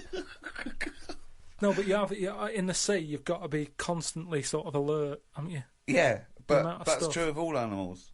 No, worse than the sea. The sea is like full of... you've got an enemy around every rock. I love it! I love it! It's like a warning to crabs Exactly. and young squid. It's like the policeman that comes into your school. Yeah. What advice would you give... Okay, then. What advice would you give... Some plankton. Now, what advice would you give a 2-week-old octopus? And what am I? Am I an octopus? No, you're you're yourself. you. We've sort of set it up that it can understand you with some sort of... one of your inventions to talk to the animals. One of your brilliant inventions is just a watch you strap on its tentacle and it can understand human talk. I'm sure you'll come up with that one day. What do you say to it? What would you say to an octopus, a young octopus, who wants to set out by himself in the sea? Stay close to the rocks. And just let it know about the thing about it can get into a small space. You know, if you look at an hole, don't go, oh, I can't get in there. And sort of squash it and show itself. I can roll it into a ball and sort of say, look at that. Is that hurting? I love the fact that the drugs make no difference. It's like there's no difference. Oh, God. Because that's the only thing that's got in it. It's boneless. So that's its special power. that's what it can do. You can roll it up, and as long as it knows that. But that's the problem with a lot of powers, isn't it? That's the same thing about how people say don't have a go at bees because they're not like wasps. They don't sting you because once they sting you, they die. That doesn't know that, does it? It's also not true, but yeah. Do you know what I mean? It doesn't know, so it's not like the bees going around going, I'm not going to sting you because I'll die if I do. What's your point there? I don't understand. I'm just saying... We shouldn't dislike bees. Well, how do these creatures know what to do? Instinct. I suppose it's like that story you told me about the scorpion, isn't it? It's that, innit? What, the scorpion and the frog? Yeah. What, the fable? Yeah. What was it? It was a frog the scorpion needed to get across a river, and it said to a frog, can you give me a lift? And the frog said, well, no, of course not, because you'll sting me. You're a scorpion. And he goes, well, no, why would I do that? If I sting you and I'm in the water and you drown, I drown. And the frog went, good point. So the frog gives him a piggyback, going across the river, halfway across, the scorpion stings the frog, and the frog's dying. And the frog's going, no, I'm going to die, and you're going to die. So why did you do that? And the scorpion said, because I'm a scorpion.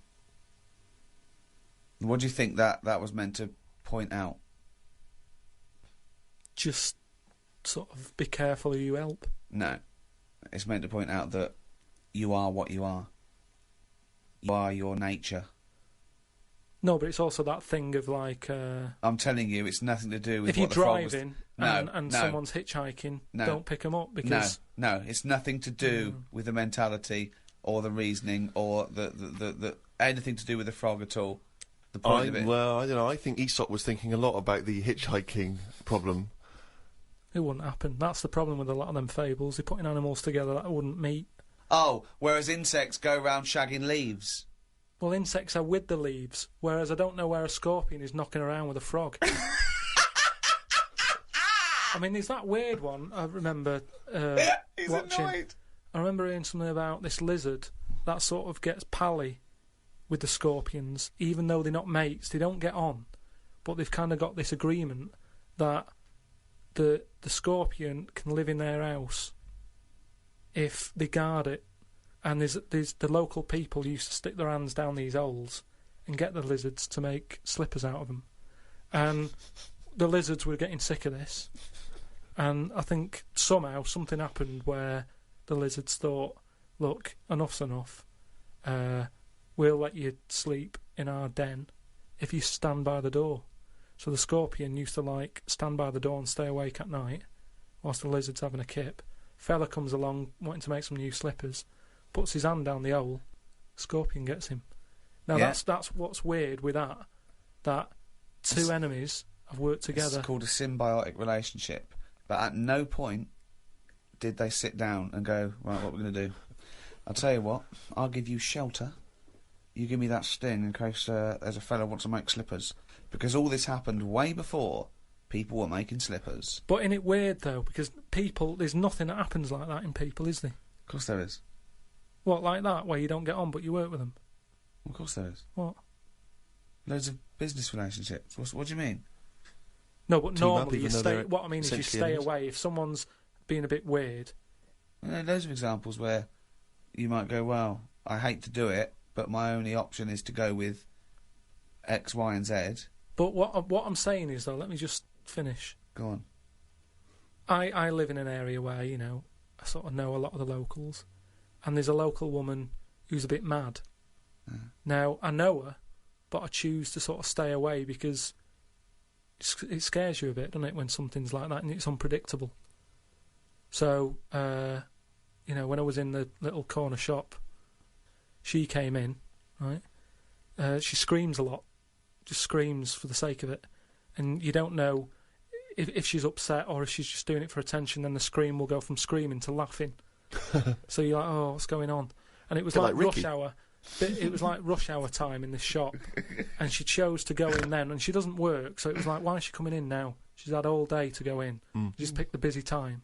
And she was like about 3 places in front of me, and she was only buying a Yorkie and some earbuds, right? And I thought, A Yorkie and some earbuds? yeah, and I thought, what's the rush? You've come at the wrong time, and you bought stuff that could have waited. You should never have to rush out for a Yorkie or an earbud, is what I'm saying, right? And I ended up sort of going, I can't stand this, and I left. Now, that was me being like I would expect the scorpion to be, or the lizard. I don't know what you're talking about now. I have I don't no know where idea. okay, then what do you mean? No, I'm just saying how, like, I chose that woman could be dangerous, so I'll leave her to it. And that's where nature kicks in. And you go, I don't want to be here. I don't know what she's going to do. She's unpredictable. I'll pop back later. And then, I look out, I can see the shop. I saw her go, and she was, like, laughing to herself again and trying to climb up some ladders. And I thought, once she's gone, I'll nick back. I don't know what my point was. I don't know.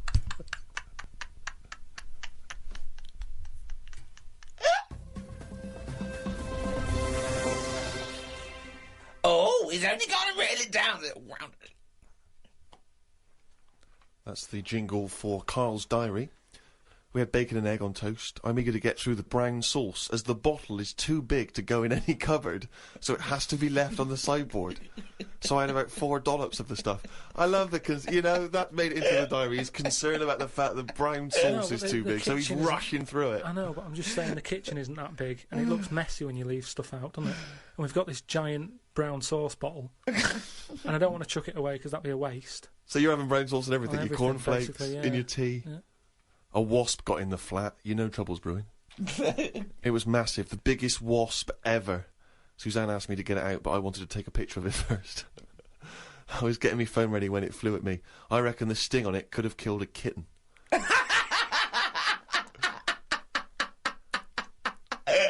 So specific. It ended up flying out the window on its own. Drama averted. Oh, God. We went out for tea. You're always in a cafe. That's what this diary. You spend so much time in a cafe. There were loads of flying ants. I kept kicking the table because I could feel them on my legs. I wouldn't be that jumpy normally, but I still had flashbacks of the giant wasp from the morning. Suzanne told me to stop being stupid because I was ruining her night out. A night out in a cafe. Brilliant. Oh, what was it, her birthday? And flashbacks from an incident. Yeah. Like he's some sort of, like, war veteran. What is it? It's the wasp. It could have killed a kitten. Bought some wallpaper. We got back and got on with it. The wall that we've papered before has got a big mirror under it. We papered on top of it again. I ended up reading my phrase book while Suzanne did the rest of the tidying up. Now, what's your phrase book? This is just you trying to master English, is it? It's just a book that tells you little sayings and how they came about. An interesting phrase is potluck. It came about when all people ate is stews. They used to chuck all sorts of stuff into the stew. You stuck your spoon in, and sometimes you got something nice like beef, or you could end up with a bit of frog. It's potluck.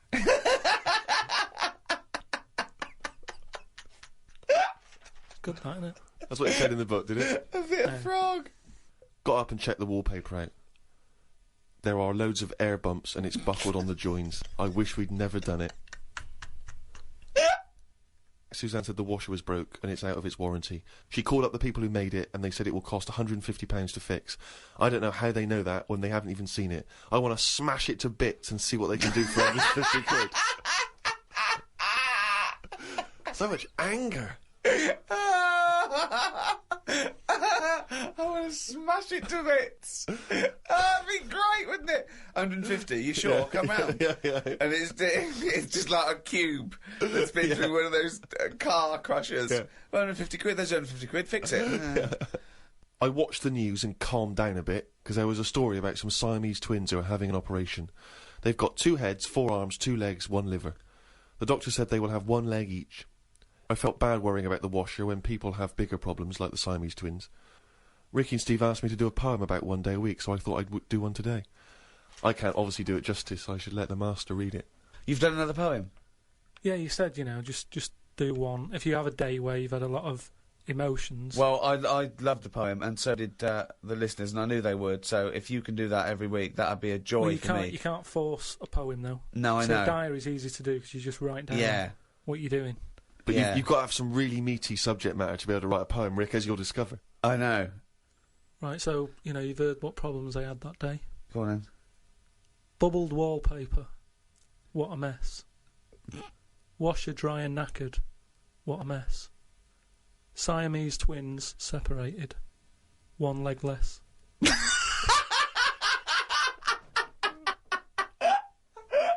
I don't know what rhyming scheme that is again. Oh, God. Oh, God. Oh.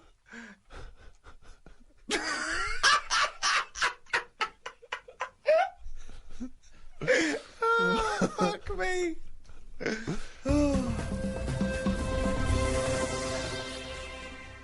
Well, there you go. That's the end of episode 2 of series 3 of the Ricky Gervais Show. More next week. More drivel, more diary, another poem, I hope. Maybe. Just more news and stuff from me, Ricky Gervais, Stephen Merchant, Goodbye. and Karl Pilkington. Right. Hello, welcome to number 3 in the 3rd series of the Ricky Gervais Show with me, Ricky Gervais, Stephen Merchant, Hello there. and of course Karl Pilkington. All right. Had a good week, Karl? All right. Just boring. It's a boring week. Because that sort of kidney operation I've had, it's just affected my life in a big way. How are you now, Karl? Are you feeling better? Better than what was last week. Because last week you really were not putting the effort in, were you? And it's your own fault. You got kidney stones. You don't drink enough water. That's what I've been doing this week. Just drinking. You said what sort of week have you had? What have you been up to? That's what I've done. I've drank water. That's all I've been doing. If there's a water shortage in London, it's because of that. Honestly, just that's what you have to do. It's just boring. It's like a basking shark, just sort of with its mouth open, just going through the water. I'm sick of it. Oh, he's led the life of plankton for Have you been able to do anything, or have you just been resting? It's best to rest, just because your body's still in shock. Even though in the head, physically, I thought it was all right. The body sort of just acts in weird ways. Brilliant. It's a weird thing, isn't it? Like I said last week, you don't think about your body until there's something up with it, and then you panic a bit, and then you go, right, I'm going to look after it from now on. I've been given a second chance here. As I said before, this was not a life-threatening illness or operation. No, but it's that same thing. The last time I had it was when I nearly choked to death on the Mr. Freeze pop. Right. Where I had that sort of, what do they call it when you have like a second coming? Do you know what I mean? It's that sort of thing where I don't think you're the second coming. No, but that thing of... If you are, we're all screwed. You mean the second chance? Yeah, it's a second chance thing. Your life flashes before you, doesn't it? Yeah, but you get, you suddenly feel kinder. Do you know what I mean? Really? Yeah, you sort of go, right, that was a bit of a warning. Be like good, Scrooge? Be good to people and stuff. Yeah, a little bit. I think it's normal.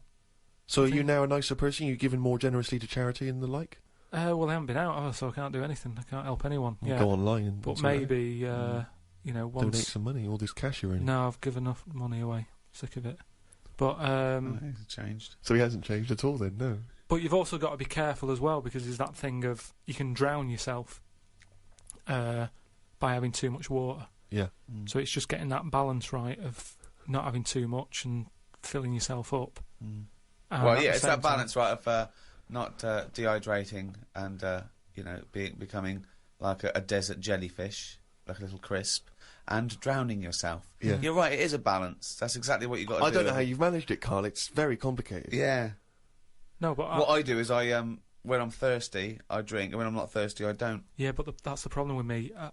Whatever it is that's in your head that says you should have a drink, I don't really have one. It's called a brain. It's called a brain. Yeah. It's the brain that tells you. Yeah. But my brain's never thirsty. I only think of drinking when I'm eating. And I'm not eating as much because my kidney's weird.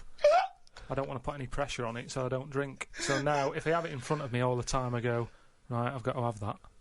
Yeah. So I feel, a bit better. Good. Just, it's just been a long week. Because when you don't do much, it's just, time doesn't whiz by. And normally your weeks are packed, as we know, with visits to the cobblers. Yeah. Well, it's just like they say, innit? They say, Following an ant. Exactly, yeah, you know, we've got a hectic schedule. I know, But- I don't but know how you that's- fit it all in. But, you know, because I was close to death and everything, You weren't close to death. I've been thinking about, you know, other people who've been in that situation where they're dying and what have you. And it's weird how, like, in a way, do you know, like they say before you die, things to do? Yeah. I think I've it's never heard that best- sentence before. I don't know if they say. Well, I've extrapolated from that. What you mean is there are certain things you should do before you die. Swim with dolphins, etc. Yeah. But in a way, because I've had such a boring week, it's been a long week. So if I was dying, don't go swim with dolphins because you'll love it and the time will whiz by and you go, oh, there's another day gone. Whereas I've been sat at home watching, you know, The Price is Right and stuff. And it's just like, oh, it's only 4 o'clock. Oh, this is dragging. So if I was dying, I'd go, yeah, it's dragging, but I've got ages more left to live. Well, what's the point? But it's really about quality of existence, isn't it, when you're dying? No, but anyway, I'm just saying. Oh, okay. Been a boring week. But what I've been doing is going on the internet, sort of learning stuff, been watching more documentaries about stuff. Yeah. Okay, tell me something you watched on the internet then. The thing that stands out the most, there's this spider Right. that a fella got, popped it in like a little sort of bottle. Yeah. And chucked in 80 ants. And the spider, right, just went mental. And I don't know if the spiders eat ants. I don't know if they do. But he wasn't happy with them, that they were there.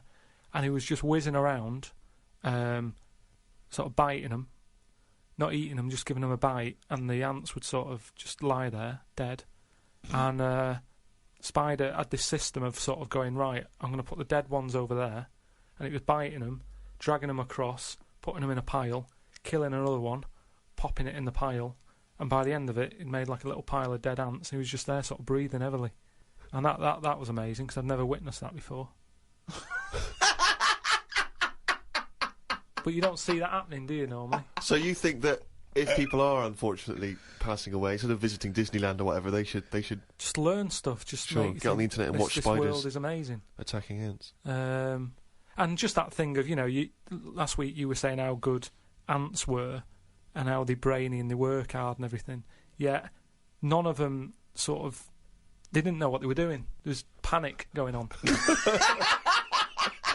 You watched them again, they were running backwards and forwards. And I remember like seeing a programme about ants where they're meant to sort of work together as a team. Yeah. And if they climb up a person's leg, that person stood on their house, say, Yeah. and they're all like, oh. There's a signal and they all bite at the They all same bite time. at once. Now, if that had done that on that spider, they sort of all go on it, and when they're all in position, one of them sort of goes, no, and it bites, and then it would do some damage, but there was none of that. And But you've seen things like the Towering Inferno, where even humans panic crazily and jump out of windows and things until Steve McQueen comes along and saves the day. So yeah, but at the end of the day, when you're in a Towering Inferno, you were there relaxing on holiday. So, of course, you're going to be relaxed, and the shock of it's going to make you go, oh, I wasn't ready for that, I was sat here in my trunks. Whereas that ants should always be alert. Well, yeah. Any insect's life should always be... What, so for a human scooping up 80 of them, putting them in a bottle with a giant spider? Yeah, but I'm just saying that's what insects do. Their life, they never relax. That's what's weird with an insect. There's no downtime, is there? It's you wake up, you go and get the food, you build your house. That's what you do, so you're always alert. They shouldn't be sort of running around going, oh, what do we do now? That should be in them. I They should love know that you're annoyed at these poor ants that were bitten to death. But also, they say they're clever. I was looking at it. If I was an ant, I would have just crawled under the pile of dead ones. Just sit under there, wait for the spiders to go. None of them were doing that. They were all staying on one side and the dead ones on the other. So I'm just saying that, you know, you're always sticking up for insects, saying they know what they're doing. They don't. What do you mean? Where's this come from? When have I ever stuck up for insects? It's you that follow them and saying they're brilliant and that, and ladybirds are right-handed and Christ knows what. No, but, you know, so I'd learnt that. Brilliant. You haven't learnt anything. there's nothing to learn from There's that, nothing you learnt from that. Something about jellyfish, and what else was there? There was this fella, there was a programme on the telly about survival, and a fella who he looks after elephants, and he's in this little hang glider looking for an elephant that he's looking after. He has to keep a track on where it's going and all that.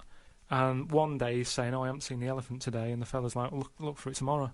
He's like, no, it's best if I go and look for it now, because it might go further away or something. He said, I wish you'd leave it, till tomorrow. So straight away you're going, this is trouble. So he's going out in his glider, sort of at night. He's looking for the I doubt it's a elephant. glider. I Well, imagine it's a glider with an engine. It's one of a them light little- aircraft then. Yeah. So he gets in that on his own. He's wandering about in the air, looking down. Like I say, it's loads of land. He's looking for one elephant. He's not having much luck. Anyway, I think he gets to a point when he goes, I'm having no luck, I might as well go home. Goes to turn round. Something happens. The glider falls to the floor, crashes. Light aircraft. Yeah. That crashes. He gets out. He's broke his legs. Done his back in. Hurt his hands. I mean, he's in a bad way. And he looks at the plane, and that's a wreck. Petrol's coming out of it. He's thinking that's not going to fly again. And he has to lie there, doesn't he, for like 48 hours or something. And in that time, everything's being chucked at him. He has a lion wandering around him. A scorpion walked over his leg. Some sort of dangerous snake went in his shoe. What else is there out there? Some sort of bad ants. Just everything that's there that could cause a problem. He had it all in his line. I haven't seen this, but I suspect there's a lot of conjecture in this telling of it. Bad ants. Bad ants. And No, just anything that you could think of that's out there to cause you a bit of a problem. Camels. He got hot. He got so hot his lips fell off.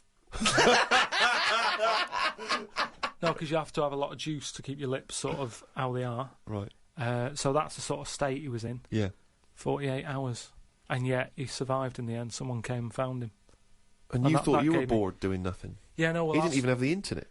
Yeah, but he had a lot of insects. what would to you watch. do then if you landed, right?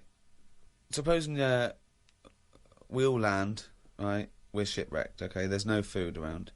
But there's a chance we might be saved, like, in a few days. We just got to stay alive just for a few days, okay? Steve offers up his penis. For what purpose? Well, it's already you've torn it in the plane crash. Anyways, it's hanging off.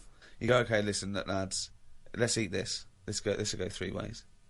I should be so lucky.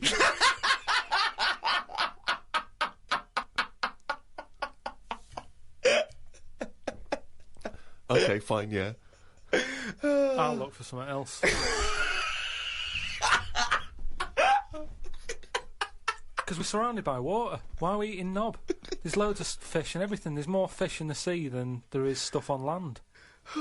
That was something else that I've read about how there's more sea life happening. There's loads more. What do you mean? Than what? Than stuff happening on land. Well, yeah, it's a bigger place, isn't it? Yeah, and there's more. They're all coming further in because it's getting so crowded. Everything's being pushed outwards. So we're going to get to a point where people won't go walking in the sea because there'll be something deadly just floating about on near the shore. Again, that's no information at all. I don't know. There's no information in that statement at all. Yeah, I said how the sea is so overcrowded that everything's being pushed to the edge. It's not overcrowded. It is. You mean things that are in the sea are being pushed to the edge of the sea? Yeah, because there's new stuff happening all the time.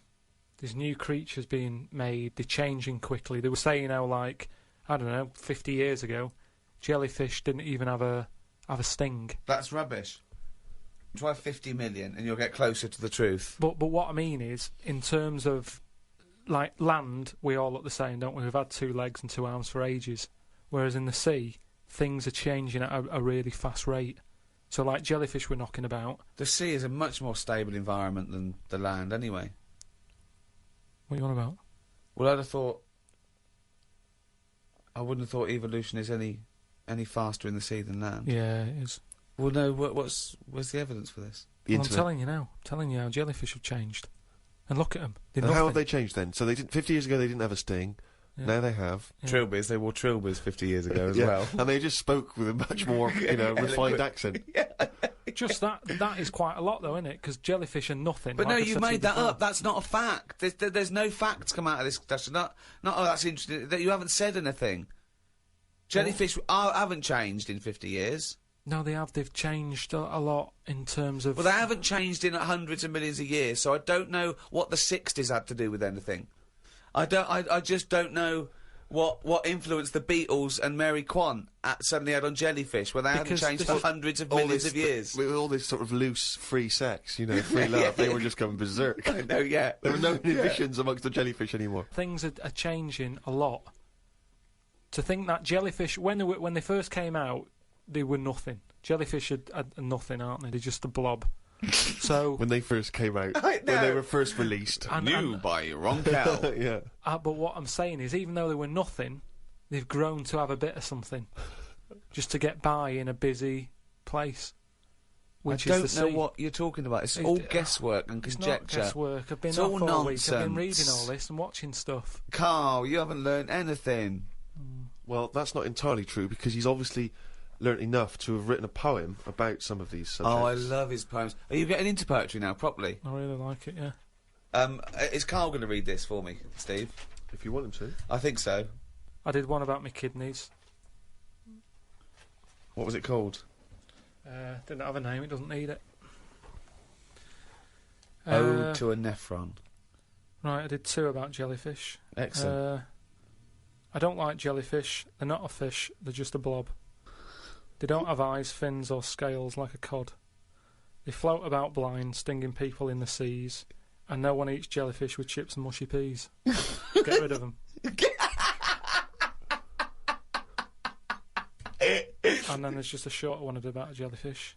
It would be spiteful to put jellyfish in a trifle.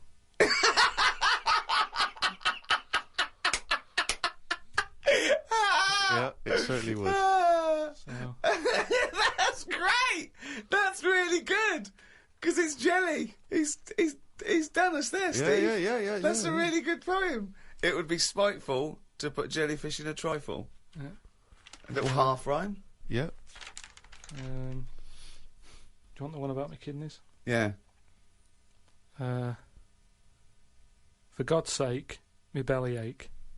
The doctor said it's me kidney. He said he's got to stick a tube up me knob. I said, you got to be kidding me. For God's sake, knob ache.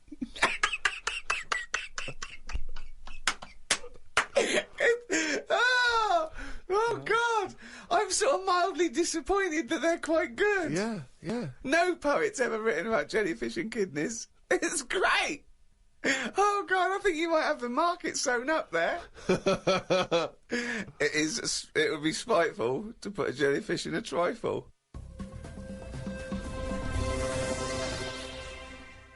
I mean, I'm both impressed and fascinated and worried by Karl's new literary outlook. Yeah. You know, we've said to him, we've tried to make him appreciate the arts and poetry and explaining like what metaphor does and symbolism and all that. But I'm worried it'll backfire, because what if he becomes clever and erudite and then we lose our little endless well of stupidity? What if we lose our little shaved monkey? I mean, these podcasts without, It's almost like you were evolving into a human. I mean, you've authored a book. Well, I have to say, I mean, without at the risk of sounding like we're shamelessly promoting it, I've only just looked at the book today, because that's the first time I've seen it, The World of Karl Pilkington, and I was very impressed by how legitimate it feels. I mean, it does feel like an actual Well, book. he's put so much work into it. I mean, He's done drawings, he's done extra thoughts and ideas, and it's very odd to think that has probably gone now into the British Library, which I think is obligated to take a copy of every book published. Incredible. I mean, let's be honest, it's not going to be on anyone's bookshelf. It'll be on their lavatory cistern, possibly next to their bed. But nevertheless, it's hardback and it's got pages. It's a real book. Yeah. Will you now read some great works? Will you read poetry at all? Or? Probably not. I don't like reading made-up stories, because Fiction. life's interesting enough, innit? Right. If I'm going to read someone else's lies, I might as well make some of my own up and save me money, is what I mean. But you do read lies and made-up things. You just take them as the truth. Most of the spurious facts and apocryphal tales and ridiculous stories that you read on the internet are, I mean, fiction. Yeah, but as long as it gets you thinking, then it really doesn't matter.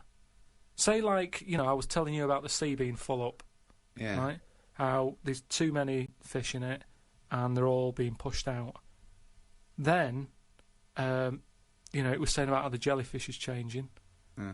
from a bit back, just being a blob, to now being a blob with stingy bits. You go, oh. And then... No, I don't. I wonder what he read. And I wonder what he was reading then there. I'll think of what other things are in the sea, how are they changing? And then that's when I might do a poem about an octopus with two heads.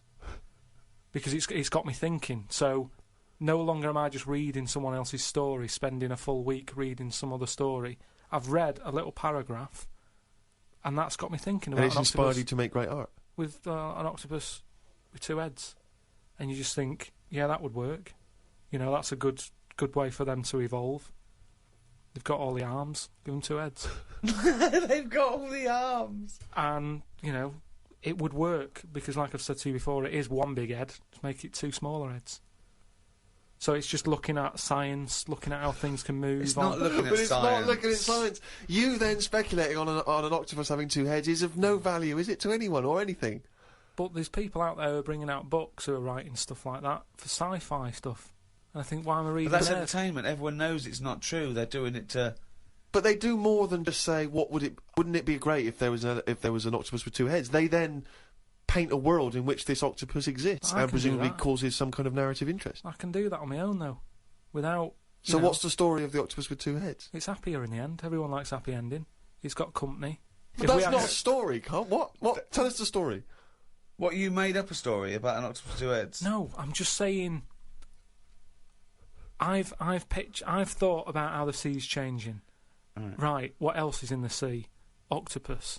Right, what's an octopus like? Well, it's just a big head with a load of arms. Right, how would I change that? I love this thought process. But it's not a story. This is not a story. It's not anything. It's just some thoughts you've had. It's not... But a story is there to make you think and have thoughts. But what is it that you've thought? You've not... I don't see what you've thought here. I've just thought, yeah, that'd be alright. I know, but...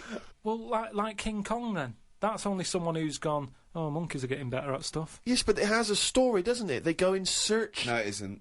It isn't saying monkeys are getting better at stuff. That's not what it's saying. There's lots of themes, but that's not one of them. Monkeys are getting better at stuff. No, they're getting better at stuff. The way they try to he tried to go out with a woman. That's them moving on, isn't it? It's the monkey going, do you know what? I quite fancy her. And you know from the beginning, I mean, that is a story that you go, well, that relationship ain't going to work. Do you know what I mean? I mean, I've not gone out with women who I've quite fancied, but then they smoke, and you go, oh, that's enough to put me off. Yeah. So, when a monkey's that big, the thought wouldn't even pass my mind. To go on a that date. This could work out. Sometimes it's just, you know, relationships are made for each other. Now, that for a story, you wouldn't think it'd go past page 1. Yet you're having a go at me because an octopus has got two heads. Which isn't that weird. When you look at them anyway, I mean, it must be the weirdest thing knocking about on the planet. I'm not kidding you. I've never seen anything so weird. And yet... He's angry because he's not seen anything so weird as an octopus, so But it's not yet a story. What's weird about it? What's strange about an octopus with all the things that could... Why is it any weirder than a dog? Because it couldn't be further away from us. A dog has got human eyes. If a jellyfish had a pair of eyes like ours, I probably wouldn't worry about him that much. But like I said to you, it's that way that they haven't got eyes, they're floating about. I can handle some fish. They look like us. They've got eyes. You can make eye-to-eye contact with them. A jellyfish, what are you looking at? It's a snidey thing, like I've said to you. You can see a lot in eyes. Do you know what I mean? They say, don't trust him. Why? It's his eyes. Jellyfish haven't even got any, and I don't trust them. Whereas if it had them, maybe there'd be the odd one that I'd go, oh, that one's all right. Okay, Carl, I'm just going to throw an animal at you. Tell me how weird it is, what bits annoy you, how you'd change it. Okay. A crab. How would I change it? Yeah. Does it annoy you? Do you think it's weird? They are weird, but they're at that size where they can get away with it. Yeah, it suits them. Okay, good. Would it change anything? In a way, you know, what you're saying about things not working, he can't walk forwards. So why hasn't something happened? Why haven't they said, you know what, these arms are too clumsy. We need to have them so they can slot away easier, and we can pull them out when we need them, instead of clumping around with them. Because they do struggle. You see them struggling with their arms. Yet they're still here, they're still doing that, they're still designed that way. What's the weirdest animal? So you think the octopus is the weirdest animal on Earth? Yeah. In terms of design and everything, and if you lined everything up, say if I'd come from another planet, and everything was lined up in a row, and they said, right, we're going to give you a crash course in what's knocking about on this planet. Yeah. And you go, right, go on then. And you go, this is man, here's a woman, here's a dog, here's a cat, here's an octopus, here's a... I go, hang on a minute, what is this?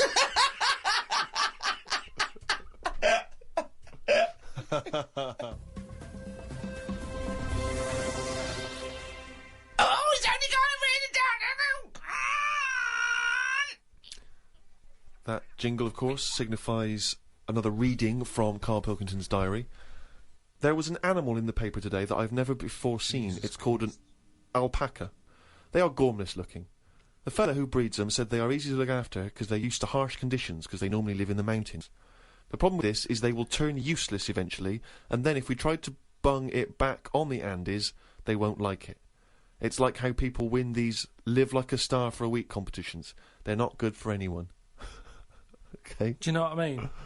If something's living somewhere... But he's not going to send them back to the Andes. He's presumably breeding them for something else. Yeah, but say if eventually, you know, the world's getting busy, there's hardly any room, and we go, right, what can we shift here? What's getting in our way that we can shift? Well, those funny-looking things came from the Andes, bung them back. All right, then let's put them back. And they go, oh, they don't like it. They're not surviving, they're dying out. Why did we bring them here? Oh, it was closer. Yeah, but look, we've died out now of the... Sorry, this is an argument with yourself. This is a whole scenario. This isn't happening. Don't get angry about it like it just happened and you're sick of it. None of this has happened no, yet. I'm just looking at how it will happen. Leave them where they were. But you're getting angry about things that you're speculating on now. It's absurd, Karl.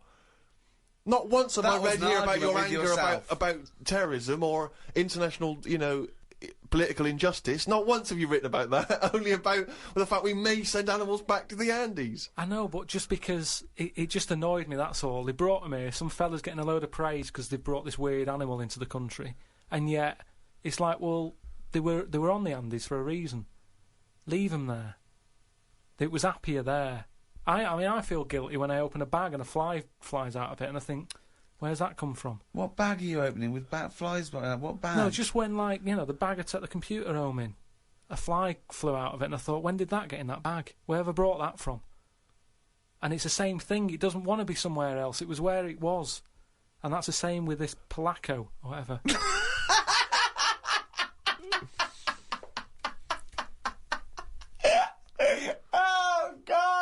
It's amazing. It really is the ramblings of a madman, isn't it? Some new sea thing has been found. That's the headlines on the news.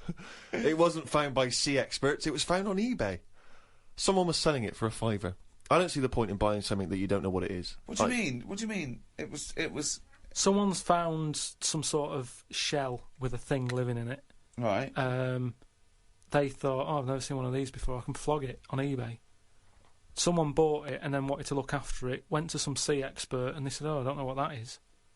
That's the story. It's just weird how stuff's being found on eBay. No, it wasn't found on eBay, though, was it? Yeah, but that's where the specialist people sort of picked up on it. It's just weird that... I mean, all I was saying is I wouldn't want one. If you don't know how to... If it's a new creature, you don't know what makes it happy. When you get a kitten... You go, stroke its head, loves it, right? And you can do that knowing that it's liking it. If I had a little seashell and you go, does it sit in water? I don't know. Do you know what I mean? You could end up doing more damage. So that's why I wouldn't want it. It's nice to have rules in it. It's nice to know what you're doing with something.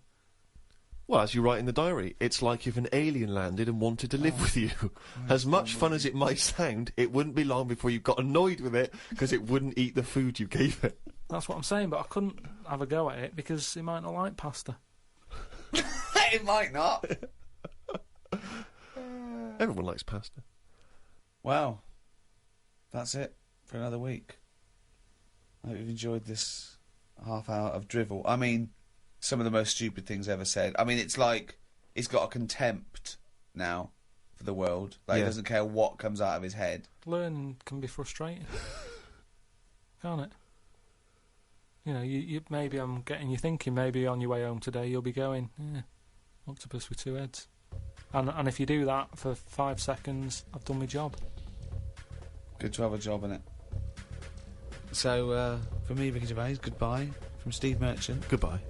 And from Karl Pilkington. All right. Hello, and welcome to number 4 in the series of 6.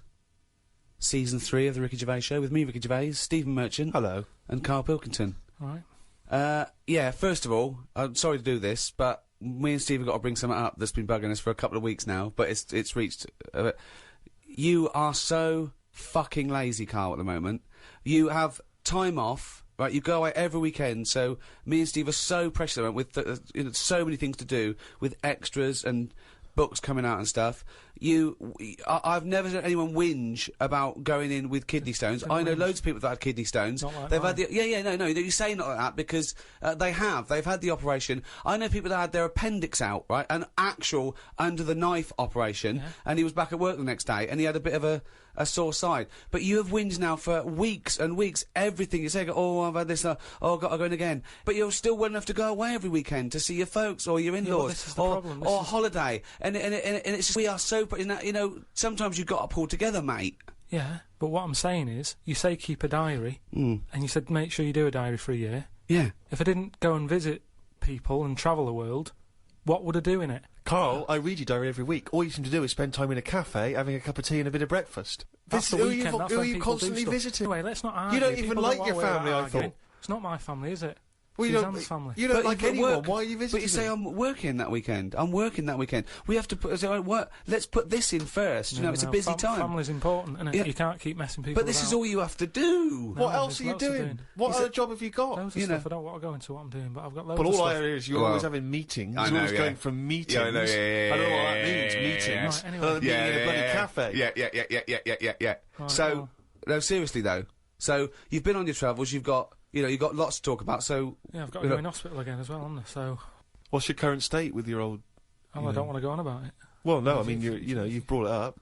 you're fine. You're well enough to go away. You're well enough to go on holiday. You're well enough to visit people. You went on a train. You went to Manchester. You must be well enough. So you're well enough to do this.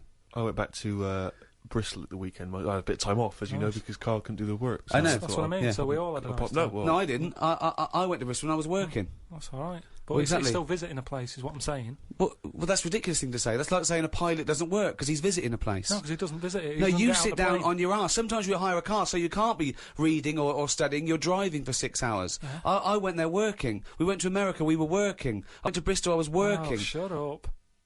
ooh. Do you know what I mean? Getting a bit uppity. The truth hurts, Stephen. The truth does hurt, and it's interesting that Yeah. he suddenly snapped at you there. I know. Because I wondered to myself, if it weren't for you, Mr. Ricky Gervais, what would this man, this little round-headed man, be doing right now? Fuck all, Stephen. Fuck all. Yeah, I went back to Bristol at the weekend. As we know, we all had a bit of time off. And, actually, I was quite annoyed because I passed the pub near where my parents live, and they had a band on. You know, pubs sometimes have a band on. And the name of the band, I'm disappointed that I missed them. The name of the band, Rick, was Loose Change. But what I like about Loose Change is it's the least evocative name for a band, isn't it? It's not amazing. sexy, it's nothing. It's got no kind of mood or feel to it at all. Loose change. It's just, Welcome. Rough outline. yeah. It's just nothing. The checkbook stubs. Pocket fluff. yeah.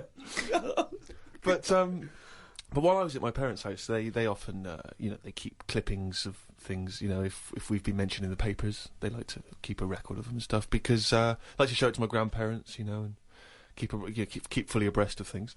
And managed to find a couple of them. This was what I don't know if you've heard this, Karl. It's, for people who don't realise, Karl was making a couple of little 3-minute TV projects recently that were on Channel 4, and in the Sunday Times, someone's written a letter about Karl to the Sunday Times. Wow. They can send in comments and views on things they've seen, read, heard. Oh, excellent. And this is what someone wrote to the Sunday Times.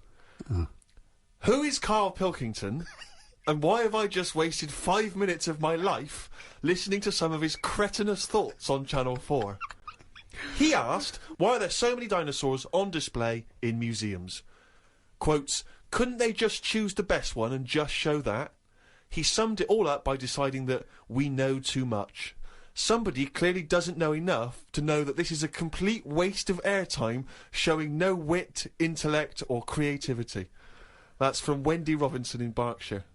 You can't have your critics. You know what I mean? You've got to have your critics. Of course you have. If everybody liked what you did, then you're not doing the right thing. She wasted 5 minutes, and they were 3-minute wonders, so it must have felt... Yeah. 2/3 as long again. But think how angry she must have been to have bothered writing this letter to the Sunday Times. Well, that's good. I mean, though. you It's made a really must decent- have... It's all about getting people thinking. That's what I always say to you. As long as I'm getting people thinking about what I've said, she remembered what I said. But what views did you put out in these short films which you feel people perhaps should be talking about, discussing, digesting, thinking about? Just stuff that was in my head that day when I was filming them. Yeah. Is it in your head now? Some of it is. Now you've remembered me what I said. Now you've what? Now you've sort of told me what I said in that one. Yeah, I remember saying that. Yeah. And I stick by it. Remember him some other stuff? Yeah. I'll tell you now, right? This, if I don't know if Wendy's, listen to this. But, Almost certainly not. But listen, right?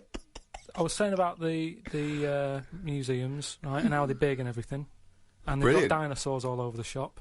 I read that in that museum, they've got something like 7 million bits of stuff in there. Right? Now, when I spend 2 hours in somewhere, just show me the good stuff. Don't be saying we've got 7 million bits. Because there was a fella who opened it, right? I did a bit of research on the museum. Fella who opened the museum up. And what was his name? It doesn't matter. Okay. Doesn't matter, does it? What museum was it? It was the London one. Oh, the London one, yeah, okay. So he's in there and he's collecting all this, bits of stuff. What stuff? Just whatever's knocking about at that Oh, time. right, okay. It seemed like You he have never, researched it. he never chucked anything away. He's like, I won't put it in the bin, pop it on a shelf. Okay, right? So yeah. he's put everything on a shelf in right, this yeah. museum. Then, as time I went think you're on, going into too much detail, but just give us the gist of it. No, but all I'm saying is, he keeps everything, and if you keep everything, sometimes it'll be good stuff, right? And a lot of the stuff was going missing, the good stuff. But people who set these museums up are just as crafty. What? The fella who found Tutankhamun, he was pocketing all sorts of fingers and stuff in his pockets on the way out. That had rings on them and stuff. So all I'm saying is, why is she having a go? But She's hang on, learned wait, something. what's that got to do with someone pocket? I don't understand your point. Because she's sort of moaning at me, going, "Don't have a go at the museum and the dinosaurs." But No, everybody, she's having a go at your fatuous point. Yeah, you're absolutely uneducated, But, I stupid mean, point I- that you got TV time to talk absolute shit, if I could that's not paraphrase my fault, is Wendy. it? That's not my fault. If someone says they want me to do a little programme and you can do what I want, I went and did what I did. Free speech, innit? But we just gave you the chance then to defend yourself, and you just confirmed Wendy's point 1,000 times over. What was all this waffle about people nicking stuff? What's that got to do with anything? Because she's having a go at me. I didn't nick But anything. she's having a go at you for talking nonsense that's of no consequence, which is what you just did then. That's not nonsense. But what was your point? Oh, all right, then we'll watch Wendy's little programme when that goes out. Let's see what she's got to talk about. Sick of her.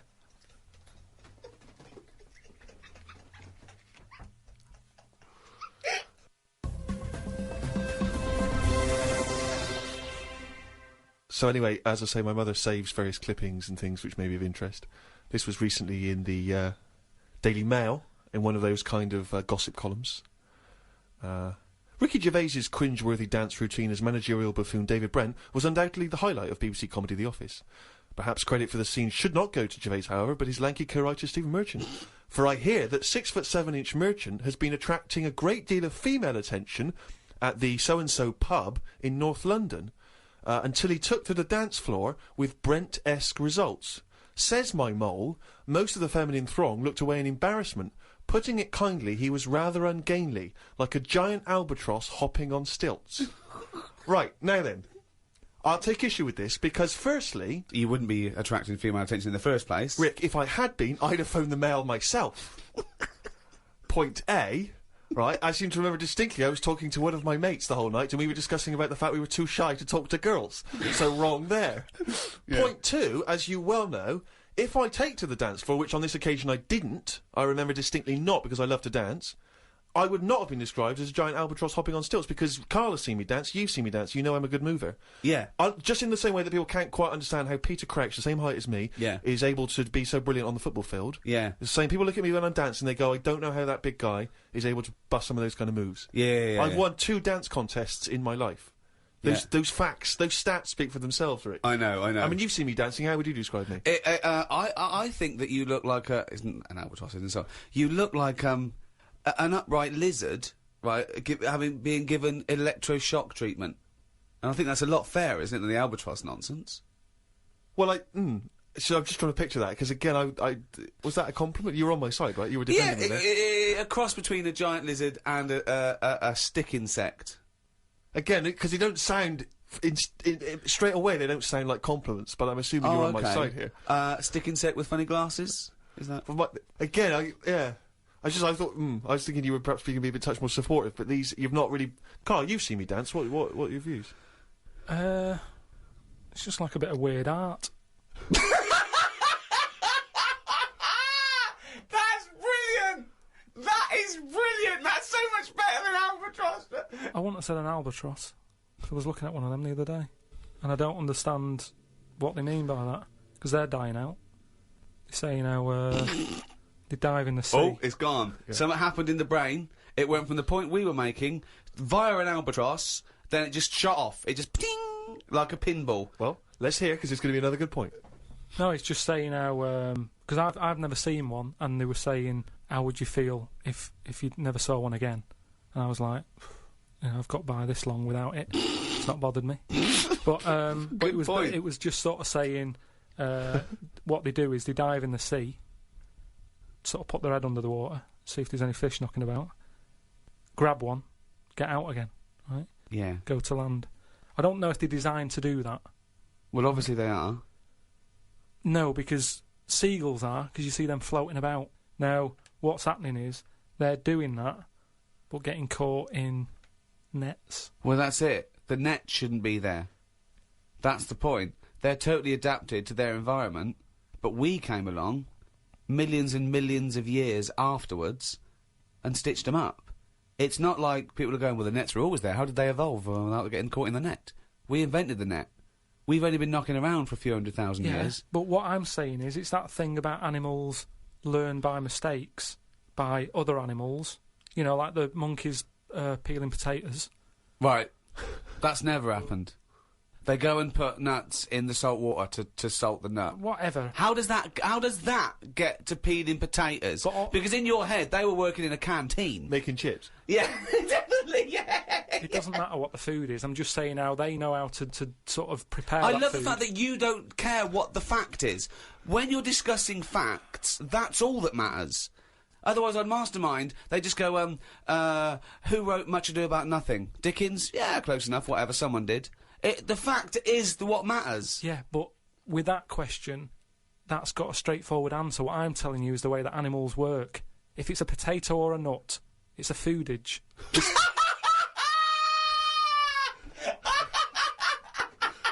And once again, I return you to my question as before. What's your point? What point were you making? I'm just saying an albatross will find... If you're hungry, you find food or you change your diet. If you don't eat something else, you die out. Simple. Said before. If you want a pie, but they haven't got any pies, you have a pasty. Alter your diet. And an albatross... Drastically. Yeah, pies radical. Yeah, completely changing my diet. No more pies. What are you eating? Pasty. Brilliant. I'm not going to eat quiche anymore. I'm going to have a tartlet. But you're getting more and more sort of single-minded in your... No, single-celled. Yeah. It's not, though. In your belief that everything you say has got some kind of profound implication, and that no one else is listening. That we're all ignorant. All right. We're all not listening to what you're saying. Here's another one. Go Here's on. something else I Oh, discussed. come on. This will be good. In series This one. will be as good as E equals MC squared. The people aging backwards idea. Well, it's not an idea. They've done something on it, saying how No, they haven't. a baby has been messing about with emails. Right? Right. Yeah, a 65-year-old doesn't know how to use email. So, again, my system works. So say if you're an old person, you're not using the internet, but you shouldn't be anyway. Because you should be sort of just getting used to life as an old person. When you're a baby and you're about to die, they're using the internet. I don't know what you mean. When you're a baby and you're about to die. This is if This this is the was aging your backwards world. If idea, it was yeah. your world.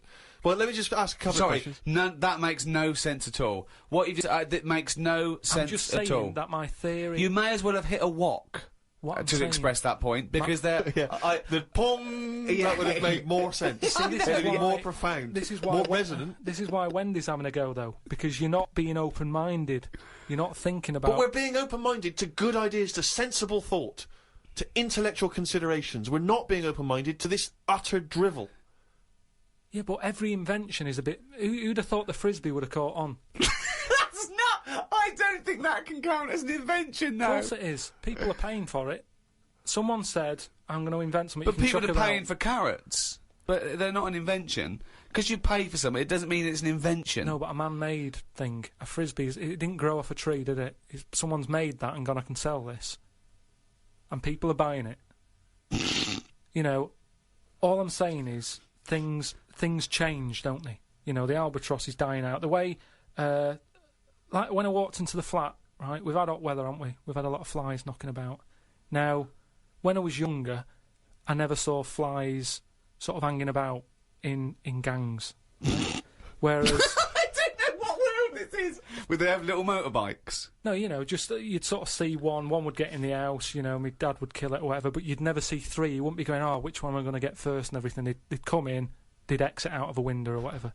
Whereas I walked in on a bit of activity. At home, There's nothing to eat here. right? 3 flies in the flat, right? All sort of whizzing around, Right. all together, right? So I just sort of think, oh, you know, let them be. They seem to be happy. You know, they're playing around with each other, right? Sat down, reading the paper, look up, right? It was like one was trying to like have it away with one of the flies, and the other one was having a go as well. It turned out it was a little fly that didn't want any of the action, but 2 were attacking it. How could you possibly gauge that? Just by watching. That's how you learn, isn't it? You watch. You watch. But no, this is conjecture again. You had no idea what was going on there. No, I did. It's the way they were sort of jumping on it and stuff, and I was like, oh, I'm not happy with this going on, and, you know, under my roof sort of thing. My house, my rules. But it's a nightmare because it's small. You can't control it. You don't know which one's which. You might end up sort of pushing out one that's the baddie. What are you and you're pushing talking out... about? I'm just saying. Why now, are you getting involved? Just because creatures are changing all the time. What are you talking about? What point are you making? I'm just saying the way that flies used to be happy-go-lucky, on their own. The sun's out, have a fly about. Whereas nowadays... Now there was like little attacks going on. Oh God! Oh God! But how could you tell which were the 2 aggressors and which was the victim? How Well, could you distinguish? This was the problem. I mean, all I was looking at was which one they kept attacking, and I was thinking if I can get that one in the bedroom and then get the other 2 out the window, What are you? just breaking it up. Because what sort of a person would I be to let that go on? I don't know what he's talking about. He has no feelings for anything. He doesn't care if whole species die out. Why are you That's getting where you're wrong. involved? That's where you're wrong. Because I think more than most people. I think there's a lot of people who just go through the motions. Yeah. They do the same thing every day. They can do a job, but that's all they stick to. They don't think about what are them flies doing. Karl, What's that I've lady known doing? you for, I don't know, 4 years, and all you ever say is things like, why do we have jellyfish? No, I haven't mentioned a jellyfish today. But it's the same old shit. You look at someone, you make up your own story, and then your conclusion annoys you, even though it's totally fatuous. Like I say, the man with the frisbee. What happens if he had a mate who said, "Rubbish that"? He wouldn't have done it. I love the fact that you think the frisbee is the pinnacle of invention. Yeah. I think it's amazing. No, it's an example of something that, you know, if he was on some programme where you said, "I've invented this," they'd go, "Get out." They wouldn't give him time of day to say, "Right, I've made this thing. It's out of plastic." You throw it about. What for? Well, you just chuck it about on the beach. What's the point? It's a bit of fun, innit? No, I don't like it. Okay, that was an argument with himself. No, but do you know what I mean? It's a popular little thing, and I'm just saying it's easy to put ideas down. But you've never even come up with an idea as good as the frisbee, and that's saying something. I came up with a clippable mat that goes on a cup, and it's a good little thing. I haven't followed it through yet. A what? A clippable mat. What's a clippable mat? What does that Clippable involve? mat that you stick on a cup, so you can put your cup down on a table without having to go, "Oh, where's that mat?" It's clipped to the cup all the time, and you put the cup down wherever you want because it's got a mat on it. I think I've seen that. But why does it have No, to you be haven't. clipped to No, I it? think Why I couldn't it have. just be built into the cup? Because So it clips onto, you got to have special cups. It doesn't Yeah. clip onto every cup. no, but just the same way that every sauce is different. You don't say, "Oh, I'm sick of this sauce. It doesn't fit a mug."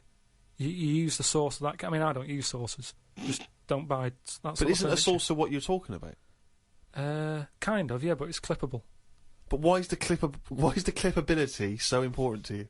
So you don't have to keep finding the mat when you put the cup down. It's constantly clipped to the But the why cup. does it have to be clippable? Because that suggests it's removable. Why not just have something where it's constantly attached? What's to stop you from losing that in much the same way as you lose the coasters? which Do have we caused need problem? this? Do we need a But- clippable coaster? But let's ask him like it's the Dragon's Den. Let's ask Okay, him yeah. now. What? We've got money to invest Yeah. on your clippable Right. cup. Now What's your pitch problem? this idea to us. Tell it. How would you sell this Well, idea you, to you us? just said, what was your question then? Brilliant. So you're not listening. Let's start No, again. I am. Okay, I no, just- imagine you've walked in. You've What just is it walked for? in. What is it for? Is it a coaster to stop the heat from the cup burning the varnish? Rick, let him explain it. or Let's- is it a saucer to stop Well, look spills? at it. Let's have you pitch this idea to us. Just you've never met us before. We're investors. Tell us, explain this to us. Sell it to us. Right. We're living in a world where furniture is important to people. They spend a lot of money on it, don't they, furniture? There's so many absolutely. furniture shops out there. Yeah. All different types of wood from all over the world. Absolutely, yeah. Right? Good If something's come from the Amazon, you don't want a coffee stain on it. No, you don't know. Right. But we're living in a world as well where people don't use saucers. What do you mean when they you don't? go out, when you go out and buy, because people. What do you don't- mean we're living in a world where they don't use saucers? Yeah, there's loads of saucers, yeah. Because I know people who buy cups singly. Right.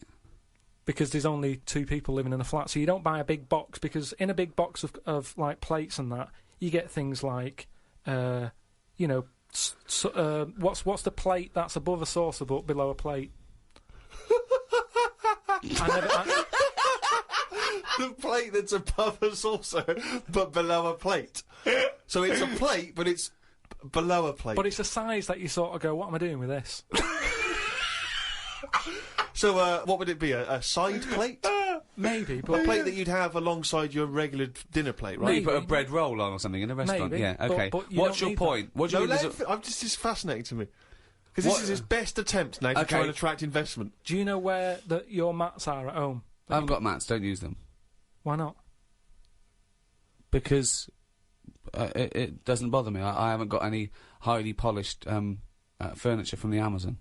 Right, Steve, have you got any sort of... I've got some coasters and I use the coasters. And do you know where they are when you need one? Well, yes, because they're always at the place where I would normally put down a mug of hot tea, i.e. Yeah. on a table or a coffee table. Right, now, do you I'd keep find... if I had a highly polished table from the Amazon, I'd keep my coasters on it. Yeah, but what I'm saying now is, what happens if you get up with your cup of tea, you're a busy man, right? This is Yeah. what I'm saying, we're living in a world where people are busier than Yeah, ever. go on. Not everybody can sit down and enjoy a cup of tea sat in the same place. Right. You get up and you might move into another room. You haven't got a polished table in there from the Amazon, so it doesn't No, matter. but you might be working on another expensive table Oh, fine, we'll have a coaster there that as has well. a then. computer on. My question is this. One, does it fit all mugs? Or do I have to buy a special mug to have this special Well, bit we can, attached? we can work it whatever way you want. We can either look at the standard size mug and say, let's appeal to everyone, or we can get in touch with some mug company, How is it clipped? just like little plastic clips that clip onto it. Yeah. and then you clip it off and you clean it. The dishwasher proof, by the way. They don't need that But at all. why can't you just make a mug that has something built in the base of the mug to prevent it from making the mark? No, I don't Because it's need only that. the heat that makes the mark, isn't it, really? I just want to say now, that's a pointless idea, and I'm out. Right, but what about the idea that you've just suggested then, with the mug, with the saucer built in? Yeah. What about, will we do that together? But that's not your idea, that's my idea. Yeah, but without my idea, you wouldn't have had that. Well, but that's absurd. We're having a conversation, I've come up with an idea, now I've got the money. I've got the money, and I'm going to go off with that idea. Yeah, you haven't painted it anyway, and it's a rubbish idea, and you couldn't. It's not rubbish, because I've just thought as well, that'll be good for putting biscuits on the side as well. Oh, God! Okay, no. And that means we can get rid of that plate that I don't know what By to the do way, with. now this is broadcast, you can never patent this idea because it's out in public domain. Rick, why don't we see if there's anyone out there who's willing to invest in this idea? Are you a mug manufacturer? Are you a mug designer? Are you someone who's got any interest whatsoever in this idea? Do you think it's a saleable idea? And more importantly, would it be not great to have a picture of Karl's face on the mat? Because it's perfectly round. Perfectly round. As well, and you'd scold him every time Yeah. you... So there'd be a certain satisfaction in that. Yeah, well, if Peter Jones is listening, or that Ballantyne fella, or, what's his name? Any of the big investors on that show, or indeed yeah. any investors anywhere, podcast at rickygervais.com. Get in touch. Tell us how we can move forward with this brilliant new idea. Pathetic. Oh, chimpanzee, that is gone and written it down, the little... The jingle that signifies another reading from Karl Pilkington's diary. Got up and put the radio on. I listened to the story that the vicar read on Radio 2. Yeah, that could be good. He was saying how Jesus was 33 when he died. He said he was more into the idea of doing a lot in your life than living for ages. This was linked to the news about the doctor who's come up with some stuff that he's been injecting himself and his wife with that makes you age better. I looked it up on the internet. It wasn't worth them doing it because they are already old looking. I don't know why people want to stay looking young. You can wear a bald head better if you're old because hairs are replaced by wrinkles. That's drivel. No, it's not drivel. Pointless. It's just A pointless entry to a diary, that.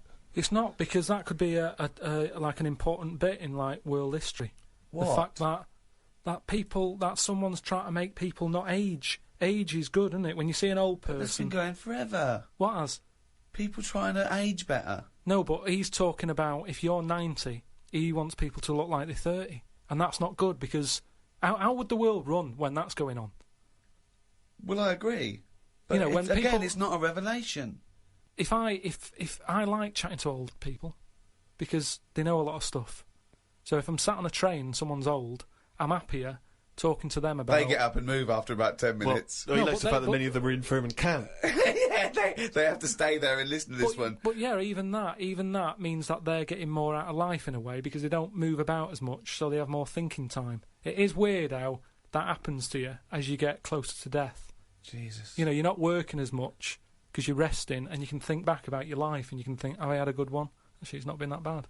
Whereas if... But you must have started that now, because you've been doing nothing for the past 3 months. Yeah, but I'm just... well, that's, like I'm saying, it is a good thing for you to do, to sort of think about what you've been doing with your days and your weeks. And how stuff. do you assess your life so far? With all this spare time you've had in your hands and moping around and moaning about your illness and just sitting round, right?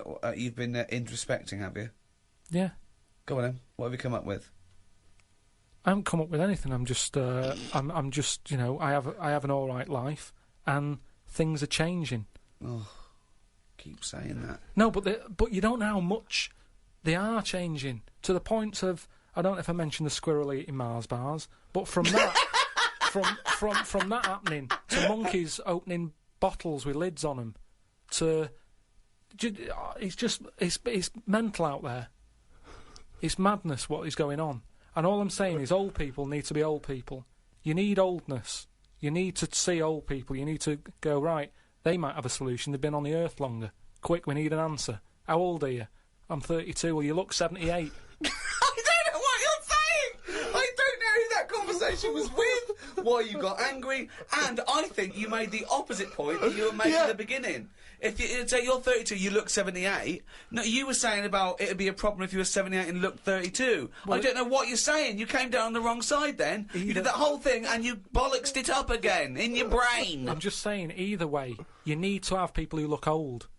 Otherwise, who's in charge? I don't know what I mean? Right. So you say, so you're saying it'd be alright to make 78-year-olds look 32, as long as there were some 32-year-olds that look 78, as long as you've got old-looking people. No, but say Can I like... tear this page out? What? Because it's worthless. What I mean is, when I went to the doctors, I saw the specialist, right, about the kidney stones. I was asking him all the straight questions. Go on. Is it life-threatening? No. You know, how long am I going to be out? All Couple the of rest days. of it, right? Now, As it turned out, it is life-threatening, and you've been out for 3 months whinging about the fucking thing. Strange.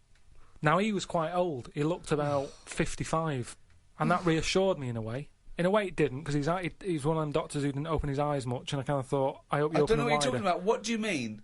What? What do you mean he didn't open his eyes much?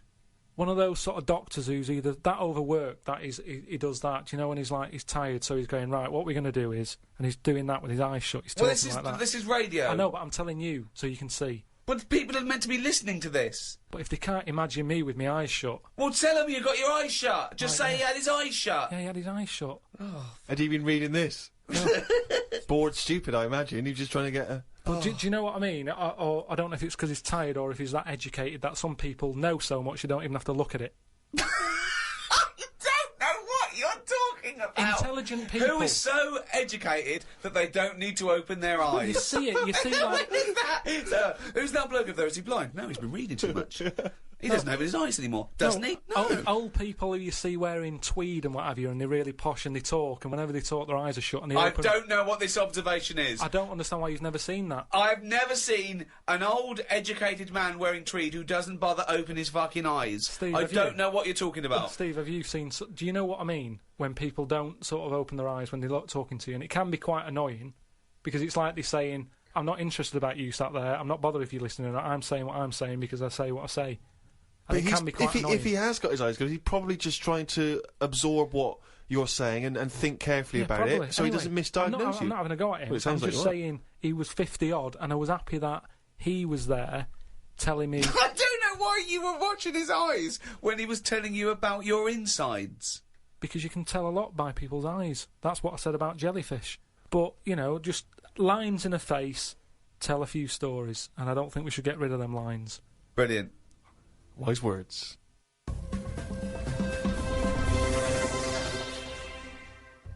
Well, that's the end of show number 4 in this 3rd series of the Ricky Gervais Show.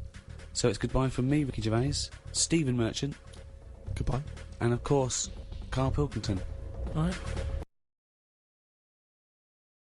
Well, here we are, number 5 in a series of 6 of the Ricky Gervais Show with me, Ricky Gervais, Stephen Merchant, Hello there. and Karl Pilkington. All right. Well, Karl, you are officially a published author. Your book came out, The World of Karl Pilkington, and a copy will go in the British Library. Will it? Well, they Yeah. have to take every rubbish. I think it'll go in the British Library lavatory. From what I understand, it'll be in there with like a collection of like novelty postcards and Yeah, maybe exactly. a Viz compendium. But, you know. Yeah, so they take everything. Just think of that. But is that a rule they set up when books were more important to people? And now it's kind of like, oh, I wish we never said we'd do that.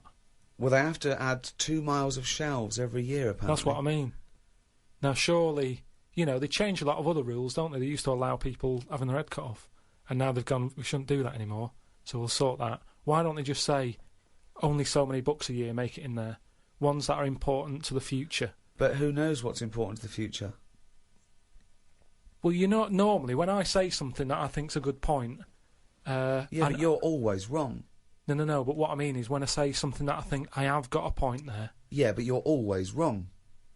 But why do they do this? Why do they think they've got to keep everything? Because we're living in a world now where everything is sort of binnable. And, you know, we use stuff Binnable. for what it is. Well, I think you could say that. Oh, It's that's binnable, fine, that's yeah. fine. There was a sort of poetry to it, but I think he stumbled across that. I don't think it was intentional. Yeah, I mean, I still haven't got over last week him saying foodage. Do you know what I mean, though? That the world's changed, so why is that rule still hanging around when... Well, it's not a rule. I mean, it's not a rule that, you know, the country's going to, you know, live and die by. It's just that it is seen as a a repository for knowledge, for information, and I don't believe any old Joe can wander in there and get one of these books. I think you have to either be a scholar. I think maybe it's open for a brief window for students, but you couldn't just wander in there and see your own book, Karl. There are some books that they have to turn the page for you in gloves, so the amino acids. I'd hate that. With yours, it won't matter. They just go, it's over there, or they throw it to you. No, it's just. Or they slide it along the floor. They say, "Oh, I can't give it to you, Karl, because it's propping up this desk." Yeah, they kick it to you and say, "Put it in the bog when you're finished with it." It's just that thing of being timed, though. I hate it when people go, "Oh, have you read this?" And then I can't read it properly because I'm thinking they're thinking I'm taking ages here. Do you know what I mean? So I have to scan read it, and I go, "Oh, it's good that," and they go, "What do you think?" And I go, "Oh, about what?" So I hate the fact that someone stood there with gloves on, because that isn't normal, relaxing sort of reading, is it? Well, it's not. You don't go in to read the Doomsday Book, let's say, in order to just have a relaxing read. You're going in there to study There it. are historically. Say they're professors and scholars and scientists and historians. They don't wander in because it's raining and they go, "What's a good read?" There's not a man wearing white gloves turning the pages of the latest Jackie Collins. No, exactly. Do you have heat? Watching your lips move as you read to see if you should turn the next page. I suppose I shouldn't really feel guilty, because at the end of the day, right, I mean, people always rave about Shakespeare, saying, "Oh, his work was good." But Brilliant. at the same time... He'll probably put that on the book when he brings another one out. He'll put your review on it. Yeah. Oh, that was good. Karl Pilkington. But at the same time, like, some people will have a go. I'm ready for people having a go, like that Wendy did about me little films I made. There's always people... Wendy Robinson? Yeah, Sarah Pinion. For those of you who didn't hear last week, she slammed Karl. No, well, each to their own and that. And, if everyone liked the same thing, I don't know what we'd do, right? Sure. You don't know anything. So all I'm saying is, everybody raves about Shakespeare, when, if you properly looked at what he did, he invented a lot of swearing words, right? Effing and jeffing and that. Now, That was one of his. Well, it's Effing and Jeffing and Effing and Jeffing Part 2. Did he make up a great deal of swear words? I don't know that I'm aware of this. A lot of them are Shakespeare invented. But all I'm saying is, for some reason, when things are brought out years ago, people say they're good even though they're not, is what I mean. But let's not mistake the fact that Shakespeare is not... He's not... people seem to confuse him as though they think he wrote these things in order to be read. He wrote them to be performed. They're plays. They're not books in the traditional sense. He didn't bring out the latest book. No, but just when something's old, it gets a bit more respect, is what I mean. When I was watching that documentary about the real Indiana Jones, Brilliant. they dug out some rocks with drawings on, and they were like, "Oh, don't damage them, don't mark the paint," and it's like, it's rubbish. It was like a stick fella with a yak. And now, if that was found now, or if a kid showed me that, I'd go, "Hey, it's not that good." So what I mean is, because stuff's old stuff gets respect. But you're not judging it on its aesthetic merits. You're judging it on its historical importance. I don't think that's fair, though, because when that fella drew that, it wasn't old. He did it when he was knocking about. No, yes, but you must see the difference between you doing a stick man on a wall with a bit of chalk near your local and a cave painting that they date to 10,000 years ago. Yeah, so in 10,000 years' time, when they find my story about the monkey fireman, will it gain more respect then than it is now? No, less. But why is it? Because people will more and more realise what a buffoon you are. The more research we do, the more these podcasts we do, the more you expose yourself as an empty, egg-headed moron. That's a friend speaking right there, Ricky Gervais. No, he loves you like a brother. I just think, you've mentioned him before, Steve, this Peeps fella. Yes. Has he done anything else apart from a diary?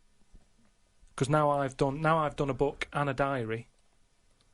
That means you're better than Peeps, well, is what you're thinking, isn't it? I'm not going to say that until I know, but what else did he do? Well, Peeps wasn't a writer predominantly. I believe he was, like a bureaucrat or something. But he kept a diary which has since become a historical landmark. And what did he say in it? What did he say in it? Well, it's again more because it's both well written and it's also an amazing insight into... A social document a social as well. document, yeah. Yeah. It's a social document I of mean, that yours period. is a social document, but it sort of revolves around having egg and chips and a calf and seeing a ladybird, which, But that's today's living. That's well, what I'm saying, but his describes the Great Fire of London, which is what it's most... Yeah, it's but best we haven't remembered had for. one of them. If we had one, I'd write it down. I'm only writing what's happening. The ladybird happened, right? I wrote it down. He was just lucky. He was about in London when that happened. So you're a little angered that you've not witnessed one of the great disasters. Because the thing is, if they read your diary, they'd think, well, nothing happened that year. Nothing important in the world happened that year. Because your diary doesn't just mention. I mean, okay, yes, it does. It fails to mention any disasters in London because we haven't had any. But it doesn't mention any. It doesn't mention any world events. It doesn't mention wars in Iraq, terrorism. It doesn't mention anything. But that's all being wrote about anyway. If you're saying there's a museum that's keeping everything, there's loads of other books on that. Who's looking at the fella whose skulls fell off? What? We see. It's interesting, isn't it? What do you mean the fellow whose skulls fell off? Well, that's what happened the other week, so I wrote about it. What? A fella's skull has fell off. What do you mean his skull has fell off? It's something to do with circulation. But what do you mean his skull fell off? Well, it's in the diary. But how can a skull fall off? Because it's surrounded by tissue and it's got a brain. How can just his skull? How can it detach itself from all the stuff surrounding it? He mislaid all his dreams. But all I'm saying is that's not getting a look in. No, because it's not significant or probably true. Good point, Steve. I don't. All know right. Well, what's let me anything just. based I'll on. just consult the diary quickly and find the moment with the man whose skull fell off. Oh, here we are. Yeah. Looks like the world's fattest man is having an operation to get rid of some of the fat. Yeah. He has to have an iron bed because that's the only thing that can hold his weight. Yeah. There's also a man whose skull has fell out. He's in hospital somewhere. I hate that. It would make me panic. The hospital is busy with people coming in to look at the head. What are you talking about there? That tells us nothing. Right, it's impossible for a skull to fall out. How are scholars in 10,000 years going to be... What are they going to decipher from that? They can sort of go... There's not enough incident detail. But how did his skull fall out? Circulation problems. But answer the question. How did his skull fall out? Fall out of what? He was at home, and I don't know if he was combing his hair or something, but it come off. What did? His skull. What do you mean, his skull? Do you know what the skull is? It's a part of the head. Well, no, it's the structure of the head. It's the bone. Do you mean the top of the skull? This is only useful if you have all the salient facts. Then it would be of interest to us. We could. But I couldn't take that on. I'm busy. I'm not going to start looking into stuff in depth. Just get the details. God. You're such an idiot. You are the best... idiot in the world. Well, I don't want to be premature, but that entry is followed by, I injured my toe the other day by dropping the toaster.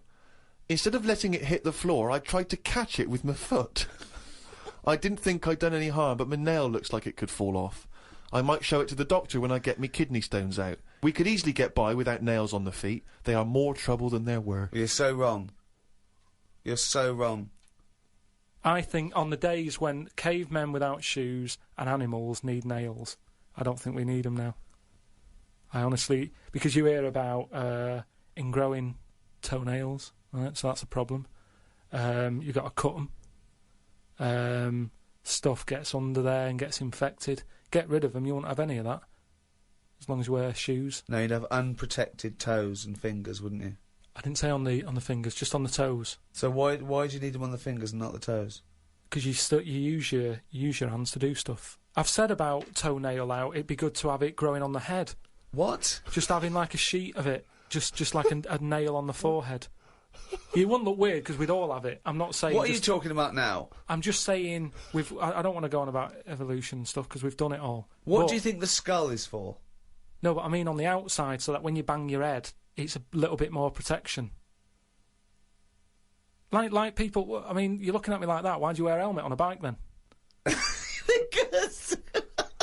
Because the bike wasn't meant to be invented. We weren't meant to whiz along at 70 miles an hour with evolution. I know, but because life's changing, like you've said. But you can't go, let's evolve, let's re-evolve. Okay, let's assume we've got this nail on our head that's growing out of our forehead. So we look like one big thumb. Yeah.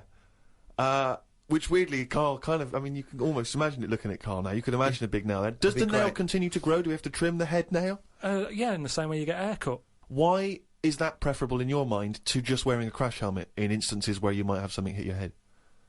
Just because, for a start, helmets, you have to carry them around with you. That's one thing that's put me off having a motorbike. Whenever you see someone on a motorbike, it's all like the clothes they've got to wear. And it's like a big upheaval, innit?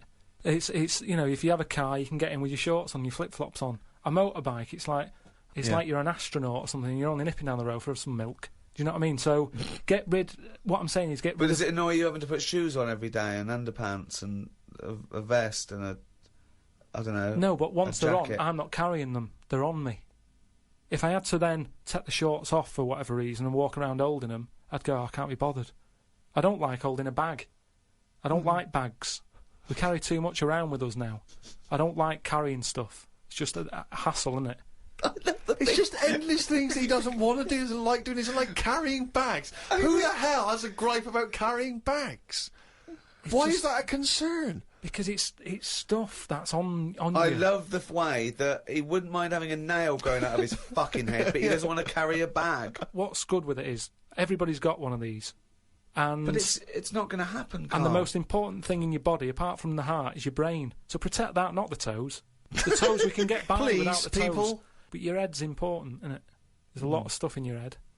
And I know all this just after seeing the Bodyworks thing. I went to see it's a show on where there's a load of, like, dead bodies and that. And you can see how much stuff's in the body. And there's loads of stuff.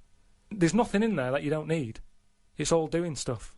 Everything in your body. We've been telling you that for years. But you reckon you don't need the toenails? Yeah, that's on the outside. I'm saying everything that's on the inside of your body, right? You don't need the appendix. No, but doesn't that depend on what lifestyle you have? Well, it's a hangover of when we probably ate a lot more cellulose, and it's... Yeah, well, they might come back. Things are always coming back, aren't they? So if people start eating them again... What about male nipples?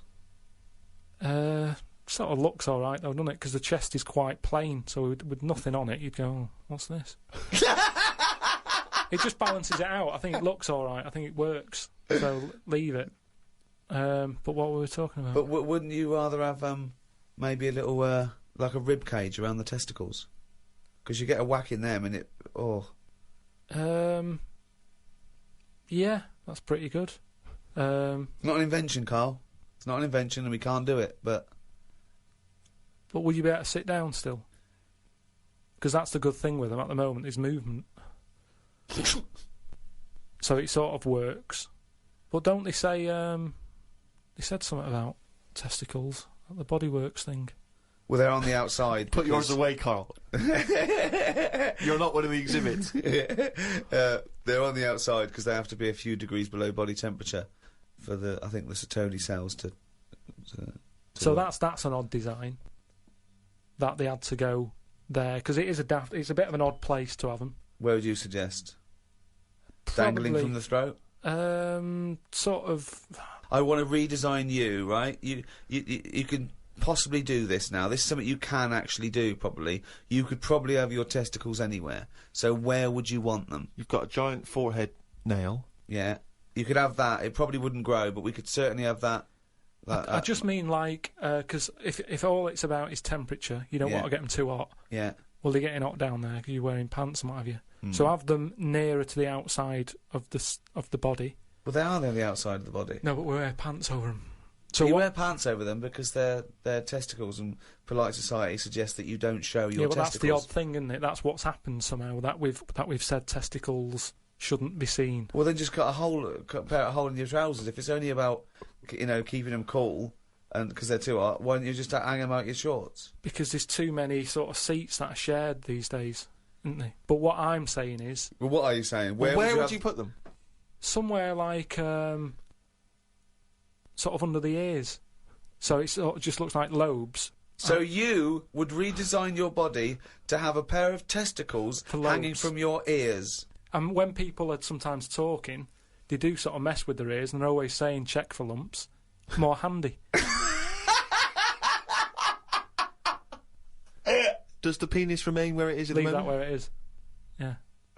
Well, I don't know about you, Rick, but I would love to see, perhaps on the web, it's very easy to put stuff on web pages now, some kind of illustration, could be computer generated, could be drawn by hand, of the new model Karl. Bear in mind, people, that he's got some testicles underneath his ears. And a big thumbnail on his forehead. Big thumbnail on his forehead. Talking to Karl, I want to see Karl's head everywhere. It's the roundness that I like, okay? So do a viral campaign. Anyone out there with a picture of Karl. Just get it everywhere. Because I want, eventually, everyone to, as they walk past him in the street, to shout, "You shaved monkey," or "Look at that bald head," or "Look at fucking coconut face coming this way. You got a head like a fucking orange."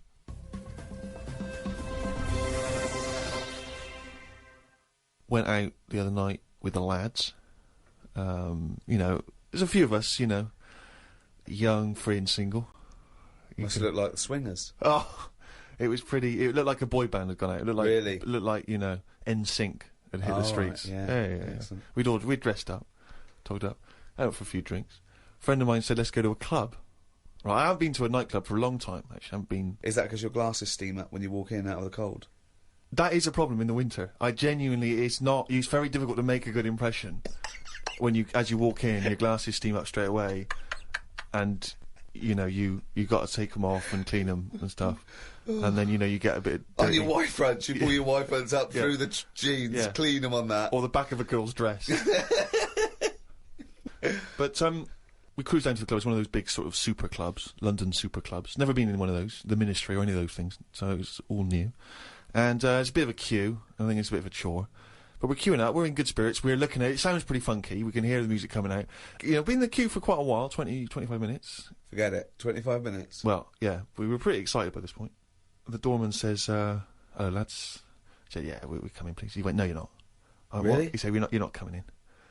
And he just immediately lifted the little rope and sent us away from the queue, right? And we were slightly perplexed, we were dumbfounded. We didn't know what to do. It was like, this couldn't be happening, it didn't make sense. We just queued up what was going on.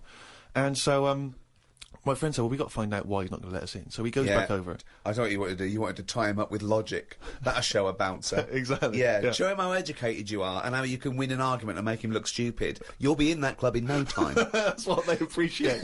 They love that. Because what they respect is being made to look like a fool. Yeah, exactly. So we went over and...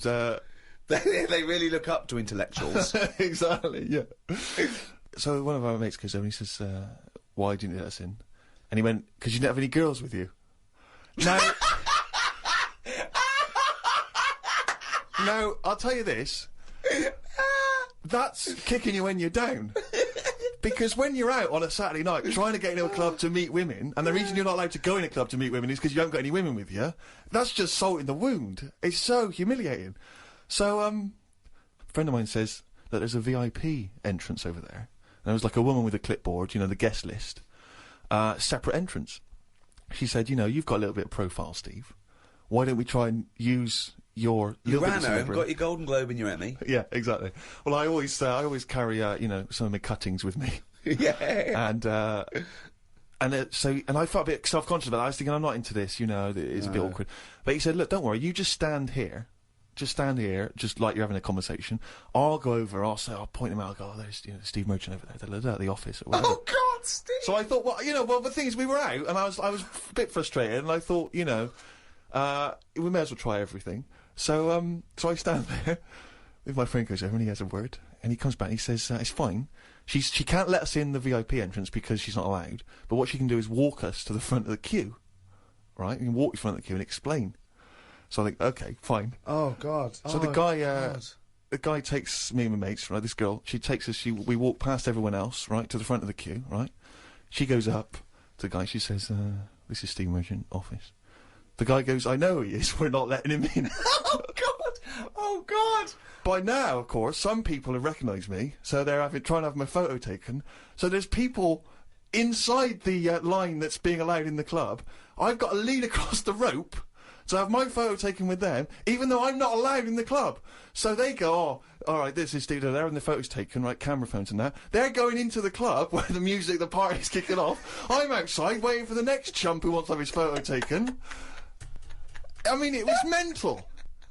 So, That's unbelievable. I was furious, and then one guy, I remember he was chatting, and he goes, "Oh, yeah, brilliant, I love the podcast and all that stuff. I love Karl. Is Karl with you?" I said, "Oh, Karl's not out here."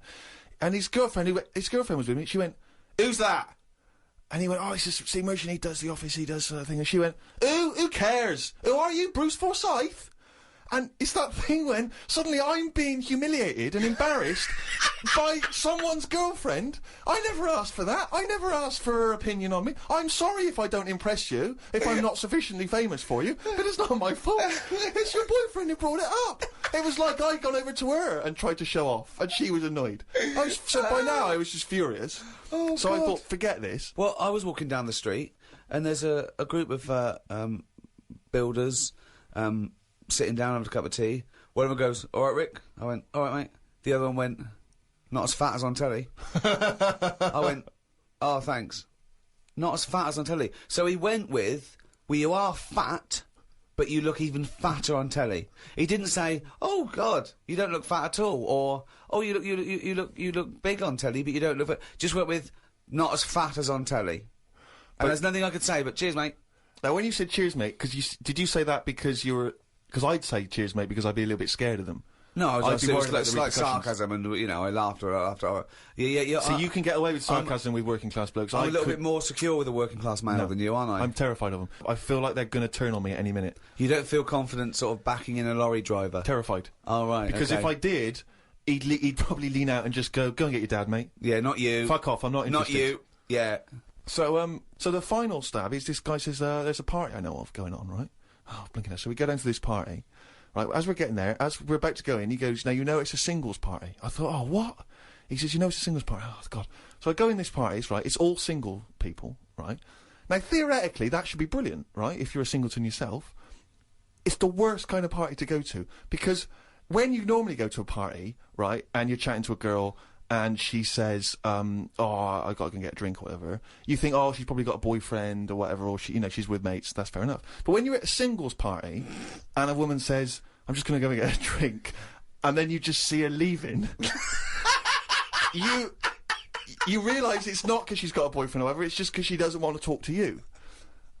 You can't even kid yourself. You can't even pretend. And you suddenly sense everyone judging everyone else. So you see a girl and she'll, like, look at you up and down, and then ignore you and walk on. And it's like a massive slap in the face. It's like girls coming up to you and going, "Not interested." Just by being there, they don't have to say anything and they're rejecting you. And so, so we're trying to, anyway, one of my friends has been reading this book, The Game, right, by this guy called Neil Strauss, which is sweeping a certain part of the population because it is one of those books written on how to meet women and seduce women, right? And there's this guy called Neil Strauss who infiltrated a sort of secret organisation in America of blokes who've got all these various seducing techniques, right? And one of the techniques which we've been discussing is something called negging, where if you see a very attractive woman, the theory is that she's getting asked out all the time by blokes, right? They're always coming up and saying, "Oh, you're really beautiful, can I buy you a drink?" And that what you have to do to set yourself away from the pack is to sort of not be so obviously complimentary. So you come up and you almost sort of pay her a backhanded compliment, or you almost neg, as they say something slightly negative. So what you might say is you might go up to her and say, "Oh, I like your shoes. I've seen another girl wearing them in the club," right? And the theory is that she's sort of, she's a bit taken aback, she's a bit sort of thrown off, and then, of course, you start complimenting her, and you start building her back up again. It's very elaborate mind games. I'm not saying it's a good idea, but we've been talking about the neg, and I was chatting to a girl, and I was a little bit drunk, and I wasn't thinking it through, and I thought about the neg because it wasn't going very well, but I don't think you should say to a girl, "I think your ears are a bit too big for your head," because, like, you know what I mean? It's like you can't come back from that. And there's nowhere else to go, because that really is just an insult.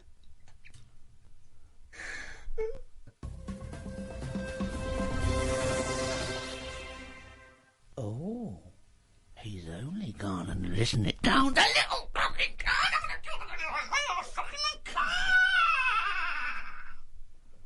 That jingle, of course, signifying yet another reading from Karl Pilkington's diary. As always, packed with rich insight into the man's mind. Had a late night last night because I stayed up to watch a programme about monkeys. It's already good. Of course he did. It's already good. Now, before I read on, I mean, is this not some kind of monkey news? Is this not a late return to monkey news? Well, it's not that good. Is it not? Whereas the other monkey news is... Oh, chimpanzee, that's some more shit! This is what he says. This is what he gleaned from the programme about monkeys. It sat on a bridge and wanted stuff off people to walk over the bridge. What? So it was acting as some kind of toll booth, This was is it? ridiculous. No, it was a bridge in like the jungle. Oh, shut the fuck up. And it's a monkey that sat on a bridge, and a lot of tourists go through the area. No, it's a monkey to look at them. who realised that if he sits there, he'll get stuff because it look like it's a cute little chimp begging. No, but every time. Yeah, because you give a monkey, I'm as bad as him now. If you give a chimpanzee a banana, and he starts realising that humans have things to give. Yeah, but it's all squirrels sorts of learn stuff. that. But you don't go, you wouldn't say, went to the park, the squirrel's waiting at the gate. You have to give them a toll to go in. They're only going to give them nuts. They come up to you every time. You fucking idiot. Went to bed after watching it and fell asleep thinking about it on the bridge right now. It's a bit bad, really, because the monkey should work harder for its food. It made me remember the slug I saw yesterday that was eating bird poo. Nobody would ever help a slug with food like they do with ducks and monkeys. A slug's life is pretty bad. The only time they come out of their den is when it's raining. Den. So even their days out are depressing. It is. Do you know what I mean? No. It is like... it's a horrible thing to be, innit? A slug. I love him talking about what is it like to be a slug. No, just because, like, the monkey, even though it's been quite aggressive, everyone was like, oh, give it some water, and it was well, like, kitted out. It had, like, you know, chocolate bars, bottled water, some, like, you know, fizzy stuff, and all that. An iPod, it was listening to Monkey News. It could have had one if it wanted one. It was getting away with murder on that bridge. And that's just because it was furry. Yeah, if that was like a blob, like a slug, there's no way people would be that friendly towards it. And it just annoys me how you get this pecking order for, like, no matter what creature you are, favouritism. And that slug was only eating that bird poo because it wasn't being offered stuff. If it was offered toffees or whatever. Well, it's just sad, isn't it? It's come to that. That's what its life has come to. Yeah, but it's not as mollusk raining, like that's I say, down on its fucking luck. He didn't live in a big country house, No, and his but wife it left is. it. The I kids was went. It started hitting the watching bottle. it, and I kind of thought, and look, they do only come out in the rain, and it's depressing, and it'll probably get killed in a bit. And that was its last meal. I just Last meal! But it people wouldn't don't care. prefer steak and chips, Carl. It No, doesn't but a have. leaf. It must like a leaf or you know. At the end of the day, it's an insect. They love a It's leaf. not an insect. Well, it's part of that gang. It's part of that. No, it's part of They that. hang out together. They hang out Not. together. Why do you think it's part of that Because gang? it knocks about in the woods in the same place as a spider does. But what I'm saying is they're eating boring stuff because that is what's It's in not their boring area. stuff to them. They're not. I have no opinion of it at all. They take in sustenance. No, but where you are is what you eat. When I'm in London, I'll have beans on toast for lunch. On holiday, what? Tapas? Go on, I'll have a bit. So it's whatever you eat, what's in that area. Suzanne went off to work and I went to the shop to buy some envelopes. The shop was empty, but the fella behind the counter was on the phone and just kept talking even though he could see I was waiting. I started to count backwards from 20. When I got to 6, he hung up and served me. I won't use the shop again. Question, why count backwards from 20? So he's thinking, what's going to happen at 1? If I start counting from 1, he's going, well, let him carry on. What, out loud? So, not really loud, but like more of a mouth action, so he could see I was doing it. You know, like Sorry, you just started miming counting backwards to a man in a shop. He's on the phone. The Yes. shop is empty. I Yes. thought he'd like me custom. He could have served me and stay on the phone. Even though I don't like that, at least he's still doing what you know, he needs to do. I'd have said, working the sorry, shop. can I just get these, please? Yeah. Well, I stood there and I thought, it's annoying me now, my kidneys aching, and I started to get a bit of a sweat on. So I thought, right, I'm going to give him 20 seconds, and if he hasn't got off the phone, I'm leaving. And when I got to about 6, he served me. What's wrong with that? Again, You are giving one yourself... of the strangest people. It's just giving yourself a thing. I could have been stood there for Free. ages. He's one of the strangest people who's free to walk It's the about, streets. No, I set myself a little target, and I thought, I don't want to waste another 30 seconds in here, I'll give him 20. It worked. He served me at 6. But it didn't work. Yeah, but did he do it because you were doing that, or did he finish his phone call? I don't know, I was busy counting. Looked at what's been going on in the world. There was a human head attached to a seagull's body in a jar. Is that all it says? This is the sort of weird stuff that goes on behind surgery doors. I doubt it ever flew because the head would have been too heavy. Well, of course it wasn't. It didn't happen. It wasn't live. No, but they try this stuff, don't they? That's like that programme I watched with a Well, monkey's head who on. has ever tried to put a human head on a seagull's body? They've done loads of stuff like that. It's part of us moving on, isn't it? It's, What are you talking about? I'm not going Carl? to get into an argument about Well, science you're because wrong. it's all Don't behind talk closed doors. shit. How do you think we can change a heart now from another body? You have to try things out. It's trial and error. all sorts of weird stuff goes on in hospitals, but we let it happen because it's to help us out in the long run, isn't it? But what are they aiming towards when they're going to find out if you can put a head on a seagull's body? What is that? What are they want to learn, and how do they want to apply that knowledge? A new heart, it is obviously for a reason. It saves a life. Yeah, what is this to save money on transport? Instead of getting a bus pass, you go, can I put my head on the seagull's body? I go, well, it won't work. We'll try it. Yeah, but there is odd things like that. Like, I saw a fish the other day, right? And honestly, it's the weirdest thing. It was just like a blob with a face. Now, I would never have said, yeah, let that swim about. I'd have killed it from day dot. I would have gone, get rid of that. Oh, God! Under what circumstances would you have killed that from day dot? Oh, I'm just saying, looking at it, I'd say that does not work. And it looked sad. It looked like it didn't want to be about. Have you got her number?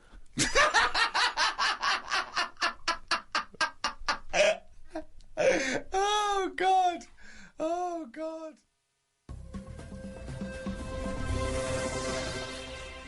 Well, that's it for another week. The end of episode 5. One more to go in this series of 6 of the Ricky Gervais Show. We'd love you to buy Karl's book because it is genuinely interesting and funny as a you know, just as a social experiment to see that you know, proved Karl's theory wrong, that a monkey can write a book. So it's bye from me, Ricky Gervais. Goodbye from Steve Merchant. Goodbye. And goodbye from the little shaven monkey that is Karl Pilkington. Hello and welcome to the last in this series of 6 of the Ricky Gervais Show with me, Ricky Gervais, Steve Merchant. Hello. And Karl Pilkington. All right. Karl, as you're aware, you've obviously got many celebrity fans. David Bowie is a fan, people involved with creating The Simpsons. And you've also got a new fan, Warwick Davis, who is the short actor that many people will see in films like Return of the Jedi. He also is in Harry Potter. He's 3'6", and Ricky and I worked with him recently on extras. And far from asking us about the many celebrity names that we've worked with, the only person he was interested in talking about, of course, Mr. K. Pilkington. He wanted to meet you, Karl. Yeah. Well, is he all right to get on with? Why wouldn't he be? Just because sometimes when people aren't normal, it's just. Sorry? No, I just mean when someone, like, I've met a few little people in my time. The one that I met a little fella once, and he was all right. He got drunk really quick, but he was all right. But it took me by surprise, only because, like I've said about when I met Steve for the first time, it's only that same thing. And then if I lived with the little fella, I'm sure we'd get on a storm. What do you mean when you met There's Steve? a TV show waiting to happen. What do you mean when you met Steve for the first time? No, we've done it. You know, when he walked in, it just a bit of, oh, he's different. But then I see Steve every week, and, you know, the same way I say I like watching Elephant Man, from the first time I watched it to the last, totally different. When he walks in the first time, it's like, oh, God, look at that. It's a mess, isn't it? When I watch it again, it's kind of like, oh, here he is, here's John. So it doesn't. Things wear off. That's like the world, isn't it? Things don't amaze you as much as you see things and you use things often. And it's the same with the little fella you're talking about. First time I see him, I'd be a little bit like, oh, what do you say? You know, what shouldn't I say? Whereas once you get to know him, I'm sure he'd be a lovely little fella. I don't know where to start, Steve. Well, Warwick, I think, suspected as much. He's offered you an interesting fact, actually. You're wearing headphones now. Apparently you wear those headphones for just 1 hour, and it will multiply the amount of bacteria in your ear by over 700 times. But why is he worrying about that? I mean... Well, he's not worrying about it. He thinks it's of interest to you because you're wearing headphones. It's part of your profession. You wear headphones, yeah. But Warwick asks, really, what are your thoughts on short people, particularly in entertainment? Because, of course, they've, throughout the ages, made an appearance, particularly in fiction. Tom Thumb, of course, the Oompa Loompas.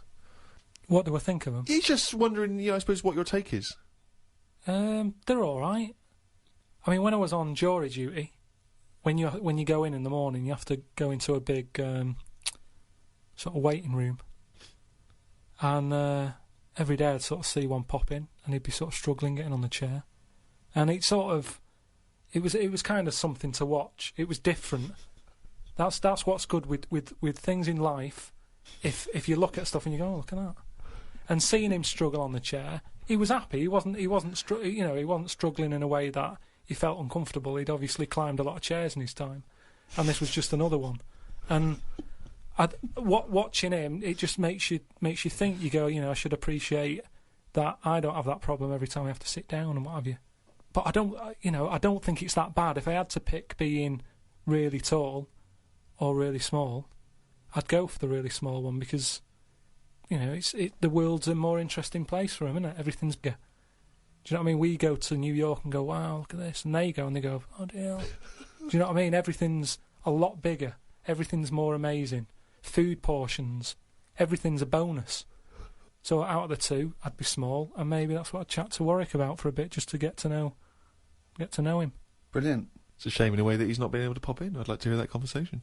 But I've got, speaking of like weird stuff and that, I've got a new. Well, we weren't, but go on. No, I've got a new book. Do you know I had that Freaks book, Top 50 Freaks? Got a new one sent to me. Really? Yeah, and do you know like everything normally has a name. So like if it's the two-headed fella, they're all nicknames like that, aren't they? They've got two nicknames, I imagine. But this new book I've got, right, on the cover of this one, it's got like a woman with 3 breasts, right? And she's called the three-breasted woman, as you'd expect. And there's what else was in there? There's a fella, the one face. Why is she posing nude though? That's what I want to know. Showing off. It's not the worst disability, is it? Well, just 'cause you got 3 doesn't mean you have to get them out for the lads, does it? Tart. I know. Well, she looked happy. And there was a fella with like one face but 2 bodies. Doing one face but 2 bodies. One face, 2 bodies. What do you mean one face, 2 bodies? Surely one head, 2 bodies. Head as well, but it was mainly the face. That was weird because he looked fed up. Sort of, what are you talking about? How what can are you talking have a face about? without a head? How can you have? What do you mean? How did it join to the net? no, it did have a head, but the fact is, it was weird that it had one face to me. What do you mean? Well, if you've of got course one he had- head, you'll have one face. Yeah, I know, but it was the fact that he had one face and 2 bodies that I didn't think. But one why do head- you keep saying one face and 2 bodies as Why opposed to not one one head head and 2 bodies? We're all the man with one face. Yeah, but now I've got one body. Yeah, well, surely he's the man with 2 bodies then. Again, the description. Roll up, see the man with one face. Yeah, I know, yeah. He's just got like a face and then one neck, and it splits off into 2 bodies. It's really weird. Honestly, it's doesn't. weird. It was ages ago. Well, no. No, it doesn't happen. So it's full of stuff like that, right? And what I'm saying is that fella, the one-faced man, the 3-breasted woman. He wouldn't be known as the one-faced man, is what I'm saying. Well, that isn't the peculiar thing about him. Well, they all had names like that. Right. But there was one thing in it that didn't even have a nickname. It was so weird. What do you mean? It just said unidentified. What does it look like? Sort of testicles for eyes. That's. It just reminded me when you What talk do you about mean strange. testicles for eyes? And what is it? Did he have a normal body? I didn't even look at that. Oh, So that's what I'm saying, though. Attracted to the oddness of the thing, and that's what I was saying about Warren when he walks in. Warwick. It'll be odd for a minute, and then I'm sure For him it will be. Yeah. He'll get used to you. I mean, like I've said, I'm surprised that things like that don't happen more, because especially after being in hospital and seeing how the body works and that. You have no idea how the body works. No, honestly, I've got me Right, head round you it a have bit. no idea. You've learnt nothing. I've got me. You've learnt nothing since the age of 7. I've got my head round it a bit more, and the way that there's loads of people in the world, and yet you don't see people with like dangly eyes more often. It amazes me. I love the fact that he's amazed by not seeing freaks. Yeah. It's incredible. He's walking down the street going, oh, everyone's got one head. That's weird. Suzanne, see any dangly eyes today? No, me neither. It's weird, isn't it? What's going on in the world? Oh. Warwick's not been the only correspondent. We've had a number of people. Remember years ago we used to encourage people to send in questions, and those questions have been drifting in ever since, really. Just things that people want to throw at you, see how your mind works. Karl, do you mind answering a few? I suppose you might loosely term these philosophical questions, or at least questions that might help you think, ponder on some of the bigger ideas. This is your forte, Karl. Philosophy, isn't it? Yeah. Question 1. Karl, are all men born equal? Well, we've talked about Warren. Warwick? Say if, like, the Pillow Man, right, the fellow with no arms and legs, if everyone was like that, he wouldn't be... that wouldn't be a disability. He'd be equal to everyone else, wouldn't he? When someone fights for equality, it doesn't mean they want to be treated literally the same. For example, it's usually about a prejudice, isn't it? Or a lack of opportunity. Yeah. If you were... just to think of equal opportunities in terms of a job. Yeah. If you needed someone for a lookout on a lighthouse and a blind person went along, they couldn't do the job.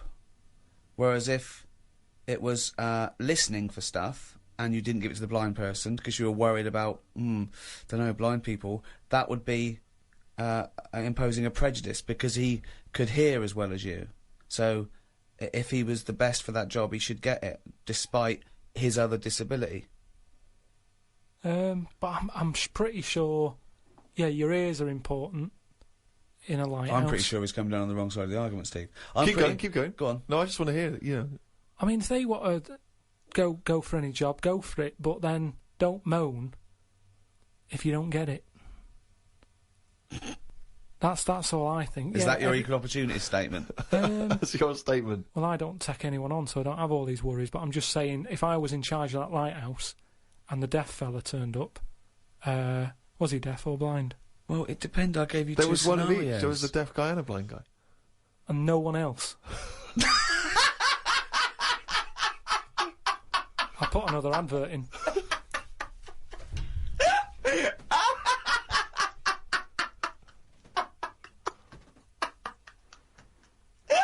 Okay, well, we've got another question here, which I suppose in some respects is along the same lines. Do you believe in the notion that history is written by the victors, and consequently... Well, don't tell him what the upshot of that is. No, I was going to say, and consequently, what does that mean? Yeah, sorry. And consequently, what does that mean for history, as we understand it? Just that stuff's written by the people who won it, type thing. Won what? Won whatever they did. But what yeah. But Well, if it's a war, the ones who won it wrote it. But Yeah. of course you're going to do that. That's what you do, isn't it? You shout about it if you win something. If you lose, you go, oh, don't talk about that, it's depressing. No, doesn't mean that at all. Because you're not around. Well, it means very often if someone has conquered a nation or set up a dominance somewhere, that they keep an eye on what goes out, what's propaganda or whatever, or what's taught in schools, But it's even more significant than that, because it comes down to the very, very minute pieces of information that we see in every walk of life, Prior to black people having their freedom when they were slaves, history, or the history of black people, was not being written by black people. Therefore, it was always seen through white eyes, which often explained, justified, or excused, or dismissed, or didn't even mention many of the abhorrent things that happened. So it's hugely significant. I suppose you can bring out 2 books. There's loads of books, isn't there? I brought one out. If I can get one out, let the losers bring one out. Is what I mean. Just let everyone have a book, and then you decide. Let people decide which one they want to read. I think they did it with some story where it was like you decide the end. Okay, that was largely the point of this exercise, wasn't it? He's got no idea. Karl, do you believe that the future is fixed? Do you believe that your life unfolds as a matter of destiny? I've heard something about this, where there's some system that it is laid out for you. And even if you want, say if I wanted chicken for my tea, I really fancy having chicken. But when I get to the supermarket, the fella goes, we haven't got any chicken, you're having beef. They say that was already laid out for you, and that day you were having beef. No matter what happened. Fatalism. There's a slightly more attractive theory called determinism, where they say it's not that's so much... if you want chicken, you'd go to the next supermarket and you'd go, well, I'm going to find it. It doesn't mean it doesn't mean you're determined in that sense. Like you're definitely gonna have chicken tonight. It means that it was determined, as in predetermined. But all determinism basically says is that it's not whether you can choose, it's whether you can choose your choice, because it's it's to do with brain states, and we think we have the illusion of free will because you go, oh, I have a drink, oh, I fancy Coke, but something in you happened that meant you wanted Coke. Well, this is weird, right? Because do you know how I've been in hospital, having me kidney stones done and what have you? Well, as they do in hospitals, and this is why I don't like going in them. Did I just try and explain determinism to Karl Pilkington? Yeah, What I the didn't fuck want am to I stop thinking? you, but I mean, what am I thinking? it just made you look more of an idiot than I him. know exactly. Yeah, I feel stupid. Yeah. But I'm in hospital, right? And like I've said to you, the annoying thing is when you're in hospital, they didn't just have a play about with the kidney. Whilst they're there, they're fiddling about with other bits, right? And they're like, oh, let's have a That's feel of that. libelous. No, but that's what they do. Whilst you're in, let's have a, prod about. They took some blood, right?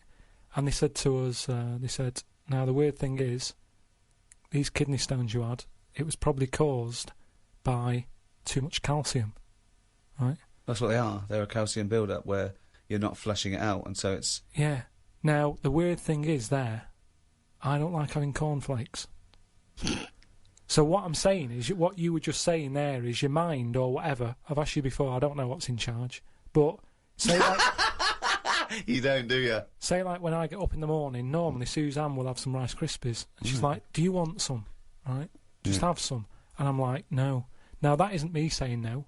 That's the calcium. That's my body going, I don't need any milk. Don't give me milk. I'll have a crumpet. Now, bear in mind, Rick, that in the space of 3 minutes, we've gone from your definition of determinism to him having a lovely crumpet for breakfast. There's no one else in the world you can have a conversation with where you can make that distance that quickly. But it is interesting how my body... Have you ever had it, right? Sometimes I can go ages. No, your body lied to you, because your body said you don't need water, you don't need water, you don't need water. No, Oh, but yeah. like today before I left, Suzanne said, what do you want? Straight away I said, I need some leeks. Now... that operation I've had has obviously taken out whatever leaks give me. I'm lacking on that. See, I think he probably has it more than the rest of us, because I think he uses his subconscious more than us. We think about stuff. He is like the leech that is going on chemical instinct. memory. Yeah.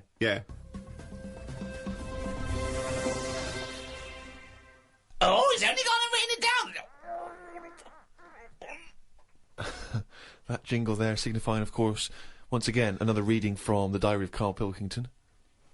Now, of course, for those of you who have not been keeping abreast of Karl's medical complaints, just bring us up to speed, Karl. You had to go into hospital this week, because previously you'd had... I've been in treatment. and out, honestly. I've been in and out of that hospital, just with kidney problems, really painful and what have you. And, He had kidney stones, all right? No, but sorted. seriously. Monday. I had a bit of a lie-in today because I have to get up early for my operation tomorrow. Not only have I got to have tubes shoved up my knob, but I also have to get up at 5:50. Suzanne said I could have what I want for my last dinner. It's not your last dinner, you're going for an operation. Yeah, but you can't take things for granted these days. Oh, for... I had shepherd's pie and peas. Suzanne made it from scratch. As nice as it was annoying. Because making stuff from scratch means loads of pots, and it's my job to do the washing up. So much as the food was nice, there was loads of pans and that. People who get their last dinner on death row don't have to wash up. Got up at 5:55. You were supposed to be getting up at 5:50 on the other page. You were 5 minutes late getting up. He's often late. Often late. No, just because I needed to have water. Before 6 o'clock, they said, don't have anything after 6. We'll get up at 5:50 then, like you were planned to. You had 5 minutes sleeping. Doesn't take 10 minutes to have water, though, does it? Well, why'd you say 5:50 in the first time? Because then it tricks me head, doesn't it? Going, I had an extra 5 minutes. Tricks me head. Because then it tricks me head. It got to the hospital and had to wait in the waiting room. There was another 9 people in there waiting to be sorted. I got called in. They sat me on a bed and took all my details down. 5 minutes later, I'd been knocked out. I got woke up when they were ripping a pipe out of my throat. I felt more rough this time. The doctor came to see me and said he couldn't find a stone, so I must have passed it.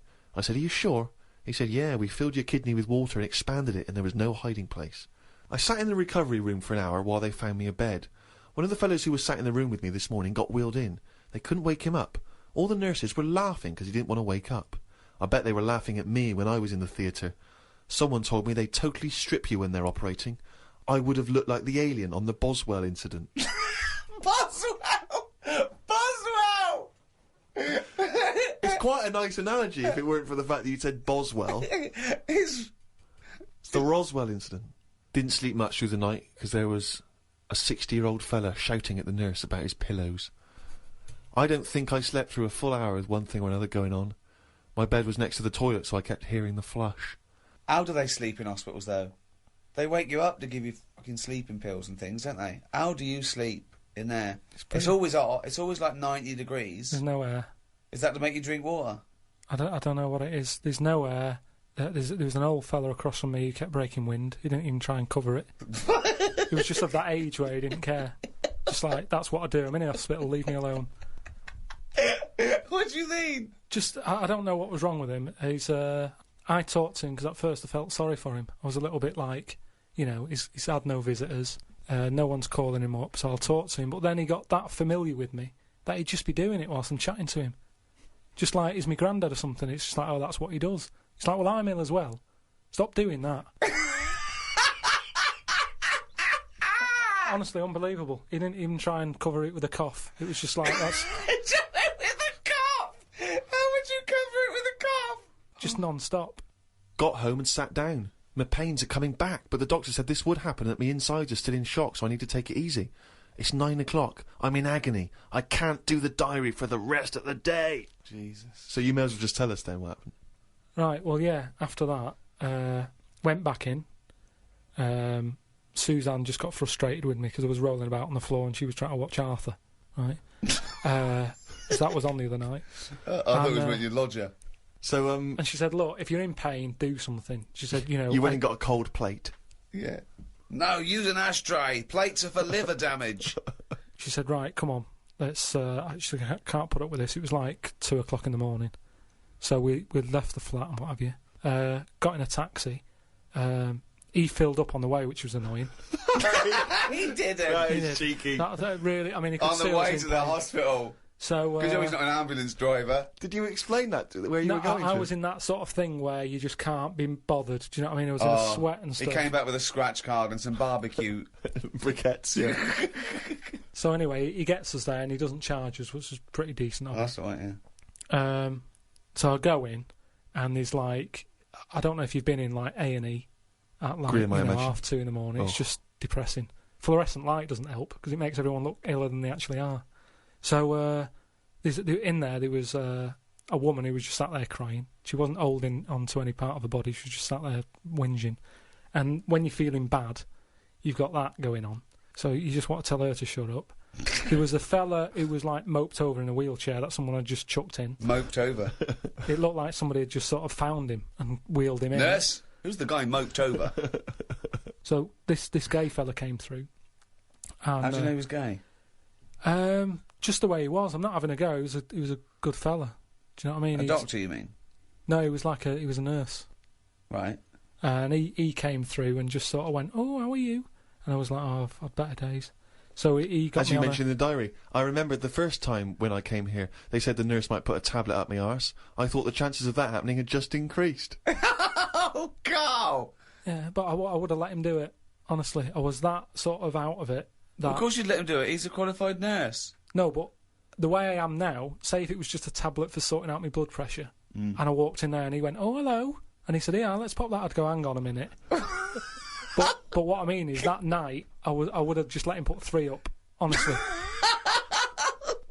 it's just weird, isn't it? How your body just goes, let them get on with it, and you trust anyone, don't you? When you're in that much pain and you need And they're a qualified nurse, yes. They gave me some morphine and my sort of head caved in again like last time, and then the pain went. But anyway, just turns out that I'd had a load of like blood clots in the bit from my kidney to my bladder, and that was acting as a sort of a stone again. No, it's just a scab, isn't it, where it's curing it? So. No, but all the work, when they blew up the kidney 4 times its normal size, so there was no hiding place for the stone. Yeah. So when they did that, it caused a lot of blood. It must have ripped the sides of it and stuff. and then that blood was in the kidney, and it went down the pipe and blocked it up a little bit, and that's the pain that I had. It was sort of had problems getting through all this thick blood that they'd caused. So the weirdest thing that happened when I was in there, right? The morning like after I'd had the morphine and what have you, right? I slept pretty well, but I woke up and you have like a telly for your own bed that you're allowed to use if you pay for it, right? So the glow from that woke me up because they come on at about 7:10, and the telly's in front of your head, right? So you're getting this glow and you're going, oh, what's that now? And I looked at it, and all it had written on it is Karl received bad news about your father, right? And I was like, is this what they do now? Because it's such a big hospital, did they just text you sort of news to your bed? And I was kind of like, like I say, it was early, it was 7:10 or whatever. Thinking, what's going on? I didn't have my mobile. Suzanne took that. And I was looking at it, I read it again, I thought, it might come up with more, like, what's up with him?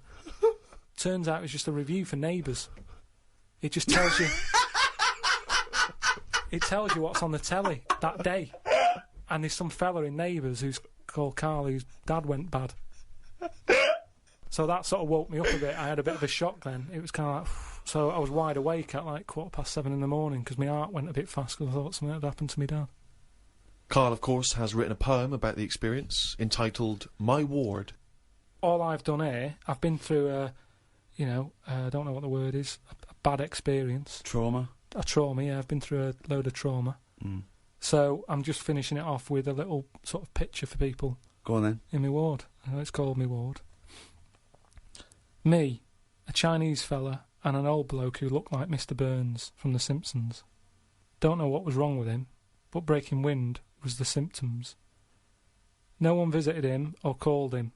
He seemed quite lost to me. As well as wind problems, he had a colostomy. Bang. When I left, I said, see you to the old man. Turned out the other fella wasn't Chinese. He was from Japan. I never found out what was up with him. You've got a little picture there, haven't you, of me sat in my ward. I'm sat there with that fella who I didn't talk to, the old fella who had wind problems. And that's what a poem is, isn't it? But the detail about you thought he was Chinese and he turned out to be Japanese, how is that evocative? That's just a piece of misinformation. It's just I like it. I imagine a lot of people making I that like same it because mistake. you know why? It's like he even makes digressions within his poem. Yeah. Do you know what I mean? It's like he could have gone back and erased that, but he didn't. He left that digression in, and I think that's great. It's very honest. Yeah. So, you've done quite a few bits there from the diary, right? The other week you were saying a diary to sort of be famous and what have you, it's got to have a big event in it. That's a big event in my life, right? Mm. Peeps did a diary that had big events in it. You said about the fire on Pudding Lane. I've had a kidney stone here. You write about puddings you've had. So is that as big as... Is that a proper diary thing? It's a proper diary anyway. I think, personally, the 5 or 6 pages you've written about your ill health are genuinely interesting, and I'm sure, in years to come, it will be an interesting evocation of the NHS at this modern age, and how it is, what it's like to be in hospital. What other diaries are out there? Well, a lot of them are fictional, of course. Bridget Jones and the like. There are lots of memoirs, but to I publish a don't whole know diary, why. I mean, you can Well, get... the two most famous diaries, I'd have thought, was Pepys and Anne Frank. But Yeah. Kenneth Williams' diaries were published after his death. Many celebrity diaries have been published. Alec Guinness, people like that. And is that just there last year, or did they do it when they were doing a lot? Because if yeah. they're old and sort of not working well, a diary isn't that good. Well, often the moments, prior to their passing are some of the most interesting. You see their final thoughts and final days. Yeah, but are they just... You say different things when you're ill. When I was on that table about to go under and you're thinking this might be it, different thoughts on the world. Do you know what I mean? Different priorities. What's the most profound thing that you thought that it was because of your illness? Just as I went under, the last thing I said to this woman was, "Oh, you look different with that on." And oh, you look different with a hat on. Yeah, it was the woman who gave me the injection, and she'd been round to the bed beforehand, sort of saying, "Right, you're allergic to this. Can you eat strawberries?" And I was a bit like, "Why are you asking me that?" And she went, "Well, no, a lot of people are allergic to strawberries." And I was saying, but is there any trace of strawberries in the stuff? And she's like, no, it's just that a lot of people are. I said, well, no, I eat them. And then she's like, what about fish? And I said, I like some, but I haven't had them all. And and then she turned to Suzanne at that point and said, do you know of anything he can't eat? She sort of said, like turning to the mother, Yeah. when the child can't answer. but she was this woman, and she didn't have a hat on or anything. And then when I went down there, I didn't realise it was the same woman until I was lying there and she started to inject me. And I just said, oh, you look different with that on. And then I went out, and when I woke up, the woman sort of came round and just sort of said, oh, it's weird that was the last thing, like you said. And that made me think that could have been my last, like fighting on the beaches or whatever. That could have been my little thing. You look different with a hat on, Karl Pilkington. Oh, God. In its own way, it's quite wise. People do look different with hats on. I think his last words would be something like, "Can this kill you?" Yeah. Suzanne, can you drink bleach?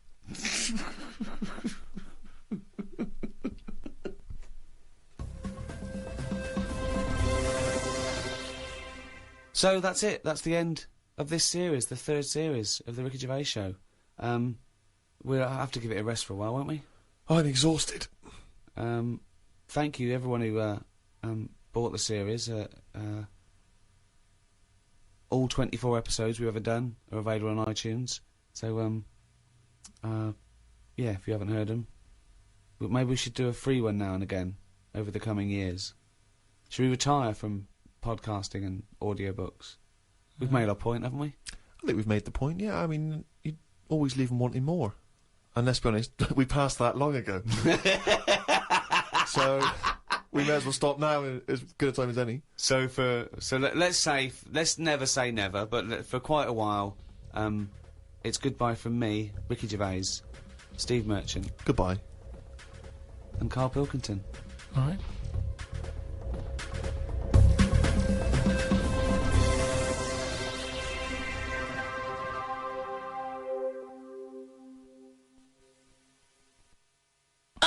Chimpanzee that monkey news, you little round-headed. Right, years ago, people only drank water, didn't they? How long ago are we talking? Going back a bit. Okay. And it was just the norm. Everybody was happy with that. It was kind of like, what, you're thirsty, have some water. It was just what you did. And it was more of... Well, no, not only water. No, it was. It was kind of like... Well, they drank milk at birth, didn't they? Yeah, as a baby. But then you don't have that when you're older. What I mean is, there's more now, as we've discussed, is more of everything. So I thought there was fruit juices in. Yeah, but what stuff. I mean, when people were thirsty, it was like, well, have water. They didn't go, oh, what do you want? Do you want this? Do you want that? I'm just saying they had it for a purpose as opposed to something for the taste buds. Right? Yeah. So anyway, so this town, right? It was in the middle of nowhere somewhere. Mm. It's the detail that makes the story, isn't it? The pinpoint accuracy of detail. So it was a while ago, and it was in a town somewhere. Brilliant. In the middle of nowhere. And what used to happen is barrels used to appear, right? These sort of, do you know, like how they have wooden barrels that beer and that comes in? Right. One of those used to just be in this village, and everyone who lived there was used to this sort of drink that used to crop up, right?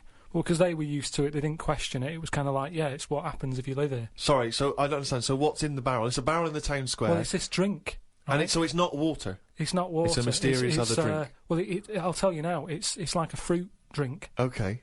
And back then, I mean, I speak to my mum, and she didn't have a banana till she met me dad.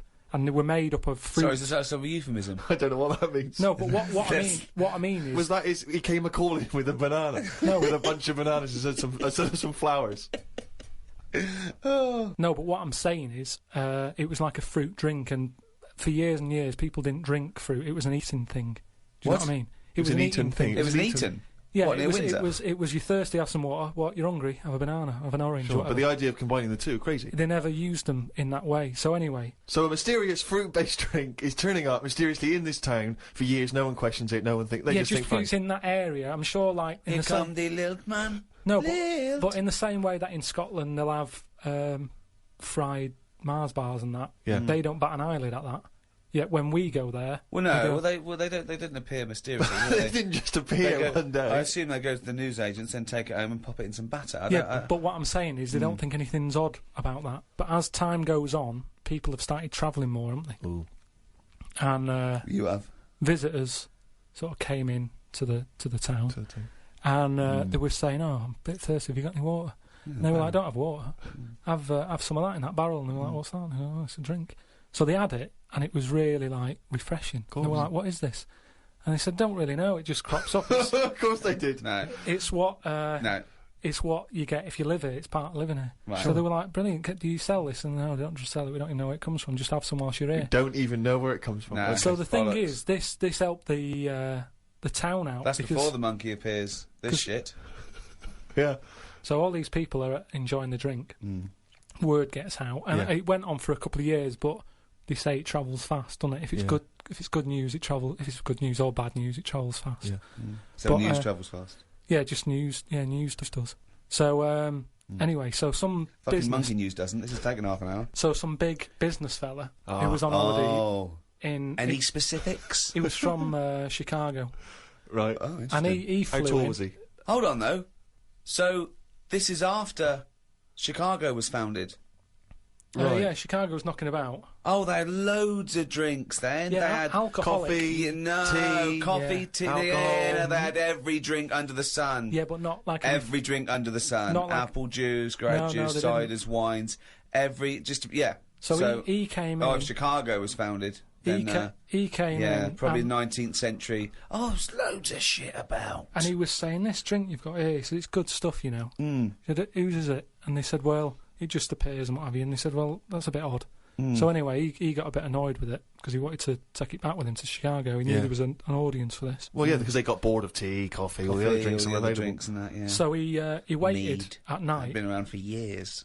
Waited behind a truck. A truck. Oh, so it's, So we're in the truck. motorised age. Oh, so at least 1890 something. I'd have thought. And he saw this little fella bring the barrel out. How little was the It's fella? hard to tell in the dark, and they were quite far away. And the barrels, you know, it's you know what I mean, tricky, it's hard it's to work out.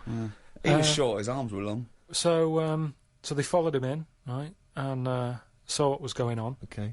like how it was being made, and they said, "You know what, we can have a go at making this ourselves." And what happened in the end? They tried to imitate it in Chicago. There was a orangey tang, right, It was made by an orangutan, wasn't it? and do you know grapefruit juice? They had like ape fruit juice that they were good at crushing the fruit with the feet and what have you, and that's how them two. So it was great ape fruit drink. Yeah. Which probably got abbreviated over time.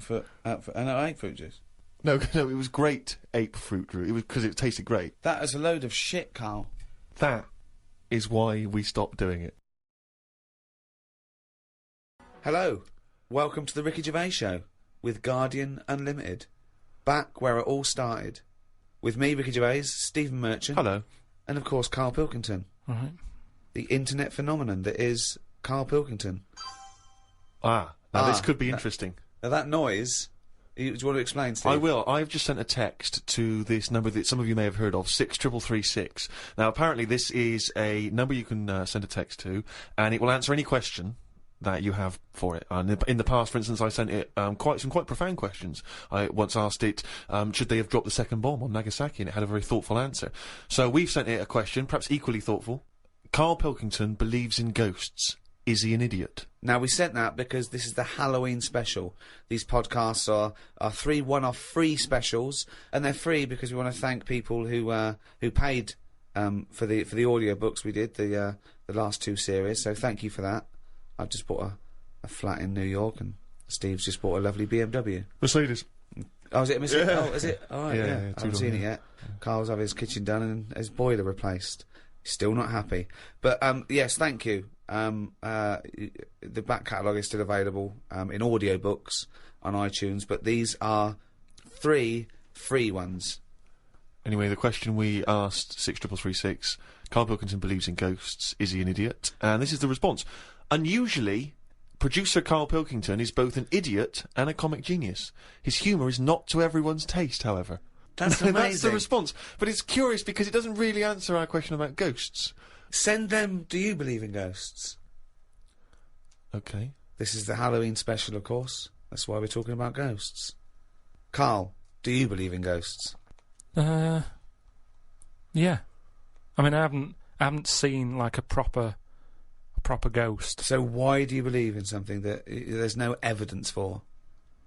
Yeah, You but why are we here then? If it is just sort of you're born, right? And we are useless. At least other creatures, when they're born. Well, you speak for yourself. No, but they're born. Other creatures are born to do a job, aren't they? When a bee's born, you know what that's going to be doing. It hasn't got any options. That's got a job to do, and it does that job, and it dies, and the next one comes along. Oh, We asked it, do you believe in ghosts? The existence of ghosts is not proven.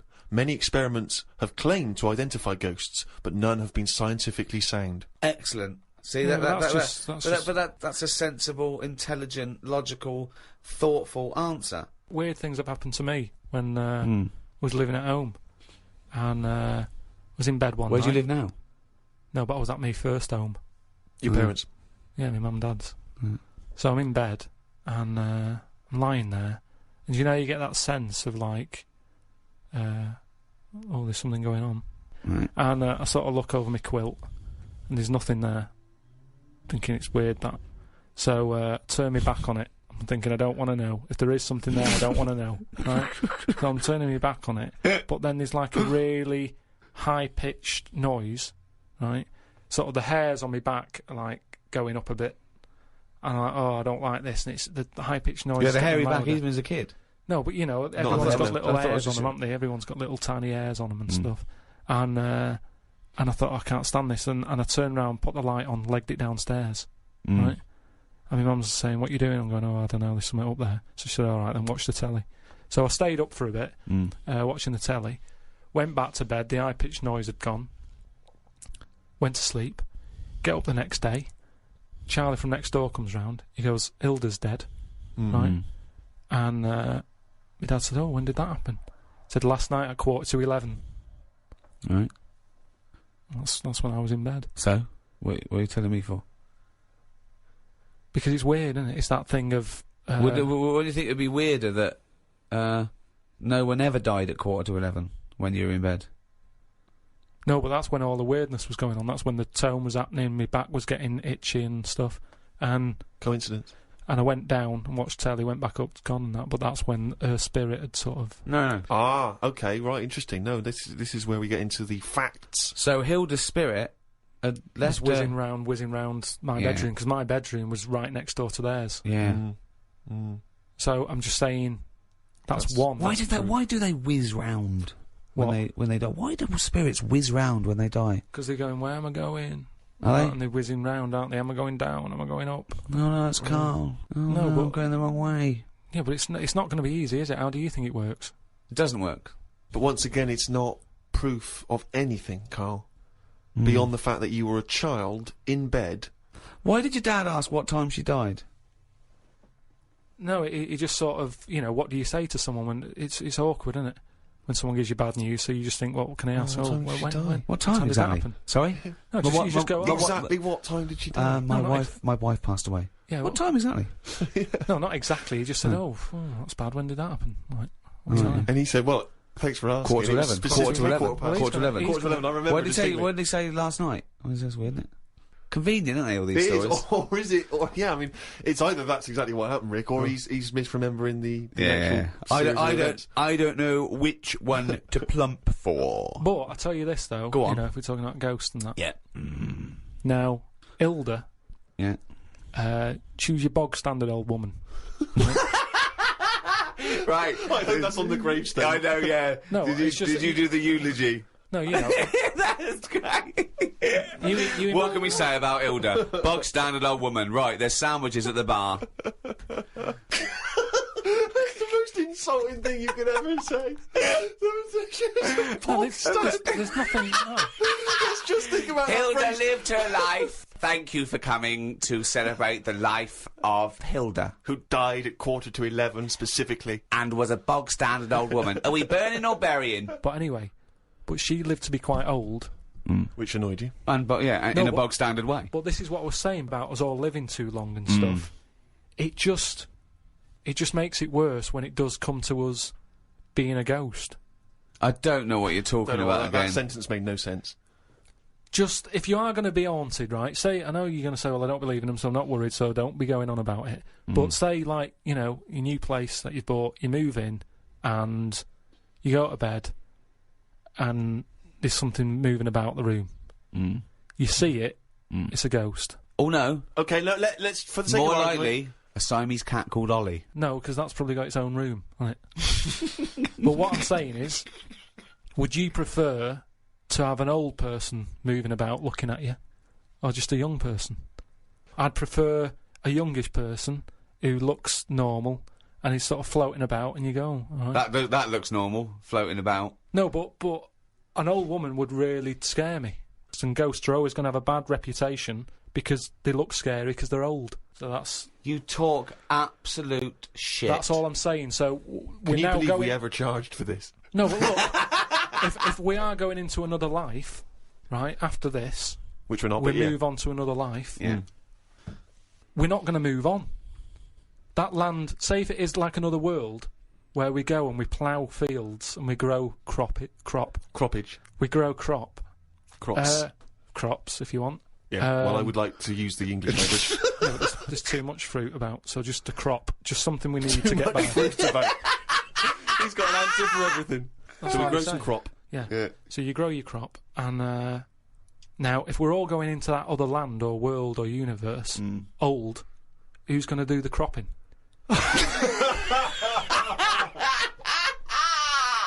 Oh, God! Oh, you... I've never heard so much crop in my life. It's a load of old crop.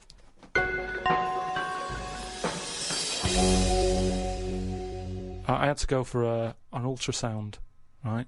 Isn't that what you do if you're pregnant? Yeah, but do you know I've had kidney stones? Are you and that? We've expecting? talked about it in the other podcast and that we've done, right? I've had a kidney stone. I don't want to go on about it. But it hurt. It was painful and that. Well, you are going on about it. Yeah, and there was no, nothing. but I'm just saying. It's routine. Don't worry about It's it. not routine. Well, Why it do they have is. to keep Loads going and loads back of then? people. Why do they have to keep going back? You're questioning me. You're on getting into a ultrasound. routine. Keep going back. It's better than working it. You don't have to Promote the sell the book. No. Holiday or hospital. Holiday or hospital. Holiday or hospital. I don't know. I'll just say that we've got a book out, right? The World of Karl Pilkington. It's out now. When he goes on holiday the first week, right? He's in and out of hospital. He's doing no good. He's got to go in again. He goes away with his family like twice a year. Goes away with Suzanne's family twice a year. He's now said he doesn't want to do any press for it because it's boring, or he doesn't want. Why aren't you plugging the book? I mean, if you're an author, you've got to get behind I've it. bought books without hearing someone telling me to buy stuff. No, you're You just buy stuff. lazy. You're No, lazy. I'm not lazy. It's just that I'm sick and tired of putting telly on or the radio and having people telling me, oh, you've got to buy this, you've got to buy that. No, I don't have to do anything. I'll have a look myself when I'm in a bookshop. Let them just find it.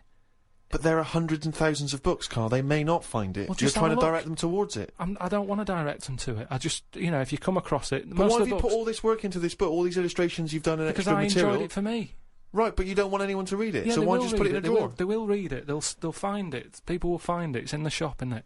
I'm always finding little books on different things and what have you. Yeah, but you don't read them. You read the first couple of lines and you get it wrong. So I went back, right, and I had the ultrasound thing where they're looking to see what else is in there. And when I was in the waiting room, there was a woman there. I reckon she was about 98. Now, why are they rooting around in her to see what's up with her? Just let her die. Do you know what I mean? If she's not in any Jesus. pain, no. All Such I'm just saying, how long does she want to be around? And the problem is, she went off. Right, I was sat in the waiting room. She went off into the little cubicle to put her a gown on, and because she's old, she can't bend her arms and that. So she came out with it all open on the back, and it was horrible. It looked like a chicken that hasn't been looked after, right? It was all leathery skin and that, right? Now, the thing is, it's all very well keeping people alive, but the surroundings of the body isn't meant to be lasting that long, is it? Do you know what I mean? The actual skin of a body, it's all very well keeping the heart going, checking the kidneys and all that, but we're not meant to be around this length of time. Yet we're messing with it. Yeah. Just do the gown up. You never do, you never get you never see insects or anything like that look old. You don't go, look at the state of that. Because they live about 4 weeks! Yeah, but maybe that's the way it's meant to be. In the same way, maybe we were only meant to live to be 40. But why did you go in for your operation then? Why didn't you just think, well, this is it, I'm It's having on the offer. time? If they're looking after an old woman who's about 98, I'm having a go. Well, of course. Because you want to live on. She might have been fed flirting with you. No, she was... Keeping it open, just so you can have a little look. But I'm just saying, is that right? Is it right that You were they're going checking in her there out? rooting around and stuff? I didn't like it. I didn't like having it done, you know. I don't like going to the hospital and stuff and the doctors and all that. And she was pushing the thing down. And she said, oh, you can have a look if you want. So What down where? On me kidneys, she was pushing like this little scanner thing. Oh, right. She was going to have a look. I was going, I don't want to have a look. She's going, what's up with you? I said, I don't want to see me insides. It's Did not they have a normal. did they put a tube down the Indian knob? Yeah, they did all that. We've talked about that in the other. But you were audio unconscious, books. weren't you? Yeah, but it doesn't matter, does it? If you know it's going on, it still bothers you. Just because you're asleep. Well, not really, no. What do you mean? Well, why does it bother you if you're asleep? Well, that's like saying, oh, I woke up and the house was robbed. Oh, it doesn't matter, you're asleep. Well, no, It's but... still going to bother you, isn't it? but you knew it was happening and you did it willingly. It's not pleasant to go in and be made to go unconscious. That's the unpleasant bit, isn't it? And the pain. Well, and no, it's more the idea of it, isn't it? That's why, you know, doctors telling you everything they're doing. It's like, don't tell me, you know what you're doing, just do it. I'm Well, not yeah, going to have a so- go at it. You know, it's not like DIY people coming around and going, oh, what you should have done there is, and you can go, oh, I'll have a go at that next time on my own without calling you out. If I get kidney stones again, I'm not going to go, oh, I've had it done before, I know what to do, I'll stick it up there. Doesn't happen, does it? But I can't, what was I saying? So anyway, so she was pushing the scanner over me kidneys and stuff. Yeah. Now, it was weird with her, because at no point did she make eye contact with me.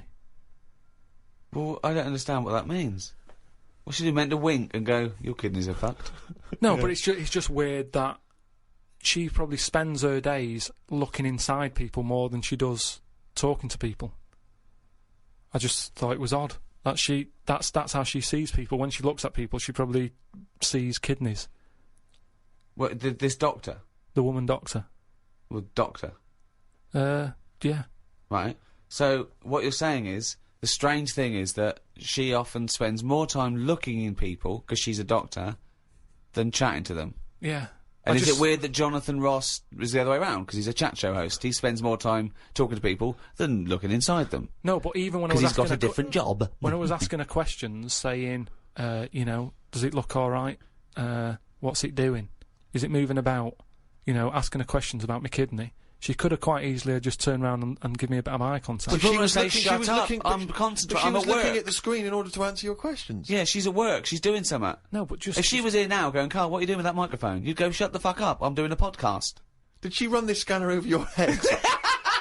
And if so, did she find anything?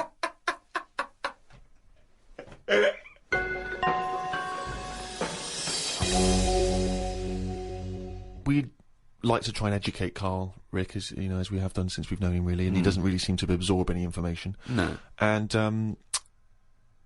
I was asked recently, when I was going back to Bristol, if I would come and talk to a classroom of school children. Alright. You know, just talking about careers, and particularly my career. And I went down there. It was in Bristol. It was an inner city school, quite rough area. You're a son of Bristol. You're Exactly, they love me You're a down there. celebrated son of Bristol. You're a Golden Globe winning person who's returned to the homeland. It annoys me when I go down there that I'm not met as I get off the train like the Beatles used to be when they came back from America. By you a know? mayor and a brass band. Hordes of people, ticker tape. Forever this day will be called Steve Merchant Day. Exactly. It frustrates me that I just sneak back into town. There's no Yeah. fanfare. Yeah. But basically, they asked me to come talk at this school, and I sort of batted them away and said I'm too busy. And so I foolishly left them the opportunity to ask me again, which they did, and I didn't have a decent excuse, so I went. And I was expecting to talk to maybe a room of sixth formers. They were 9. These kids, 9 and 10 years old. But I realised as I was walking into the school, I was suddenly really nervous. I was more nervous than anything I've ever done. Because I realised that I've not spoken to a child like that since I was a child myself. I've never interacted with them. So I didn't know at what level I would be able to pitch this talk. You know, I didn't know what they understood, what ideas they understood. Obviously, in my mind, I was picturing Karl, and then I was ratcheting it up a few years. sort of IQ-wise. Yeah. And I went in So there, what did you talk to them about? and I was supposed to talk about careers, and I realised very quickly that they didn't really understand conceptual Did they ideas. know who you were? Not really. One or two of them vaguely knew. One of them went, "What's Ricky Gervais like?" And I said, You got a deep voice. yeah. Actually, that was one of the teachers. And I'm supposed to be talking about careers, how to get into careers, and I start trying to explain the idea of being a writer, and I say that it's very important to be able to get inside other people's minds, you know, figure out how they think, and how, you know, and trying to understand other people. But this, they didn't really seem to grasp. They started talking amongst each other. You know, they were just losing interest. I lost them straight away. I was devastated. Oh, no. So then, and this is the worst thing, right? I started lying to them. Because I realised that every time I told a slight lie, because I thought they'd be interested, they were. So I carried know on lying. Justin Timberlake. You're not joking, right? They said, one of them said, "I understand you used to be a DJ," and I went, "Yeah, it's great being a DJ because you get to meet pop stars like Robbie Williams and Beyonce." Never met either of them. Never met them. And they went. One of the kids went, "What's Beyonce like?" and I went, jokingly, I went, "You wouldn't like her." And I said, "No, I'm joking. She's lovely. She's sweet. She's good as gold." I was making it up. But they were loving this, and the teacher was going, "Would you all like to meet Beyonce?" And they were going, "Yeah." And I was thinking, God, well... I'll bring her down tomorrow. Well, exactly, but I don't know why I felt it was like I wanted to win the approval of these 9-year-olds. That's amazing. Because my own achievements, I realised, wouldn't mean anything to them. You know, I could talk about the people I have met, but they don't care if I've met Robert De Niro, but they're interested if I've met Girls Aloud. Or me and Girls Aloud, some of the times we've had together, it turns out. But it is fascinating when you have to interact with people, with children like that, because I've got no concept of how to talk to children. To me, I can't grasp the difference really in conversation and chat between, say, a 7-year-old and a 13-year-old. I don't know at what point they learn stuff and pick stuff up. Do they understand? Do you know what I mean? I find it really hard. I remember once when I was about 9, the headmaster, deputy headmaster, used to do a little fable. I've talked about him in stand-up. He used to do a little fable. There's one I remember where he got a tube of toothpaste, and he got someone up. He said, "You, come out here. Squeeze this tube of toothpaste out on this board," and he squeezed it all out, right? He squeezed it all out and emptied it. He went, "Now put it back in." And the kid tried to struggle, and he goes, "You can't do it." He said, "It's easier to do something than undo it." Okay, go back to class. Like people are going, "Oh, I get it. I know what he means." Yeah. They're just thinking, don't squeeze all the toothpaste out. Yeah. Just save some. Yeah. I mean, you know, there's no way they're going to take on that exactly. metaphor at the It's age too of 9. conceptual, yeah. Yeah, exactly, yeah. Yeah, just stop misbehaving or I'll smack you. That worked. Karl, have you had to have any dealings with kids? How do you get on with kids? Do you relate to them? Or are they just as angry and perplexed by your views as we are? I mean, it's with everything, isn't it? Everyone's different and that. I can get on with some young kids alright, and some of them are, like, you know, a bit cocky and what have you. But, I'm sort of getting on with the baby at the moment, because, I've been made a godfather. Think of that. So, Wow, who did they reject? I know. no, I mean, Who said no? Yeah. How many people said no? I did at first, and then Brilliant. Suzanne said, "Look, it's not really a choice. It's not like a job interview or something that you're thinking about. Is it a good thing? So you've been asked. You should take it on." But what are they? What if they? Hold on. If you're the godfather of this Yeah. kid, presumably you're friends with them, and they probably listen Yeah, to this they're good podcast. friends. So now they're hearing, for the first time, that you didn't want to be Yeah, godfather. but I think that's good, because they can hear that, it wasn't. I didn't just do it because I was asked. I thought about it. I thought it through. I was worried. It was kind of like, is this a job? And I was just. Well, it's asking nothing her, but tokenistic, is it? You're not. well, really this is what I looked into. I said, we went back, and I said, right, I've been thinking about this thing. I've heard that it's my job. If anything happens to them, I've got to kick in. I'd have to start looking after the baby. So I said, right, how many of you are in your family? If that happens, am I going to start getting a phone call or what? And they said, no, there's a big family. You're not. You're at the bottom of the list. So I was like, how many? And just finding out what their age is. and I've only got a small flat. It would have to sleep in the sink or something, right? So I checked all that out, and all safe. So this baby is spooking me out a bit because it doesn't blink. And that's pretty weird when you're sort of talking to it and you're thinking, it's not blinking. Are you sure it's not asleep? No, honestly, it's weird. If something doesn't blink, it's like it's evil. Because blinking just makes something look a bit more friendly, doesn't it? and I was stood there, you know, talking to it. I just tell it little stories about anything. It's lying there looking up at me. How old is it? It's must be about 2.5 months. Well then, why are you telling it stories? Because it likes it. But it's just weird how, like, then I'll sort of forget the story because I'm looking at it going, it's not blinked yet. It's been about 10 minutes, it's not blinking. So then I forget the end of the story and I just walk away because it's not bothered anyway, it's probably not listening, is it? But What a pointless tale! What a pointless tale now and at the time. I think it likes it. The kids like stories, like you say, they're not bothered if it's not true or anything. Or if you walk away before the ending because you've forgotten it. That's Brilliant. why it's not blinking. It's so dumbstruck at the idiocy coming out of your gob. No, but you don't need to hear endings of stories. Maybe, like I said That's to the you. point. That's the point of a story, isn't it? No, it's not. That's the point why people... That's why people like stories, because they're hooked into knowing what happened. No, because there's loads of films that happen and they have a funny ending. You leave there going, I wonder what's meant to happen. And you make it up in your own head. You go, well, I bet what happened is that person went off and got married to that woman and they lived happily. And then in your head, it's the truth. It's actually what happened. But I think that's better. Why are we told everything? Because So what would your end be to a story such as The Elephant Man? Okay, he's rescued from the freak show, he's put in the hospital, he becomes something of a celebrity, then what happens? He discovered he had big ears and he could fly, and he joined the circus and he was the main attraction. I wouldn't change the end that much because at the end of the day, you can't make something up that's not believable. At the end of the day, he's got an head like an elephant. He's not going to have a good life, is he? So there's no point making out that he went on, loads of women fancied him, and you know he modelled hats. It's not going to happen.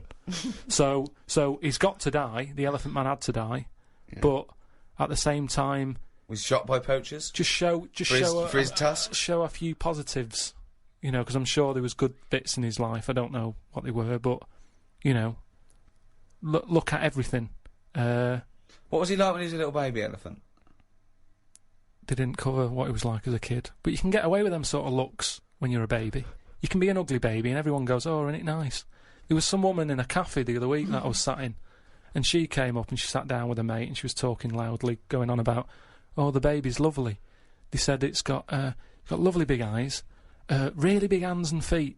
Now that doesn't sound like a nice baby to me. I felt like saying it sounds like a frog, but I thought I don't know her.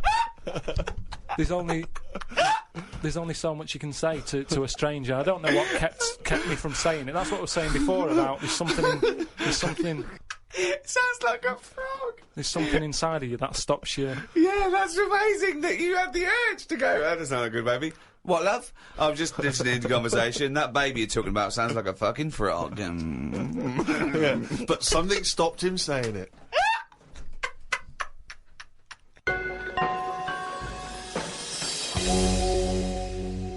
I just came back from America, and they love Halloween. They're obsessed over there. I mean, it's a proper thing out there. Here, it's sort of half-hearted. A few middle-class families, sort of. But do you think it'll dress get up. more popular here though if we do find out that ghosts are about? Well, that'll never happen because they're not. No, okay? but if they did, then But- suddenly that would be a big. Well, it'd be a big day. America makes things famous now because of film culture and everything. So yeah, it's all from that. I doubt we celebrated much at all, did we, 50 years ago?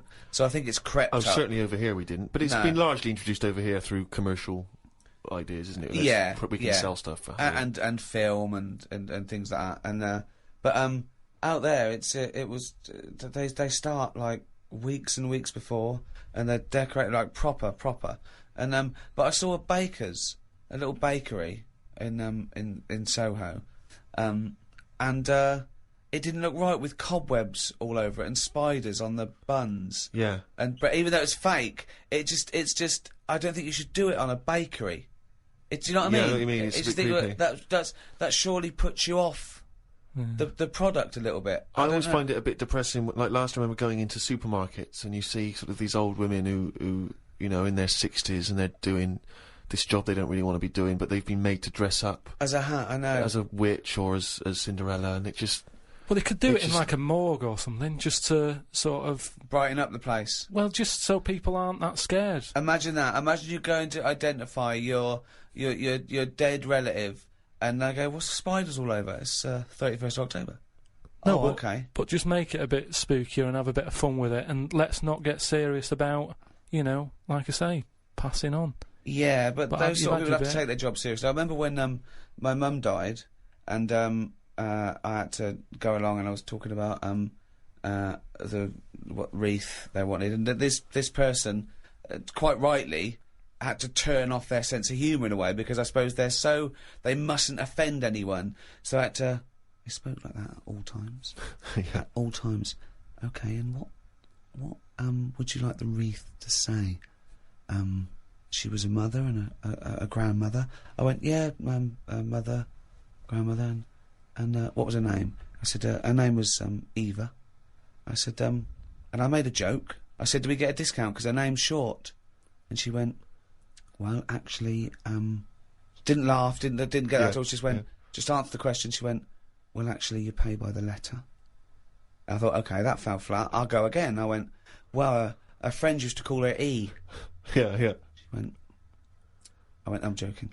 She went, okay. Nothing. Yeah. Bad audience. Bad time, bad audience. Tough crowd. Yeah, Undertaker's never known for their... Yeah, exactly, yeah. their They laughter. don't crack jokes, Carl. A friend of mine was trained to be a doctor, and in his first year, when they practice, they intern at the hospital, he was watching this patient, and two other doctors came in, and I won't say his name. They said, can you go and check on Mr. So-and-so? He went, yeah, and change his drip. So he went in, changed his drip, came back out. The doctors came, after about 10 minutes, they came running and said, what did you do? What did you do? And they went in there and said, I just changed the drip. He goes, well, he's dead. He's dead. He was going, "But, I just changed the drip. I did this and that." And they started laughing. He goes, no, he was dead when we sent you in there. Yeah.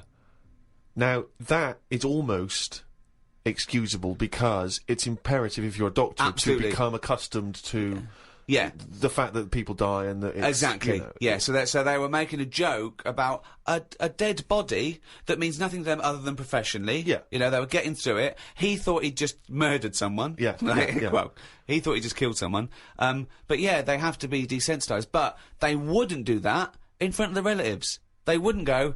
I had a laugh earlier with a young intern. When your dad died, we sent him in to change the drip. Didn't even check.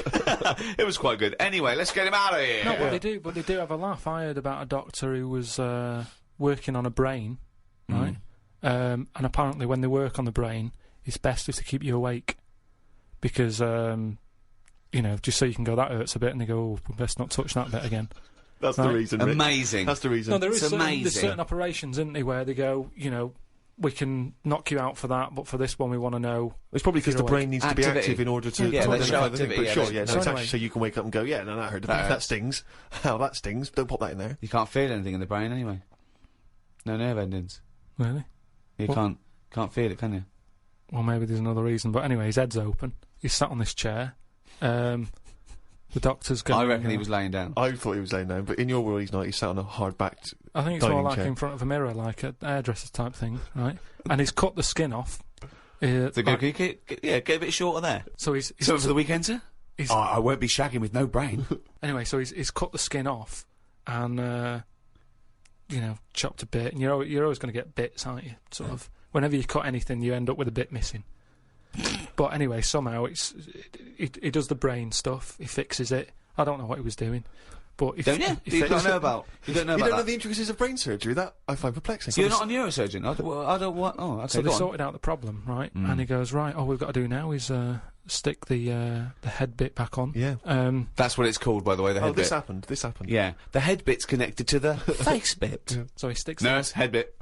Doctor, do you need leg bit? Not yet, nurse. Head bit, then leg bit. So they stuck the head bit back on, and then Can you pass me the Sharpie thing? he was trying to sew it, and he was going, "This isn't fitting this." He's going, "I don't know." And you know, like, because the patient's Right, if this turns out that It's it's someone else's head. or No. a toupee from the doctor next to him, Yeah. or a cat. Wow! No, it's- You've sewn a cat to my brain. it's none of that. He's trying to sew it, and he's thinking, "Why isn't it fitting?" And he's thinking, "Is it because the head's swollen? because, you know, he's been messing about in it and things swell, don't they, and messed about with. So he's messing with it. He's going, I don't understand this. And he's panicking a bit because the patient's awake and chatting and stuff. And, you know, it's difficult to have a normal chat when you're panicking a little bit. I know, there's a queue as well. People want their brain done. And they're just reading old copies of magazines. They're going, hurry up. So I'm going out tonight. Do you want to wash it? No. Just I'll wash it later. Just take it off, do the brain, put it back on. Anyway, what happens is he has to start rummaging. To start rummaging. Sort of rummaging. Rummaging. Rummaging. No! There's no N before the first G. Rummaging. Well, he starts looking through the, he starts having a look through the bin. Because, what? Because he knows he's chucked a bit away of the skin. Right. Where is this surgery where a bloke's sitting up in front of a mirror and there's a bin? Is there a little basketball ring above the bin as well, so when he throws things it goes through there first? I'm just saying that's what happened, and you were saying about things that happen, and you've got a joke about it. So he's rummaging, and what happens? He said to him, the fellow was starting to sense the nervousness, and he said, what's going on here? And he says, oh, I'm never going to believe it, I've lost a bit of your skin. Lost a bit of your head, yeah. I can't Why is he cut? I don't understand, why is there... Why That's is it what in I two mean. bits? Because things just break up, don't they? It's like chicken. When you see him walking around, everything's in place and it sticks together. You cook it, suddenly it all breaks up. He cooked his face before he cut it up. I'm just saying how flesh, it sticks together well. Yeah, but he'd cooked the scalp before he'd taken it off his head. No, but it's just an example of how skin okay. can break up with the muscles and everything. So he's rummaging in the bin, and does he find the head? He found the bit, and then he's like, oh, sorry about that, and he sort of managed to stick it on. Right, he didn't wash it off or anything? Yeah, I'm sure he'd give it a bit of a rinse. But I'm just saying how... Nonsense. You know, you've got to make a joke out of stuff, haven't you? Yeah, it's bollocks. If you're a doctor. Okay, that's good. So where was the joke in that story? At what point I thought this was a story about how doctors have a sense of humour. Yeah, when well, did he make at a the joke? end, he sort of laughed and he sort of said, oh, there you go, it's back on, but good job the bin men didn't come or whatever. And they made a joke out of it. I've never heard such nonsense. I've never Carl heard just made that such joke up. nonsense. Right, Karl, let's do a competition. Chance to win some of the product that we've got out that Karl doesn't want to talk about because he's too lazy. No, it's not that. If it's, well, if you do want to win a copy of this book, Ricky Gervais presents The World of Karl Pilkington. It's by all three of us, and it's some of the musings and thoughts and ideas from the podcasts. Karl has got some new theories. It's illustrated throughout. By Karl Pilkington. By Karl Pilkington. It's got excerpts from the diary. They're genuine, aren't they? They're photostated things from the diary that people haven't seen, and it's fascinating read. We can sign that. We can also give you a copy of this new 3-disc set CD of the best of... Is it the first series of the Ricky Gervais Show? Yeah, well, it's got everything, actually. It's got the whole 12 first series that we did with Guardian Unlimited, the award-winning, record-breaking podcast. It's also got some excerpts, if you want the best of, you can put that on. And it's got 1 hour of new material, which we recorded especially for it, but you can't get that. You can't buy that in the shops till the 13th of November. And I'll throw in the new Flanimals book, Flanimals of the Deep. It's the third in the trilogy, Karl. Are you excited about that? Yeah. And the question is, do you want them? Okay, that's the quiz question. That's the quiz question, yeah. Okay. Is that a trick question? No. Just the first correct answer. I'm not going to give away what the correct answer is, but do you want them? And think, if you do want them, then that might, what's the answer? And you can send that to... podcast@rickygervais.com. Include your name and address, and if you're the lucky winner, then we will send this stuff to you if you want it. And it's the first come, first serve, okay? So the first correct answer to the question, do you want it? Do you want that stuff? Do you want Flanimals and the CD box set and the book and that? Okay, well, if you know the correct answer to that, podcast@rickygervais.com. Good luck, everyone.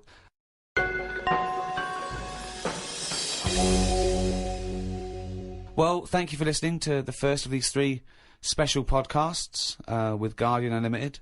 The next one is out for Thanksgiving, 23rd of November. We don't actually celebrate Thanksgiving. What is Thanksgiving?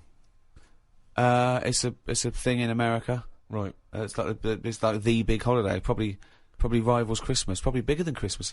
Well, what do we do here? But we don't celebrate here, do we? So it's a date, isn't it? Yeah, but no one's going to remember that, are they? 23rd of November they can remember, can't they? Yeah, but it's nice. Well, they if should it's- remember that's one day before my birthday if we're going to celebrate anything. Okay, well, you've got this one. The next one's the 23rd of November, and the next one's the 25th of December. Well, how can I remember 25th of December? Well, that's fair Christmas. enough, that's Christmas, but Thanksgiving, we don't celebrate Thanksgiving. Okay, the next one's out about the 23rd of November. Then after that, about the day before my birthday. Oh, they're going to remember that, aren't they? It's Steve Day in Bristol. Yeah.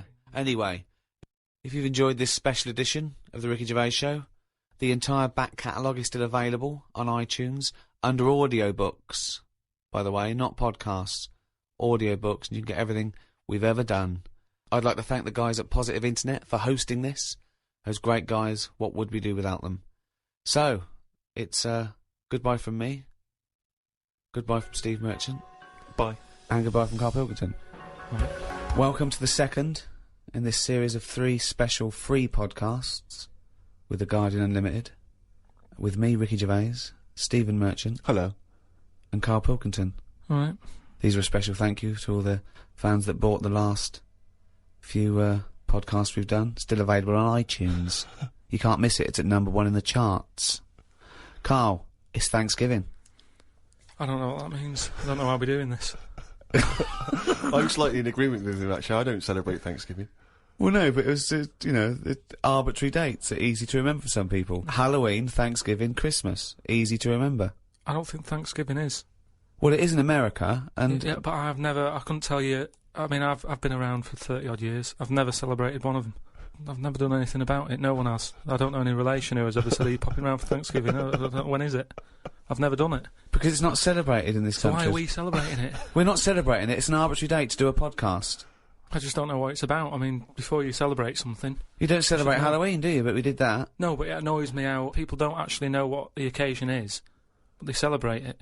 Kids don't know what Christmas is about these days. It's just like, oh, get some toys. That's Yeah, what I mean. So Thanksgiving, it's just another one, isn't it? It's another event. Okay, why do you celebrate Christmas then? Because everyone else does. You can't get Brilliant. away from it. I'd quite happily block it out. If I did a new diary, I'd leave out that date and go, come on, let's get on, let's do something good. Well, you go on holiday every 2 weeks. What's that to celebrate? No, I'm just But saying... people need a little break, don't they? You know, it's a great... He doesn't. Christmas is a great time, even Yeah, if you but take the away the problem religious is, what I don't like about it is everyone's off at the same time, so everything stops. See, what I'd do is, I'd say to people, do you like Christmas? Yeah. Right, when do you want to celebrate this year? And let them do it whenever they want. Well, that's ridiculous. Why? As long as you're remembering baby Jesus, does it matter when you're remembering him?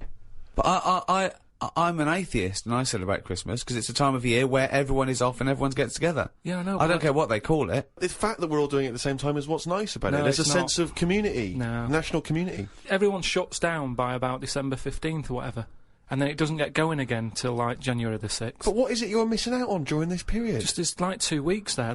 I mean, that bit between Christmas and New Year, you might as well delete that out of the calendar. Yeah, because heaven forbid you happens. can't pop down the library because it's closed. all that reading you've got to catch up on. I'm just saying that we're wasting time. What are you doing though? I've never seen anyone on this planet waste as much time as you. I was gonna If you're say- not on holiday, you're following an insect around the fucking park. So don't give me that shit. I'm just saying that I don't like fun. Never a truer Well, there we are. We've got to the nub of it here. You don't like fun. This is true. You don't like anything. almighty, you do not like fun. No, organised fun. I hate that thing. I've said it a bit before about, you know, it's that date, that's what you've got to do. Will there come a time when someone goes, we've done enough of this?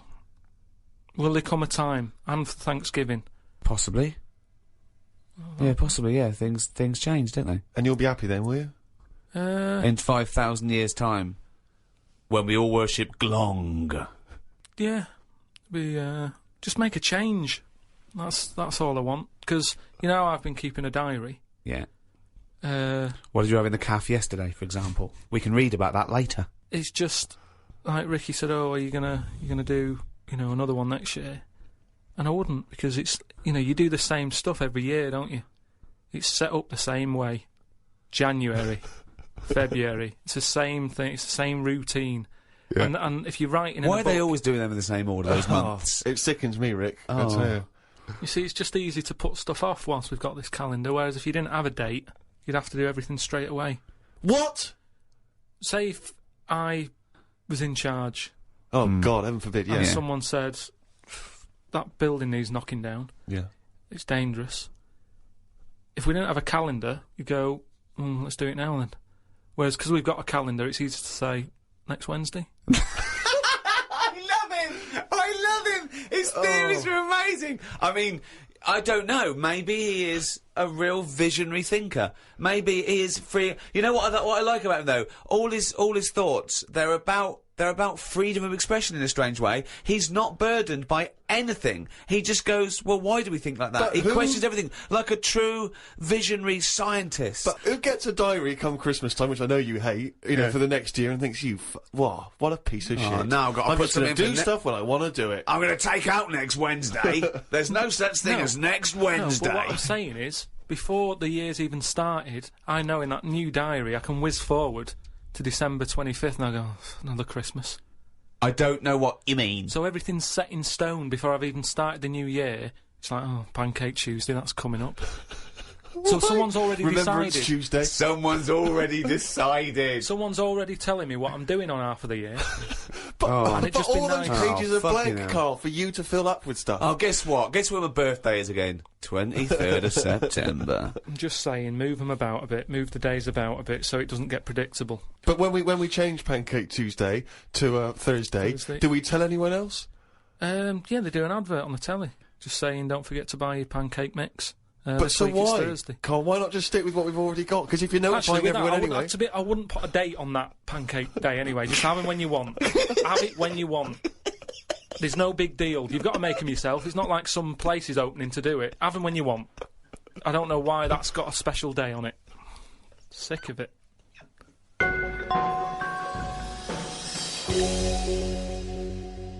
Happy Thanksgiving.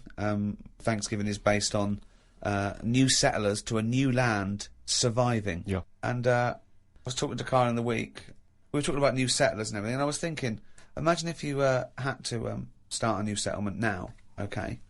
There was something wrong with the world, okay? The world was kaput, okay?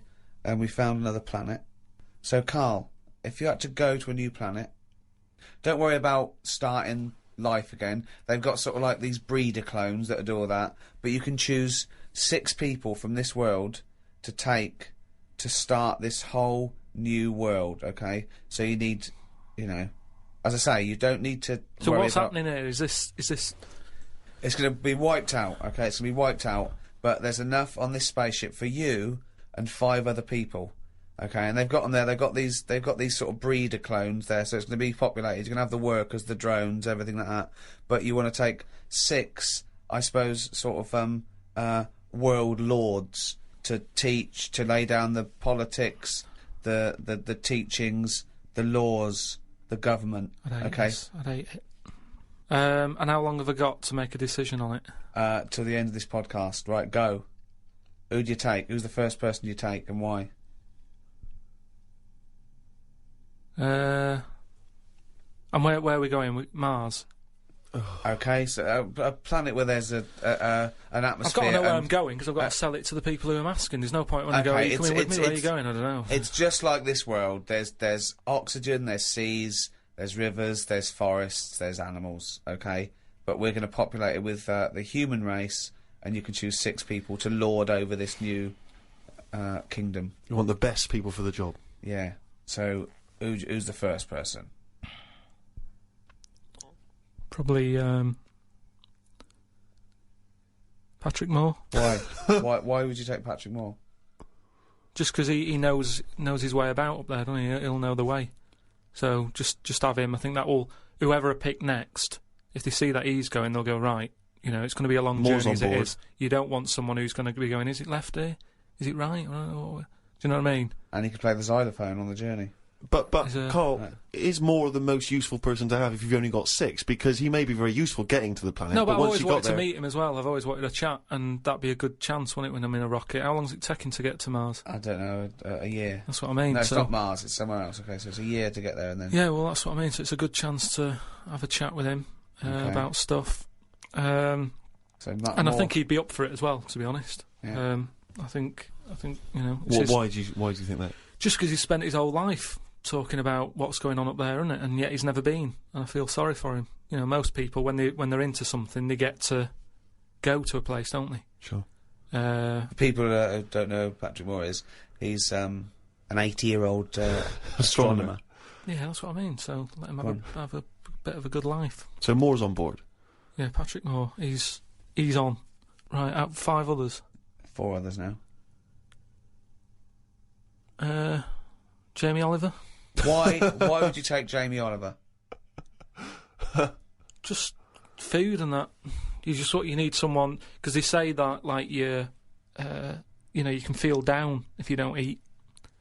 He couldn't convince 8-year-olds to eat a carrot. What's he going to do in this brave new world? They're all going to be on turkey Twizzlers. I think he's got the right attitude. He wouldn't be faffing about. Remember, we've landed now on this new world. Yeah.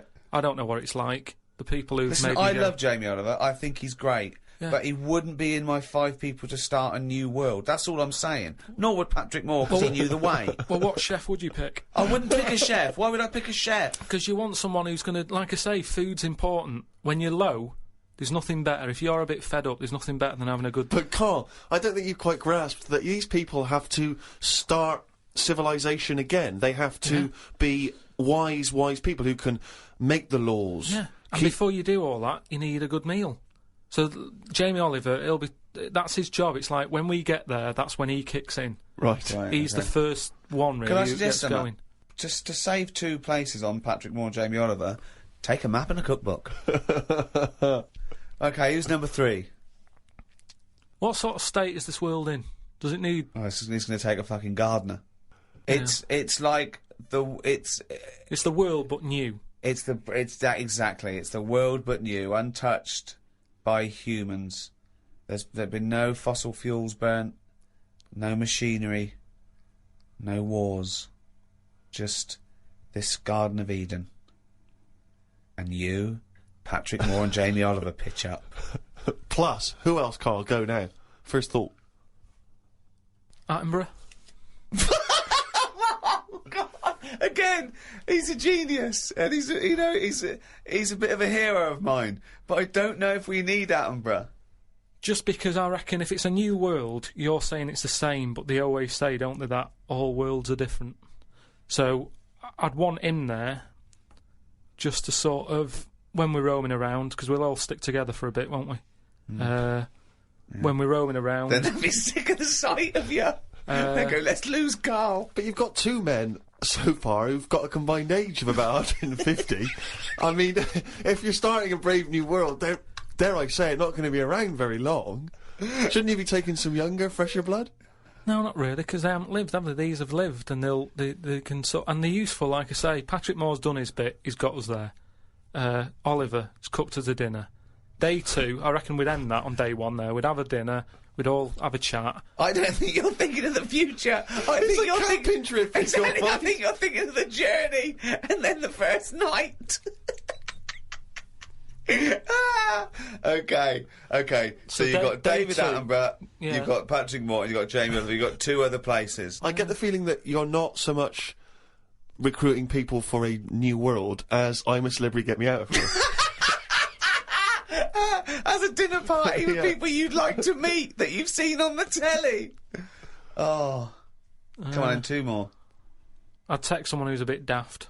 Just so... No, you don't need to, Karl. That's covered, believe us. Yeah, no, that's what I mean, though. I don't want them having a go at me going, why are you here? I'd point the attention somewhere else.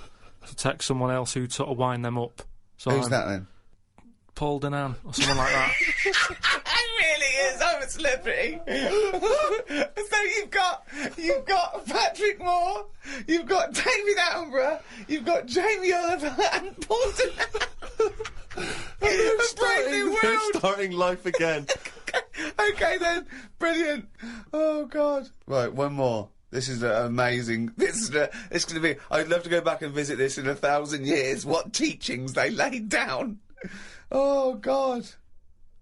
Don't know. It'd have to be a woman. I think you got to have a woman in that little group, haven't you? Could have another woman chef or. It's mainly eating. He's got that covered with Oliver, but no, he's got to take Nigella in case he's in a cream cake kind of mood. Oh God. Delia Smith was furious. She'd packed her bags and everything. Or a nurse. Now you're thinking. Abby Titmus?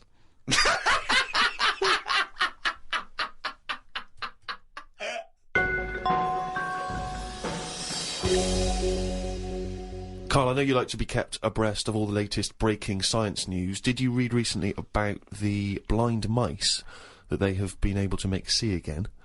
And hopefully they're whatever they did, which allowed these mice to be able to see again, they're hoping to be able to do with humans in maybe about 10 years' time. Or at least begin tests in 10 years' time, which is pretty impressive, isn't it? How many of these mice did they experiment on? 3, probably. Right. They were... It wasn't taking place in a farmhouse, was it, at all? I didn't read the intricacies of the Did they story. have tails? Did they still have their tails? The 3 blind mice? Because, yeah. I don't know. Again, Well, I'm not sure. Well, Okay. what's your concern? Well, I think I know what happened there. Really? Yeah, I think the farmer's wife probably got annoyed at Right. them running Well, after why? her. Right. But how could they run after her? Because they're blind. I don't know. I think they used a sense of smell and hearing. They could hear her clogs, and they followed the sound of the big fat clogs. Right. But they got their comeuppance. They lost their tails, so now they're blind with no tails. Is that not the story? I think you confused. Okay. Another more recent story. Okay. With that one. Okay. Yeah. Well, we'll leave that then. I don't know. Karl, But- thoughts though? That Extraordinary, isn't it? To be able to cure blindness would be a remarkable achievement in science. It is, but it's just that thing how they say they've done it on mice and what have you. yeah, If I was blind and I went in for the meeting with the doctor, yeah. and they said, "Do you want yours doing?" And then they said, like, "We've done it on mice," that wouldn't be good enough for me. I'd say, look, when the blind fella gets in, don't say we've done it on mice, just say we've done this on eyes. Because if he goes, what eyes? Just say just a pair of eyes. Yeah. As soon as you say mouse's eyes, it's like, well, it's not the same. And it sort of, it would make me go, I'll leave it. Yeah, and then you wake up and you can see, but you've got very tiny eyes right in the you've put in mice eyes. I'm scared of cats. It's just eyes. I think I just don't like having my eyes messed with, and even if I was blind, I wouldn't like it. Right. And I think mine are more active than most, my eyes. What do you mean? Well, I went for a what's-her-name, Steve, you don't know. I've had problems with my legs. Oh, Christ almighty. He's the same. What are you? 33. He's a And you hypochondriac. talk like you're a 70-year-old. Honestly, the slightest thing, he's got time off work for this. We went to the dentist 3 times in 1 week. He goes, now his leg's rubbed 2 times a week for some reason. I don't. In and out of the kidney hospital, and they're going, there's no kidney stone, Mr. Pilkington. He's going, oh, right. Christ almighty, do some fucking work. No, the thing is, I've been, in the last, 30-odd years, I've been working hard, and I've let my body get run down a bit. How have you, you're 30, what are you? 33. Right, 33. Sorry to start off with such a hard question. But how have you been working for 30 years? Well, I just have. I sort of I got on with it. At 3? At 3? No, I'm Well, you just didn't get saying. on with anything at school, did you? Because you were just titting about. Yeah. You weren't working Yeah. out there. What was the first job you got? How old were you?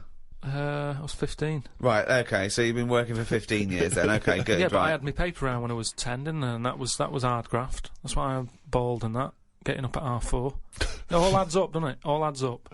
So anyway, when I kicked my height when I was a kid...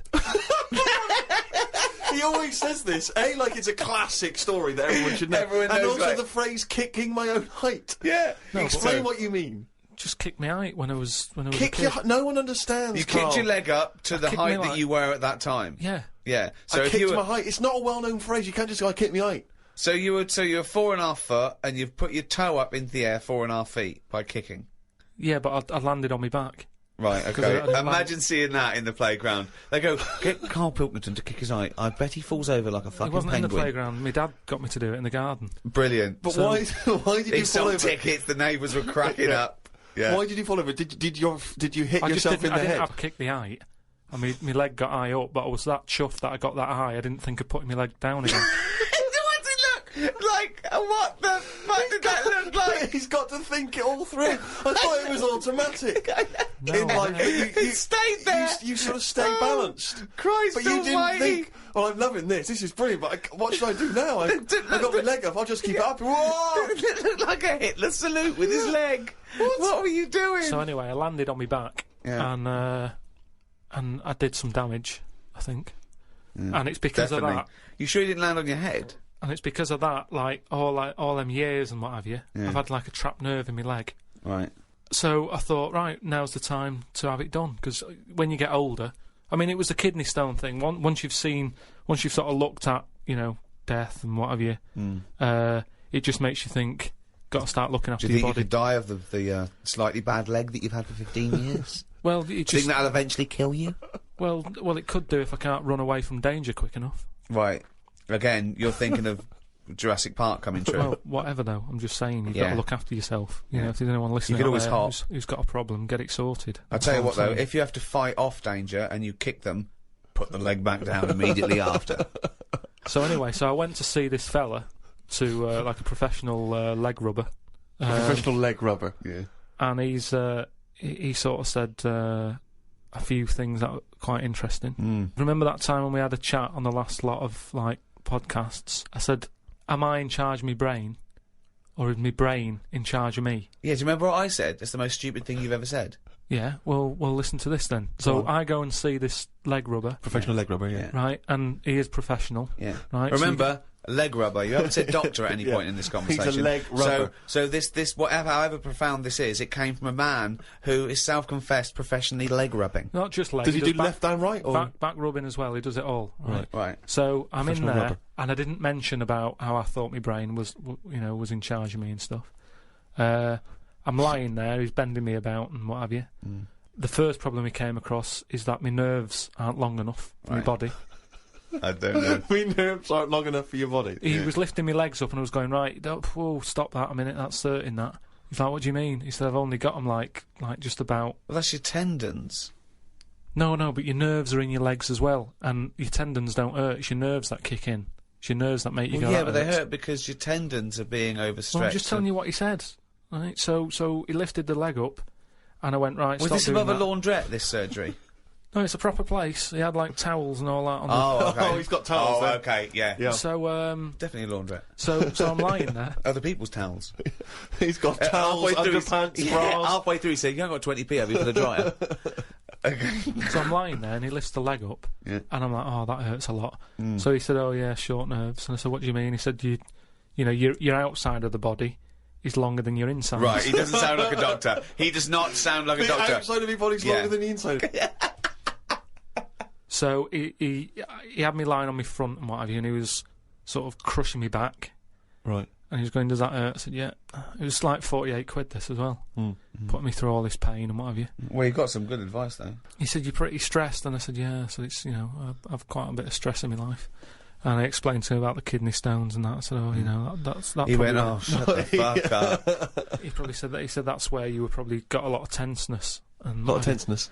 Is that the phrase he used as a trained professional rubber? Or? He's a doctor. He's definitely a doctor. So anyway, he said, do you relax much? You haven't got any Lenore, have you? I want these sheets to come out nice and soft. He said, do you, you know, you should learn to meditate or something. He said, because you're all tensed up. We're living in a stressful world, as he told me about it. So when I was telling him that I have problems relaxing, he said, that you're obviously the sort of person Who's gullible enough to spend 46 quid for this? Oh, hokum. He said, you're the sort of person whose brain is in charge of them, rather than them being in charge of the brain. So all you did was you met a person as stupid as you. Yeah. No, but I thought it's interesting that this is what he does for a living. Yeah. And he picked up, that was the first visit, I'd only been there about 22 minutes. Yeah. You get half an hour for 48 quid. Right. But he picked up on that within like 15, No, he saw 20 a right minutes. fucking sucker coming. No, he did pick up on that, yeah. But anyway, don't go to him again. The reason, I am doing, I've got locked into it, I've got to go at least another 3 times. Why? I'm trying What to do get you out of it. I don't know, I didn't realise that you have to have a minimum amount of things. So what I'm saying I can't is, wait. What's the wisdom he's going to come up with next week? That'll be brilliant. I will kind of, yeah. No, but what I'm saying Your is, blood's paranoid. we were talking... You've got jealous bones. You're the sort of person whose stomach's hungrier than you. What absolute fucking nonsense. Yeah. Do you know, like how we were talking about eyes, weren't we? He said the thing is, you know, you've got to be able to relax, and the way to do it is to focus. Right? He said, I said, what do you mean? He said, when you go to sleep... You're the sort of person whose eyes can see further than you can. He said, when you go to sleep... Close your eyes and see. Instead of just leaving them open staring at the ceiling. Carl, keep breathing. Yeah, keep breathing. Close your eyes. You're not dead. It may seem like it, but you're not.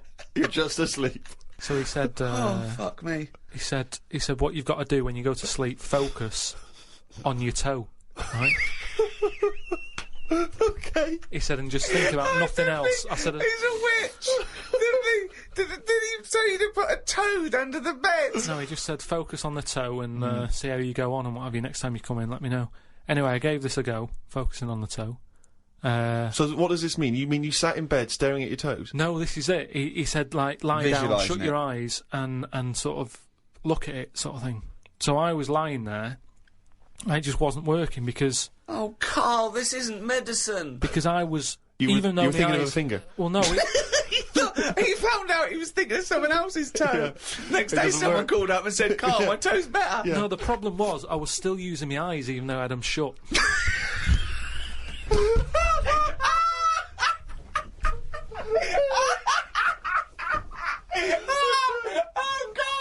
Oh God! Just when I think he could never come up with something stupid, he pulls that one out of the bag. Right. So what does that mean? Oh God! You were still What does that mean? I was straining them.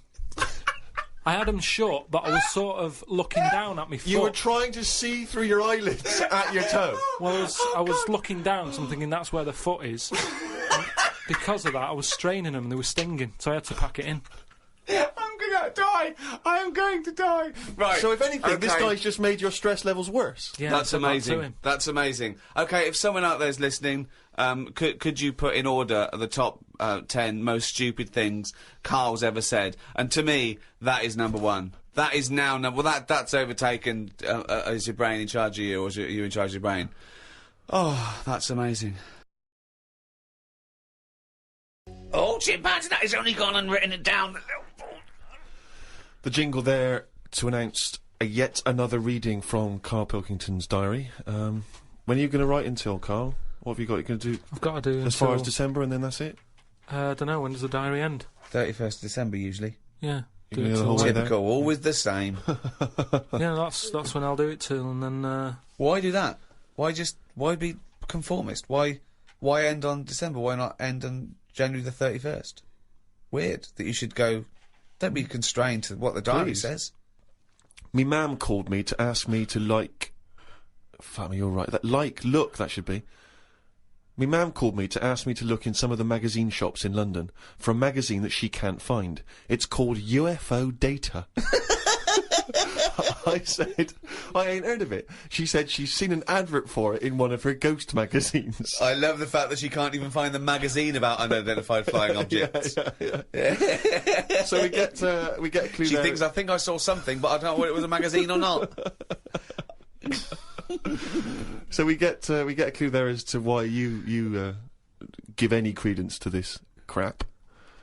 yeah, well, it's Old I mean, Mama Pilkington's into the same shit. there's a lot of space out there, isn't there? She said that this magazine has got news story about how Aldrin (brackets astronaut) has got some evidence that aliens exist. Yeah. I told her that I found out today that the days are about 36 minutes longer on Mars. We chatted about how this is how they are more advanced than us. Do you mean the Martians? Yeah, if they've got a longer day, that's more time that they're awake working on stuff. Right, yeah, we know that makes no difference at all. No, it does. Think about it. Think Yeah. about it. Look, think about it. 6 o'clock here. Yeah. People are going, see you tomorrow. I'm going home. They'll be going, oh, another half hour. They've got a longer day. Productive. And that's why they're able to fly. That's why they're whizzing around. fly. It adds up, doesn't it, over the years? Christ almighty, what drivel! Suzanne got in from work at 11:30. I told her about the UFOs in Mars. She said she's too tired to chat. I said, does it mean aliens will be more tired than us, or do they get more sleep? I got no answer. I love it when It Suzanne scares goes in. her. She never indulges No, you. it does she? scares her. Anything with ghosts and UFOs, she sort of... It doesn't ignores scare her, does it scare bores her. No, it freaks her out. Scares her. Okay. I'm knackered today, and the face feels dry and spotty. Oh God, what's wrong with it? It starts off moaning. The first thing he does is start moaning. He wakes up and goes, oh, fuck me, I didn't die. Oh, God. I'm knackered today and my face feels dry and spotty. I think it's the change in water since being away. Or it could be all the... it could be all the Madeira cake I had yesterday. I'm gonna burst. But what's the Madeira cake? The Madeira cake dries you out, does it? Well, it's just quite fattening, innit? But I like it. It's one of my little pleasures. Oh, God Suzanne almighty. I went for a wander about to try and find the UFO data magazine from my mum. I didn't know which category to look under. There were too many magazines. I noticed how on the rude magazines, the women are being pretty rude on the cover, but on the gay magazines, it's just a fella smiling, showing a bit of arse. I don't know why gay blokes would buy it. Blokes have got their own knob to look at if they like knobs.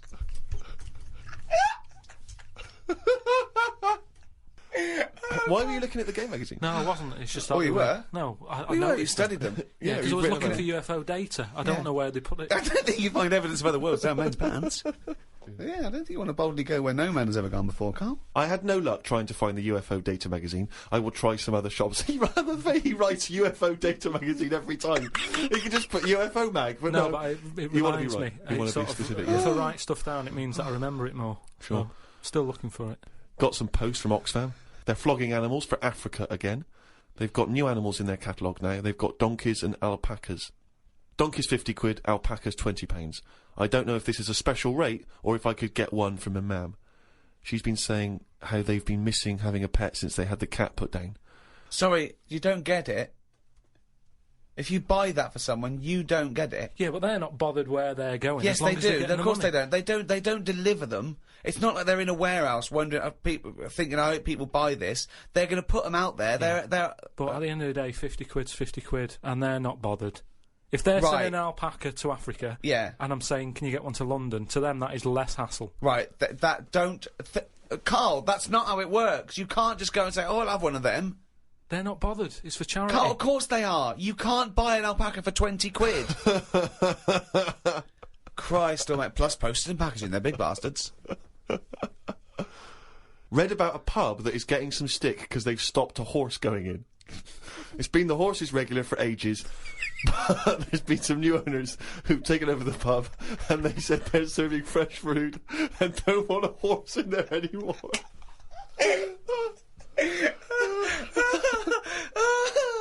Oh, God. We've got to publish this diary. There's some dynamite stuff in We've here. got to publish the diary. I mean, this is never mind, peeps. Can't we put this out next year or something with a special CD? It's amazing. You can't keep this from the world, Karl. I met Suzanne after she finished work and we went for a brew in another cafe. Gosh, Jesus. It's always having a brew in a calf. It's like a sitcom. It is. Suzanne said I look tired and fed up. I think it's because I ain't been sleeping. Or the Madeira cake, we don't know. Or he's been going to every news agency in London, looking at gay magazines. She taught me some way to breathe that will relax me. I wasn't feeling that relaxed, though, because the person behind the counter was banging about making a coffee. Noise stresses me out. I wonder if less deaf people die of stress than people with working ears do. Oh, it's the theories. It's the It is theories. such a noisy world, though, isn't it? It is. London is noisy, very noisy. I think just everywhere, just noise in general. They were Yeah. saying how, like, every noise has been used at least 5 times or something. What do you mean? Because there's only so many noises in the world. I don't know what you're talking about. I don't know what you're talking about. No, there's only so many What noises. do you mean every noise has been used 5 times? I don't know what that means. I don't know what it means. Because I don't know. I've no idea. Every noise once has been used at least 5 times.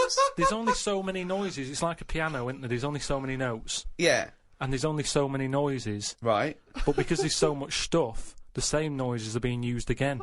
I don't know what that means. By whom? Who's reusing the noise? By whatever. So a you'll have- woodpecker when it's woodpecking? Yeah. Some birds make noises that would sound like a Ford Escort, just because there's only so many noises that people can use.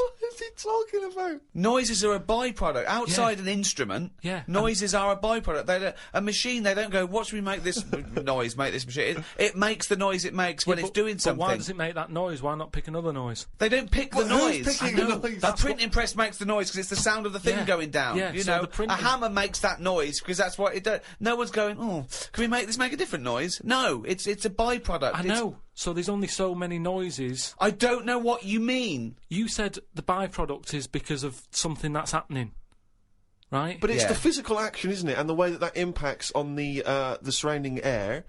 That's what how noises are manufactured. It's not a choice. When Stevenson's rocket came, and I went. I went, can you make it go? That's the noise it made. I know, but then, say like a new frog comes out. Oh, what do you mean a new frog comes out? They find a new type of frog, it makes a noise, and they'll go, yeah, I knew it was going to sound like that. What are you talking about? Because there's only so many noises. No animal comes out and makes like a weird noise, and you go, I've never heard that noise before. They go, oh, that sounds like a chicken, or it sounds like a Ford Escort, or... There's only so many noises. What frog sounds like a Ford Escort? Well, there can't be many, because you've used Ford Escort twice as an analogy here, so you're running out of noises. You've come up with chicken and Escort so far. I can't explain But the problem is, a Ford Escort sounds a bit like an Austin Allegro, so I know, yeah, and a chicken, you're ripping off the turkey, you cunt!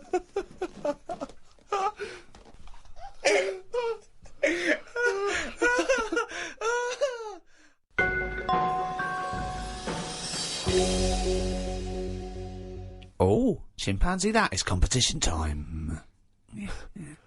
I think my worry there is people might get confused with it, because that jingle's very similar to the Monkey News jingle. There's aspects of it that's similar, yeah. Yeah. Some people might have just heard that, and they might have just heard chimpanzee and thought, oh, great, it's Monkey News, but Karl presumably is too lazy to have actually prepared any Monkey News. Oh, I've got some good news about Monkey News, actually. Have you? If you are craving Monkey News, then there is a special Monkey News poster in the CD, the 3 CD box set, the Ricky Gervais show.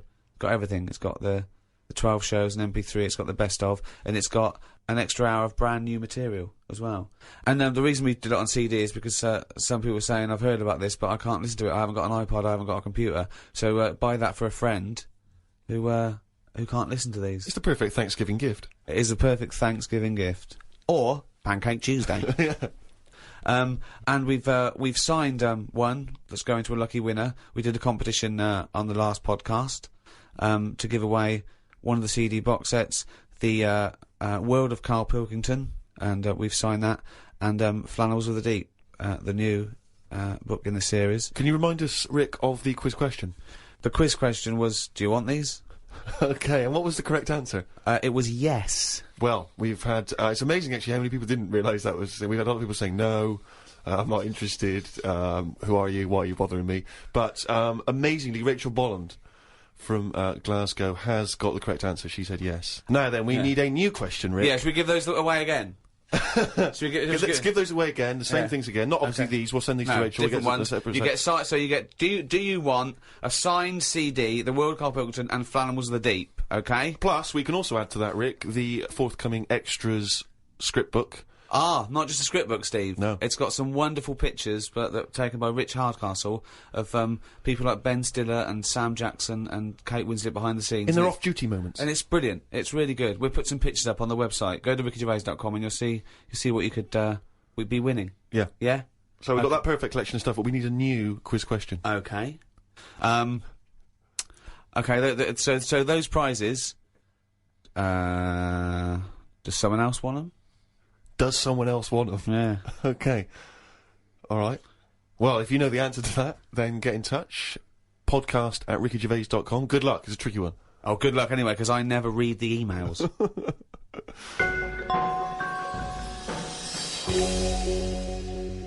Well, that's the end of the second in this series of 3 special podcasts. That was the end of the Thanksgiving edition. With me, Ricky Gervais, Steve Merchant. See ya. And Karl Pilkington. All right. Thank you to Positive Internet, the guys that host this podcast. They're doing a great job. Thanks, guys. Thank you. Happy Thanksgiving. Hello, and welcome to our Christmas podcast. With me, Ricky Gervais, Stephen Merchant. Hello. And Karl Pilkington. All right. Merry Christmas, everyone. Merry Christmas. Yeah. A lot of people are wondering, Rick, if having done so many podcasts this year, because we very much started the whole podcast revolution ourselves single-handedly roughly this time last year. Yeah, that's right. Have we perhaps exhausted the podcast phenomenon? Is it time to pack up the equipment and move on to something new? Well, this will be the last one for a little while, I think. I think, we did, I think 24 and then these specials this year. I think we started it about this time last year. Well, I didn't don't know we? about you, Rick, but I'm bored of the whole podcasting thing, and I know that you probably feel the same way. Well, let's stop for a while. We might get back together again, but it won't be for a while. It's we had a year. It was the year of the podcast. Been a weird year, hasn't it? Go on. No, I'm just saying, when you look at it like that, when you think about all the podcasts that we've done Yeah. over the year, Yeah. just a lot of stuff has gone on. Looking back at the year, a year in which we've seen, increasing violence in Iraq. We've seen the advent of more fears over global warming. We've seen George W. Bush take a massive battering in the midterm elections. We've seen many major world events this year. Karl, what's stuck out for you? What event if you think, oh my God, if you were doing your own review of the year, what would you put on the front cover? The grub that was eating biscuits on my windowsill. Right, that's just a little bit more up there for you than the capturing of Saddam Hussein and his sentencing to death. Just because it's I never thought I'd see that this year. So what exactly? What, the capture of Saddam or the grub? No, the grub. The grub. It was just I was there on the computer. Yeah. I was having a cup of tea and a biscuit. I put the biscuit on the windowsill. I sort of picked it up. Why would you do that? Why? Why would you put a biscuit on a windowsill? Because I'm sat next to the windowsill. It's like something from a cartoon. I put the pie on the windowsill to cool down. Yeah. No, And some ruffian stole it. Yeah. So I was eating that and I was enjoying it. I put the rest of it back down for like the next half of the cup of tea. And I saw... Planned out. This is, I bet, well, we read about this later in the diary. So, and then I saw just like a little crumb moving. I was like, what's going on there? Yeah. So I looked down closer and there's an insect that is see-through, but with legs. And just sort of running off with a crumb into like a little hole. And then when I looked, I noticed there was loads of these little see-through things. And they were obviously all like, oh, I got biscuit. And that's exactly what they were saying. We've got biscuits over here. but I can't, that, what was it, target like I say, it was amazing because they're miles away from what I'm about, and yet Not that far. but they still like a bit of biscuit, and it was just weird that happened. I never thought that would happen in 2006, and that's You never thought that would happen in 2006. that's what's nice, isn't blown it? That's his what's mind. nice about the the nature of the world. We can invent iPods, we can bring out better vacuum cleaners, but at the end of the day, you can't make nature up. And to see this see-through thing, You do. eating a biscuit, blow your that's mind? where I've sort of gone this year. I'd say out of anything, I've sort of gone out of my way to learn more stuff about weird stuff that's But out I don't there. know what you've learned. You've learned that A creature which you can't even identify that or you name. don't know, right? You don't know what it is, right? Looked like it nicked a bit of crumb. I don't know what knowledge is that. What is that? How is that useful? Just because everything is changing. But it's not useful. It's not useful to you, and it's not useful to anyone. You can't pass on that as knowledge because we don't know what it was, But Karl or where thinks, it happened, or but- why it happened. But Rick, Karl thinks that the grub has an inkling, has a taste for McVitie's in the same way that Karl's does. That's why Yeah. he's from Meggs. He's thinking, As- I can't believe it. We both love hobnobs. As It's opposed to just being extraordinary. taking the It would have starch eaten from the anything, flour. yeah. Exactly, yeah. But what I'm saying is that these things have been around for years, Yes. maybe longer than us, Yes. right? Now, their life isn't changing in the way that ours have. They still live in a little crack in the wall, Yeah. but they're eating biscuit, and that was never meant to happen. So it's changing it. What But I mean is, you might start getting fat insects. That should never have happened. You don't normally see a fat beetle. You go, oh, look at that, that's a bit fat. Put a bit of weight on. And now that's going to happen because they're eating sugary stuff. The squirrels in the park, because people are feeding them Mars bars and everything, they're getting fatter, they're getting bigger, they're getting more violent. Now, over time, they're going to cause more trouble than they What are evidence now. have you got What that do they're you getting think? more violent? Just because when I'm sat in the park and what have you, they really like cocky. They come up to you now and sort of jump up on the bench and sort of attack you for food. They're not happy with acorns now. They want a bit of croissant. And that's what I'm saying. They've changed. They're changing over time. Just like that grub having a biscuit. Everything's trying different food out. He'll want a gâteau soon. Well, in the same way that, you look at people around the world, how they're eating weirder stuff. They're running out of, ideas on how to cook food differently. And we're eating weird stuff. So our insects, everything's moving on. Everything's getting more intelligent. The goldfish memories got better. Chickens are more intelligent than people thought they were, apparently. Everything's... Time makes you more intelligent. Well... No, they do. That's a fact, isn't it? If you're knocking around longer, then you're learning more, because more stuff's going on, and you soak it up. And that's what these insects are doing. They're all learning. You know what I mean? No. I saw a cockroach playing Pac-Man. It was on the internet, right? And somebody had linked up a cockroach to some... I can't even be bothered explaining it, but that's what I'm saying. Everything's moving on. Yeah, but Pac-Man's like such an old hat game, man. It's like from the 1980s. Yeah, that cockroach is so... Come on, oh, he's so God. out of date. Get a with life, it. man. Hello, PlayStation 3. Is he Yeah, got rid of it? Hello. Yesterday's cockroach. Oh. Fucking hell. What was he listening to? MC Hammer? Christ almighty. Fucking hell, Pac-Man. Get a life. High five, man.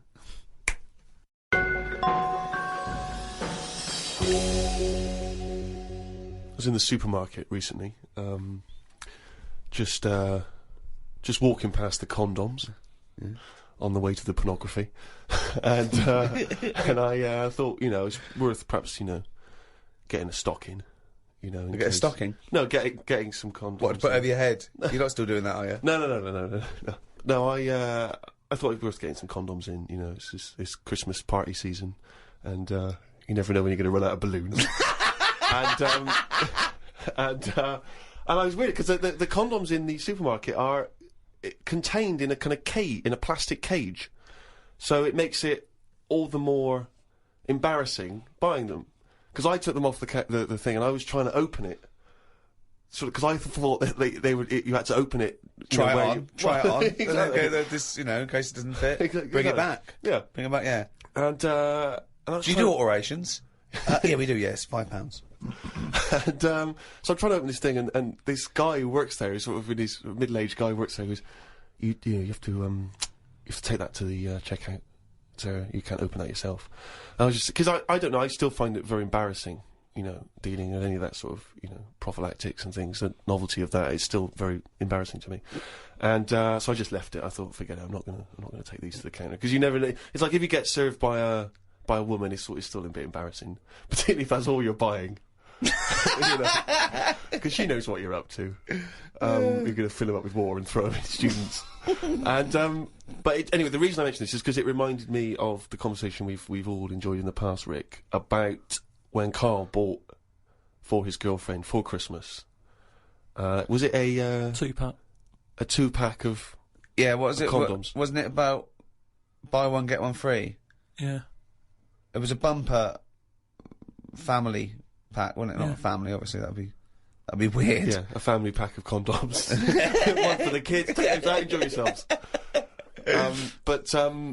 So that was a couple of years ago, Karl, the famous condom gate.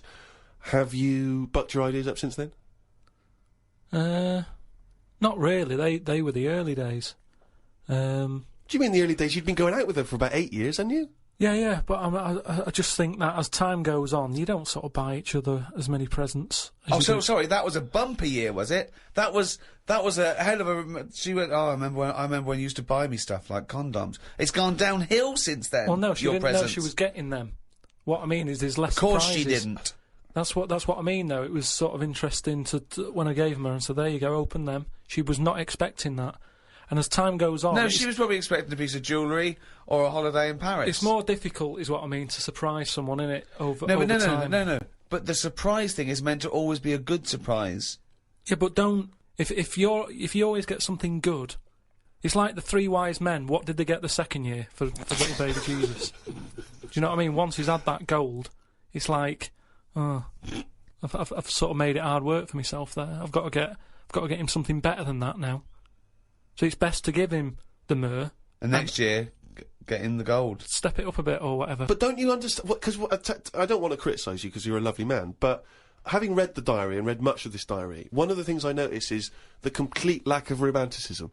The number of times Susanna says, book us a lovely meal out, take me out tonight, and you always write like it's a massive chore, like it's a headache for you. Oh no, I've got to spend a romantic night out with my girlfriend. Because it's the same reason I don't like Christmas and stuff, is the expectations. I prefer it, if I want to take Suzanne out, I prefer to meet her at the bus stop, and she comes back from work and go, you want to go out? But you don't do that. No, I do now and again, but it's that thing of, oh, we'll go out tonight, I want to leave it to you, book a place, da-da-da. It builds it up too much, and it can never live up to it. It's like how, you know how, like, people make a big thing out of, you know, having it away for the first time, and they go, oh, I'm going to do that tonight. Not the way to do anything. You won't get anything done by planning. That's a quote! That's an amazing quote! That'll be up there with Newton and Churchill. You don't get anything done by planning. No, but like that's amazing. Like I've said, But you can't just spring it on someone. You have to at least ask her, you up for it tonight? just see how it goes. That's what I'm saying about Christmas. I might not be in the mood for it on December 25th, for Christmas, having turkey and everything. That's what I mean about, you know, in the last podcast, stuff coming round every year. Don't plan it. If you fancy a Christmas, have it. If you don't, just carry on. It'd be nice to live in a world like that. They say, you know, it's a world of freedom or something now. It isn't. No, I don't know what that means. I don't know who says you just that. make up things they say. They say, like, you know, today's world is a free world or something. Someone said something along them lines when it isn't. Everyone's still being told what to do, when to do it. Christmas is a big thing, isn't it, that we all have to go through, and it's stressful. It's not a happy time. You're such a miserable sod. You really are. No, but Christmas is it's a big upheaval. It is out of all of those special days that go on, Christmas is the one that's... But what are you doing with your time? It's the question we return to again and again. No, but You're visiting your parents, you're hiring a car, you're going down the calf. It's not like you're taking your work away, you're doing some important neuroscience work, and we've had to take you away from that for 3 days. No, but what You're not doing anything of any value, Karl. But what I might want to do, but I can't because the shops are shut because they want to go off and celebrate Christmas. You know, it's an upheaval. Easter's all right. It comes and goes. Do you want an egg? Not really. Don't have one then. You're not forced an egg. You're not forced an egg. I like Easter, and everyone can afford an egg. There's no one being left out. Whereas Christmas, everyone goes back to the family and they have a big meal and all that. And there's a lot of poor people out there who can't do that. So it's more of a, if you're going to talk about religion and, you know, the religious sort of occasions, Easter's one that I'd keep. If you plan everything, you probably won't do it in the end. Whereas... Again, that as a soundbite is gobbledygook, isn't it? No, what I mean is, say like holidays, when you know they're coming, you never enjoy them as much as one when it's surprised on you. Who surprises someone with a holiday unless you win it on a game show? How can you go, bloody hell, I'm on holiday? Suzanne did it with me. She sorted it all out and booked me time off work without me knowing. Oh, that's a lovely romantic gift. Yeah, nice. And I went along with it and we had a great little holiday. Yeah, so maybe you should do something like that for her. No, she wouldn't like it as much, and I won't pick the right place, and I know she won't like it. You're one of these people that washes up badly, so you'll never be asked again, aren't you? No, that's my job. That's the only job I do. Yeah, well, it was a... but to be honest, that's doing me head in at the moment, because I've outgrown the sink. He talks about himself like a crab. Oh, God. Gotta get a new sink for Karl. Why? He's outgrown it. No, just he's 33 now and his knees around his head. Oh, he can't bath in that anymore. No, just my back's been playing up a bit, and I think it's because of the height of the sink. But hold on, you haven't grown. I think I have. Well, you haven't. No, you haven't grown at 33. Well, it's definitely something... It's just not very good. Subsidence? I don't know. I've just said to Suzanne, I said, this isn't as good as it used to be. It's not... This isn't as good as it used to be. He's washing up. Oh. He says he's got nothing in the flat. That's why he has to do a shop every day, because he's got nothing in the flat. It's easier that way, isn't it? You don't know what you're going to want to eat. But that's why you get a... But you don't have a different meal every day of the year, do you? You rotate maybe a dozen meals, don't you? so you can get in enough ingredients that any time you go to the fridge and go, oh, am I going to have chicken? Or am I going to have fish today? Or maybe I'll have some pasta. I do that every day. Yeah, but I always come down to one of half a dozen meals. You've got a freezer. We haven't got a freezer, have we? We've only got a little fridge. Oh, There's nothing wrong with nipping to the supermarket. There's nothing wrong with that. So you've got too much time on your hands, boy. You had one thing. You had to do one thing this year. Promote the book. Couldn't be bothered. Couldn't be bothered, mate. Could not be bothered. I haven't seen Karl an interview with him. I haven't seen him on the TV. Oh, he was on the TV a while back on the thing called The Culture Show on BBC Two. And I tell you what, he was sat there, looked like a little frightened frog in a chair being interviewed. And I tell you what, I'm not being funny, but his head looked fucking round. Did it look fucking round? Yeah. Yeah. Literally looked like a little fucking round-headed twat. Yeah, I'm not doing that. And that's my personal opinion. Yeah. Did you enjoy that interview? Not really. Why? Well, I met a guy, funny you should mention that, I met a guy when I was in France recently, and I met a guy, he wasn't a Frenchman, but he was over there, and he saw me, he was a bit drunk, and he came over and he went, Karl Pilkington's got a head like a fucking orange. and I high-fived him and we agreed. I thought, isn't that nice? You know, even when you're abroad, you can find someone who speaks sense. Yeah. Have they shaved your head more? No. It's just They sort of greased it up a bit just to get a bit more reflection off it. No, they put a lot of makeup on it. They said, do you want any makeup? And I said, not really. And that's when I was, like, at the back where they could have done it. And then I went and sat in the chair, and there's, like, a live audience there. And the woman goes, no, I best do some colouring in. And it was like she gave you a book to colour in? People. No, she started colouring my head in. And she was, like had some brown powder. She's doing my head, doing the top of it and stuff. And I was going, isn't that enough now? And everyone's looking and sort of laughing to themselves that I'm having my head coloured in. I'm sure she was doodling on the top. She took longer than anyone else who she was doing. I watched like other people who were on. Well, she's got more flesh to do. When you do usually powder someone, it stops at the forehead. You always have to go round to the fucking back. Yeah, but the camera wasn't at the back of my head. She was just kept going. No, and but going. the shine for the cameras that would get in people's eyes. They've got to be careful. Health and safety. The light will bounce off into the eyes of the audience. Blind them. Yeah, well, I wasn't happy with that anyway. So I'm not doing it again. How do you cope with this newfound interest in you as a person? I've got an idea, Steve, by the way. You know, for me, I want Karl to be famous so it gets him hassle in the street. Yep. That's what I'm hoping. Sure. When they see him in the street with his little fucking round-headed face like a fucking orange. Yeah. Right? I'm going to do a tour next year, okay, called Fame, okay? And everywhere I play, if I hopefully play to millions of people in, I might even go to America, but I'll make sure the theatres I play, or there's a picture of Karl on the seat, right, that they can put in their window. So next year, I want a picture of Karl in every window. With. Or whatever.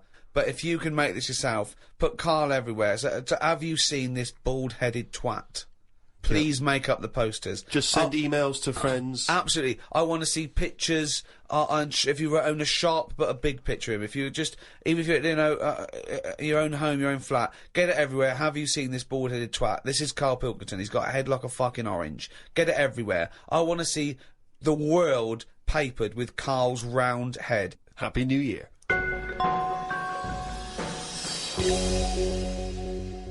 Oh, he's only going to write it down for a whole fucking year. That, of course, signifies another reading from Karl's diary. This is the last one of both 2006 and on any podcast for a while. Let's make the most of it. Let's enjoy some of the wisdom. I also think it's the last time ever he will make an entry in this diary, because you're not going to keep another one, are you? I don't know yet. I might just get a smaller one. But I've found that since keeping a diary, I've gone out of my way to do more stuff. Well, you say that, but... Well, let's find out. Let's find out if that's true. No, I have. I read a bit in the news about people being injured while trying to cut open avocados. It's a food that ain't worth injuring yourself for. If it's a hassle to get into, leave it to the experts. I have never bought one. I have also avoided coconuts and pineapples.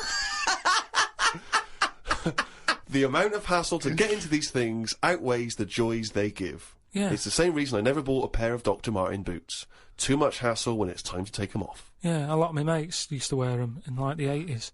You know, you can't just kick them off, can you? It's a big upheaval. You've got to unlace them, you mean? Yeah, I mean, since I found shoes with Velcro on them, brilliant.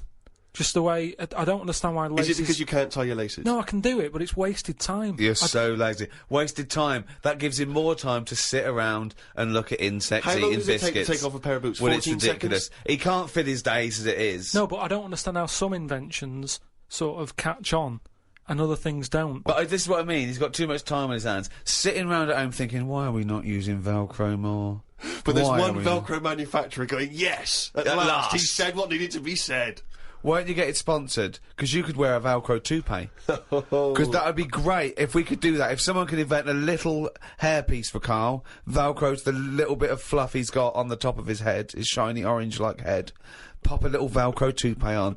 I would love that. I would love to get him wearing a wig. But why necessarily reduce it to a toupee? Why not some kind of carrying device? You know, he could carry goods and things around in there, sandwiches. Yeah, he doesn't look like carrying a bag. Well, what about that? A little thing you carried around, a little Velcro thing you carried a pot on your head for your sort of like keys and trinkets and money and that. Well, no, I've told you about that idea that's out there but hasn't caught on as well. The tie. Right. The tie with loads of pockets and stuff in it. Yeah, but you got to wear a tie. Yeah, but that'd be quite nice, wouldn't it? I've never wore a tie because I always think, what's the point? It's just hanging there in the way.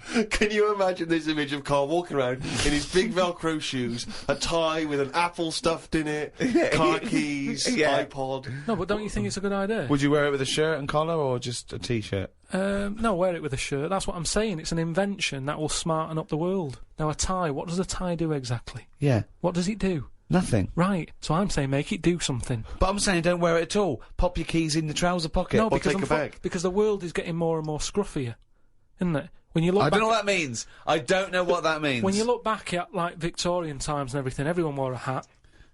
Right? They wore a tie. They wore a suit, and it was a nicer looking place to look at. When you see it on pictures, you go, what a smart world that is. Well, you can't see cholera and things on pictures, but sure. No. No, but I'm just saying it's better to try and cover it up with a bit of, Cloth. Yeah.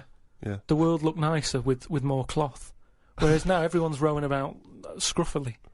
So what I'm saying is, if we make the tie more useful and give it a purpose, it might come back and the world will look tidier. But a tie, its purpose is to look smart, really. Well, originally it was because we didn't have buttons, so it kept the collar up at the front. That was the invention. It was a useful invention, the tie. Yeah, it was called a tie. It tied together, okay? Yeah. So then, when we had buttons, that we didn't really need the tie, but it was a symbol of smartness, like saying, I've made an effort, okay? But now, that would go away. So now, you wouldn't look smart with a tie. They go, oh look, it's like a bag round his head with his apples and oranges and his keys and his sticks he's making a nest out of. So it would be scruffy. It would make the tie scruffy, so it would defeat the object. So now when you're carrying stuff round, I mean, crawling on all fours because your shopping's so heavy round your neck, they'd go, look at that scruffy fucker on all fours. Oh no! Oh look! But look at his lovely head of hair. It's Velcro. It's a hat. Yeah, well, that's the other problem, isn't it? I can't go back to a wig now. My theory about reading old news is right. It's less bad when you know it's old. It was a story about a weatherman who was fired yesterday for having a nude picture of himself on the internet. But that happened 2 days ago. He's probably got another job by now. So old news isn't as shocking. Well, old news isn't news, though, is it? It's olds. What are you doing? Just reading the olds? No, but what I mean is, if someone Stick the video on of last week's news. I just want to catch up on the olds. Yeah, but then it's still news. News is something that you don't know, isn't it? If someone tells That's you everything to you. That's information, Karl, not news. Yeah. but news is information. No, And the key with news is the word new. No, I don't think it is it? It's just information, but they tell you at 10 o'clock at night. It's like, what information's gone on? Bong. Here's some information. Yeah, that you didn't know before because you couldn't have, because it only happened today. Bong. Yeah, but never mind that. I'll tell you in a couple of days. It doesn't matter as long as you get the same info. Bong. Yeah, we can't call it news though because it's misleading. We'd get done. It's called olds. Bong. Yeah, but listen to me theory. What I'm saying is that if someone in your family, it's Christmas and that, I don't want to bring the tone down, but someone dies in your family. Now, say if you're away on holiday, and they don't call you because they don't want to ruin your holiday, then you come home, and they go, Uncle Frank's dead, and you go, oh, when did that happen? And they go, 2 weeks ago. Now, because everyone else has got over it, it's not as bad for you. Because part of bad news is the way everyone's walking around moping, going, oh, have you heard the news? Frank's dead. But because everyone's got over it, time is a healer. That's what I mean about old news. It's better than new news. But according to you, the only news that really matters is stuff that affects you. So it doesn't matter when you... there was an earthquake. When was it? Yesterday. Phew, that's all right then. Often the aftermath is worse than the actual event. 2, you only care about things that actually happen to you. So the doctor goes, you got a kidney stone. Oh, when did this happen? 2 weeks ago. Oh, that's all right then. Doesn't make sense. No, but the world is... You're not upset about dead Uncle Frank just because other people are upset. You'd be upset personally. Would it make any difference when they told you? Yeah, but it is everyone else's emotions that make it worse, I think. Knocking around people who are miserable. What about warnings? What about when they do things like smog warnings or, you know, there may be a... I don't like it on the news when they sort of say, news just in. I think, oh, what's this? You think, oh, what's going on? But it might be useful to know it. Important information. No, it just makes you panic. What?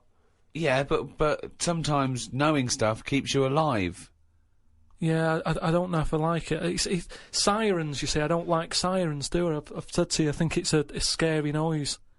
Well, it's meant to be so you get out of the way. No, it's not meant to be. It's a sign to get out of the way. I'd prefer it if it...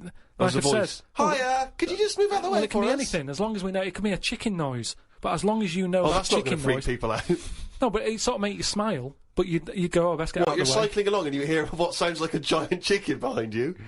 And you smile, because you know that even though someone is burning to death, there's something clucking in my way. Do-do-do-do, whack! Do-do-do-do, whack! Oh, that's probably a guy having a heart attack. Going to my mum and dad's today. I'll cut to the chase, Rick. They basically, we got about 4 pages while they drive to his mum and dad's. Oh, Jesus I'll skip Christ. past that, because it takes fucking forever. Got there with mum and dad. His mum made him some dinner. The old woman next door, brackets, whose man was a witch. Just pop that in brackets. Just pop that in brackets. I think we've discussed that before, actually, the old woman whose mum was a witch. Whose man was a witch? Yeah. Oh! The old woman next door has been worrying because she keeps seeing adverts on the telly about changing to digital TV. She's saying she doesn't want wires drilled into her walls because they'll make a mess. My dad told her that it doesn't matter because it'll probably won't happen until 2012 and she'll be dead by then.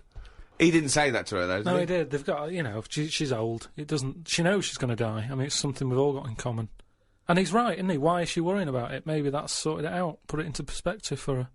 You will be dead when this happens. Don't be worrying about it. But everybody worries, don't they? You've got that little sort of hole in your head that you fill with worries. You know, everyone's got to fill that little worry hole with worries, and that's us. Worry hole. Everyone's got to fill the worry hole with We've worry. assume that there's a worry hole. A worry hole. Unbelievable. I love the fact that, you know, doctors in a million years would dig this up and go, humans used to have a worry hole. Went to bed around midnight. Suzanne and I decided to sleep tops and tails, because it made me get a bit more room. Me dad had cut a bit off the mattress to fit it between 2 cupboards. It's amazing how much of a difference it makes just sawing off a bit of the mattress. You sort of roll to the edge, but the weight of the blankets keeps you in. This is like something from a Roald Dahl book. No, it's just you know, you think anything, you can sort of trim anything, can't you? And it normally works. But with a mattress, I mean, he only took off, I don't know how long that is, but he's sawn off about that much on the mattress and then has stapled it back together again. Amazing. And it just makes so much difference. Of course it does, because a mattress is a very carefully designed object. Yeah, you wouldn't think so, though, would you? Well, you just would think if you had a it's full of fucking brain in sponge. your nut. No. Someone took his brain out of his worry hole? Oh, God. He sawed a mattress in half. So we decided to sleep tops and tails. It just gets stranger. So strange. Why? He did it to make the room nicer with the cupboards on either side. So he sawed a mattress in half. Well, not in half. Can you imagine how much hard it must be to saw a mattress in half? What did he use? What, a big electric saw? Well, it must have been, yeah, because there's a lot of springs and stuff in there. Jesus. So what happens to the springs? They just spring out the side? Well, some sort of stick out a little bit, but you're not lying on top, are you? They come out the side. So it's just got a bit of gaffer tape and a staple gun. Unbelievable. Hey, man alive. It's like... Does he run it as a hotel? That's unbelievable. There are squats with better bedding arrangements. Well, we've had a bit of a bad thing in our house about mattresses and that, because when we first bought our first flat in Salford, you know what it's like when you buy somewhere, you sort of, you haven't got any money, have you, to buy extra stuff that you need. So we'd bought a bed, right, but there's that rip-off thing with beds where you buy a bed but a mattress doesn't come with it, which I've never understood that. Because it's not a bed, is it? Without that mattress, it's not a bed. It's a car without an engine. You wouldn't go, there you go. Well, that seems cheap. Well, there's no engine in it. So we bought this, like, you know, flat and what have you. And we bought the bed. And then, like, oh, we haven't got a mattress. So my dad got one from Uncle Alf. No, well, from that Uncle Alf fella, because he had one in his van that he used to use now and again if he was, like, travelling round. He'd just kip in the back on this mattress. Amazing. A bloke who drove around in a van with a mattress in the back. So How Uncle terrifying. Alf. So Uncle Alf, right? Well, tell me about Uncle Alf. Well, you know about him, he's the one who slept in a dinghy. He's the one who... Because his mattress was in his car. No, yeah, why didn't he go, oh, well, Alf, where's the bed? Left it in the car again. Oh, blow up the dinghy. Blow up the dinghy. I'm not going to go out and get the... Not at this time of night. So anyway, my dad got me his mattress, and it just stunk of diesel. And Suzanne was like, oh, I'm not happy with this. And I think she realised sort of what sort of family... She's got and herself stuff and into. stuff. Wow, she landed on her feet when she got you. So now she's always a bit touchy about, you know, mattresses and things. Unbelievable. Uncle Alf, of course, sadly passed away when he couldn't escape from his sinking ship. The fire engines were too late. No one got out of the way because they were laughing so much. The mad woman next door saw me and said, hello, Clive. You live in a nursery rhyme. The old man down the road, the old woman next door whose mum's a witch, Uncle Alf who lives in a dinghy. This is like not a real place. It's like fucking Narnia. It's a children's TV programme. Unbelievable. Oh, God. Oh, just all of them there on this broken mattress trying to find the golden ticket. Oh, God. Oh, God. The old fella down the road talked to my dad a bit. He kept bees in the back garden. Oh, for fuck's sake. Here comes the bee man. His Yorkie dog was knocking about when he was messing with them, and it ended up getting stung 150 times. Oh, little bastard. What is he doing? It's not dead, but it cost a lot to get all the stings out. I don't know why people keep dangerous pets and insects. The amount of gear he had to wear to play with them is barmy. I don't think he's playing with the bees. He's not playing with them, is he? Well, what is he doing then? Well, I don't know, but I think he should get the dog the same protection. Yeah, but that's just it, isn't it? It's like you can't mix your pets. If you've got a snake, you don't have a mouse. Do you know what I mean? They don't get on. And it's the same with them. Don't have bees. I can't imagine one bit of enjoyment. The only thing he does is the honey. And it's like, well, how much is that to buy? It's not worth messing about wearing a big white suit just to get some honey. There's a shop down the road. Bees are kept for a very good reason, aren't they? What? For honey. Yeah, no, but like I say, you can buy honey for next to nothing. Where do you think... What do you mean? But where does the honey come from that you buy? Yeah, from some proper bee farm. Let them do it. All he's doing, he's not making loads of pots of honey. He's looking after himself. And the thing with honey is it doesn't go off either. No, it doesn't, no. So get 10 bees, get the honey made, kick them out. But you eat the honey, that's the point. Yeah, I know, but It doesn't. You can't eat it and then it's still there in the jar. It's not magical. Maybe in your world, no. Uncle Fred had that never-ending jar of honey. But how much honey do you eat? What I'm saying is, it's one of them things in it that you buy, and you can move into a new house, buy some honey, and when you leave that house, that honey's still in the cupboard. You don't eat that much of it. So get 10 bees, get your honey's worth. 10 bees! Imagine keeping 10 bees! Well, just get them to do the graft. If you've got loads of bees, they're not all pulling the weight, are they? Because they'll go, well, I'm not doing any, because I'll leave it to the others. No. Whereas if you've got 10 bees, you know that none of them are pulling the weight if there's no honey. That's what I'm saying. No, it's not a workhouse. Bees don't knock around saying, I got a bad back. Anyway, back to this reading from the Twits. The news covered a story about a fish that knocked about 400 million years ago. It was 33 feet long and had a jaw strong enough to eat a shark in one go. All the dangerous stuff seems to die out, and yet things that you think wouldn't stand a chance, like worms, are still here, yet they have no legs or eyes. I saw a future human in the news article the other month about the future woman. She had 3 breasts. They looked all right. Well, no, that's not... I can't see how that's going to ever evolve. No, well, they say about how about evolving and that. I read that there's going to be ugly people. People are starting to go ugly. Yeah, they're still going to have bilateral symmetry, I imagine. I don't know what that means, but Well, I'll tell you now, right? They're talking about, like, people who are just like, you know, you look at them and you go, oh, look at the state of that, right? And it'll get to a point when we're all so ugly that no one will have it away, and we're just going to die out. Well, that's not true either. That's not true either. That is the biggest worry. Well, no, so... That's the world's biggest So worry, as we evolve and we change, our mindset doesn't change. We're still going, I wish we looked like they did a million years ago. I don't fancy anything. No, but look how things do change. But why are we all going to get ugly? I don't understand. It's just the air and stuff, isn't it? It's just, The air or the hair? You know, the air that we breathe and stuff, and the food we eat, everything's changing. And we're not going to look that healthy. And we're just all going to go ugly. You've only got to look at some stuff that's in the sea, and you think, look at the state of that. What's and that's that got to because do with the human evolution? But the stuff Because in the they've been sea is around still longer. propagating. Yeah, but they've been around longer than us. But it's still reproducing, so your theory falls down. But they're deep down, aren't they, in the dark, so they probably can't see what they're having it away with. If they were up on the outside, they'd have died out ages ago. Why? Because they wouldn't fancy the other stonefish or Yeah, because they're sea really slug. odd-looking. I can't remember the name. I think it was a viper something. It was just a head. But Carl, A the fish reason... that's just a head. It was well ugly. Watched a programme about the twins this morning. It was filmed 16 years ago. They are mental.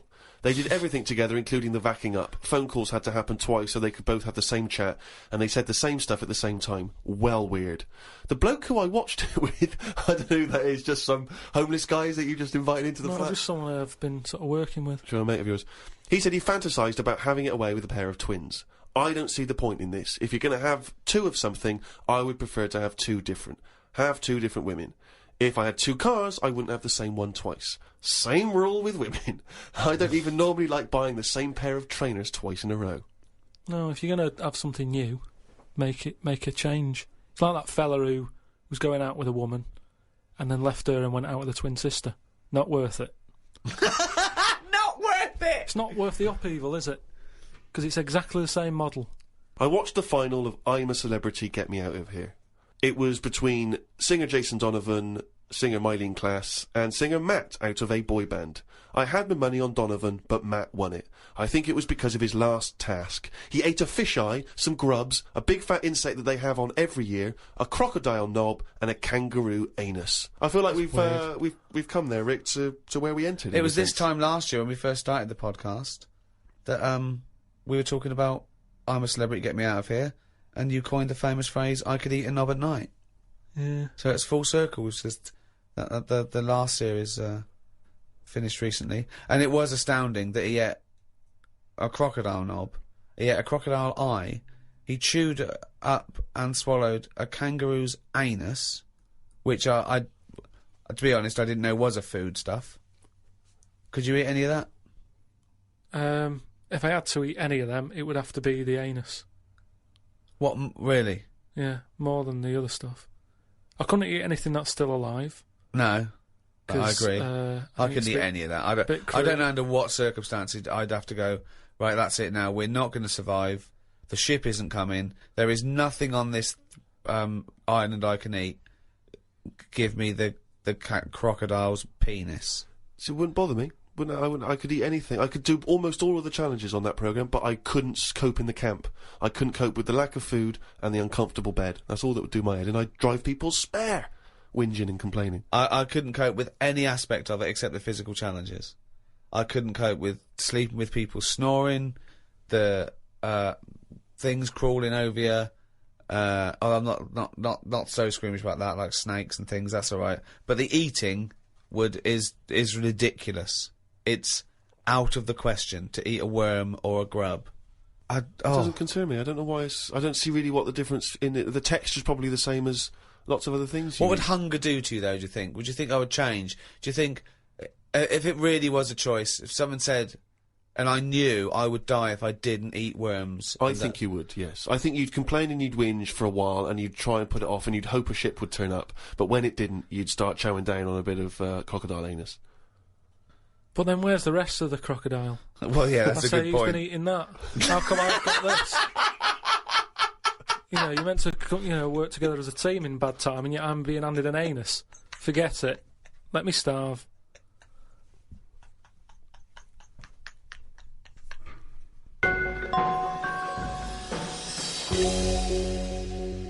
Well, thanks for listening. That was the Christmas podcast.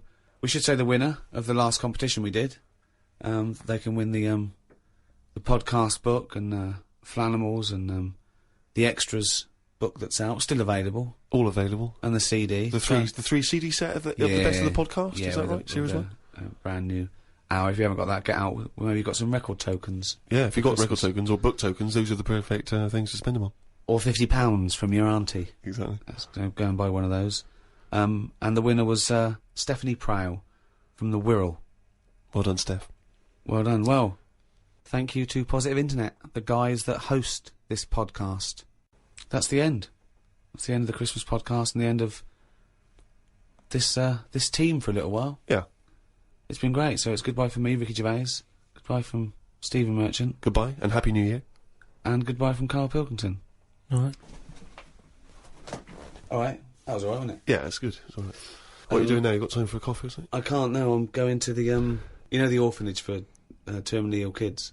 Oh yeah. I'm going down there. I'll go down there every Christmas and sort of, like, do you? entertain them. Oh stuff, well, yeah. I bet that's lovely for 'em. Yeah, no, I've actually written a song I'm going to perform. They see The Office and see that I sing in that. You've written a song for them? Yeah. Well, could we hear a bit? I mean, what? I don't want to put you on the spot, but you've got the guitar there, isn't it? Yeah.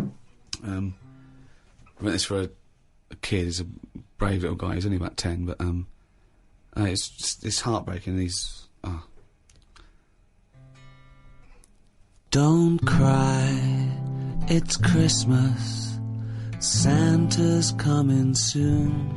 Though you ain't got a mummy or daddy, Santa still loves you. And he's riding on his reindeer to trample down the gloom. So don't cry, it's Christmas. Santa's coming soon. Don't cry, it's Christmas. Santa's feeling kind, though you know you'll never see him. He's not just in your mind, and it's not that he's invisible. It's because you're going blind. So don't cry, it's Christmas. Santa's feeling kind.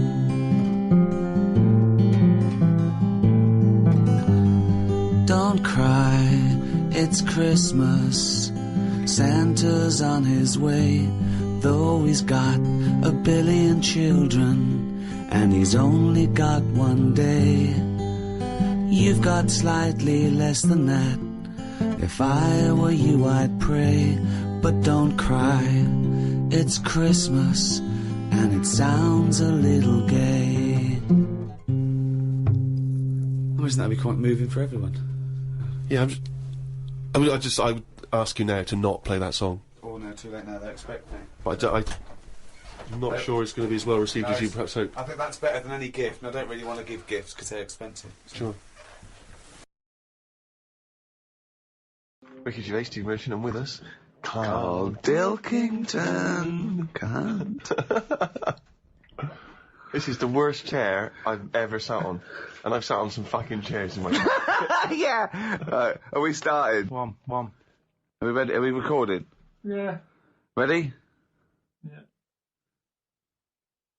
All right. Hello and welcome to a brand new series. Oh. What? It's ridiculous. I was getting it all fired up. Excited and motivated. What are you talking about? One. Just seems a bit loud, that. Well, you should have sorted that out. Look at that. Look at this, Karl. This is a shambles, mate. This is a... People have paid good money for this. Karl, are we ready now? Yeah. Well, come back here then. We're doing a podcast, you dopey bald twat. What are you doing? Right, go on. We'll just have to go with it. What are you up to? Fucking Davros. Hello? Yeah.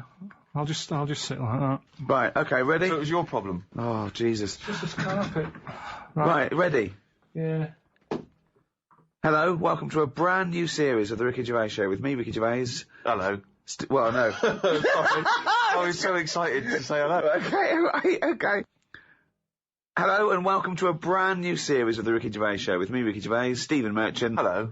And the little round-headed shaven chimp that is Karl Pilkington. All right. The boys are back in town. What concerns me, is this the tail end of the last series of podcasts, or is this a brand new comeback? What I mean is this Take That, when Robbie Williams had left, they sort of limped on with a couple more songs and then called it an end? Or is this the triumphant return of Take That?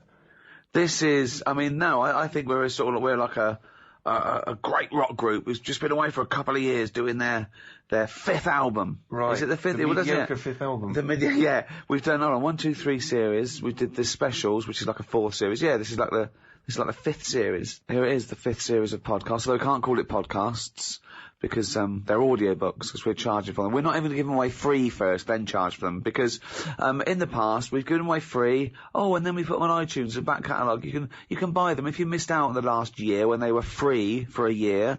Now you can pay £1. People are complaining. Last time we gave it away for free, like a year later, we sort of put it up there. People can buy it. They're going, oh, this was once free. Well, yeah, it was once free. So we did our bit. We gave it to you for free, and now we're charging people to get. You should have bought it for free.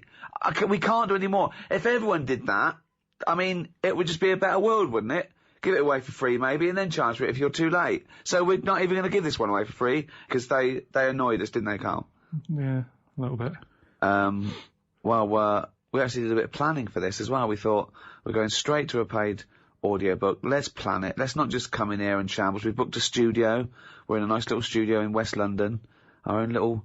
It's all to ourselves, isn't it? Yeah, We're just... Give the chairs. Give the chairs. Yeah, Steve didn't get a good chair, but... Yeah, well, yeah, I got a rubbish chair. Look how big I am. I have a giant sat on like a kiddie's chair.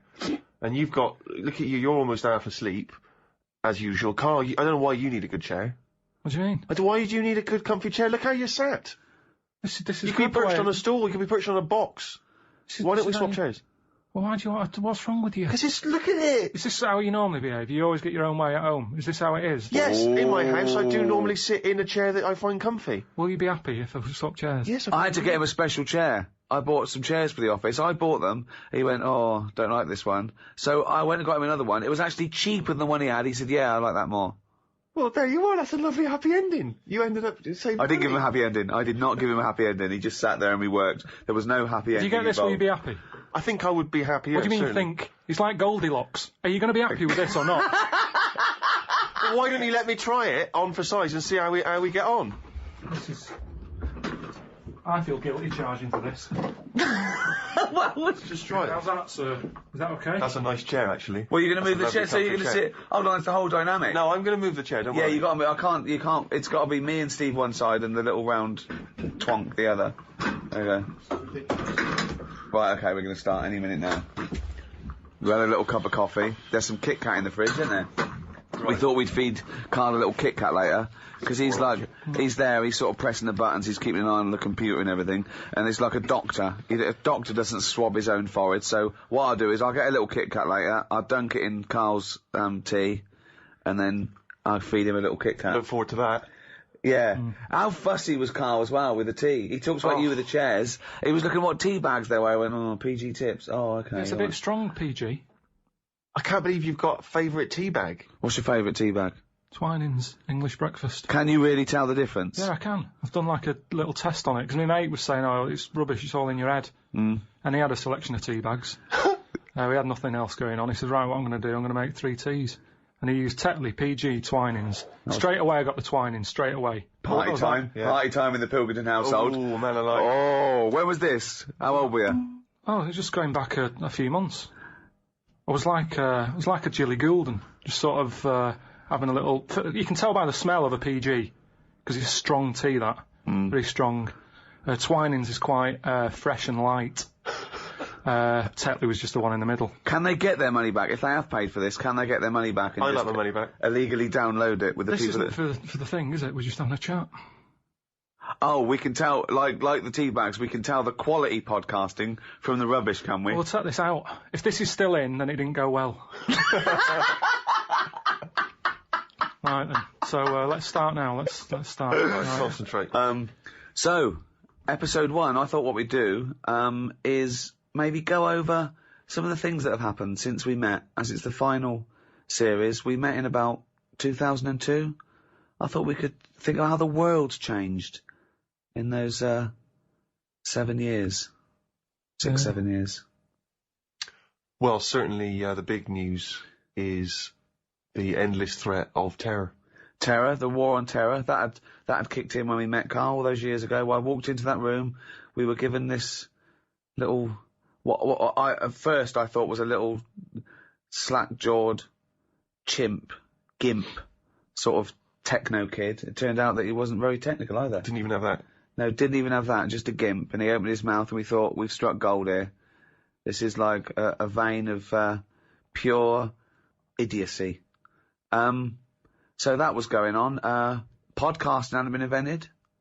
That's new, isn't it? You were very much a pioneer, if you don't mind me saying, Rick. Thanks, mate. The iPod. We've talked about the iPod.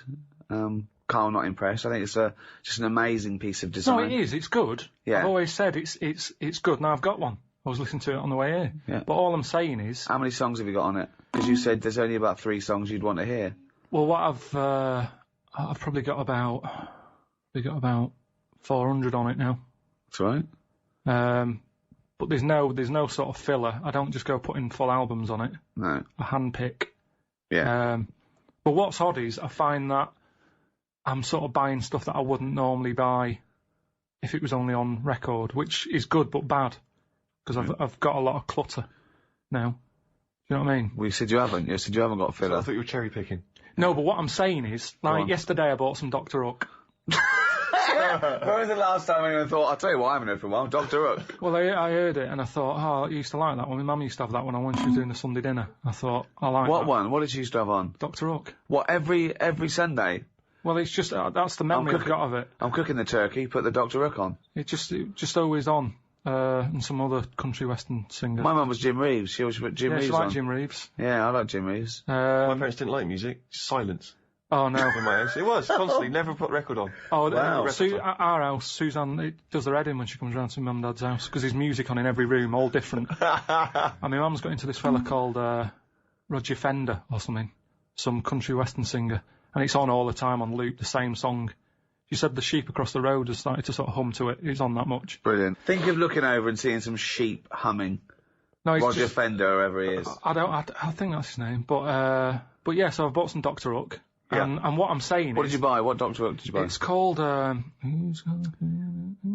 If Not You, it's called. Oh, yeah. Good. Yeah. And, I wouldn't have bought that if I had to go to a record shop and... Well, no, it wouldn't be available. They'd go, what are you talking about, mate?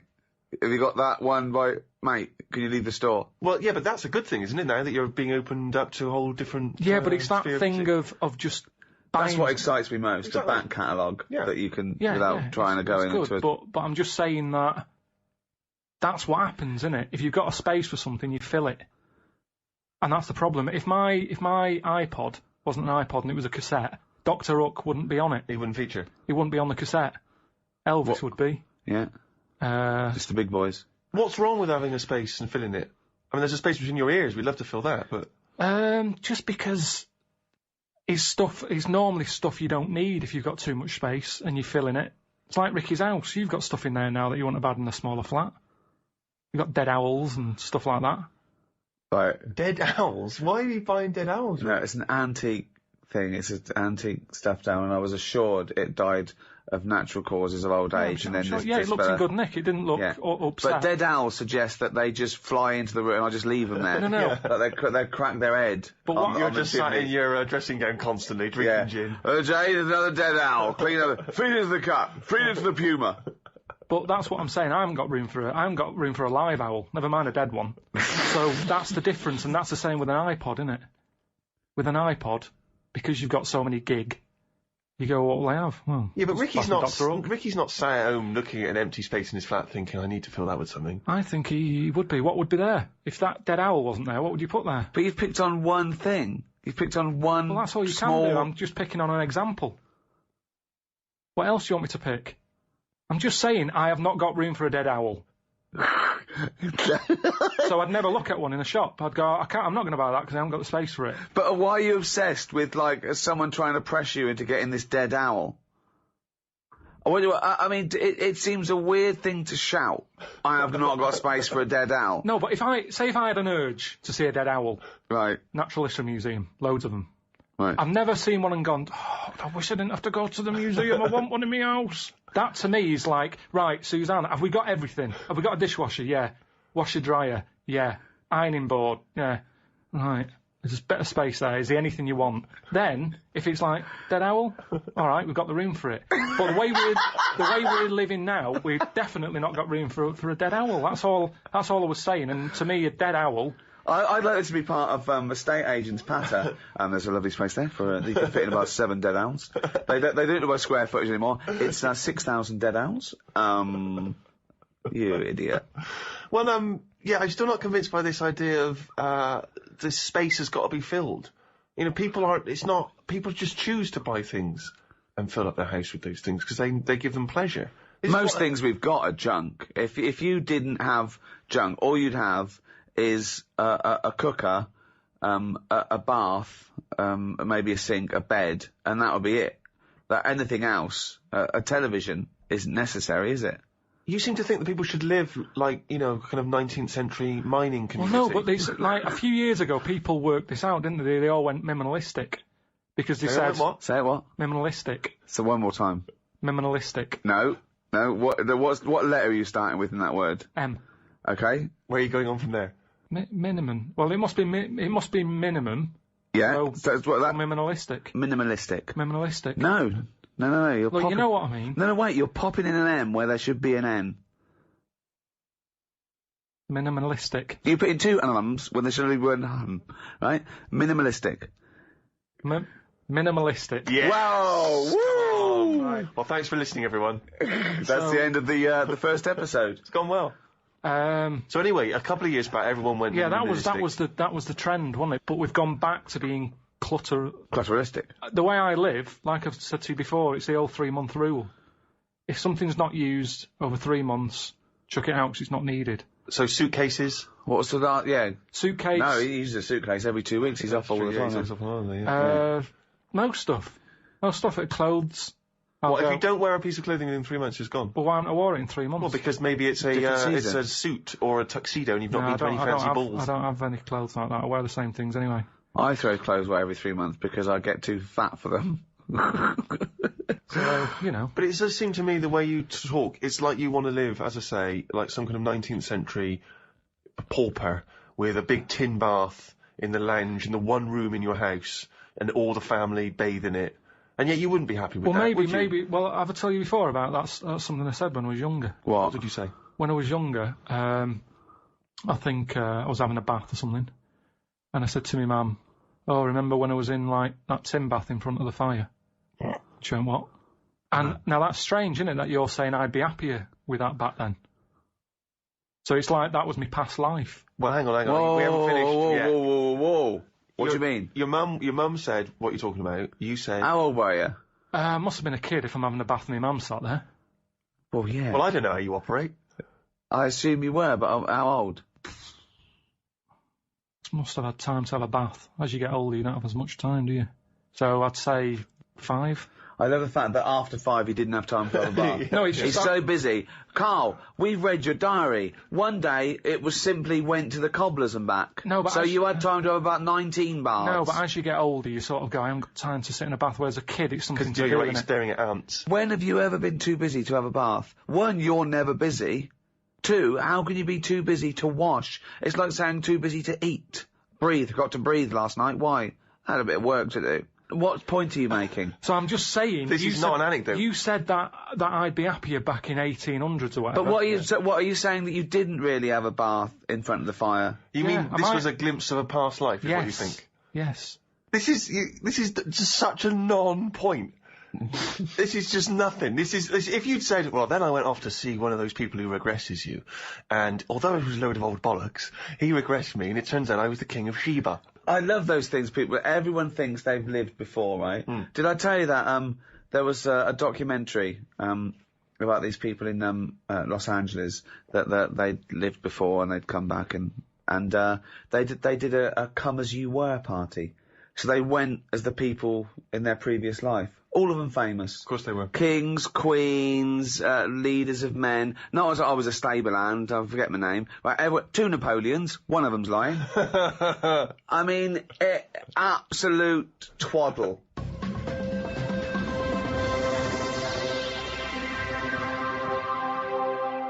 We're talking about things that have happened since we met. We've done podcasting. We've done the iPod. We've dismissed that.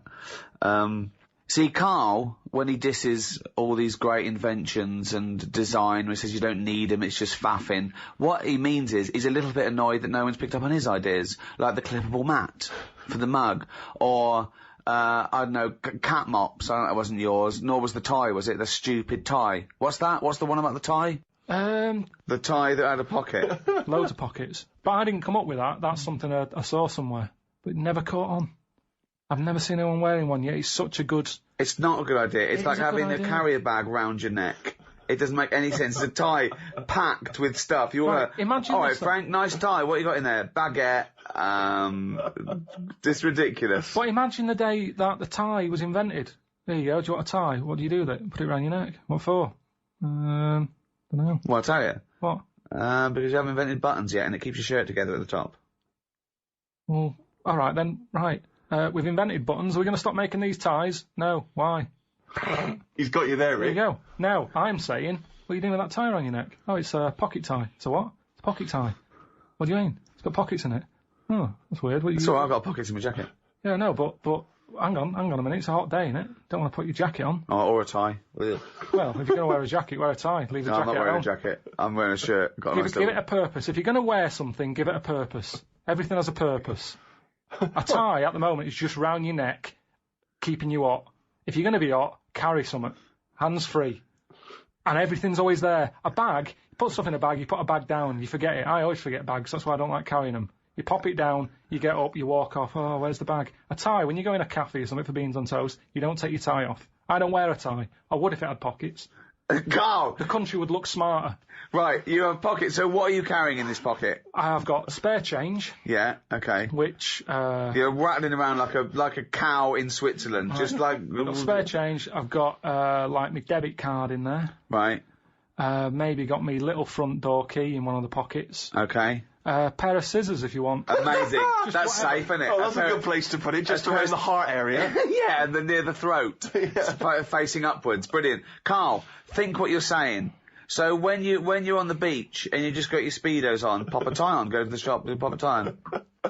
Well, no, you wear it in the appropriate times, but I'm just saying if you're going to wear a tie, let's make it useful. Let's give it a purpose. Don't wear a tie, it's alright.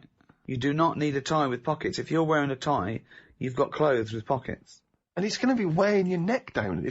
Come on. Don't go mad. If you're carrying anything big, you buy the scarf version.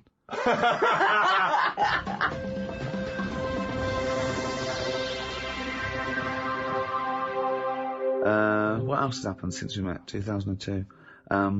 Gay marriages. That's kicked in. Thoughts?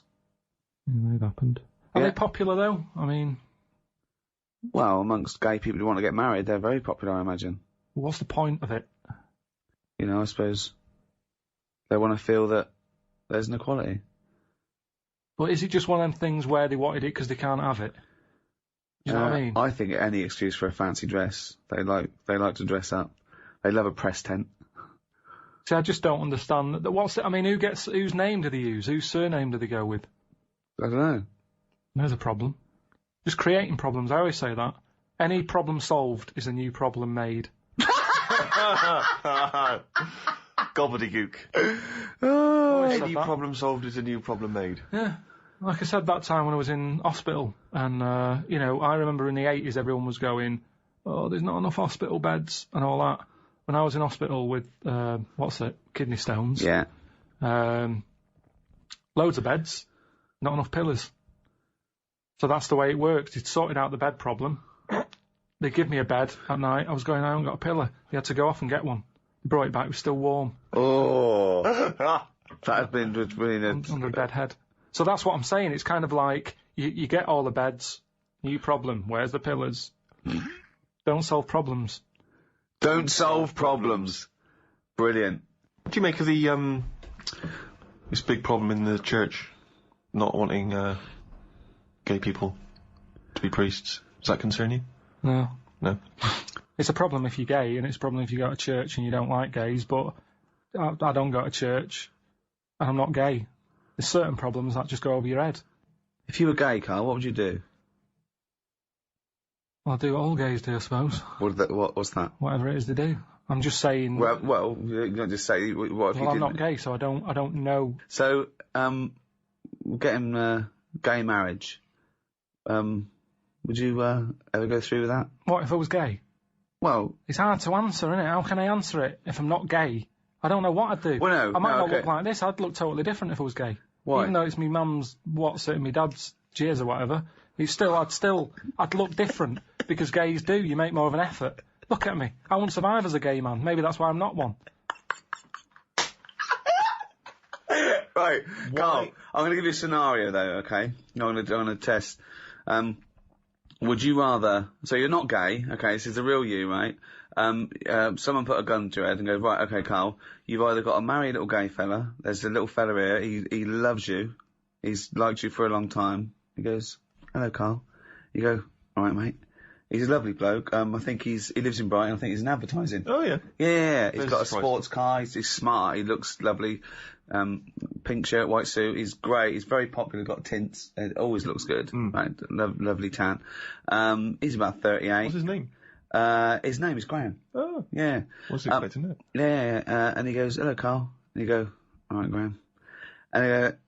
And someone suddenly bursts in and goes, right, you've either got to marry Graham. He puts a gun to your head. He goes, right, you've either got to marry Graham, okay? You've got to tell all your family. Well, no, I'm not going to marry him, am I? What? Whoa, you know the choices. Well, I know one of the choices, and I'm not happy with that choice, so you go with whatever else. Well, no. So what's the other option, Rick? Well, okay. So you marry Graham and I won't be you marrying Graham. do all the things in the bedroom. Why is that happening? Well, you're married now. You're married now and he wants to You can't do consummate the that. marriage. He loves Even you. under marriage, you can't do that, can you? You can say, hang on a minute. Well, no. I don't know why you've married Graham. No, but you want him to be Leading on. happy. You want him to be happy. He's giving you a lovely house. Yeah, but I'd say, Graham, hang on a minute, you know the score. I'm not into this. No, I he went along doesn't with it know. because you didn't want a bullet in your head. No. Now, if you love me, will you stop doing that? Stop doing what? What you doing in the bedroom? Well, no, just, you have a lovely life. You do your own thing. You do this, right? Podcast, do your little books and that. Little, and Graham goes off, he does his, and he comes back, he goes, oh, I've had a day. You go, what's the matter, Graham? And you just sort of massage him, he's just like, you go, I'll go with the other option. well, wait, Carl!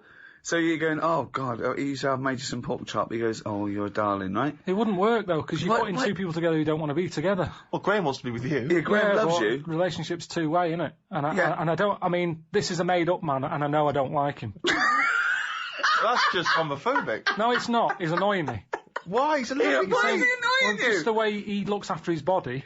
I'm Yeah. not saying he's tanning it, he's having a massage, and I wouldn't be doing all that, so it wouldn't last. The relationship yin wouldn't and yang, work. it's But talking it's to you, yin it's and all yang. going well. No, it doesn't work. Opposites attract, okay? Not to And that point, it doesn't. He's good to you. He's really, he's oh God, he's faithful. He's got a good job. He's got a really good job. You get invited to really nice parties. It's just him. I don't like him. Well, He's painted a that's a bad shame. picture. He absolutely such a loves fan of you. you. That He is such a fan of happens, you. doesn't it? It happens that I remember Right. being at school with a girl who really liked me, and I was Yeah. like, "It's not going to happen, Sharon." No, Didn't happen. The first. And that's date- Sharon, not Graham. So the chances of me letting this Graham move in. Well, you've moved in with him, right? He's got a lovely, bigger, got a 6-bedroom house. Of course he is. And you move in with him, right? For first day, you go, oh, I'm not happy with this, because you're thinking, oh my God, oh God, first day in marriage, what's it going to go? He goes off, he gives you a peck on the What's head. the option? Well, What's wait. the other choice? Well, you don't know. Yeah, okay. So he comes home, he goes, oh, he's bought you a lovely little ankle bracelet. Oh, that's with, sweet of him. with Karl. Karl love. Graham, I need a word. I go, what is it? What's up, love?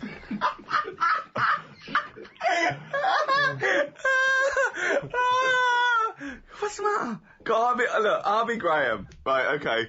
I'll be Graham. What's the matter? You look tense. This is all, we live in a lie here. Well, yeah, but it's just the alternative is so much worse. What's the alternative? Well, What is the alternative, Rick? I think we're all waiting for that. well, marry a chimp. Marry a chimp. Yeah. Unless you either live with a chimp in a tree or marry Graham, your family are going to get killed. Someone's going to shoot them, right? So you have to decide what you want to do. Do you want to go and live in a tree with a chimp and eat nothing but bananas and just live the chimp world? Okay. Yeah. Or woo Graham. You go down there, you're chatting to him, you're just in a club, right?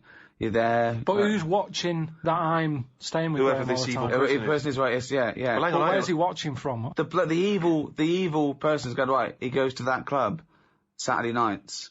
Don't bother going before midnight. He won't be there. Right? So you get there, you walk in there, it's 1 a.m, and he goes, that's him over there, in the pink shirt dancing. Okay? Right, he wouldn't like me.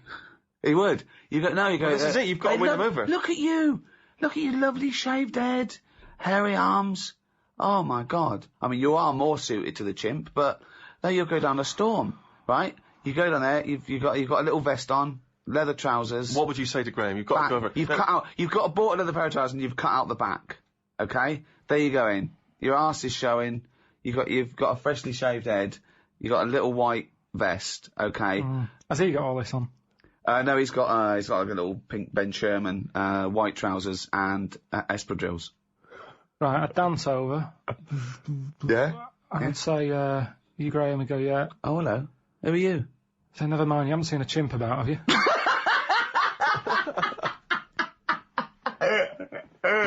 Hello, welcome to episode 2 of the Ricky Gervais Show with me, Ricky Gervais, Stephen Merchant. Hello there.